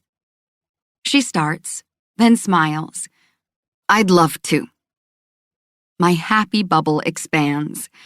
I stop by the library for a quick study session with my students, and they surprise me with a giant cupcake with pink icing that we huddle over in a closed room and split between us while discussing their questions for the final they'll take at the end of the week. Afterward, Quinn meets me at my apartment, and we finish boxing up my things. He says he'll take them to a storage unit that's close to Daisy. After grabbing some takeout, I dash over to Myrtle and John's complex, then take her to a follow-up appointment with her orthopedic doctor. With assurances from John and myself that will help her with her recovery, she agrees to schedule a knee replacement in the fall. "I'm bringing your present home," is the text I get from Devin once I get back to the penthouse. He adds a heart emoji, and I squeal. "What is it? Give me a hint. Is it your body?" After a moment, I delete the last line before I hit send. It's not his body that calls to me. Well, yeah, he's the most gorgeous man I know, but that isn't why my heart is full. It's his hesitant care when he took my virginity, the way we laugh at the silliest things, the universe he described in the closet. "It's going to bring you full circle. I've had it planned since your first morning in my kitchen." "Cookware? You can't cook." "Sex books? You have me for that. Don't be wearing a mask when I come home. There will be consequences." A delicious shiver races across my skin. I like your consequences. Laughing, I dash around the penthouse, deciding to create my own surprise. It's not much, just a red bikini from Walmart, on sale, that I've put on. The silky fabric barely covers my breasts, and the bottoms are a tad skimpy. Okay, it's a size too small, but who cares? I'll use what I have.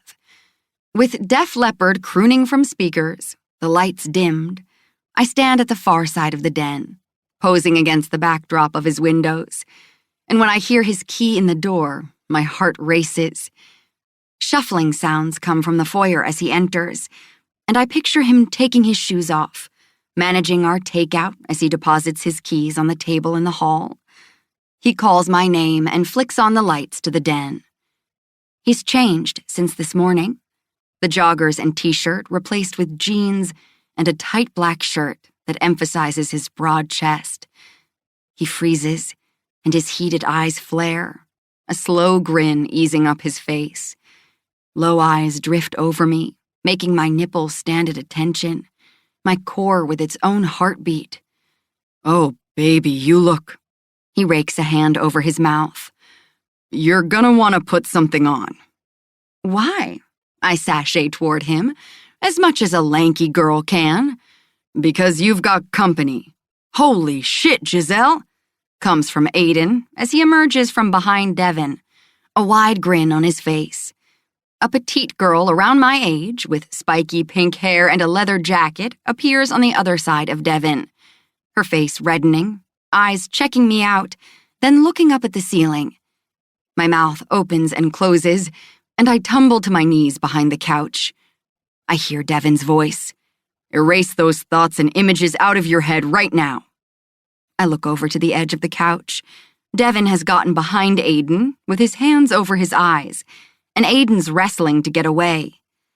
"I'm just going to get out of this, bikini I was trying on," I call, and make a run for the hallway and Devin's room.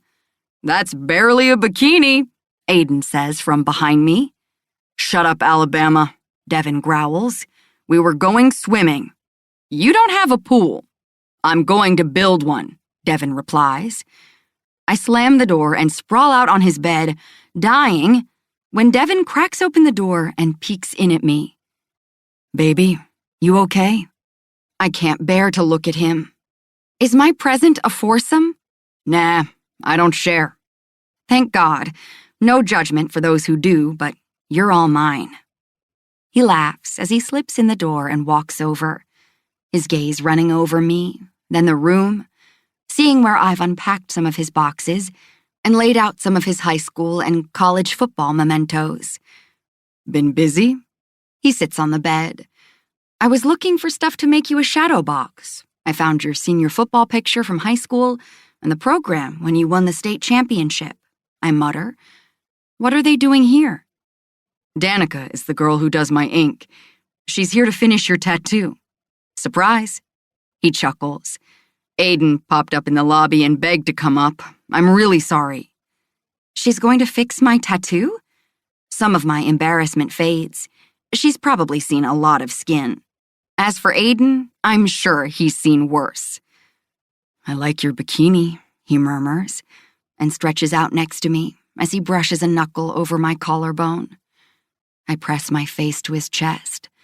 Ugh, it's too small. I wanted to surprise you. He laughs. You run fast. So a tattoo? I mumble. He plays with my hair. Yeah, I figured you'd never walk into a tattoo shop again, so I brought her to you. My girl needs a finished tramp stamp. I rise up and give him side eye. Tramp stamp is not a term I like. Right, he teases and touches my cheek. It's a lower back tattoo, and I insist you wear low-rise shorts and crop tops every morning when I walk out and see you bent over your laptop. I never said I wouldn't go in a tattoo shop again, but he knew. Unexpected emotion rises. That's such a thoughtful gift. I got you something else. He moves around, reaches in his pocket, and pulls out a black velvet box. Never got around to giving it to you yesterday. Meant to, but we did other things. He gives me a wicked grin. I sit up against his pillow and open the box, my fingers trembling as I pull out 2 black bobby pins, a royal blue glass butterfly on the end of each one.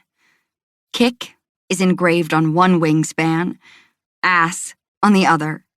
I trace the scripted gold writing. He watches my face. I found them in a jewelry store downtown. A necklace didn't feel right. You always wear your pearls. Earrings, you don't wear them, and... He stops, dropping his gaze, a hesitant expression flitting over his face as he speaks. I get the impression Devin doesn't give gifts often.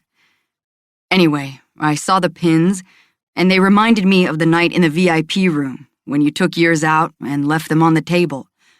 I had them engrave the words, so you'll always be reminded that you can do anything you want. How do you do it? I ask, as emotion overwhelms me and a tear escapes and slides down my face. He wipes it away. Oh, baby, do what? Make me imagine every morning with you?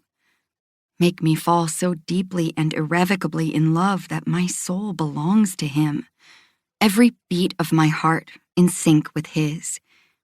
He sucks in a breath and kisses me long and deep. There's a hint of desperation in the way he clings to me, in the words he doesn't say. We part, our breaths heavy. Giselle.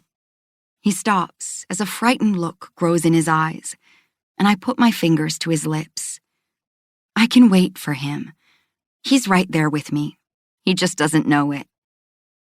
15 minutes later, I'm past the embarrassment and dressed in a green Buddy the Elf t-shirt, on sale, and shorts. I lie on my stomach on a fold-up apparatus Danica brought along with her tattoo machine.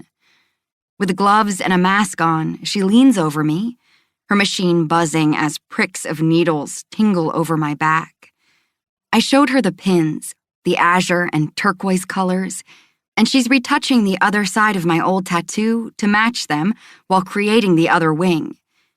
Aiden munches on garlic bread from our dinner as he reclines on one of the loungers. Devin half-heartedly attempted to get him to leave, but I told him it was fine. What were you trying to tell me at my party? I ask him, after Devin gets up to grab a water and Danica takes a break. I hold my hands up in the sign language he tried to convey at the party. He smirks, moving his fingers in the motions. This is D, genius, for Devin. He presses one hand together, the fingers tapping against his thumb. This is talk. In other words, we need to talk about Devin. My gaze catches Devin answering his phone and heading down the hall for privacy. About what? Dude, He pushed me around last week. Over you. My eyes narrow. Did you deserve it? He rolls his eyes. I said some stuff, but I was sincere when I told him I wanted to ask you out. But whatever. That ship has sailed. You're his. I grin. Your master plan of pissing off Jack failed.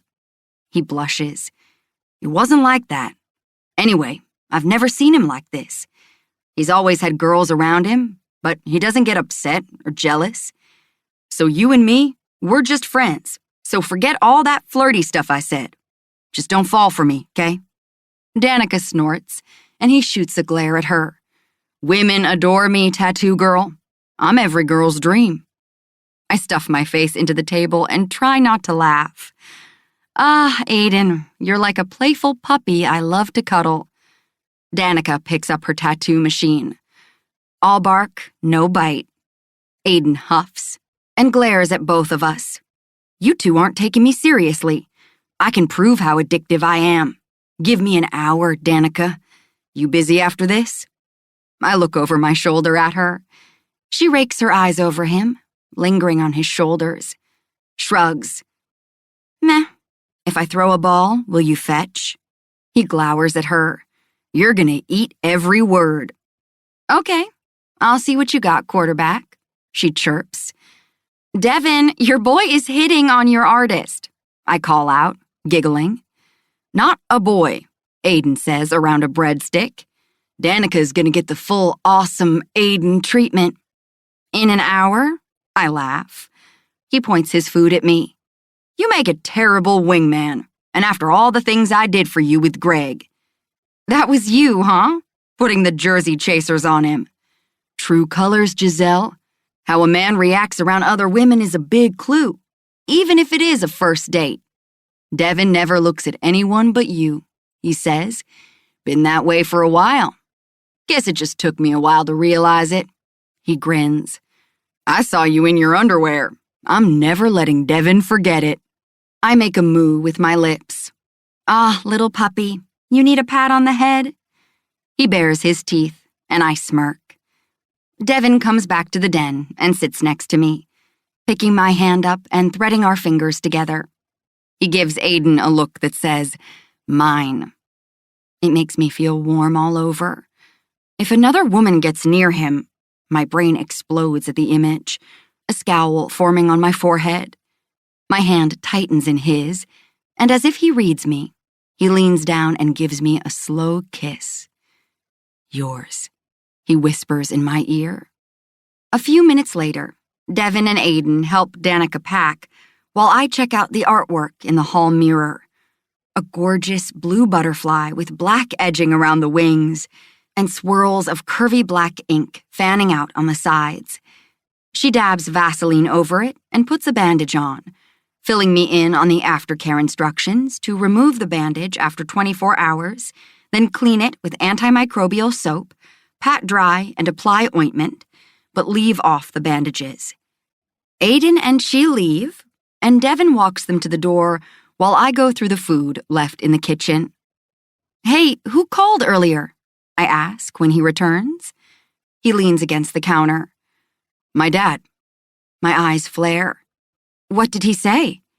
He tucks his hands in his pockets. Not much, just that he's okay. He pauses. He sounded sober. There's a hopeful look on his face that makes my heart snag. Did he say where he was? He shakes his head. No, just that he's with friends and wanted to make sure I got his note and that he didn't want me to worry about him. I told him I paid off the debts.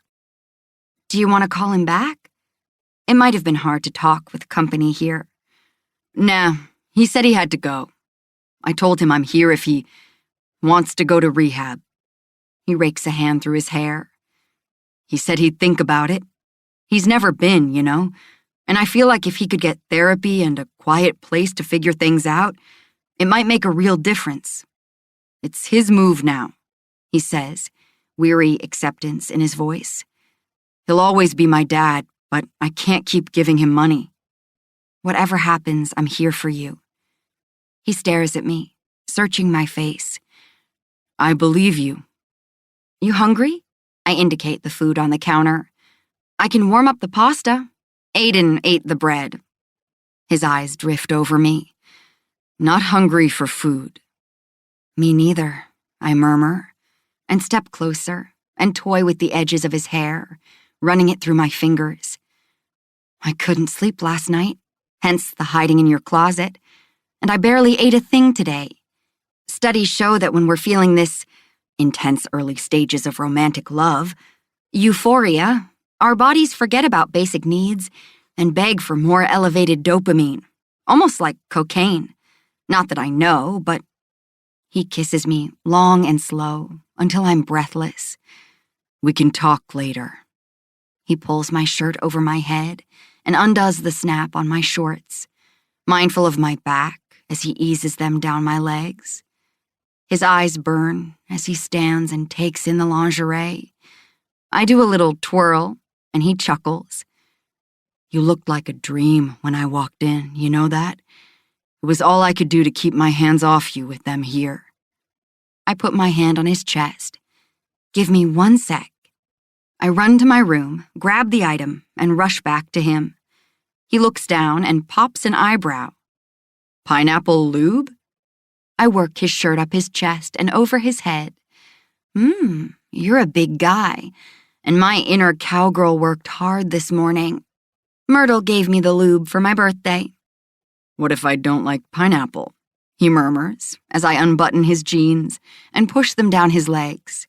Then he kicks them across the room. Got strawberry and cherry. You don't eat it anyway. I'll eat you in every flavor. Does it come in bacon? Gross. He laughs and hops around, taking his socks off. I'm gonna show you what I can do with that lube. You had control this morning. It's my turn. Uh-huh, I say, and ease down his black underwear. Magnificent warrior. After stepping away, I make a dash for his bedroom, looking over my shoulder. I've put the mirror from my room in yours. I want to see your face for what I have planned.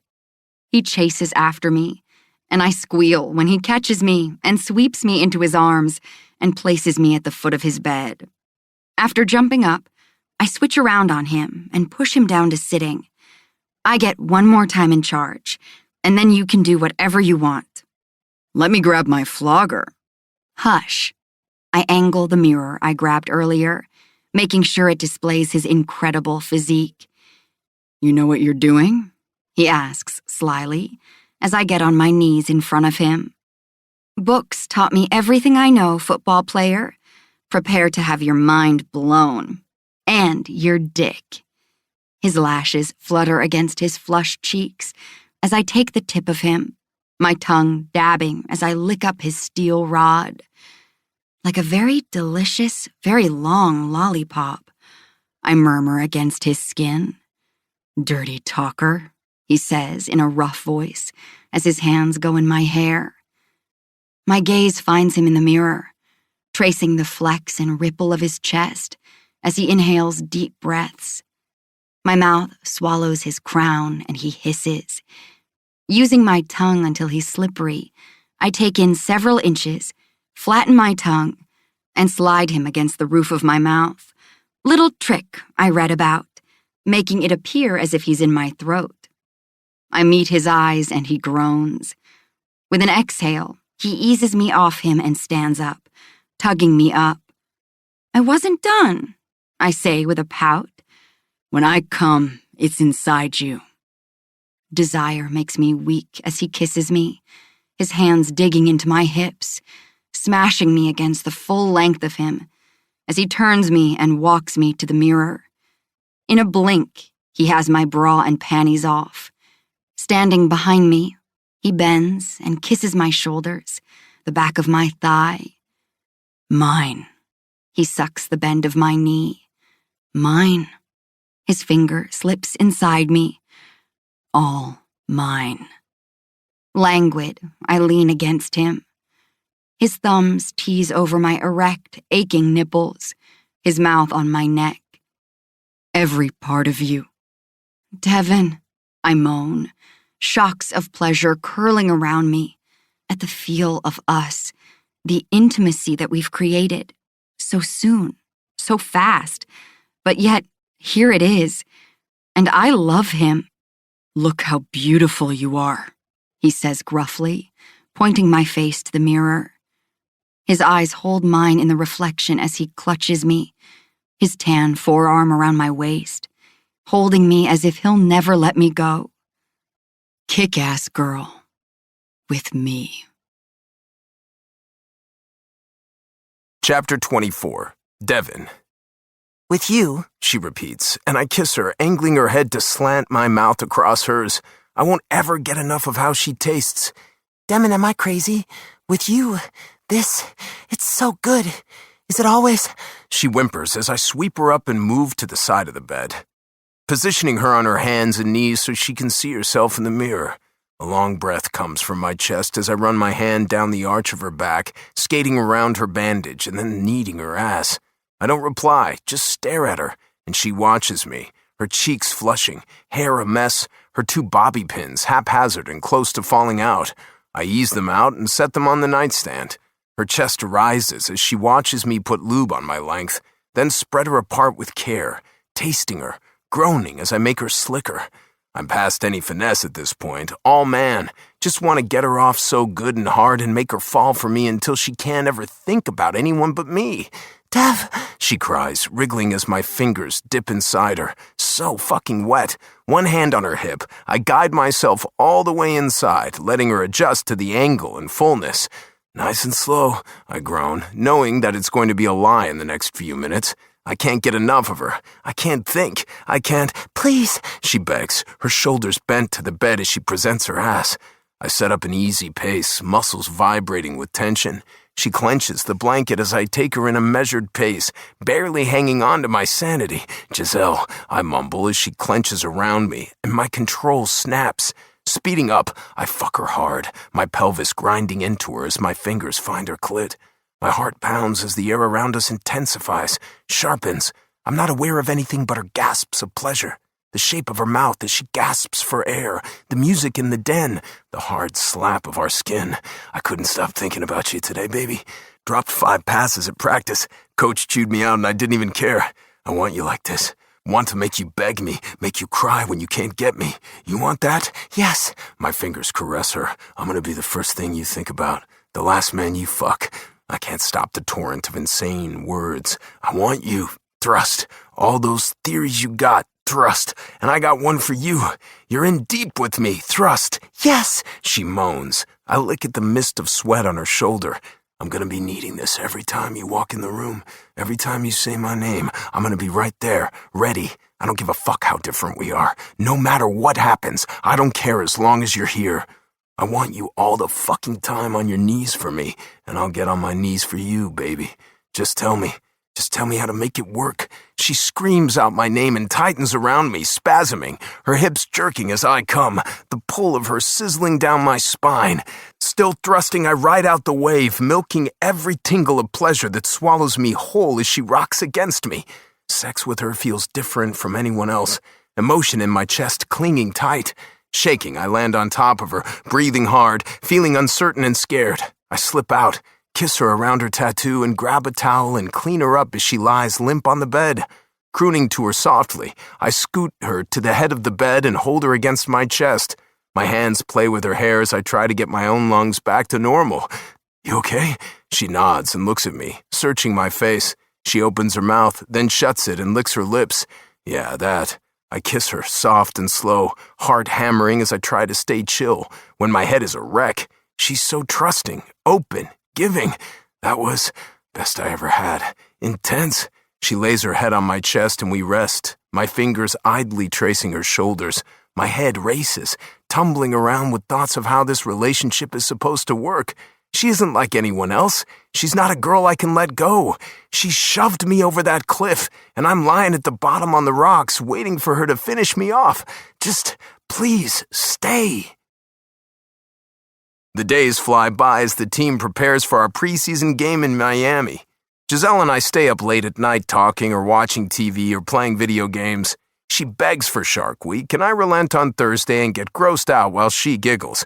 I called her a bloodthirsty scientist, and she said I was a widow scaredy cat jock. On Friday, she pulled out the complete illustrated Kama Sutra and showed me the lotus position where the man sits down with his legs crossed and the woman straddles him, wrapping her legs around his waist, and she asked, "Could you do it?"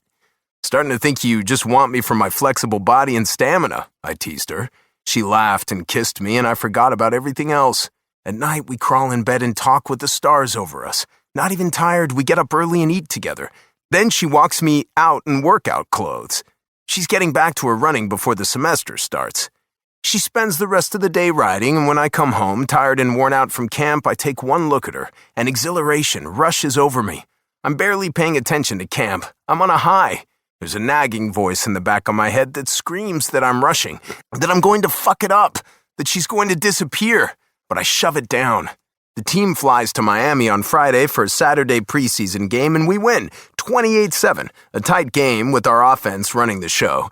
Jack is resting his arm, and Aiden gets a day in the spotlight, trash-talking Jack the entire flight home. When we land in Nashville late that night, Giselle's in the parking lot next to the Maserati. She and Elena stand chatting as Jack and I hoist our duffel bags to our shoulders and head their way. "Giselle seems happy," he says, shooting me a glance. "And you? How are things?" "Good. Look, we've been friends a long time." His voice trails off, a torn expression on his face as he grabs my arm. "What?" He studies me. "I haven't seen you this happy in a long time." But she's staying with you. It's gonna make ending things hard, don't you think?" "Who said I was planning on ending it?" "Come on, it's you. I'm really fucking sick of this. We aren't temporary," I snap. We stop under a parking lot light, and he takes in my tight face and tense shoulders. All right. Maybe I'm wrong. I hope I am." Before I can respond, Giselle runs up to me and I drop my duffel and wrap her in a hug when she jumps at me. I twirl her around, my hands on her sweet ass.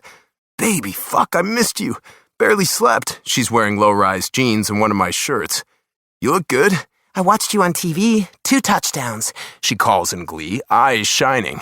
We're in our own world, but I feel the heat of Jack and Elena's gazes, sense the puzzlement radiating from them as they watch us from his Escalade. Who cares if they don't get us together? I do. She does.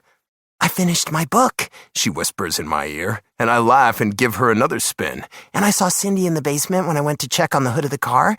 Quinn had it fixed in a day. Cindy wants to know if you're available to babysit sometimes. I told her you'd love to.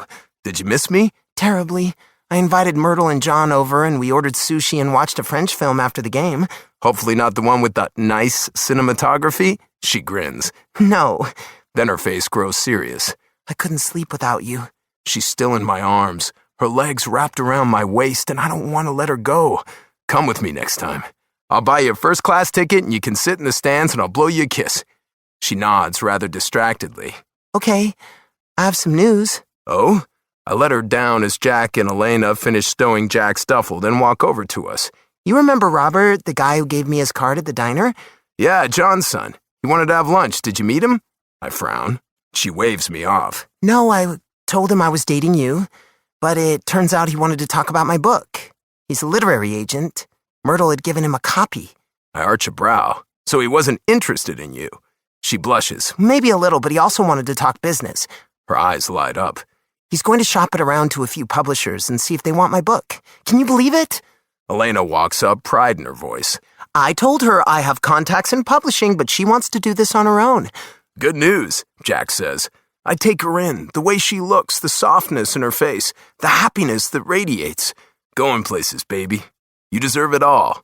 She does, Jack murmurs, his gaze on me. Chapter 25. Giselle. Dear Heavenly Father, we come to you this Sunday with a meal before us, prepared by hands that work for you. Please bless this food and use it to nourish our bodies. Thank you for bringing my family here. Encourage their hearts to visit more. A mother's love never ends. She knows the words her children cannot say, and she supports them through good and bad, even when she knows they might fail along the way. Mothers are the pillars of generations to come, which brings me to my daughter Elena and her husband Jack. Please make her fertile and give them babies to populate the earth. Lord, I need grandchildren in my life to fill the empty places. Elena and I both look up at the same time from across the table, and I make a pregnant motion over my belly. She rolls her eyes while Topher smothers a laugh with a cough. Aunt Clara snags a roll, takes a bite, sees us looking, then mimes rocking a baby. Mama keeps her head bowed and continues.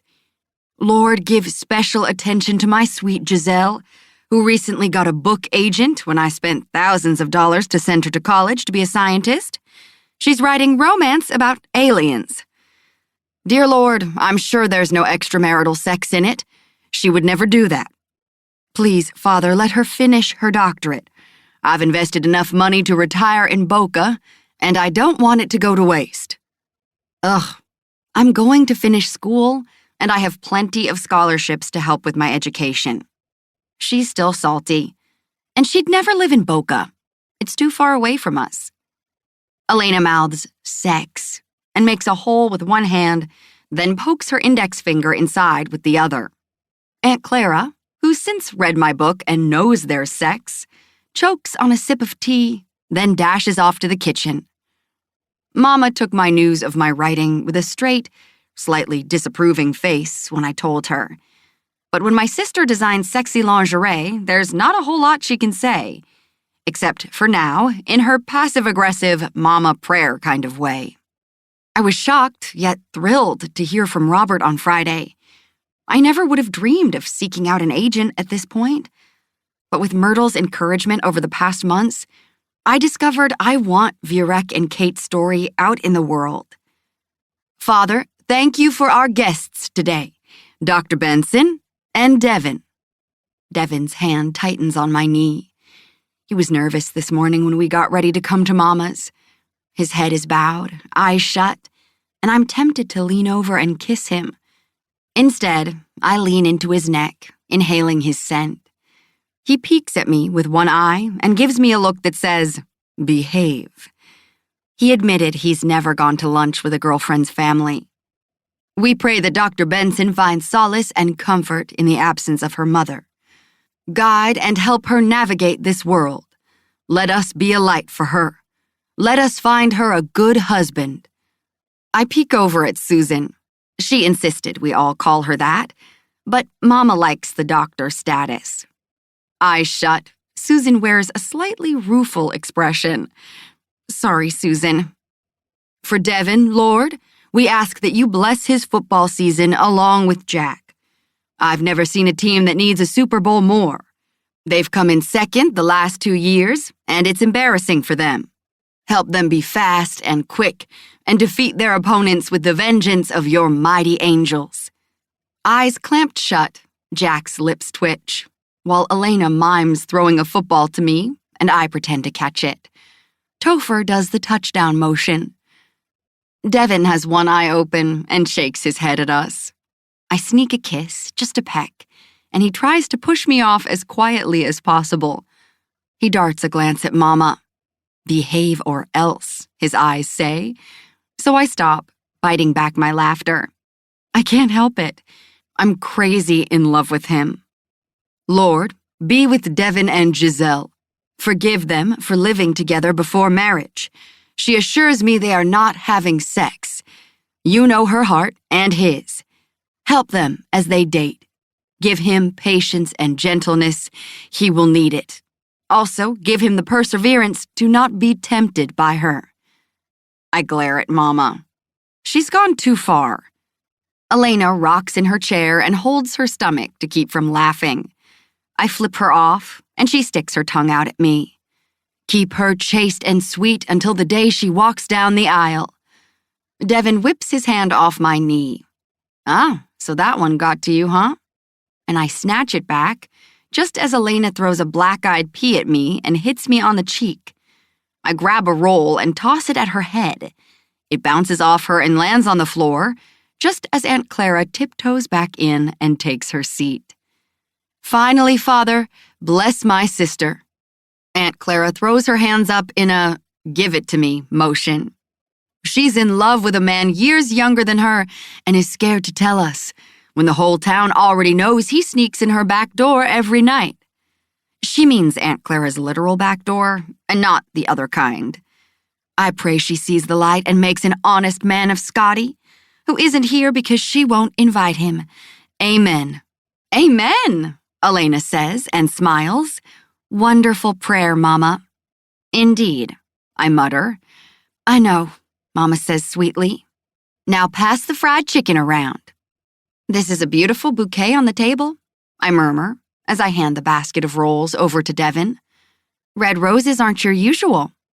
Didn't see a reason to let them go to waste, she replies as she takes the bowl of green beans and spoons some on her plate. I sent all the flowers from your party to the assisted living facility, so they came in handy. Aunt Clara titters. Lance brought them by yesterday. Wanted to woo your mama. She drags out the word until it's woo. Looks like I might have created a monster with Mr. Pig. How sweet of him, I say, and picture Mama and him together. Nope, can't do it. He asked her out, Aunt Clara tosses in. She said no, and he said he'd be back with more flowers. I can't wait. I told him I don't date, and I didn't want to see him anymore at my door, she replies primly. Elena smirks. Hard to avoid him when he owns the Piggly Wiggly. Don't you go every other day? You still have those pink handcuffs in your room? Elena asks me. Top dresser drawer, I say with a smug smile. Might be some leftover twine in the garage from where we tied up those tomatoes. Lance likes bondage, Mama. Eat your chicken, she says, never batting an eye. We have guests. Thank you for inviting me, Susan says, smiling carefully, and for a brief second, I wonder if maybe I shouldn't have invited her. But it felt like she needed some cheering up. And if we're going to be friends, she might as well know my family is insane. I haven't had a good, home-cooked meal in a while, she continues. You need a man to cook for, dear. How old are you? Mama asks. 35, she says hesitantly. Still young enough, Mama says with a wave. They've got those IVF things now. Miracle babies. Tamara Wilkes had triplets using fertility drugs. Even if we can't find you a man. Oh my, Mike would be perfect. Let me give him a call, right? No, Mama, I say firmly. Let's eat together. She sighs, settling back in her seat at the head of the table as she cocks her head at Susan, sizing her up. There's also sperm banks if you don't like men. Topher is gay. I am? He chuckles. Yep. Mama motions at all of us. You'd have help. I'd love to watch your triplets. Susan pales. I hand her the plate of chicken.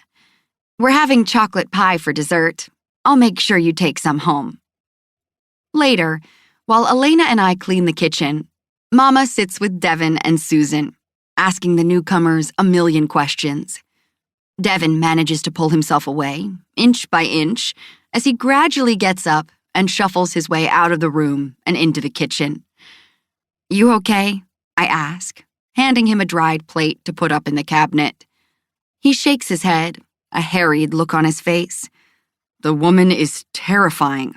I told her about my dad before I knew what was happening. She just sucked it out of me. She wants to meet him. I pat him. She'll add him to her prayer list. It's very long. He grimaces. I don't mind the prayers. You told her we aren't having sex, but she knows, Giselle. The woman knows. I grin. She just doesn't want to think about it. Technically, she asked if I had my own room at your place, and I said yes. Then I ran before she asked me anything specific. From behind, he wraps his arms around my waist and whispers in my ear. She's got no clue how naughty you are. I lean back against him. Shh, no one does. Susan pops her head in.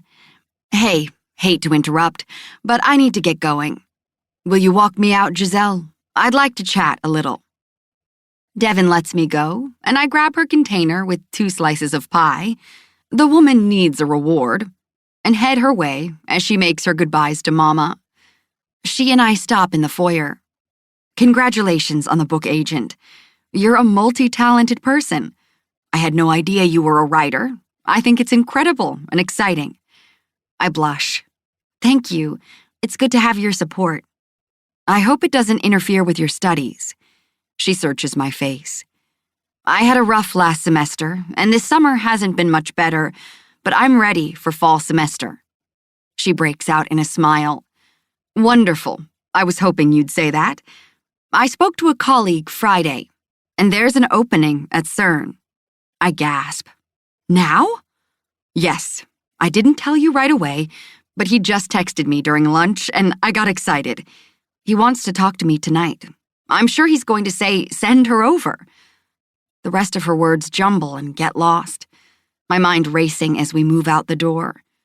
I find a seat on the porch and sit, my hands clasped tightly in my lap. Her words seem far away, and I strain to listen, but there's a roaring in my head. Send him your records and a copy of the application you filled out for Dr. Blanton. He'd already read your paper and was suitably impressed, but I want to make sure it's what you want. Of course. My chest feels tight and wrong. I rub it. I notice her taking the seat next to me. It starts September 6th, so you'll need to expedite a passport if you don't have one. Devon's first home game is September 6th, I say, interrupting her. We play the Cowboys. She gives me a quizzical look. Is that a problem? The football player? He isn't just a football player. He's everything. She continues, we can use your research as credit for your classes. Usual internships range a year or longer if you get in a deep study. Some students are awarded doctorate degrees based on their work. Just an incredible opportunity. Giselle, are you okay? I nod, but my head bangs, a throb right in the front. I swallow thickly. 21 days. And I can be in Geneva, Switzerland. Yes, I'm fine, just shocked. I didn't expect this. She smiles and pats my hands. Of course, I don't have the okay yet, but I feel confident I will tonight after I talk to him and tell him you're on board. I'll text you what he says, then we can meet at my office later and work out the finer details. Sound good? I picture Devon in his yellow and blue jersey, taking the field and looking up to the stands for me. And I won't be there. Dread washes over me. Giselle, are you sure this is what you want? He's already had one cancellation, and I don't want to disappoint him. Right, he's her friend and colleague, and she's gone out of her way to work this for me. Are things serious with you and Devon? I thought your mom said you'd only been dating a short time, but she trails off, waiting on me to reply. Are we serious? He hasn't said, but my gut feels what he can't say. And I know that leaving right now would not be good. Nausea bubbles in my stomach.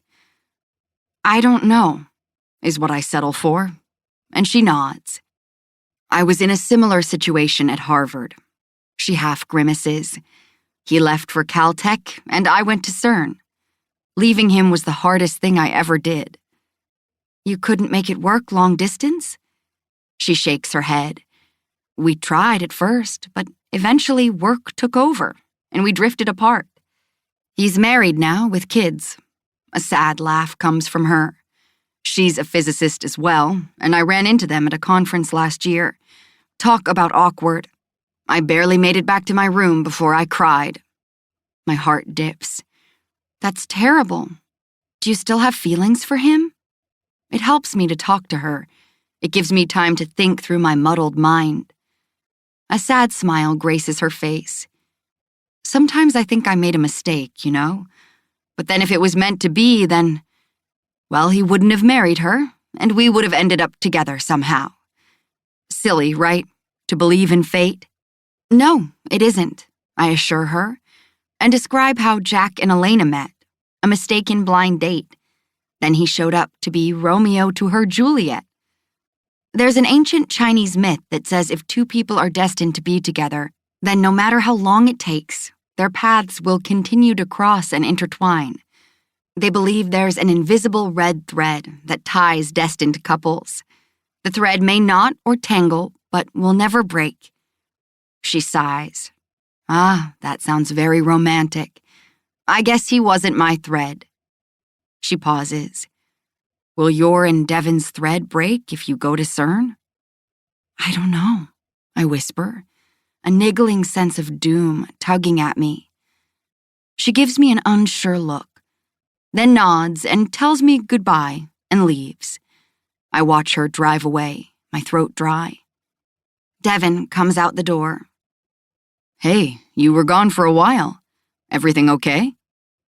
I start, a long breath coming out of me, as Devin laces his fingers through mine. Trepidation sneaks over me, thick and vicious. I can't leave him, right? Was she weird about your book? No, not at all, I managed to say. She's no Dr. Blanton. Good, he smiles. So why do you look like someone just stepped on Cindy and her babies? Unease swirls in my gut. Dev, What is it, baby?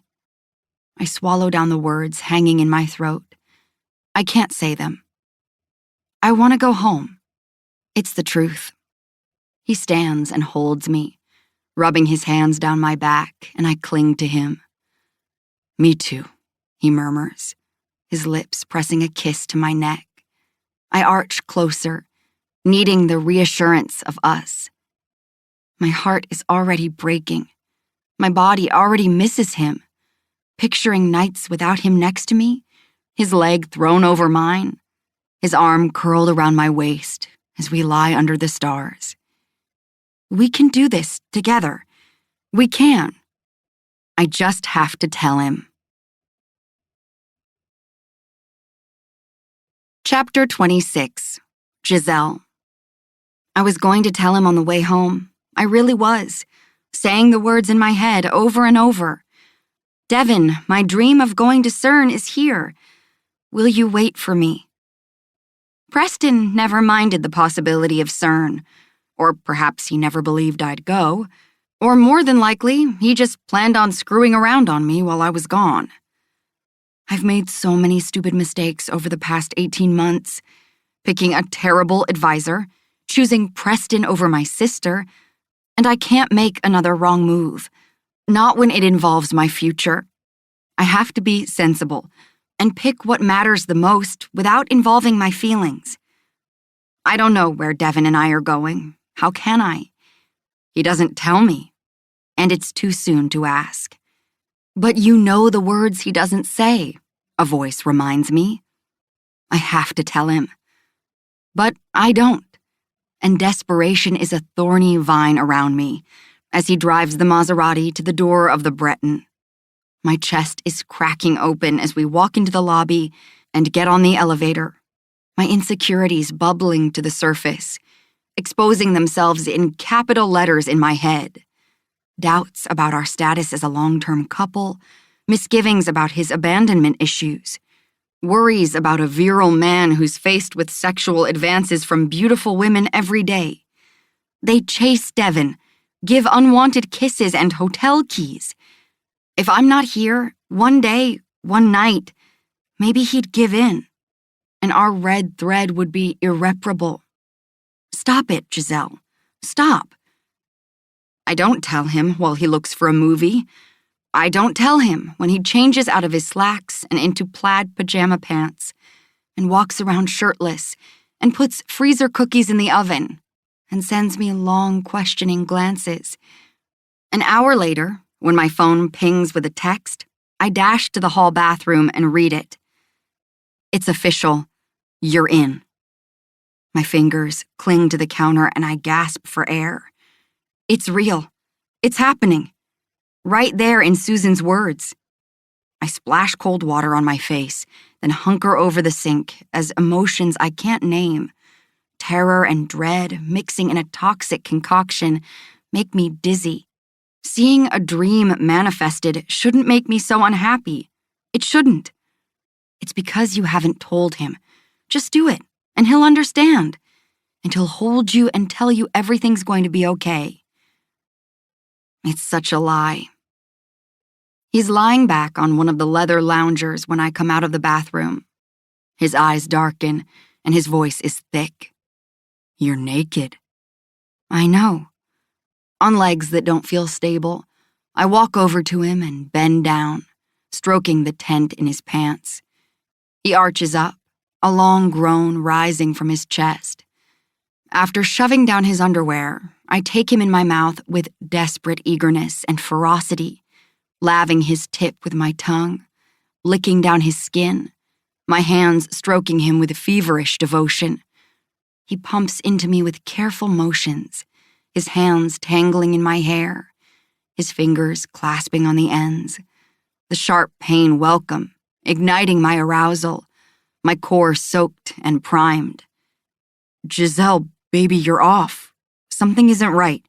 He jerks me up until I'm lying on him, and his eyes search mine, and I feel tears building, gaining momentum in my throat. I close my lids and kiss him with vengeance before he can ask, before he insists I tell him what's tearing me up inside. Our mouths collide over and over, finding new angles, darker than the other times we've kissed. My tongue searching out for his, sucking and pulling and taking, until I get the essence of him. Desire has me in her grip, from the top of my head to the soles of my feet, as he picks me up and my legs wrap around his. Don't stop kissing me, ever, I breathe against his mouth. I want you so much. My body aches. My mind is consumed with you. I can't get enough. Never enough, I say, and my voice is broken and ragged, my mouth peppering his cheeks, his nose, the corner of his lips. Please, please make love to me. The air thickens around us, nodding and twisting, his fingers digging into my ass so hard I'll have bruises, his eyes mirroring mine, acknowledging what I crave. He pants and tries to speak, a question on the tip of his tongue. But instead, he kisses me with electrifying clarity, sensing my need, feeding off the intensity of my emotions as he shoves me against the wall. His cock does not wait, slamming into my slick entrance with a full thrust, his fit tight and deep, all the way in and back out in a furious pace as I cling to his shoulders. He ravishes me, plunders me, crawling in and making me his. He drowns me with his rough possession. My cries are loud, my hands deep in his hair, latching my mouth to his, never letting go, begging him to take all of me, forever, no matter if I'm going away. When I come, my body clamps around him. Tears pour down my face, and he kisses them hungrily, lapping them with his tongue as we end up on the floor, and he drives inside me. He takes me with greed and lust, his eyes on mine, that questioning look gone, replaced with a frantic need to make whatever is wrong right. Driving, grinding, lunging, he uses me until I fall apart and scream his name, only wanting more. He flips me over and puts me on my knees, his tongue tasting me as he groans, his fingers kneading my ass. I gasp when he fills me back up, pushing hard and wild. No gentleness, just hard and dirty, undeniable need to crest.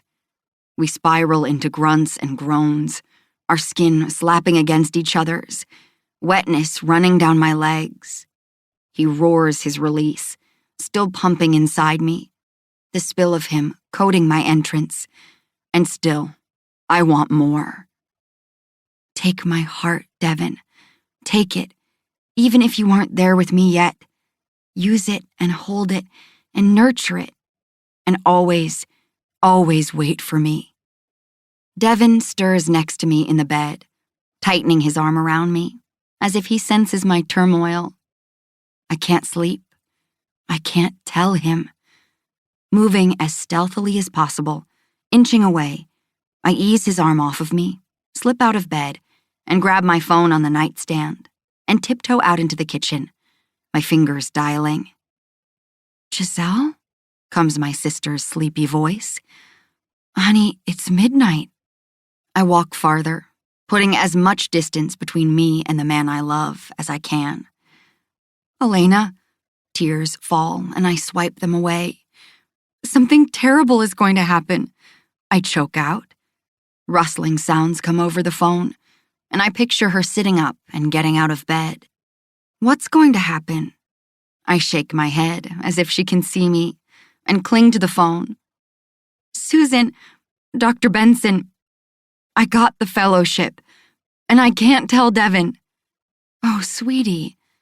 I put my hand on the window in the den and gaze out at the city lights of Nashville. "I'm going to leave, and he's going to break up with me.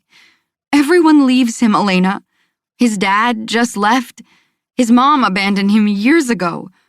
Hannah, she left him for someone else. What am I going to do?" A fresh wave of remorse washes over me, and I sink to the floor.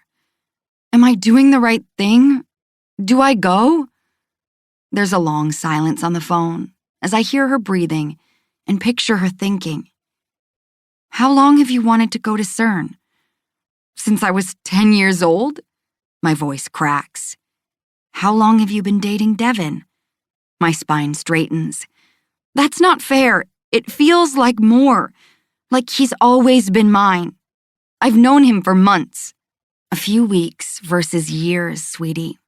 Don't you think the answer is obvious?" She sounds confident, and I want to bang the phone on the floor to shake some sense into her. "No, it isn't," I cry out. "I'm in love with him, Elena. So deep that I won't ever forget him. But he'll forget me. He will. He'll push me away like he used to. He'll go on with his life as if I never existed." "Shh, it's okay, she croons. "Preston hurt you just a few months ago, and maybe things are moving too fast with Devin for you to really consider what your true feelings are." "No, this is nothing like Preston," I grind out, falling into more regret for the sweet relationship with my sister. "Elena, God, forgive me for thinking I wanted him, please. I didn't know what I was doing then. I let myself get sucked into his vortex, and I didn't love him. Not like this." "Shh, Giselle, please." I hear her breath hitching. "I have forgiven you. You can't forgive yourself. He manipulated both of us, used you to get to me. And when it didn't go like he wanted, he took advantage of you. And none of it is your fault. We lost part of what we have." I cry into the phone.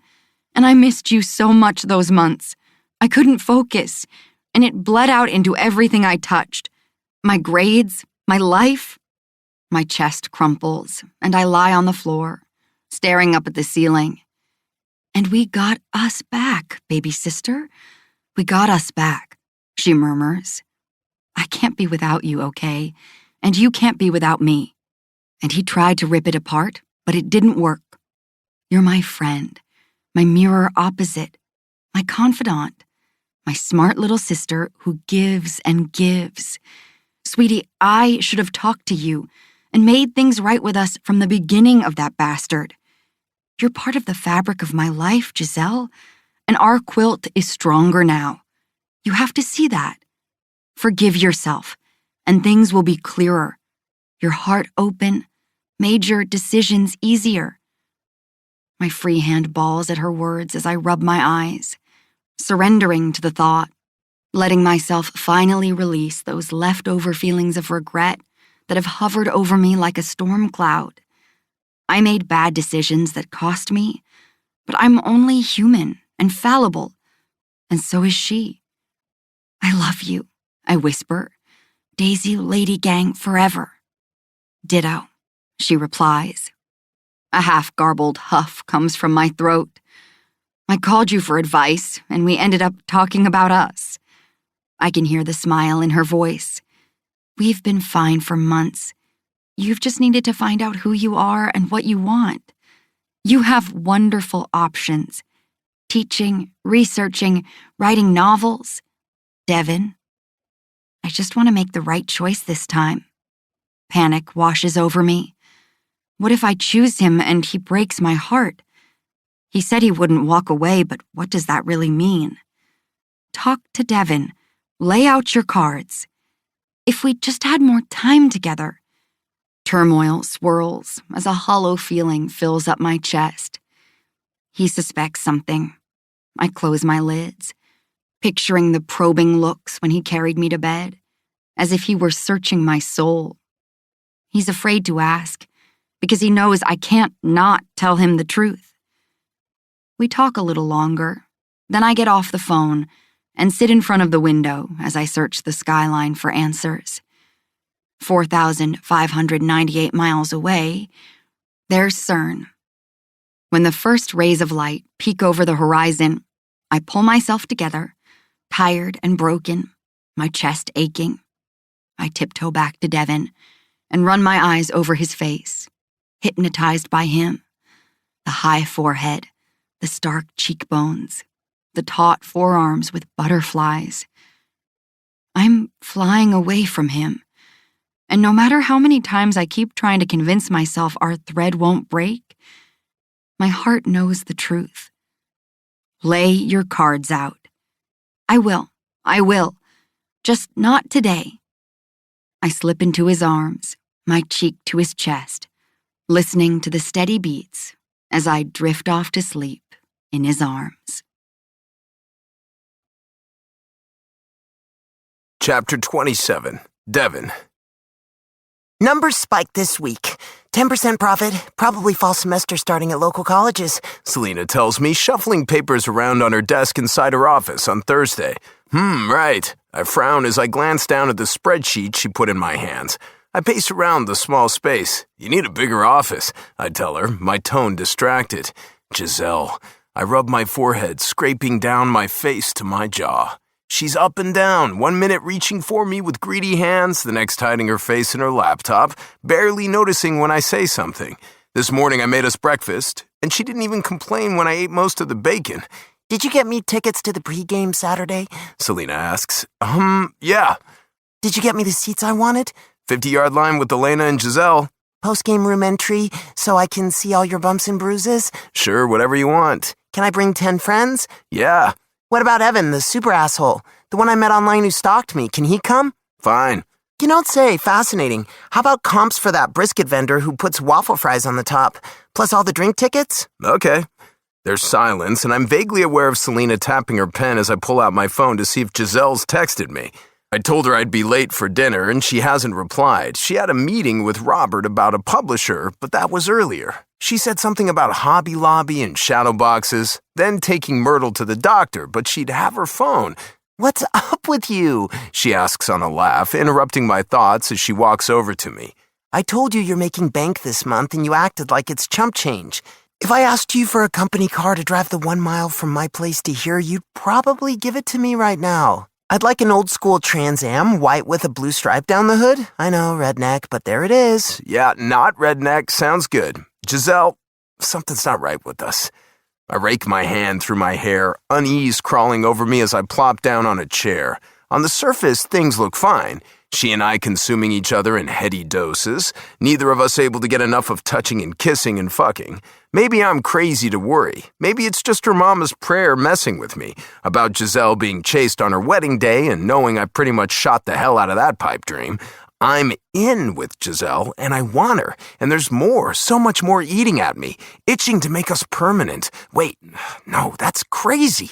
It's too fast. I'm just reaching, reeling in the off-the-charts sex and intensity of my heart, wanting to cleave to hers, wanting to bind us, to kiss her every day, to make her need me like air.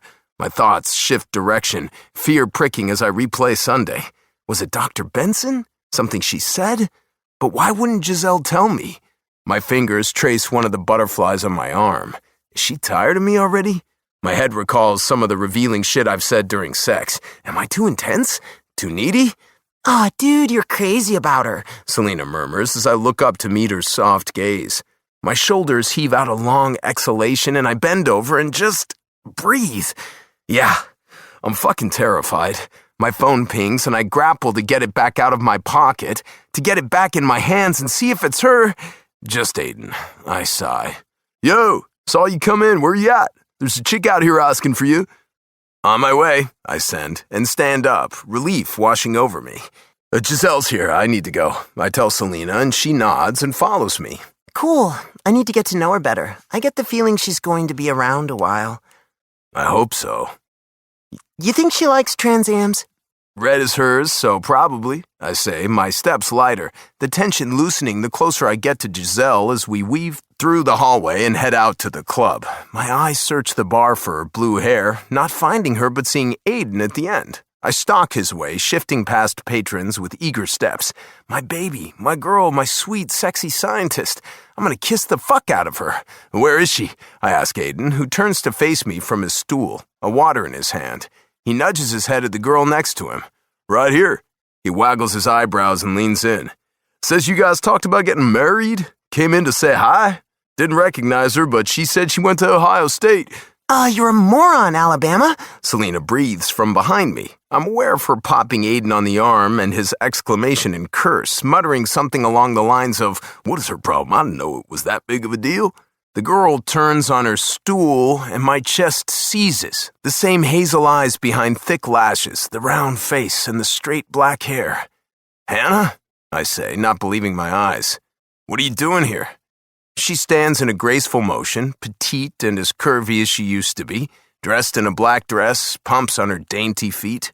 Her hair is shorter now, around her shoulders instead of down her back. A blush rushes up her face.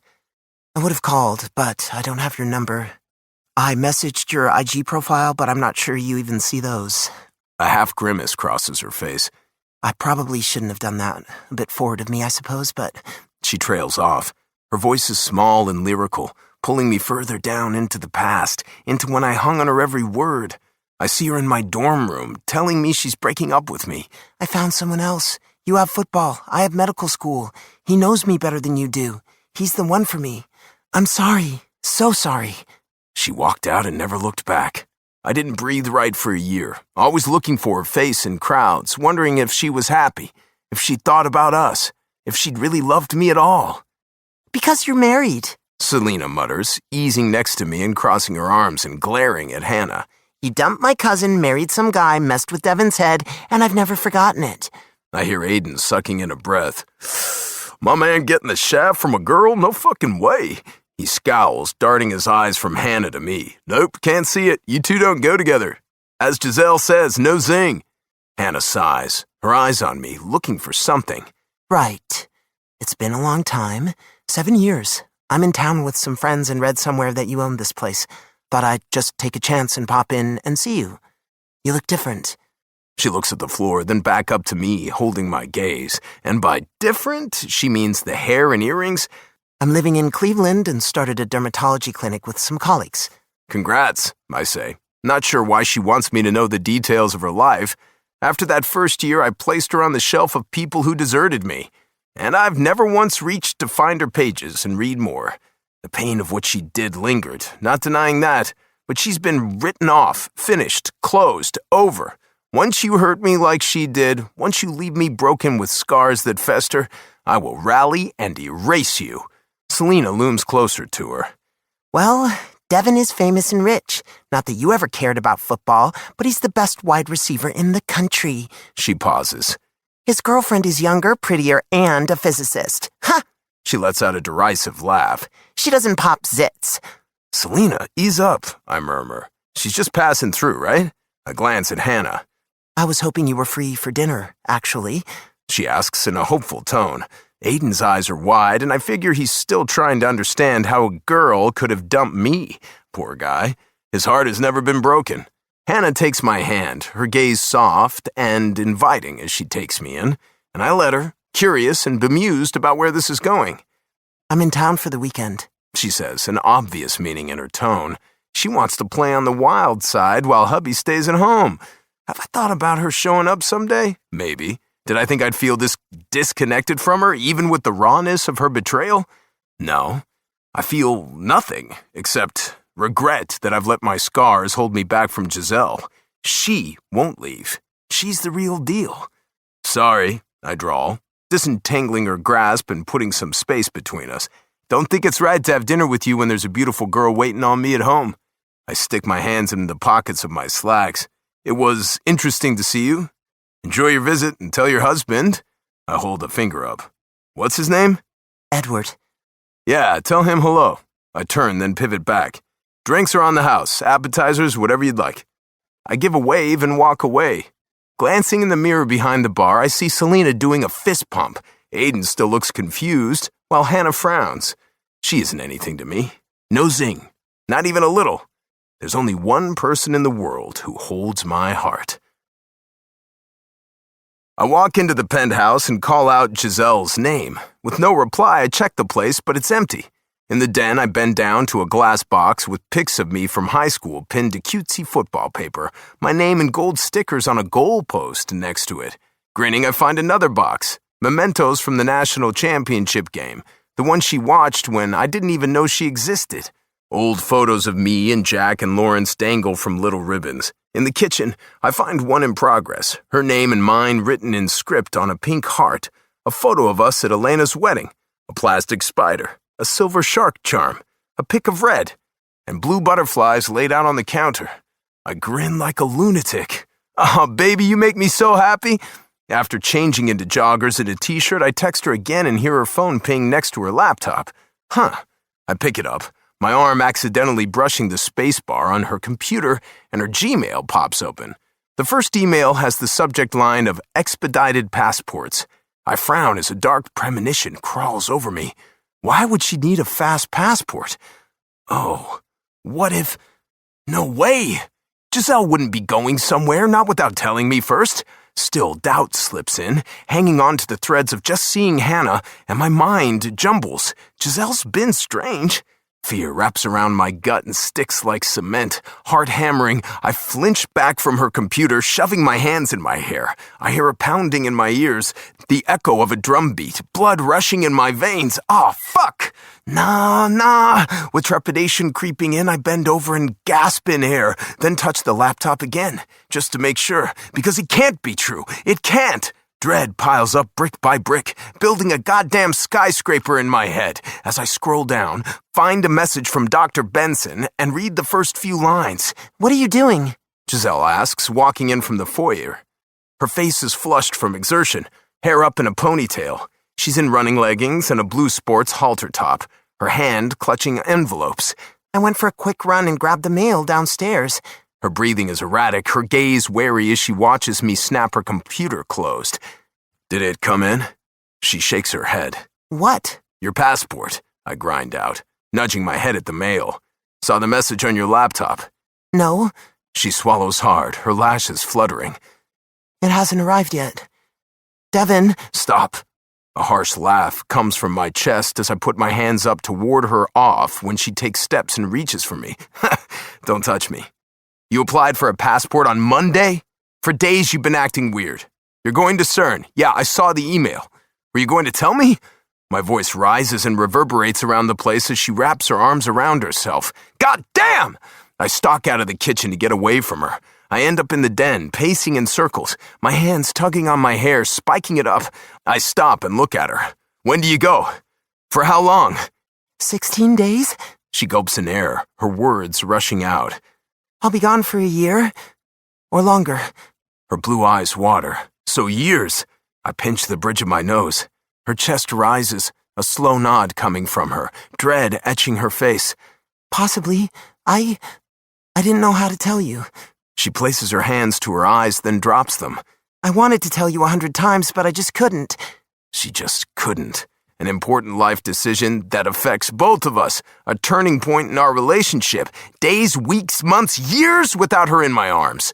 Our eyes lock, the windows to our souls clinging. I love you, Giselle. I fucking love you. And you... My hands clench as I shake my head. Her eyes glisten, a tear slipping down her cheek. I love you too, she whispers. She doesn't. She doesn't. I'm nothing to her. A blip on her way to Switzerland. Useless and unwanted. Haven't I seen it enough now to know? They come, they leave. Same fucking shit. I'll be home for a few days at Christmas and 2 weeks in the summer, she says in a small voice. I bark out a laugh. I'll be in LA for a game. Merry Christmas. She flinches. We can make it work long distance, Dev. We can chat online and fly back and forth, and when I get back, it will be as if I never left. Her breath hitches as her face scrunches, fear shining in her eyes. Even she knows those words are a lie. Years. She's killing me slowly, piece by piece. Don't, I say, my voice low and tight. You can't stop the clock on us and expect things to still be the same when you decide to come back. Still not able to believe it, I fall back on the couch, shoulders bent as I try to tackle my emotions and get them under control.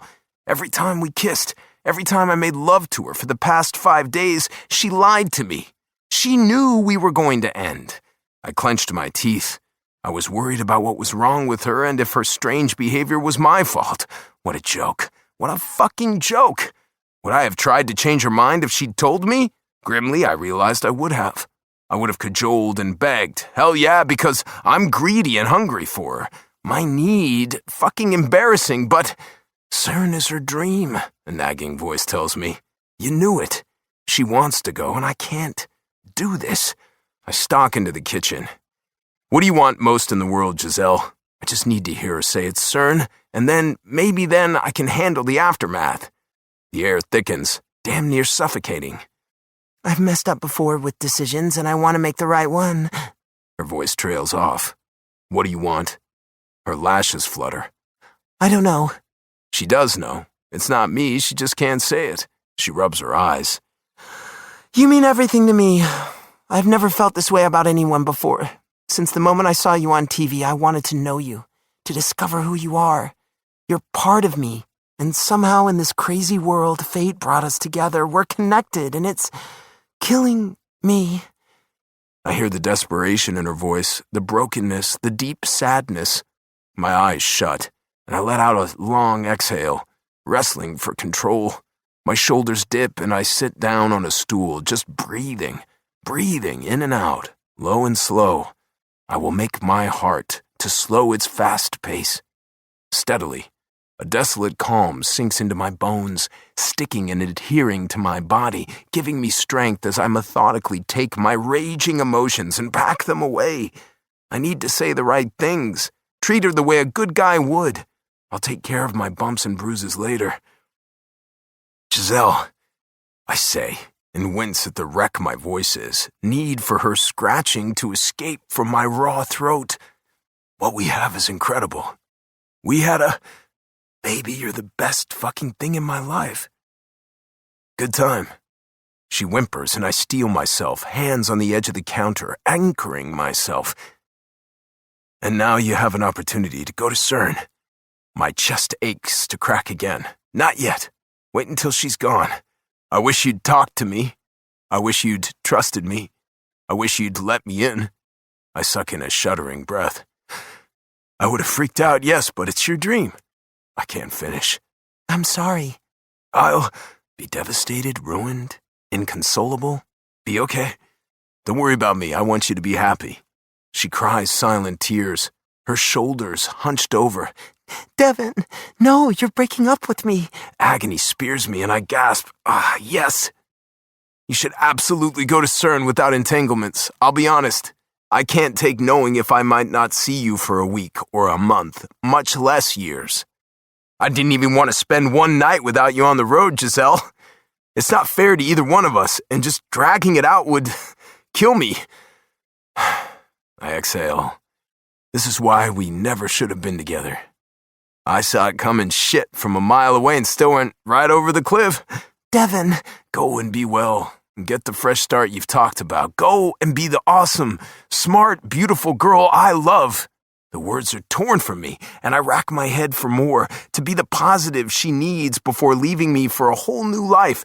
But I can't think of another goddamn thing to say without breaking down.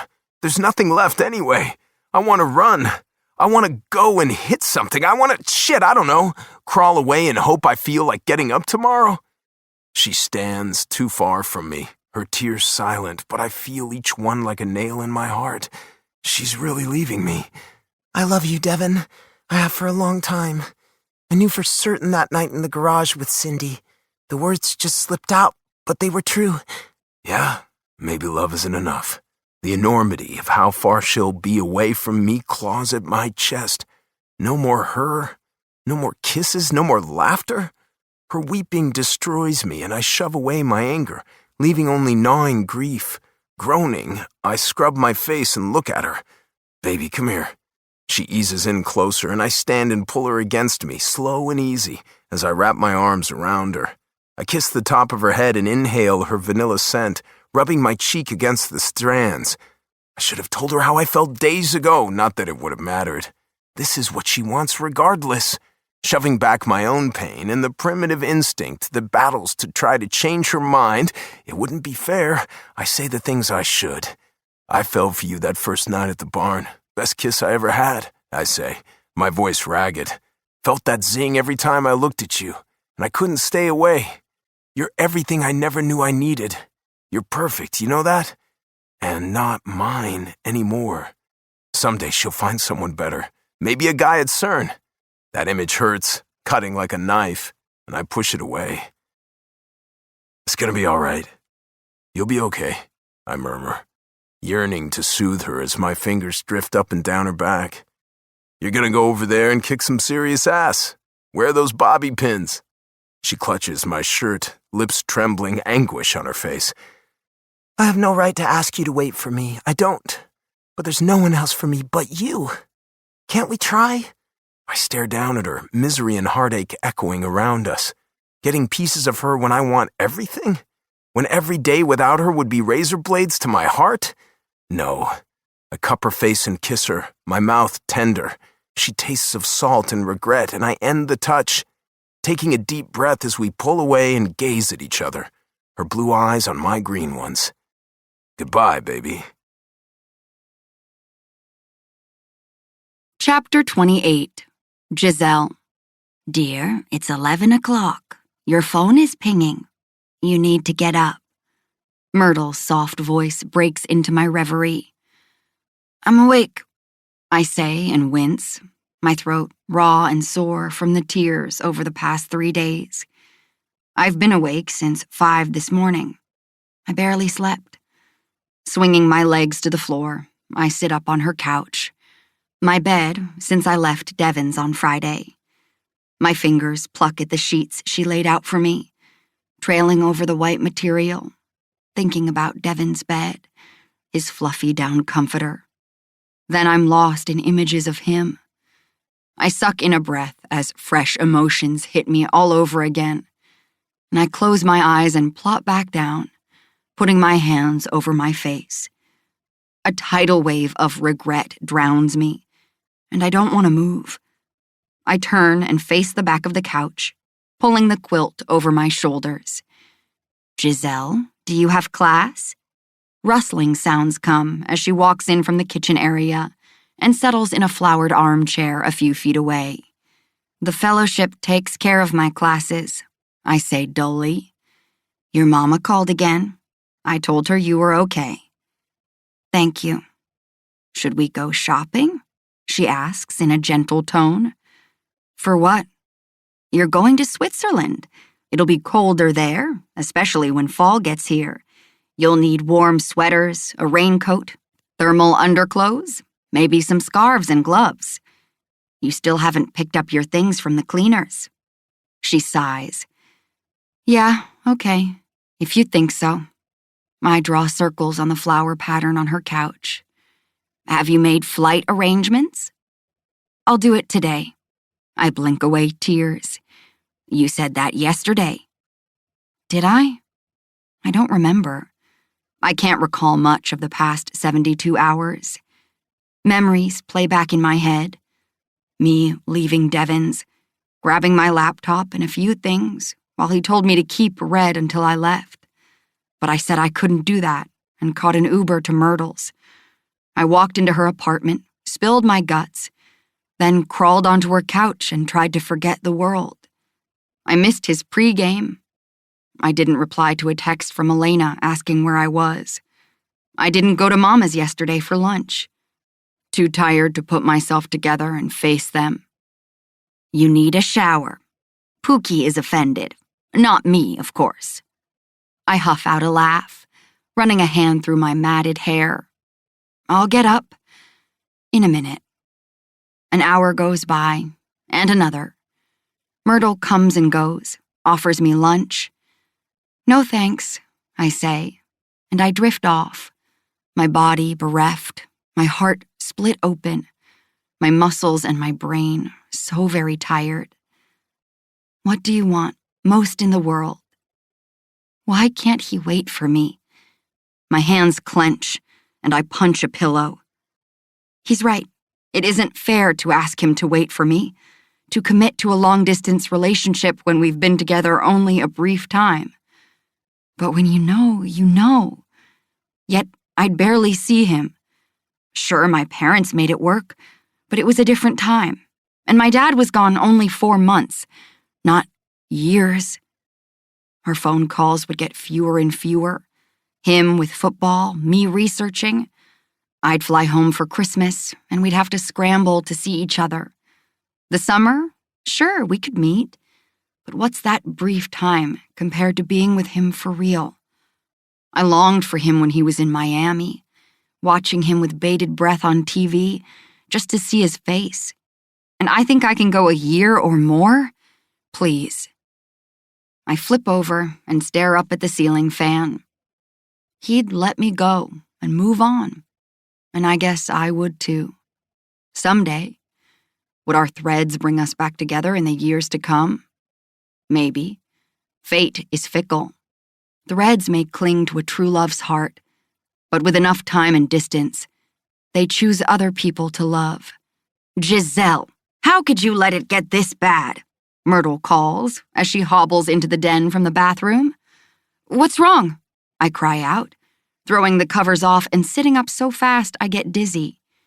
My stomach rolls, nausea bubbling. Might be a good idea to eat something. Myrtle has been pushing food at me 3 times a day, and I've picked through it. A throbbing pain shoots through my head, and I grimace as I cling to the edge of the couch. Okay, 3 days is enough time to wallow.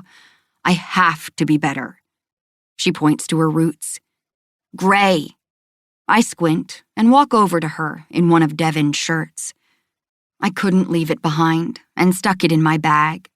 The fact that it was clean when I took it killed me. I miss his smell. God, I miss his eyes, his wicked grin.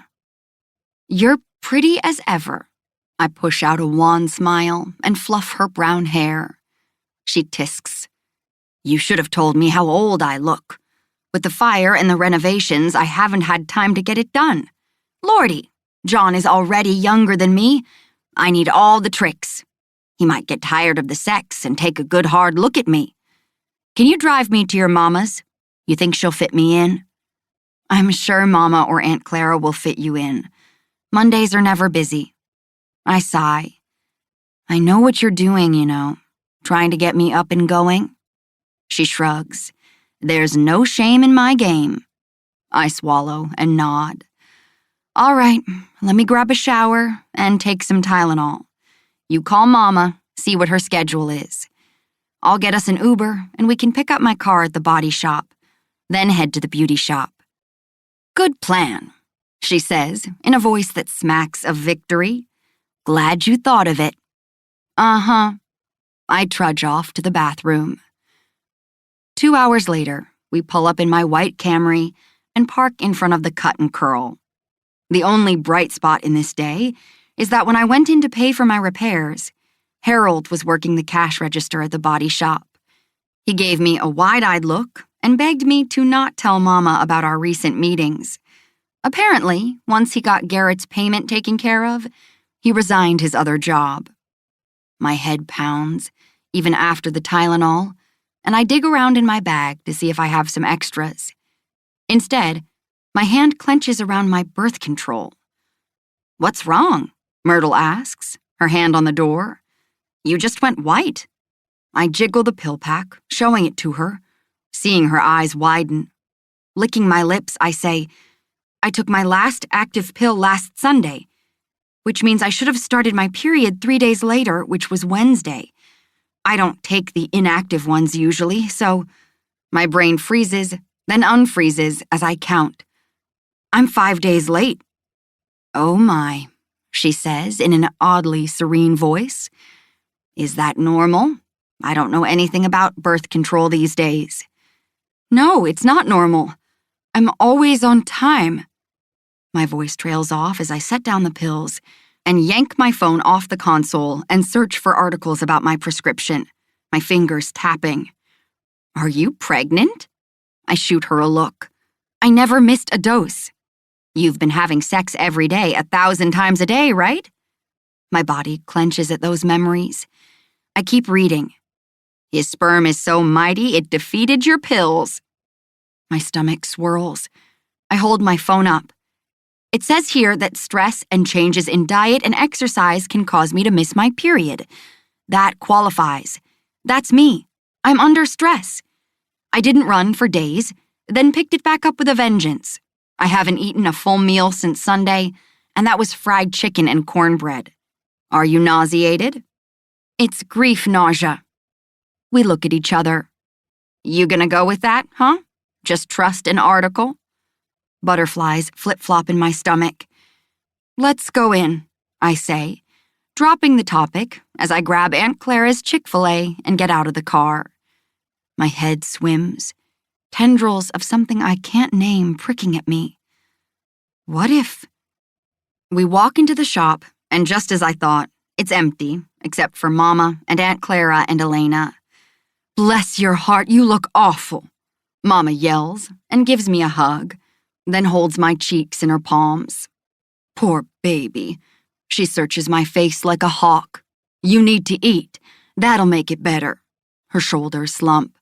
That Devin, he broke your sweetheart, and now you're leaving me for Switzerland.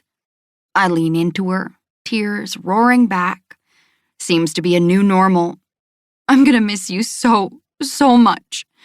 My head lies on her shoulder, and I breathe her in, peppermint and sweetness. She pats my back. There, it'll be okay. We've already planned a girls' trip to see you on Thanksgiving. We'll stay in a fancy hotel and eat out. My eyes press shut.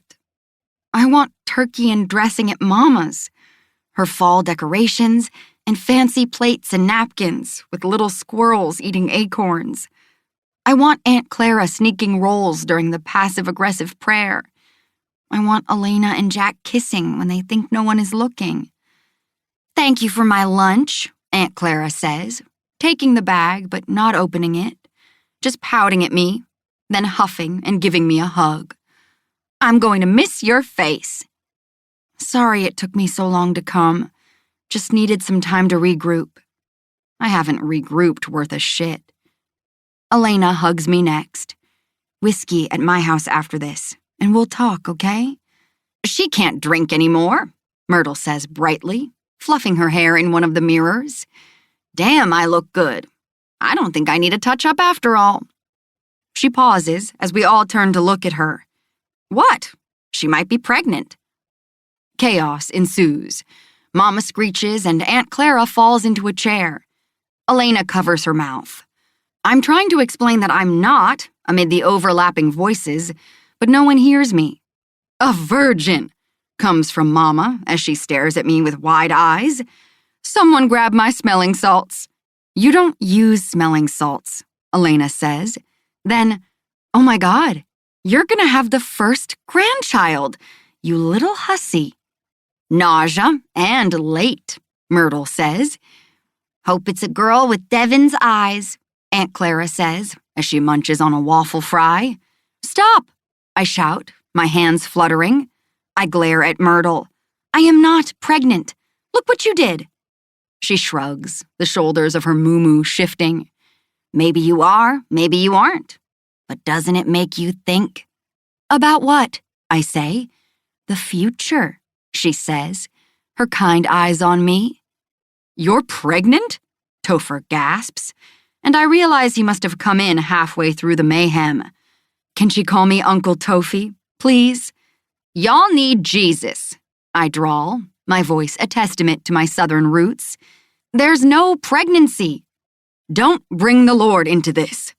Mama grabs her purse and heads to the door. I'm going to the Piggly Wiggly and buying a test. Everybody just wait here. Elena, get that whiskey. I might need a nip. Say hi to Lance, Aunt Clara calls to her back as she gets to the door. Get the early detection one, Mama, Elena yells, and Mama says she will, and the door shuts. You're not coming in here with me, I say to Mama, as she follows me into the small bathroom at the beauty shop 20 minutes later. She hands off the grocery bag and shows me all 5 tests. Yes, I am. Now pee on all of them.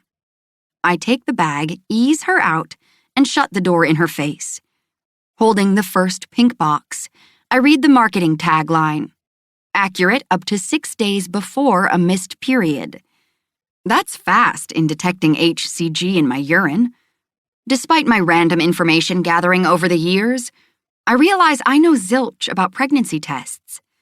I sit down on the toilet lid as I unwrap the box and take out the stick and read the instructions. Remove the cap and reveal the absorbent section. Pee midstream. Oh, that's nice.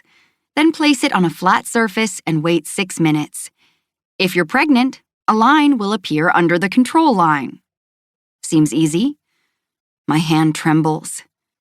And hope, feathery and sweet, blooms and takes flight in my heart. The vision of me with Devin's baby making me tremble. Is it crazy that I want this? I can have a baby, finish school, be a sci-fi author by night, a teacher by day. More kids, I don't care. Give them all to me, running around our big house and the barn where I'd put my office, renovated with white paint, rustic crossbeams, and industrial lighting. What do you want most in the world? Devin, you, always you. God, what a mistake I made.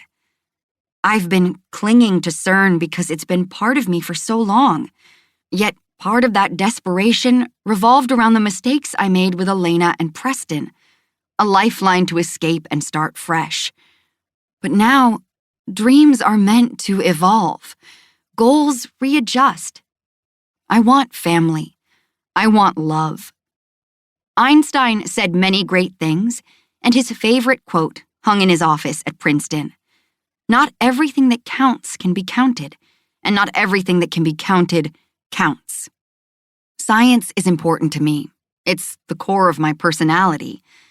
But love and happiness, those intangible, beautiful, hard-to-hold things, are what count the most.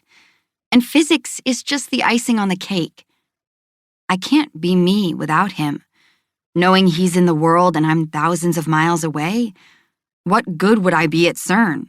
Not caring, missing him with every breath I took. A knock makes me start. You've been in there for half an hour, Mama says. Can't you pee? Let me get a sun drop. She shuffles off, and I hear talking from the shop. They're probably out there planning a baby shower. I shake my head and stare at the magical pee thing. Thank you, little stick, I whisper. I would have figured it out before I left, but you helped. Let's hope Devin... My voice cracks. What if he doesn't let me back into his heart? Worse, what if I'm pregnant and he... Don't go there. Might as well get this over with. I take care of business, using 2 sticks, one after the other, then setting them on the counter, and wait. I can't breathe as I watch the minutes tick down on my phone. My fingers clutch the edge of the sink as I breathe, anticipation building and rising with each moment. I want this. I want this. I want this and him. 6 minutes later, I clean up the mess, throwing the package and instructions in the trash. Leaning my head against the door for a minute, I attempt to get my emotions under control, grappling with the torrent of feelings as I swipe at my face. Walking down the hall and out into the beauty shop, I watch my feet, my mind tumbling. I need another shower. One wasn't enough. I need to put some makeup on, some decent clothes besides his shirt, which I haven't taken off. I need to see him. Friday night rushes back at me. his anger, his disappointment, his I love you. Why are you crying? Mama asks, rushing over to me. From her perch in a stylish chair, Myrtle says, "Bun in the oven. Knew it." The door opens, and he walks in. My whole life, right there. His eyes are wide, and his face, "Baby, don't cry," he says in a deep, husky voice.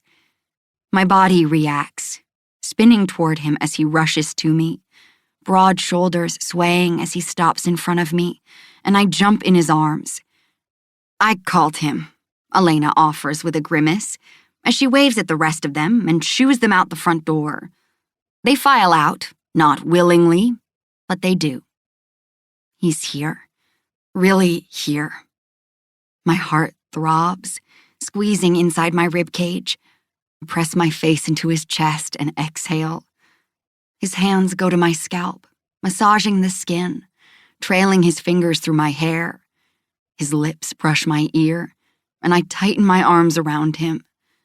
How did I fool myself for 3 days? I'd choose him every single time.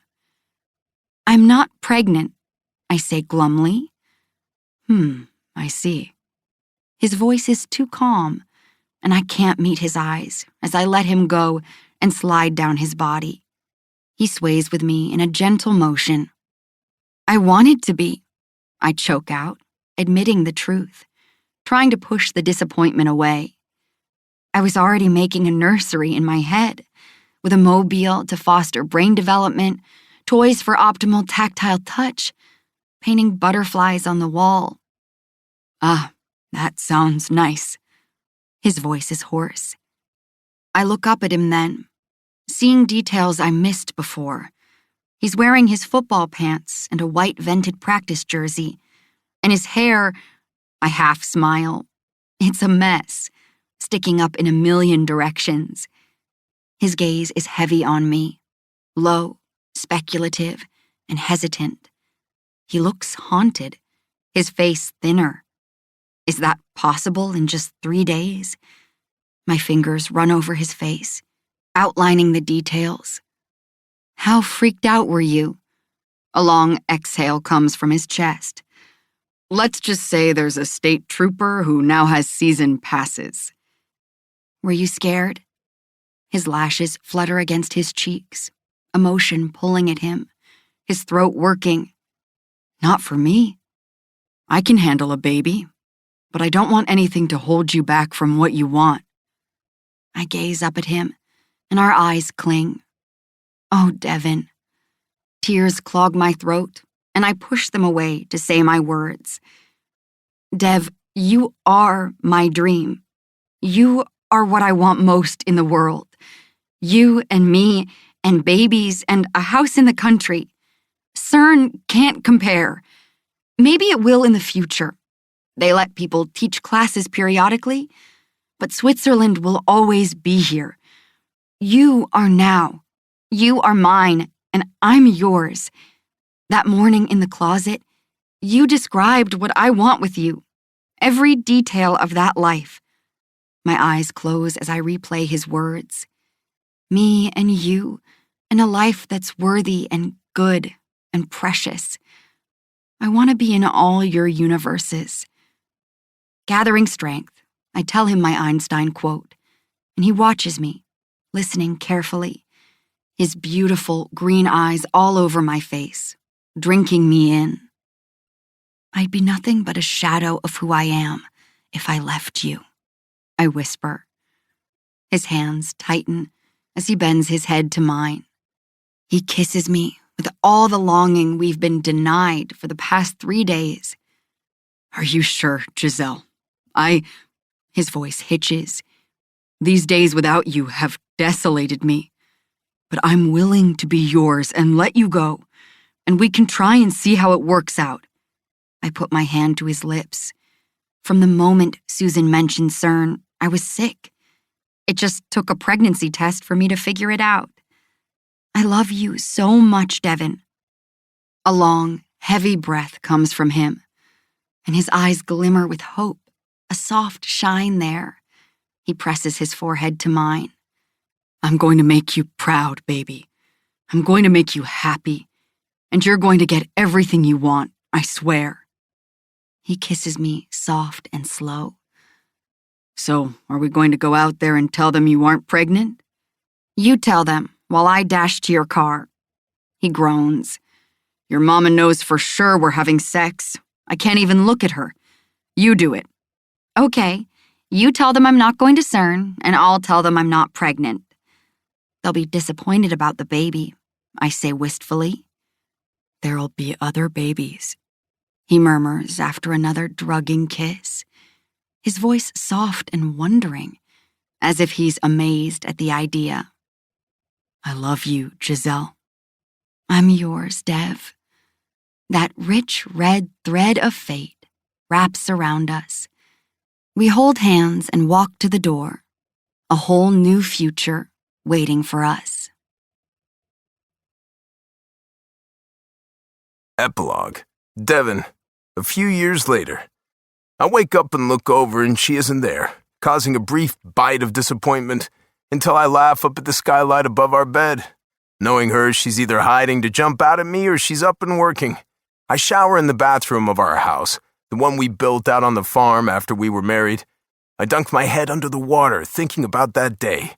Her in a white dress, an amethyst ring surrounded by diamonds on her finger, her Nana's pearls around her neck, her hand in mine as we said our vows in her mama's church. It was a perfect spring day in April when she was halfway through her doctorate, and I was giddy to finally make us official. My dad was at my wedding sober. A few months after he left Nashville, he came back, took one look at me and Giselle in my penthouse and wept. I think he saw my happiness, my contentedness, my deep love for a woman who adored me right back. He saw that I had something real, admiration mixed with devotion, respect, and commitment. He never had that. Eventually, a few months later, he let me pay for rehab, got straight, and moved back into his house. He's his own man and makes his own way. He might slip, yeah, but we'll deal with it together. Me and Giselle and our family. I walk into our spacious closet, and when I see there's no mask-wearing wife, I shake my head. She's slipping, I murmur. After throwing on joggers and a hoodie, I pad down the hall and open the nursery door as quietly as I can, tiptoeing in on Gabriel Kennedy, our 1-year-old son. His thumb is in his pouty mouth, and I tuck the covers around him, my heart swelling. After slipping out, I pad into the bright kitchen, my eyes searching for her, not in the den that overlooks the rolling hills of Daisy. Nerves hit as I grab the pics from a drawer in the desk. I can't wait to show her. After shoving my feet into sneakers, I head outside and jog the yards to her office, the barn we renovated as we built the house.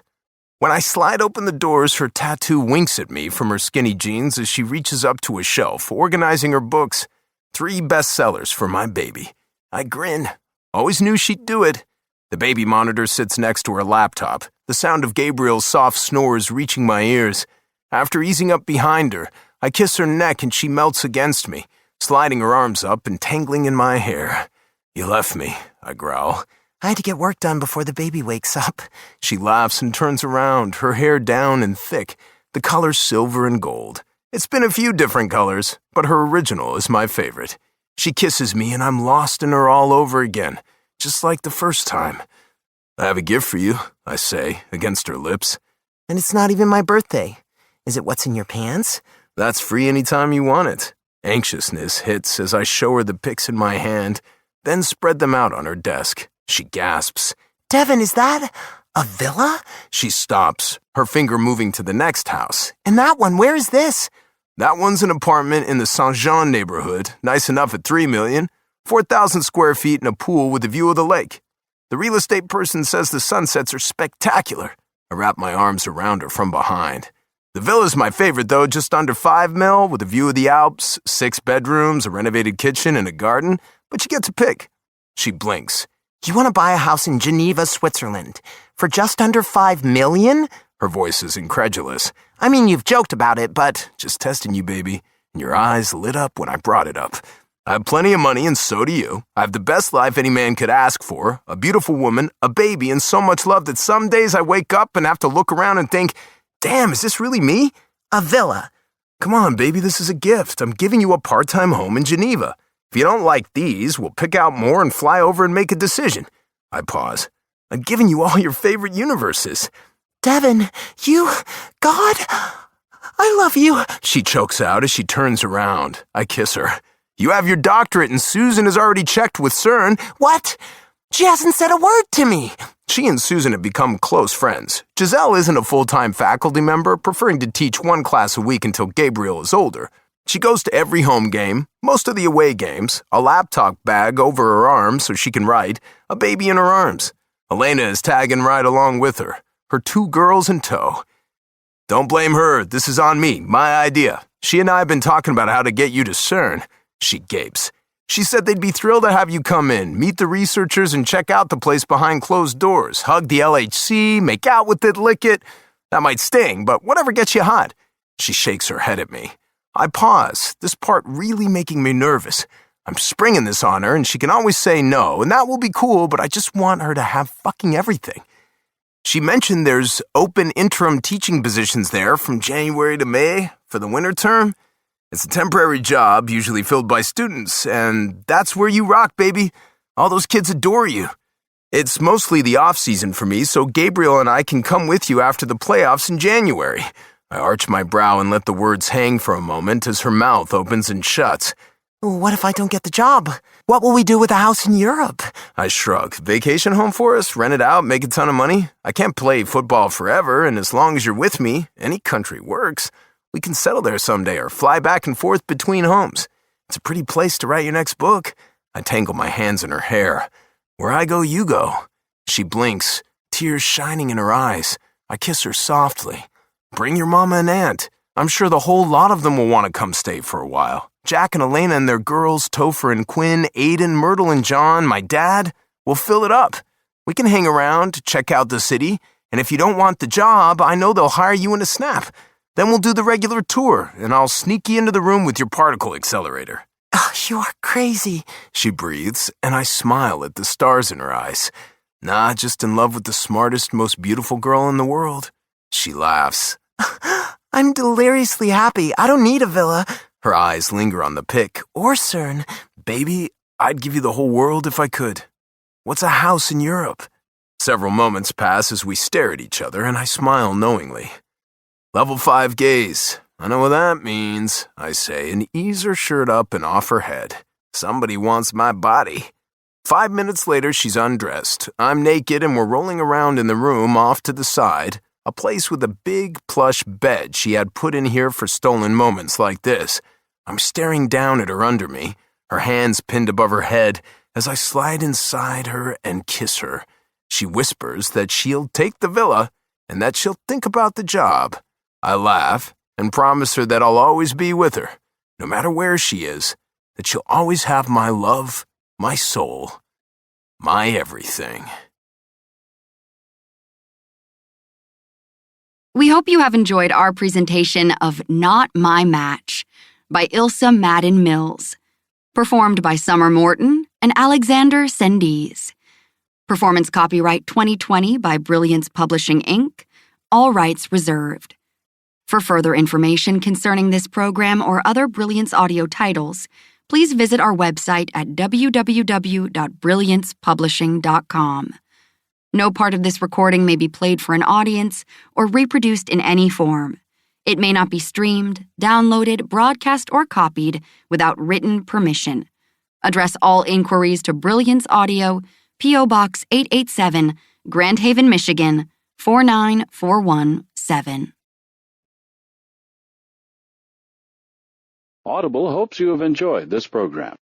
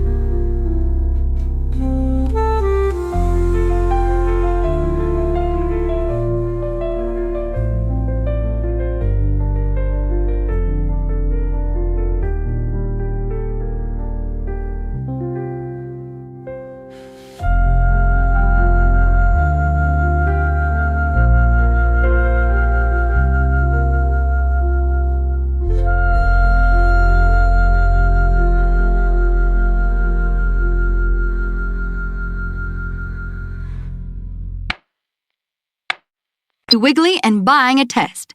Everybody just wait here. Elena, get that whiskey. I might need a nip. Say hi to Lance, Aunt Clara calls to her back as she gets to the door. Get the early detection one, Mama, Elena yells, and Mama says she will, and the door shuts. You're not coming in here with me, I say to Mama, as she follows me into the small bathroom at the beauty shop 20 minutes later. She hands off the grocery bag and shows me all 5 tests. Yes, I am. Now pee on all of them. I take the bag, ease her out, and shut the door in her face. Holding the first pink box, I read the marketing tagline. Accurate up to 6 days before a missed period. That's fast in detecting HCG in my urine. Despite my random information gathering over the years, I realize I know zilch about pregnancy tests. I sit down on the toilet lid as I unwrap the box and take out the stick and read the instructions. Remove the cap and reveal the absorbent section. Pee midstream. Oh, that's nice. Then place it on a flat surface and wait 6 minutes. If you're pregnant, a line will appear under the control line. Seems easy. My hand trembles. And hope, feathery and sweet, blooms and takes flight in my heart. The vision of me with Devin's baby making me tremble. Is it crazy that I want this? I can have a baby, finish school, be a sci-fi author by night, a teacher by day. More kids, I don't care. Give them all to me, running around our big house and the barn where I'd put my office, renovated with white paint, rustic crossbeams, and industrial lighting. What do you want most in the world? Devin, you, always you. God, what a mistake I made. I've been clinging to CERN because it's been part of me for so long, yet part of that desperation revolved around the mistakes I made with Elena and Preston, a lifeline to escape and start fresh. But now, dreams are meant to evolve. Goals readjust. I want family. I want love. Einstein said many great things, and his favorite quote hung in his office at Princeton. Not everything that counts can be counted, and not everything that can be counted counts. Science is important to me. It's the core of my personality. But love and happiness, those intangible, beautiful, hard-to-hold things, are what count the most. And physics is just the icing on the cake. I can't be me without him. Knowing he's in the world and I'm thousands of miles away, what good would I be at CERN? Not caring, missing him with every breath I took. A knock makes me start. You've been in there for half an hour, Mama says. Can't you pee? Let me get a sun drop. She shuffles off, and I hear talking from the shop. They're probably out there planning a baby shower. I shake my head and stare at the magical pee thing. Thank you, little stick, I whisper. I would have figured it out before I left, but you helped. Let's hope Devin... My voice cracks. What if he doesn't let me back into his heart? Worse, what if I'm pregnant and he... Don't go there. Might as well get this over with. I take care of business, using 2 sticks, one after the other, then setting them on the counter, and wait. I can't breathe as I watch the minutes tick down on my phone. My fingers clutch the edge of the sink as I breathe, anticipation building and rising with each moment. I want this. I want this. I want this and him. 6 minutes later, I clean up the mess, throwing the package and instructions in the trash. Leaning my head against the door for a minute, I attempt to get my emotions under control, grappling with the torrent of feelings as I swipe at my face. Walking down the hall and out into the beauty shop, I watch my feet, my mind tumbling. I need another shower. One wasn't enough. I need to put some makeup on, some decent clothes besides his shirt, which I haven't taken off. I need to see him. Friday night rushes back at me. his anger, his disappointment, his I love you. Why are you crying? Mama asks, rushing over to me. From her perch in a stylish chair, Myrtle says, "Bun in the oven. Knew it." The door opens, and he walks in. My whole life, right there. His eyes are wide, and his face, "Baby, don't cry," he says in a deep, husky voice. My body reacts, spinning toward him as he rushes to me, broad shoulders swaying as he stops in front of me, and I jump in his arms. "I called him," Elena offers with a grimace, as she waves at the rest of them and shoos them out the front door. They file out, not willingly, but they do. He's here, really here. My heart throbs, squeezing inside my ribcage. I press my face into his chest and exhale. His hands go to my scalp, massaging the skin, trailing his fingers through my hair. His lips brush my ear, and I tighten my arms around him. How did I fool myself for 3 days? I'd choose him every single time. "I'm not pregnant," I say glumly. I see.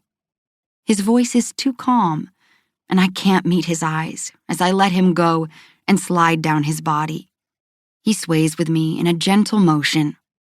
"I wanted to be," I choke out, admitting the truth, trying to push the disappointment away.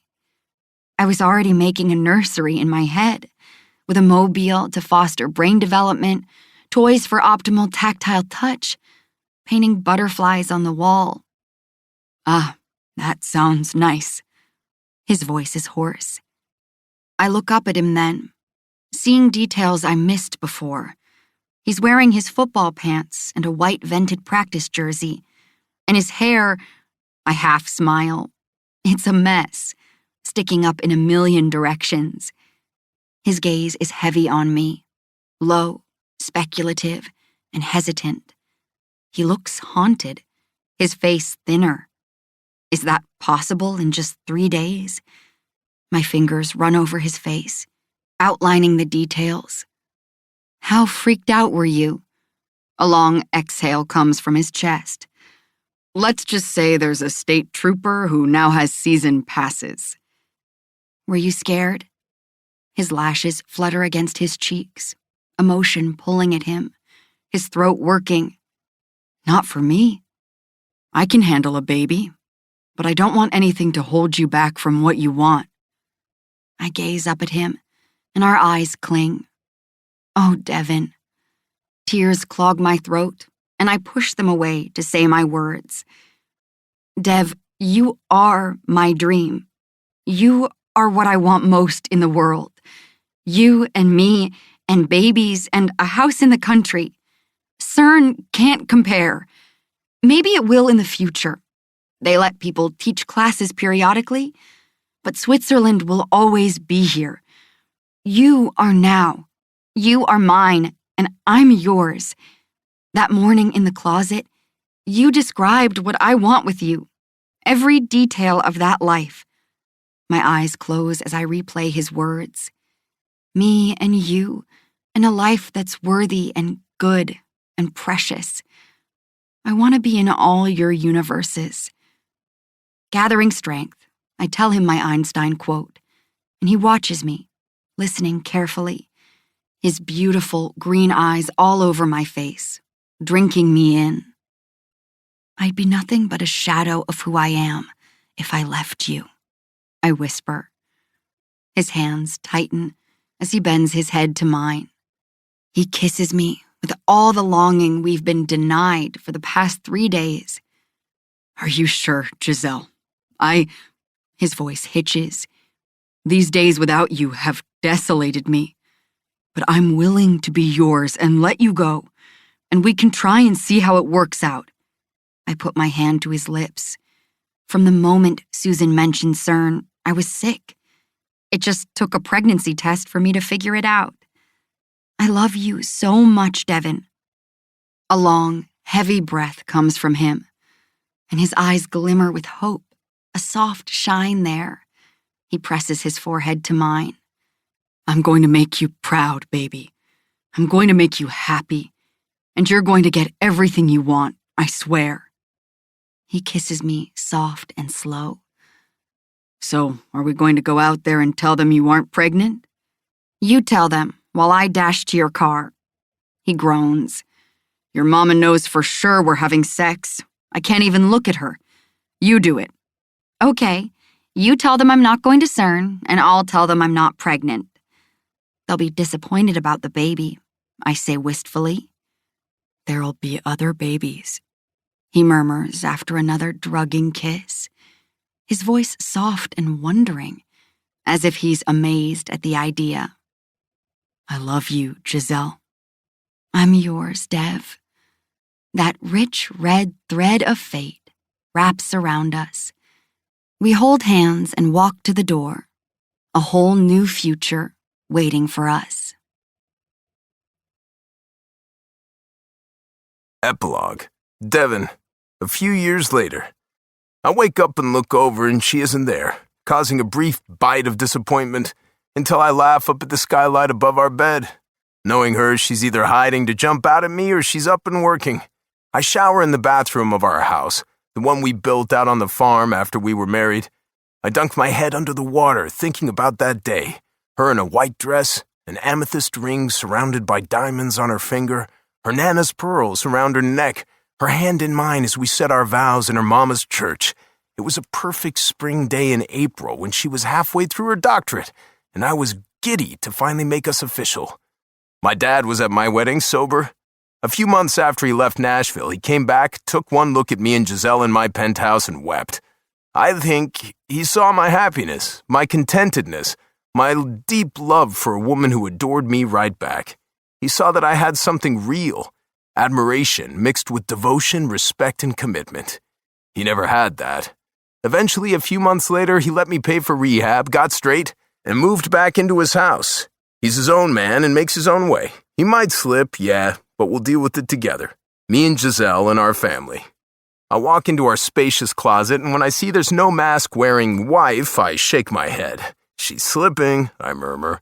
After throwing on joggers and a hoodie, I pad down the hall and open the nursery door as quietly as I can, tiptoeing in on Gabriel Kennedy, our 1-year-old son. His thumb is in his pouty mouth, and I tuck the covers around him, my heart swelling. After slipping out, I pad into the bright kitchen, my eyes searching for her, not in the den that overlooks the rolling hills of Daisy. Nerves hit as I grab the pics from a drawer in the desk. I can't wait to show her. After shoving my feet into sneakers, I head outside and jog the yards to her office, the barn we renovated as we built the house. When I slide open the doors, her tattoo winks at me from her skinny jeans as she reaches up to a shelf, organizing her books. 3 bestsellers for my baby. I grin. Always knew she'd do it. The baby monitor sits next to her laptop, the sound of Gabriel's soft snores reaching my ears. After easing up behind her, I kiss her neck and she melts against me, sliding her arms up and tangling in my hair. You left me, I growl. I had to get work done before the baby wakes up.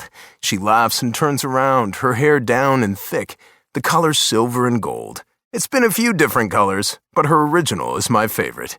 She kisses me and I'm lost in her all over again, just like the first time. I have a gift for you, I say, against her lips. And it's not even my birthday. Is it what's in your pants? That's free anytime you want it. Anxiousness hits as I show her the pics in my hand, then spread them out on her desk. She gasps. Devin, is that a villa? She stops, her finger moving to the next house. And that one, where is this? That one's an apartment in the Saint-Jean neighborhood, nice enough at $3 million, 4,000 square feet and a pool with a view of the lake. The real estate person says the sunsets are spectacular. I wrap my arms around her from behind. The villa's my favorite, though, just under $5 million, with a view of the Alps, 6 bedrooms, a renovated kitchen, and a garden, but you get to pick. She blinks. You want to buy a house in Geneva, Switzerland, for just under $5 million? Her voice is incredulous. I mean, you've joked about it, but... Just testing you, baby. And your eyes lit up when I brought it up. I have plenty of money, and so do you. I have the best life any man could ask for, a beautiful woman, a baby, and so much love that some days I wake up and have to look around and think, damn, is this really me? A villa. Come on, baby, this is a gift. I'm giving you a part-time home in Geneva. If you don't like these, we'll pick out more and fly over and make a decision. I pause. I've given you all your favorite universes. Devin, God, I love you. She chokes out as she turns around. I kiss her. You have your doctorate and Susan has already checked with CERN. What? She hasn't said a word to me. She and Susan have become close friends. Giselle isn't a full-time faculty member, preferring to teach one class a week until Gabriel is older. She goes to every home game, most of the away games, a laptop bag over her arm so she can write, a baby in her arms. Elena is tagging right along with her 2 girls in tow. Don't blame her, this is on me, my idea. She and I have been talking about how to get you to CERN. She gapes. She said they'd be thrilled to have you come in, meet the researchers, and check out the place behind closed doors, hug the LHC, make out with it, lick it. That might sting, but whatever gets you hot. She shakes her head at me. I pause, this part really making me nervous. I'm springing this on her, and she can always say no, and that will be cool, but I just want her to have fucking everything. She mentioned there's open interim teaching positions there from January to May for the winter term.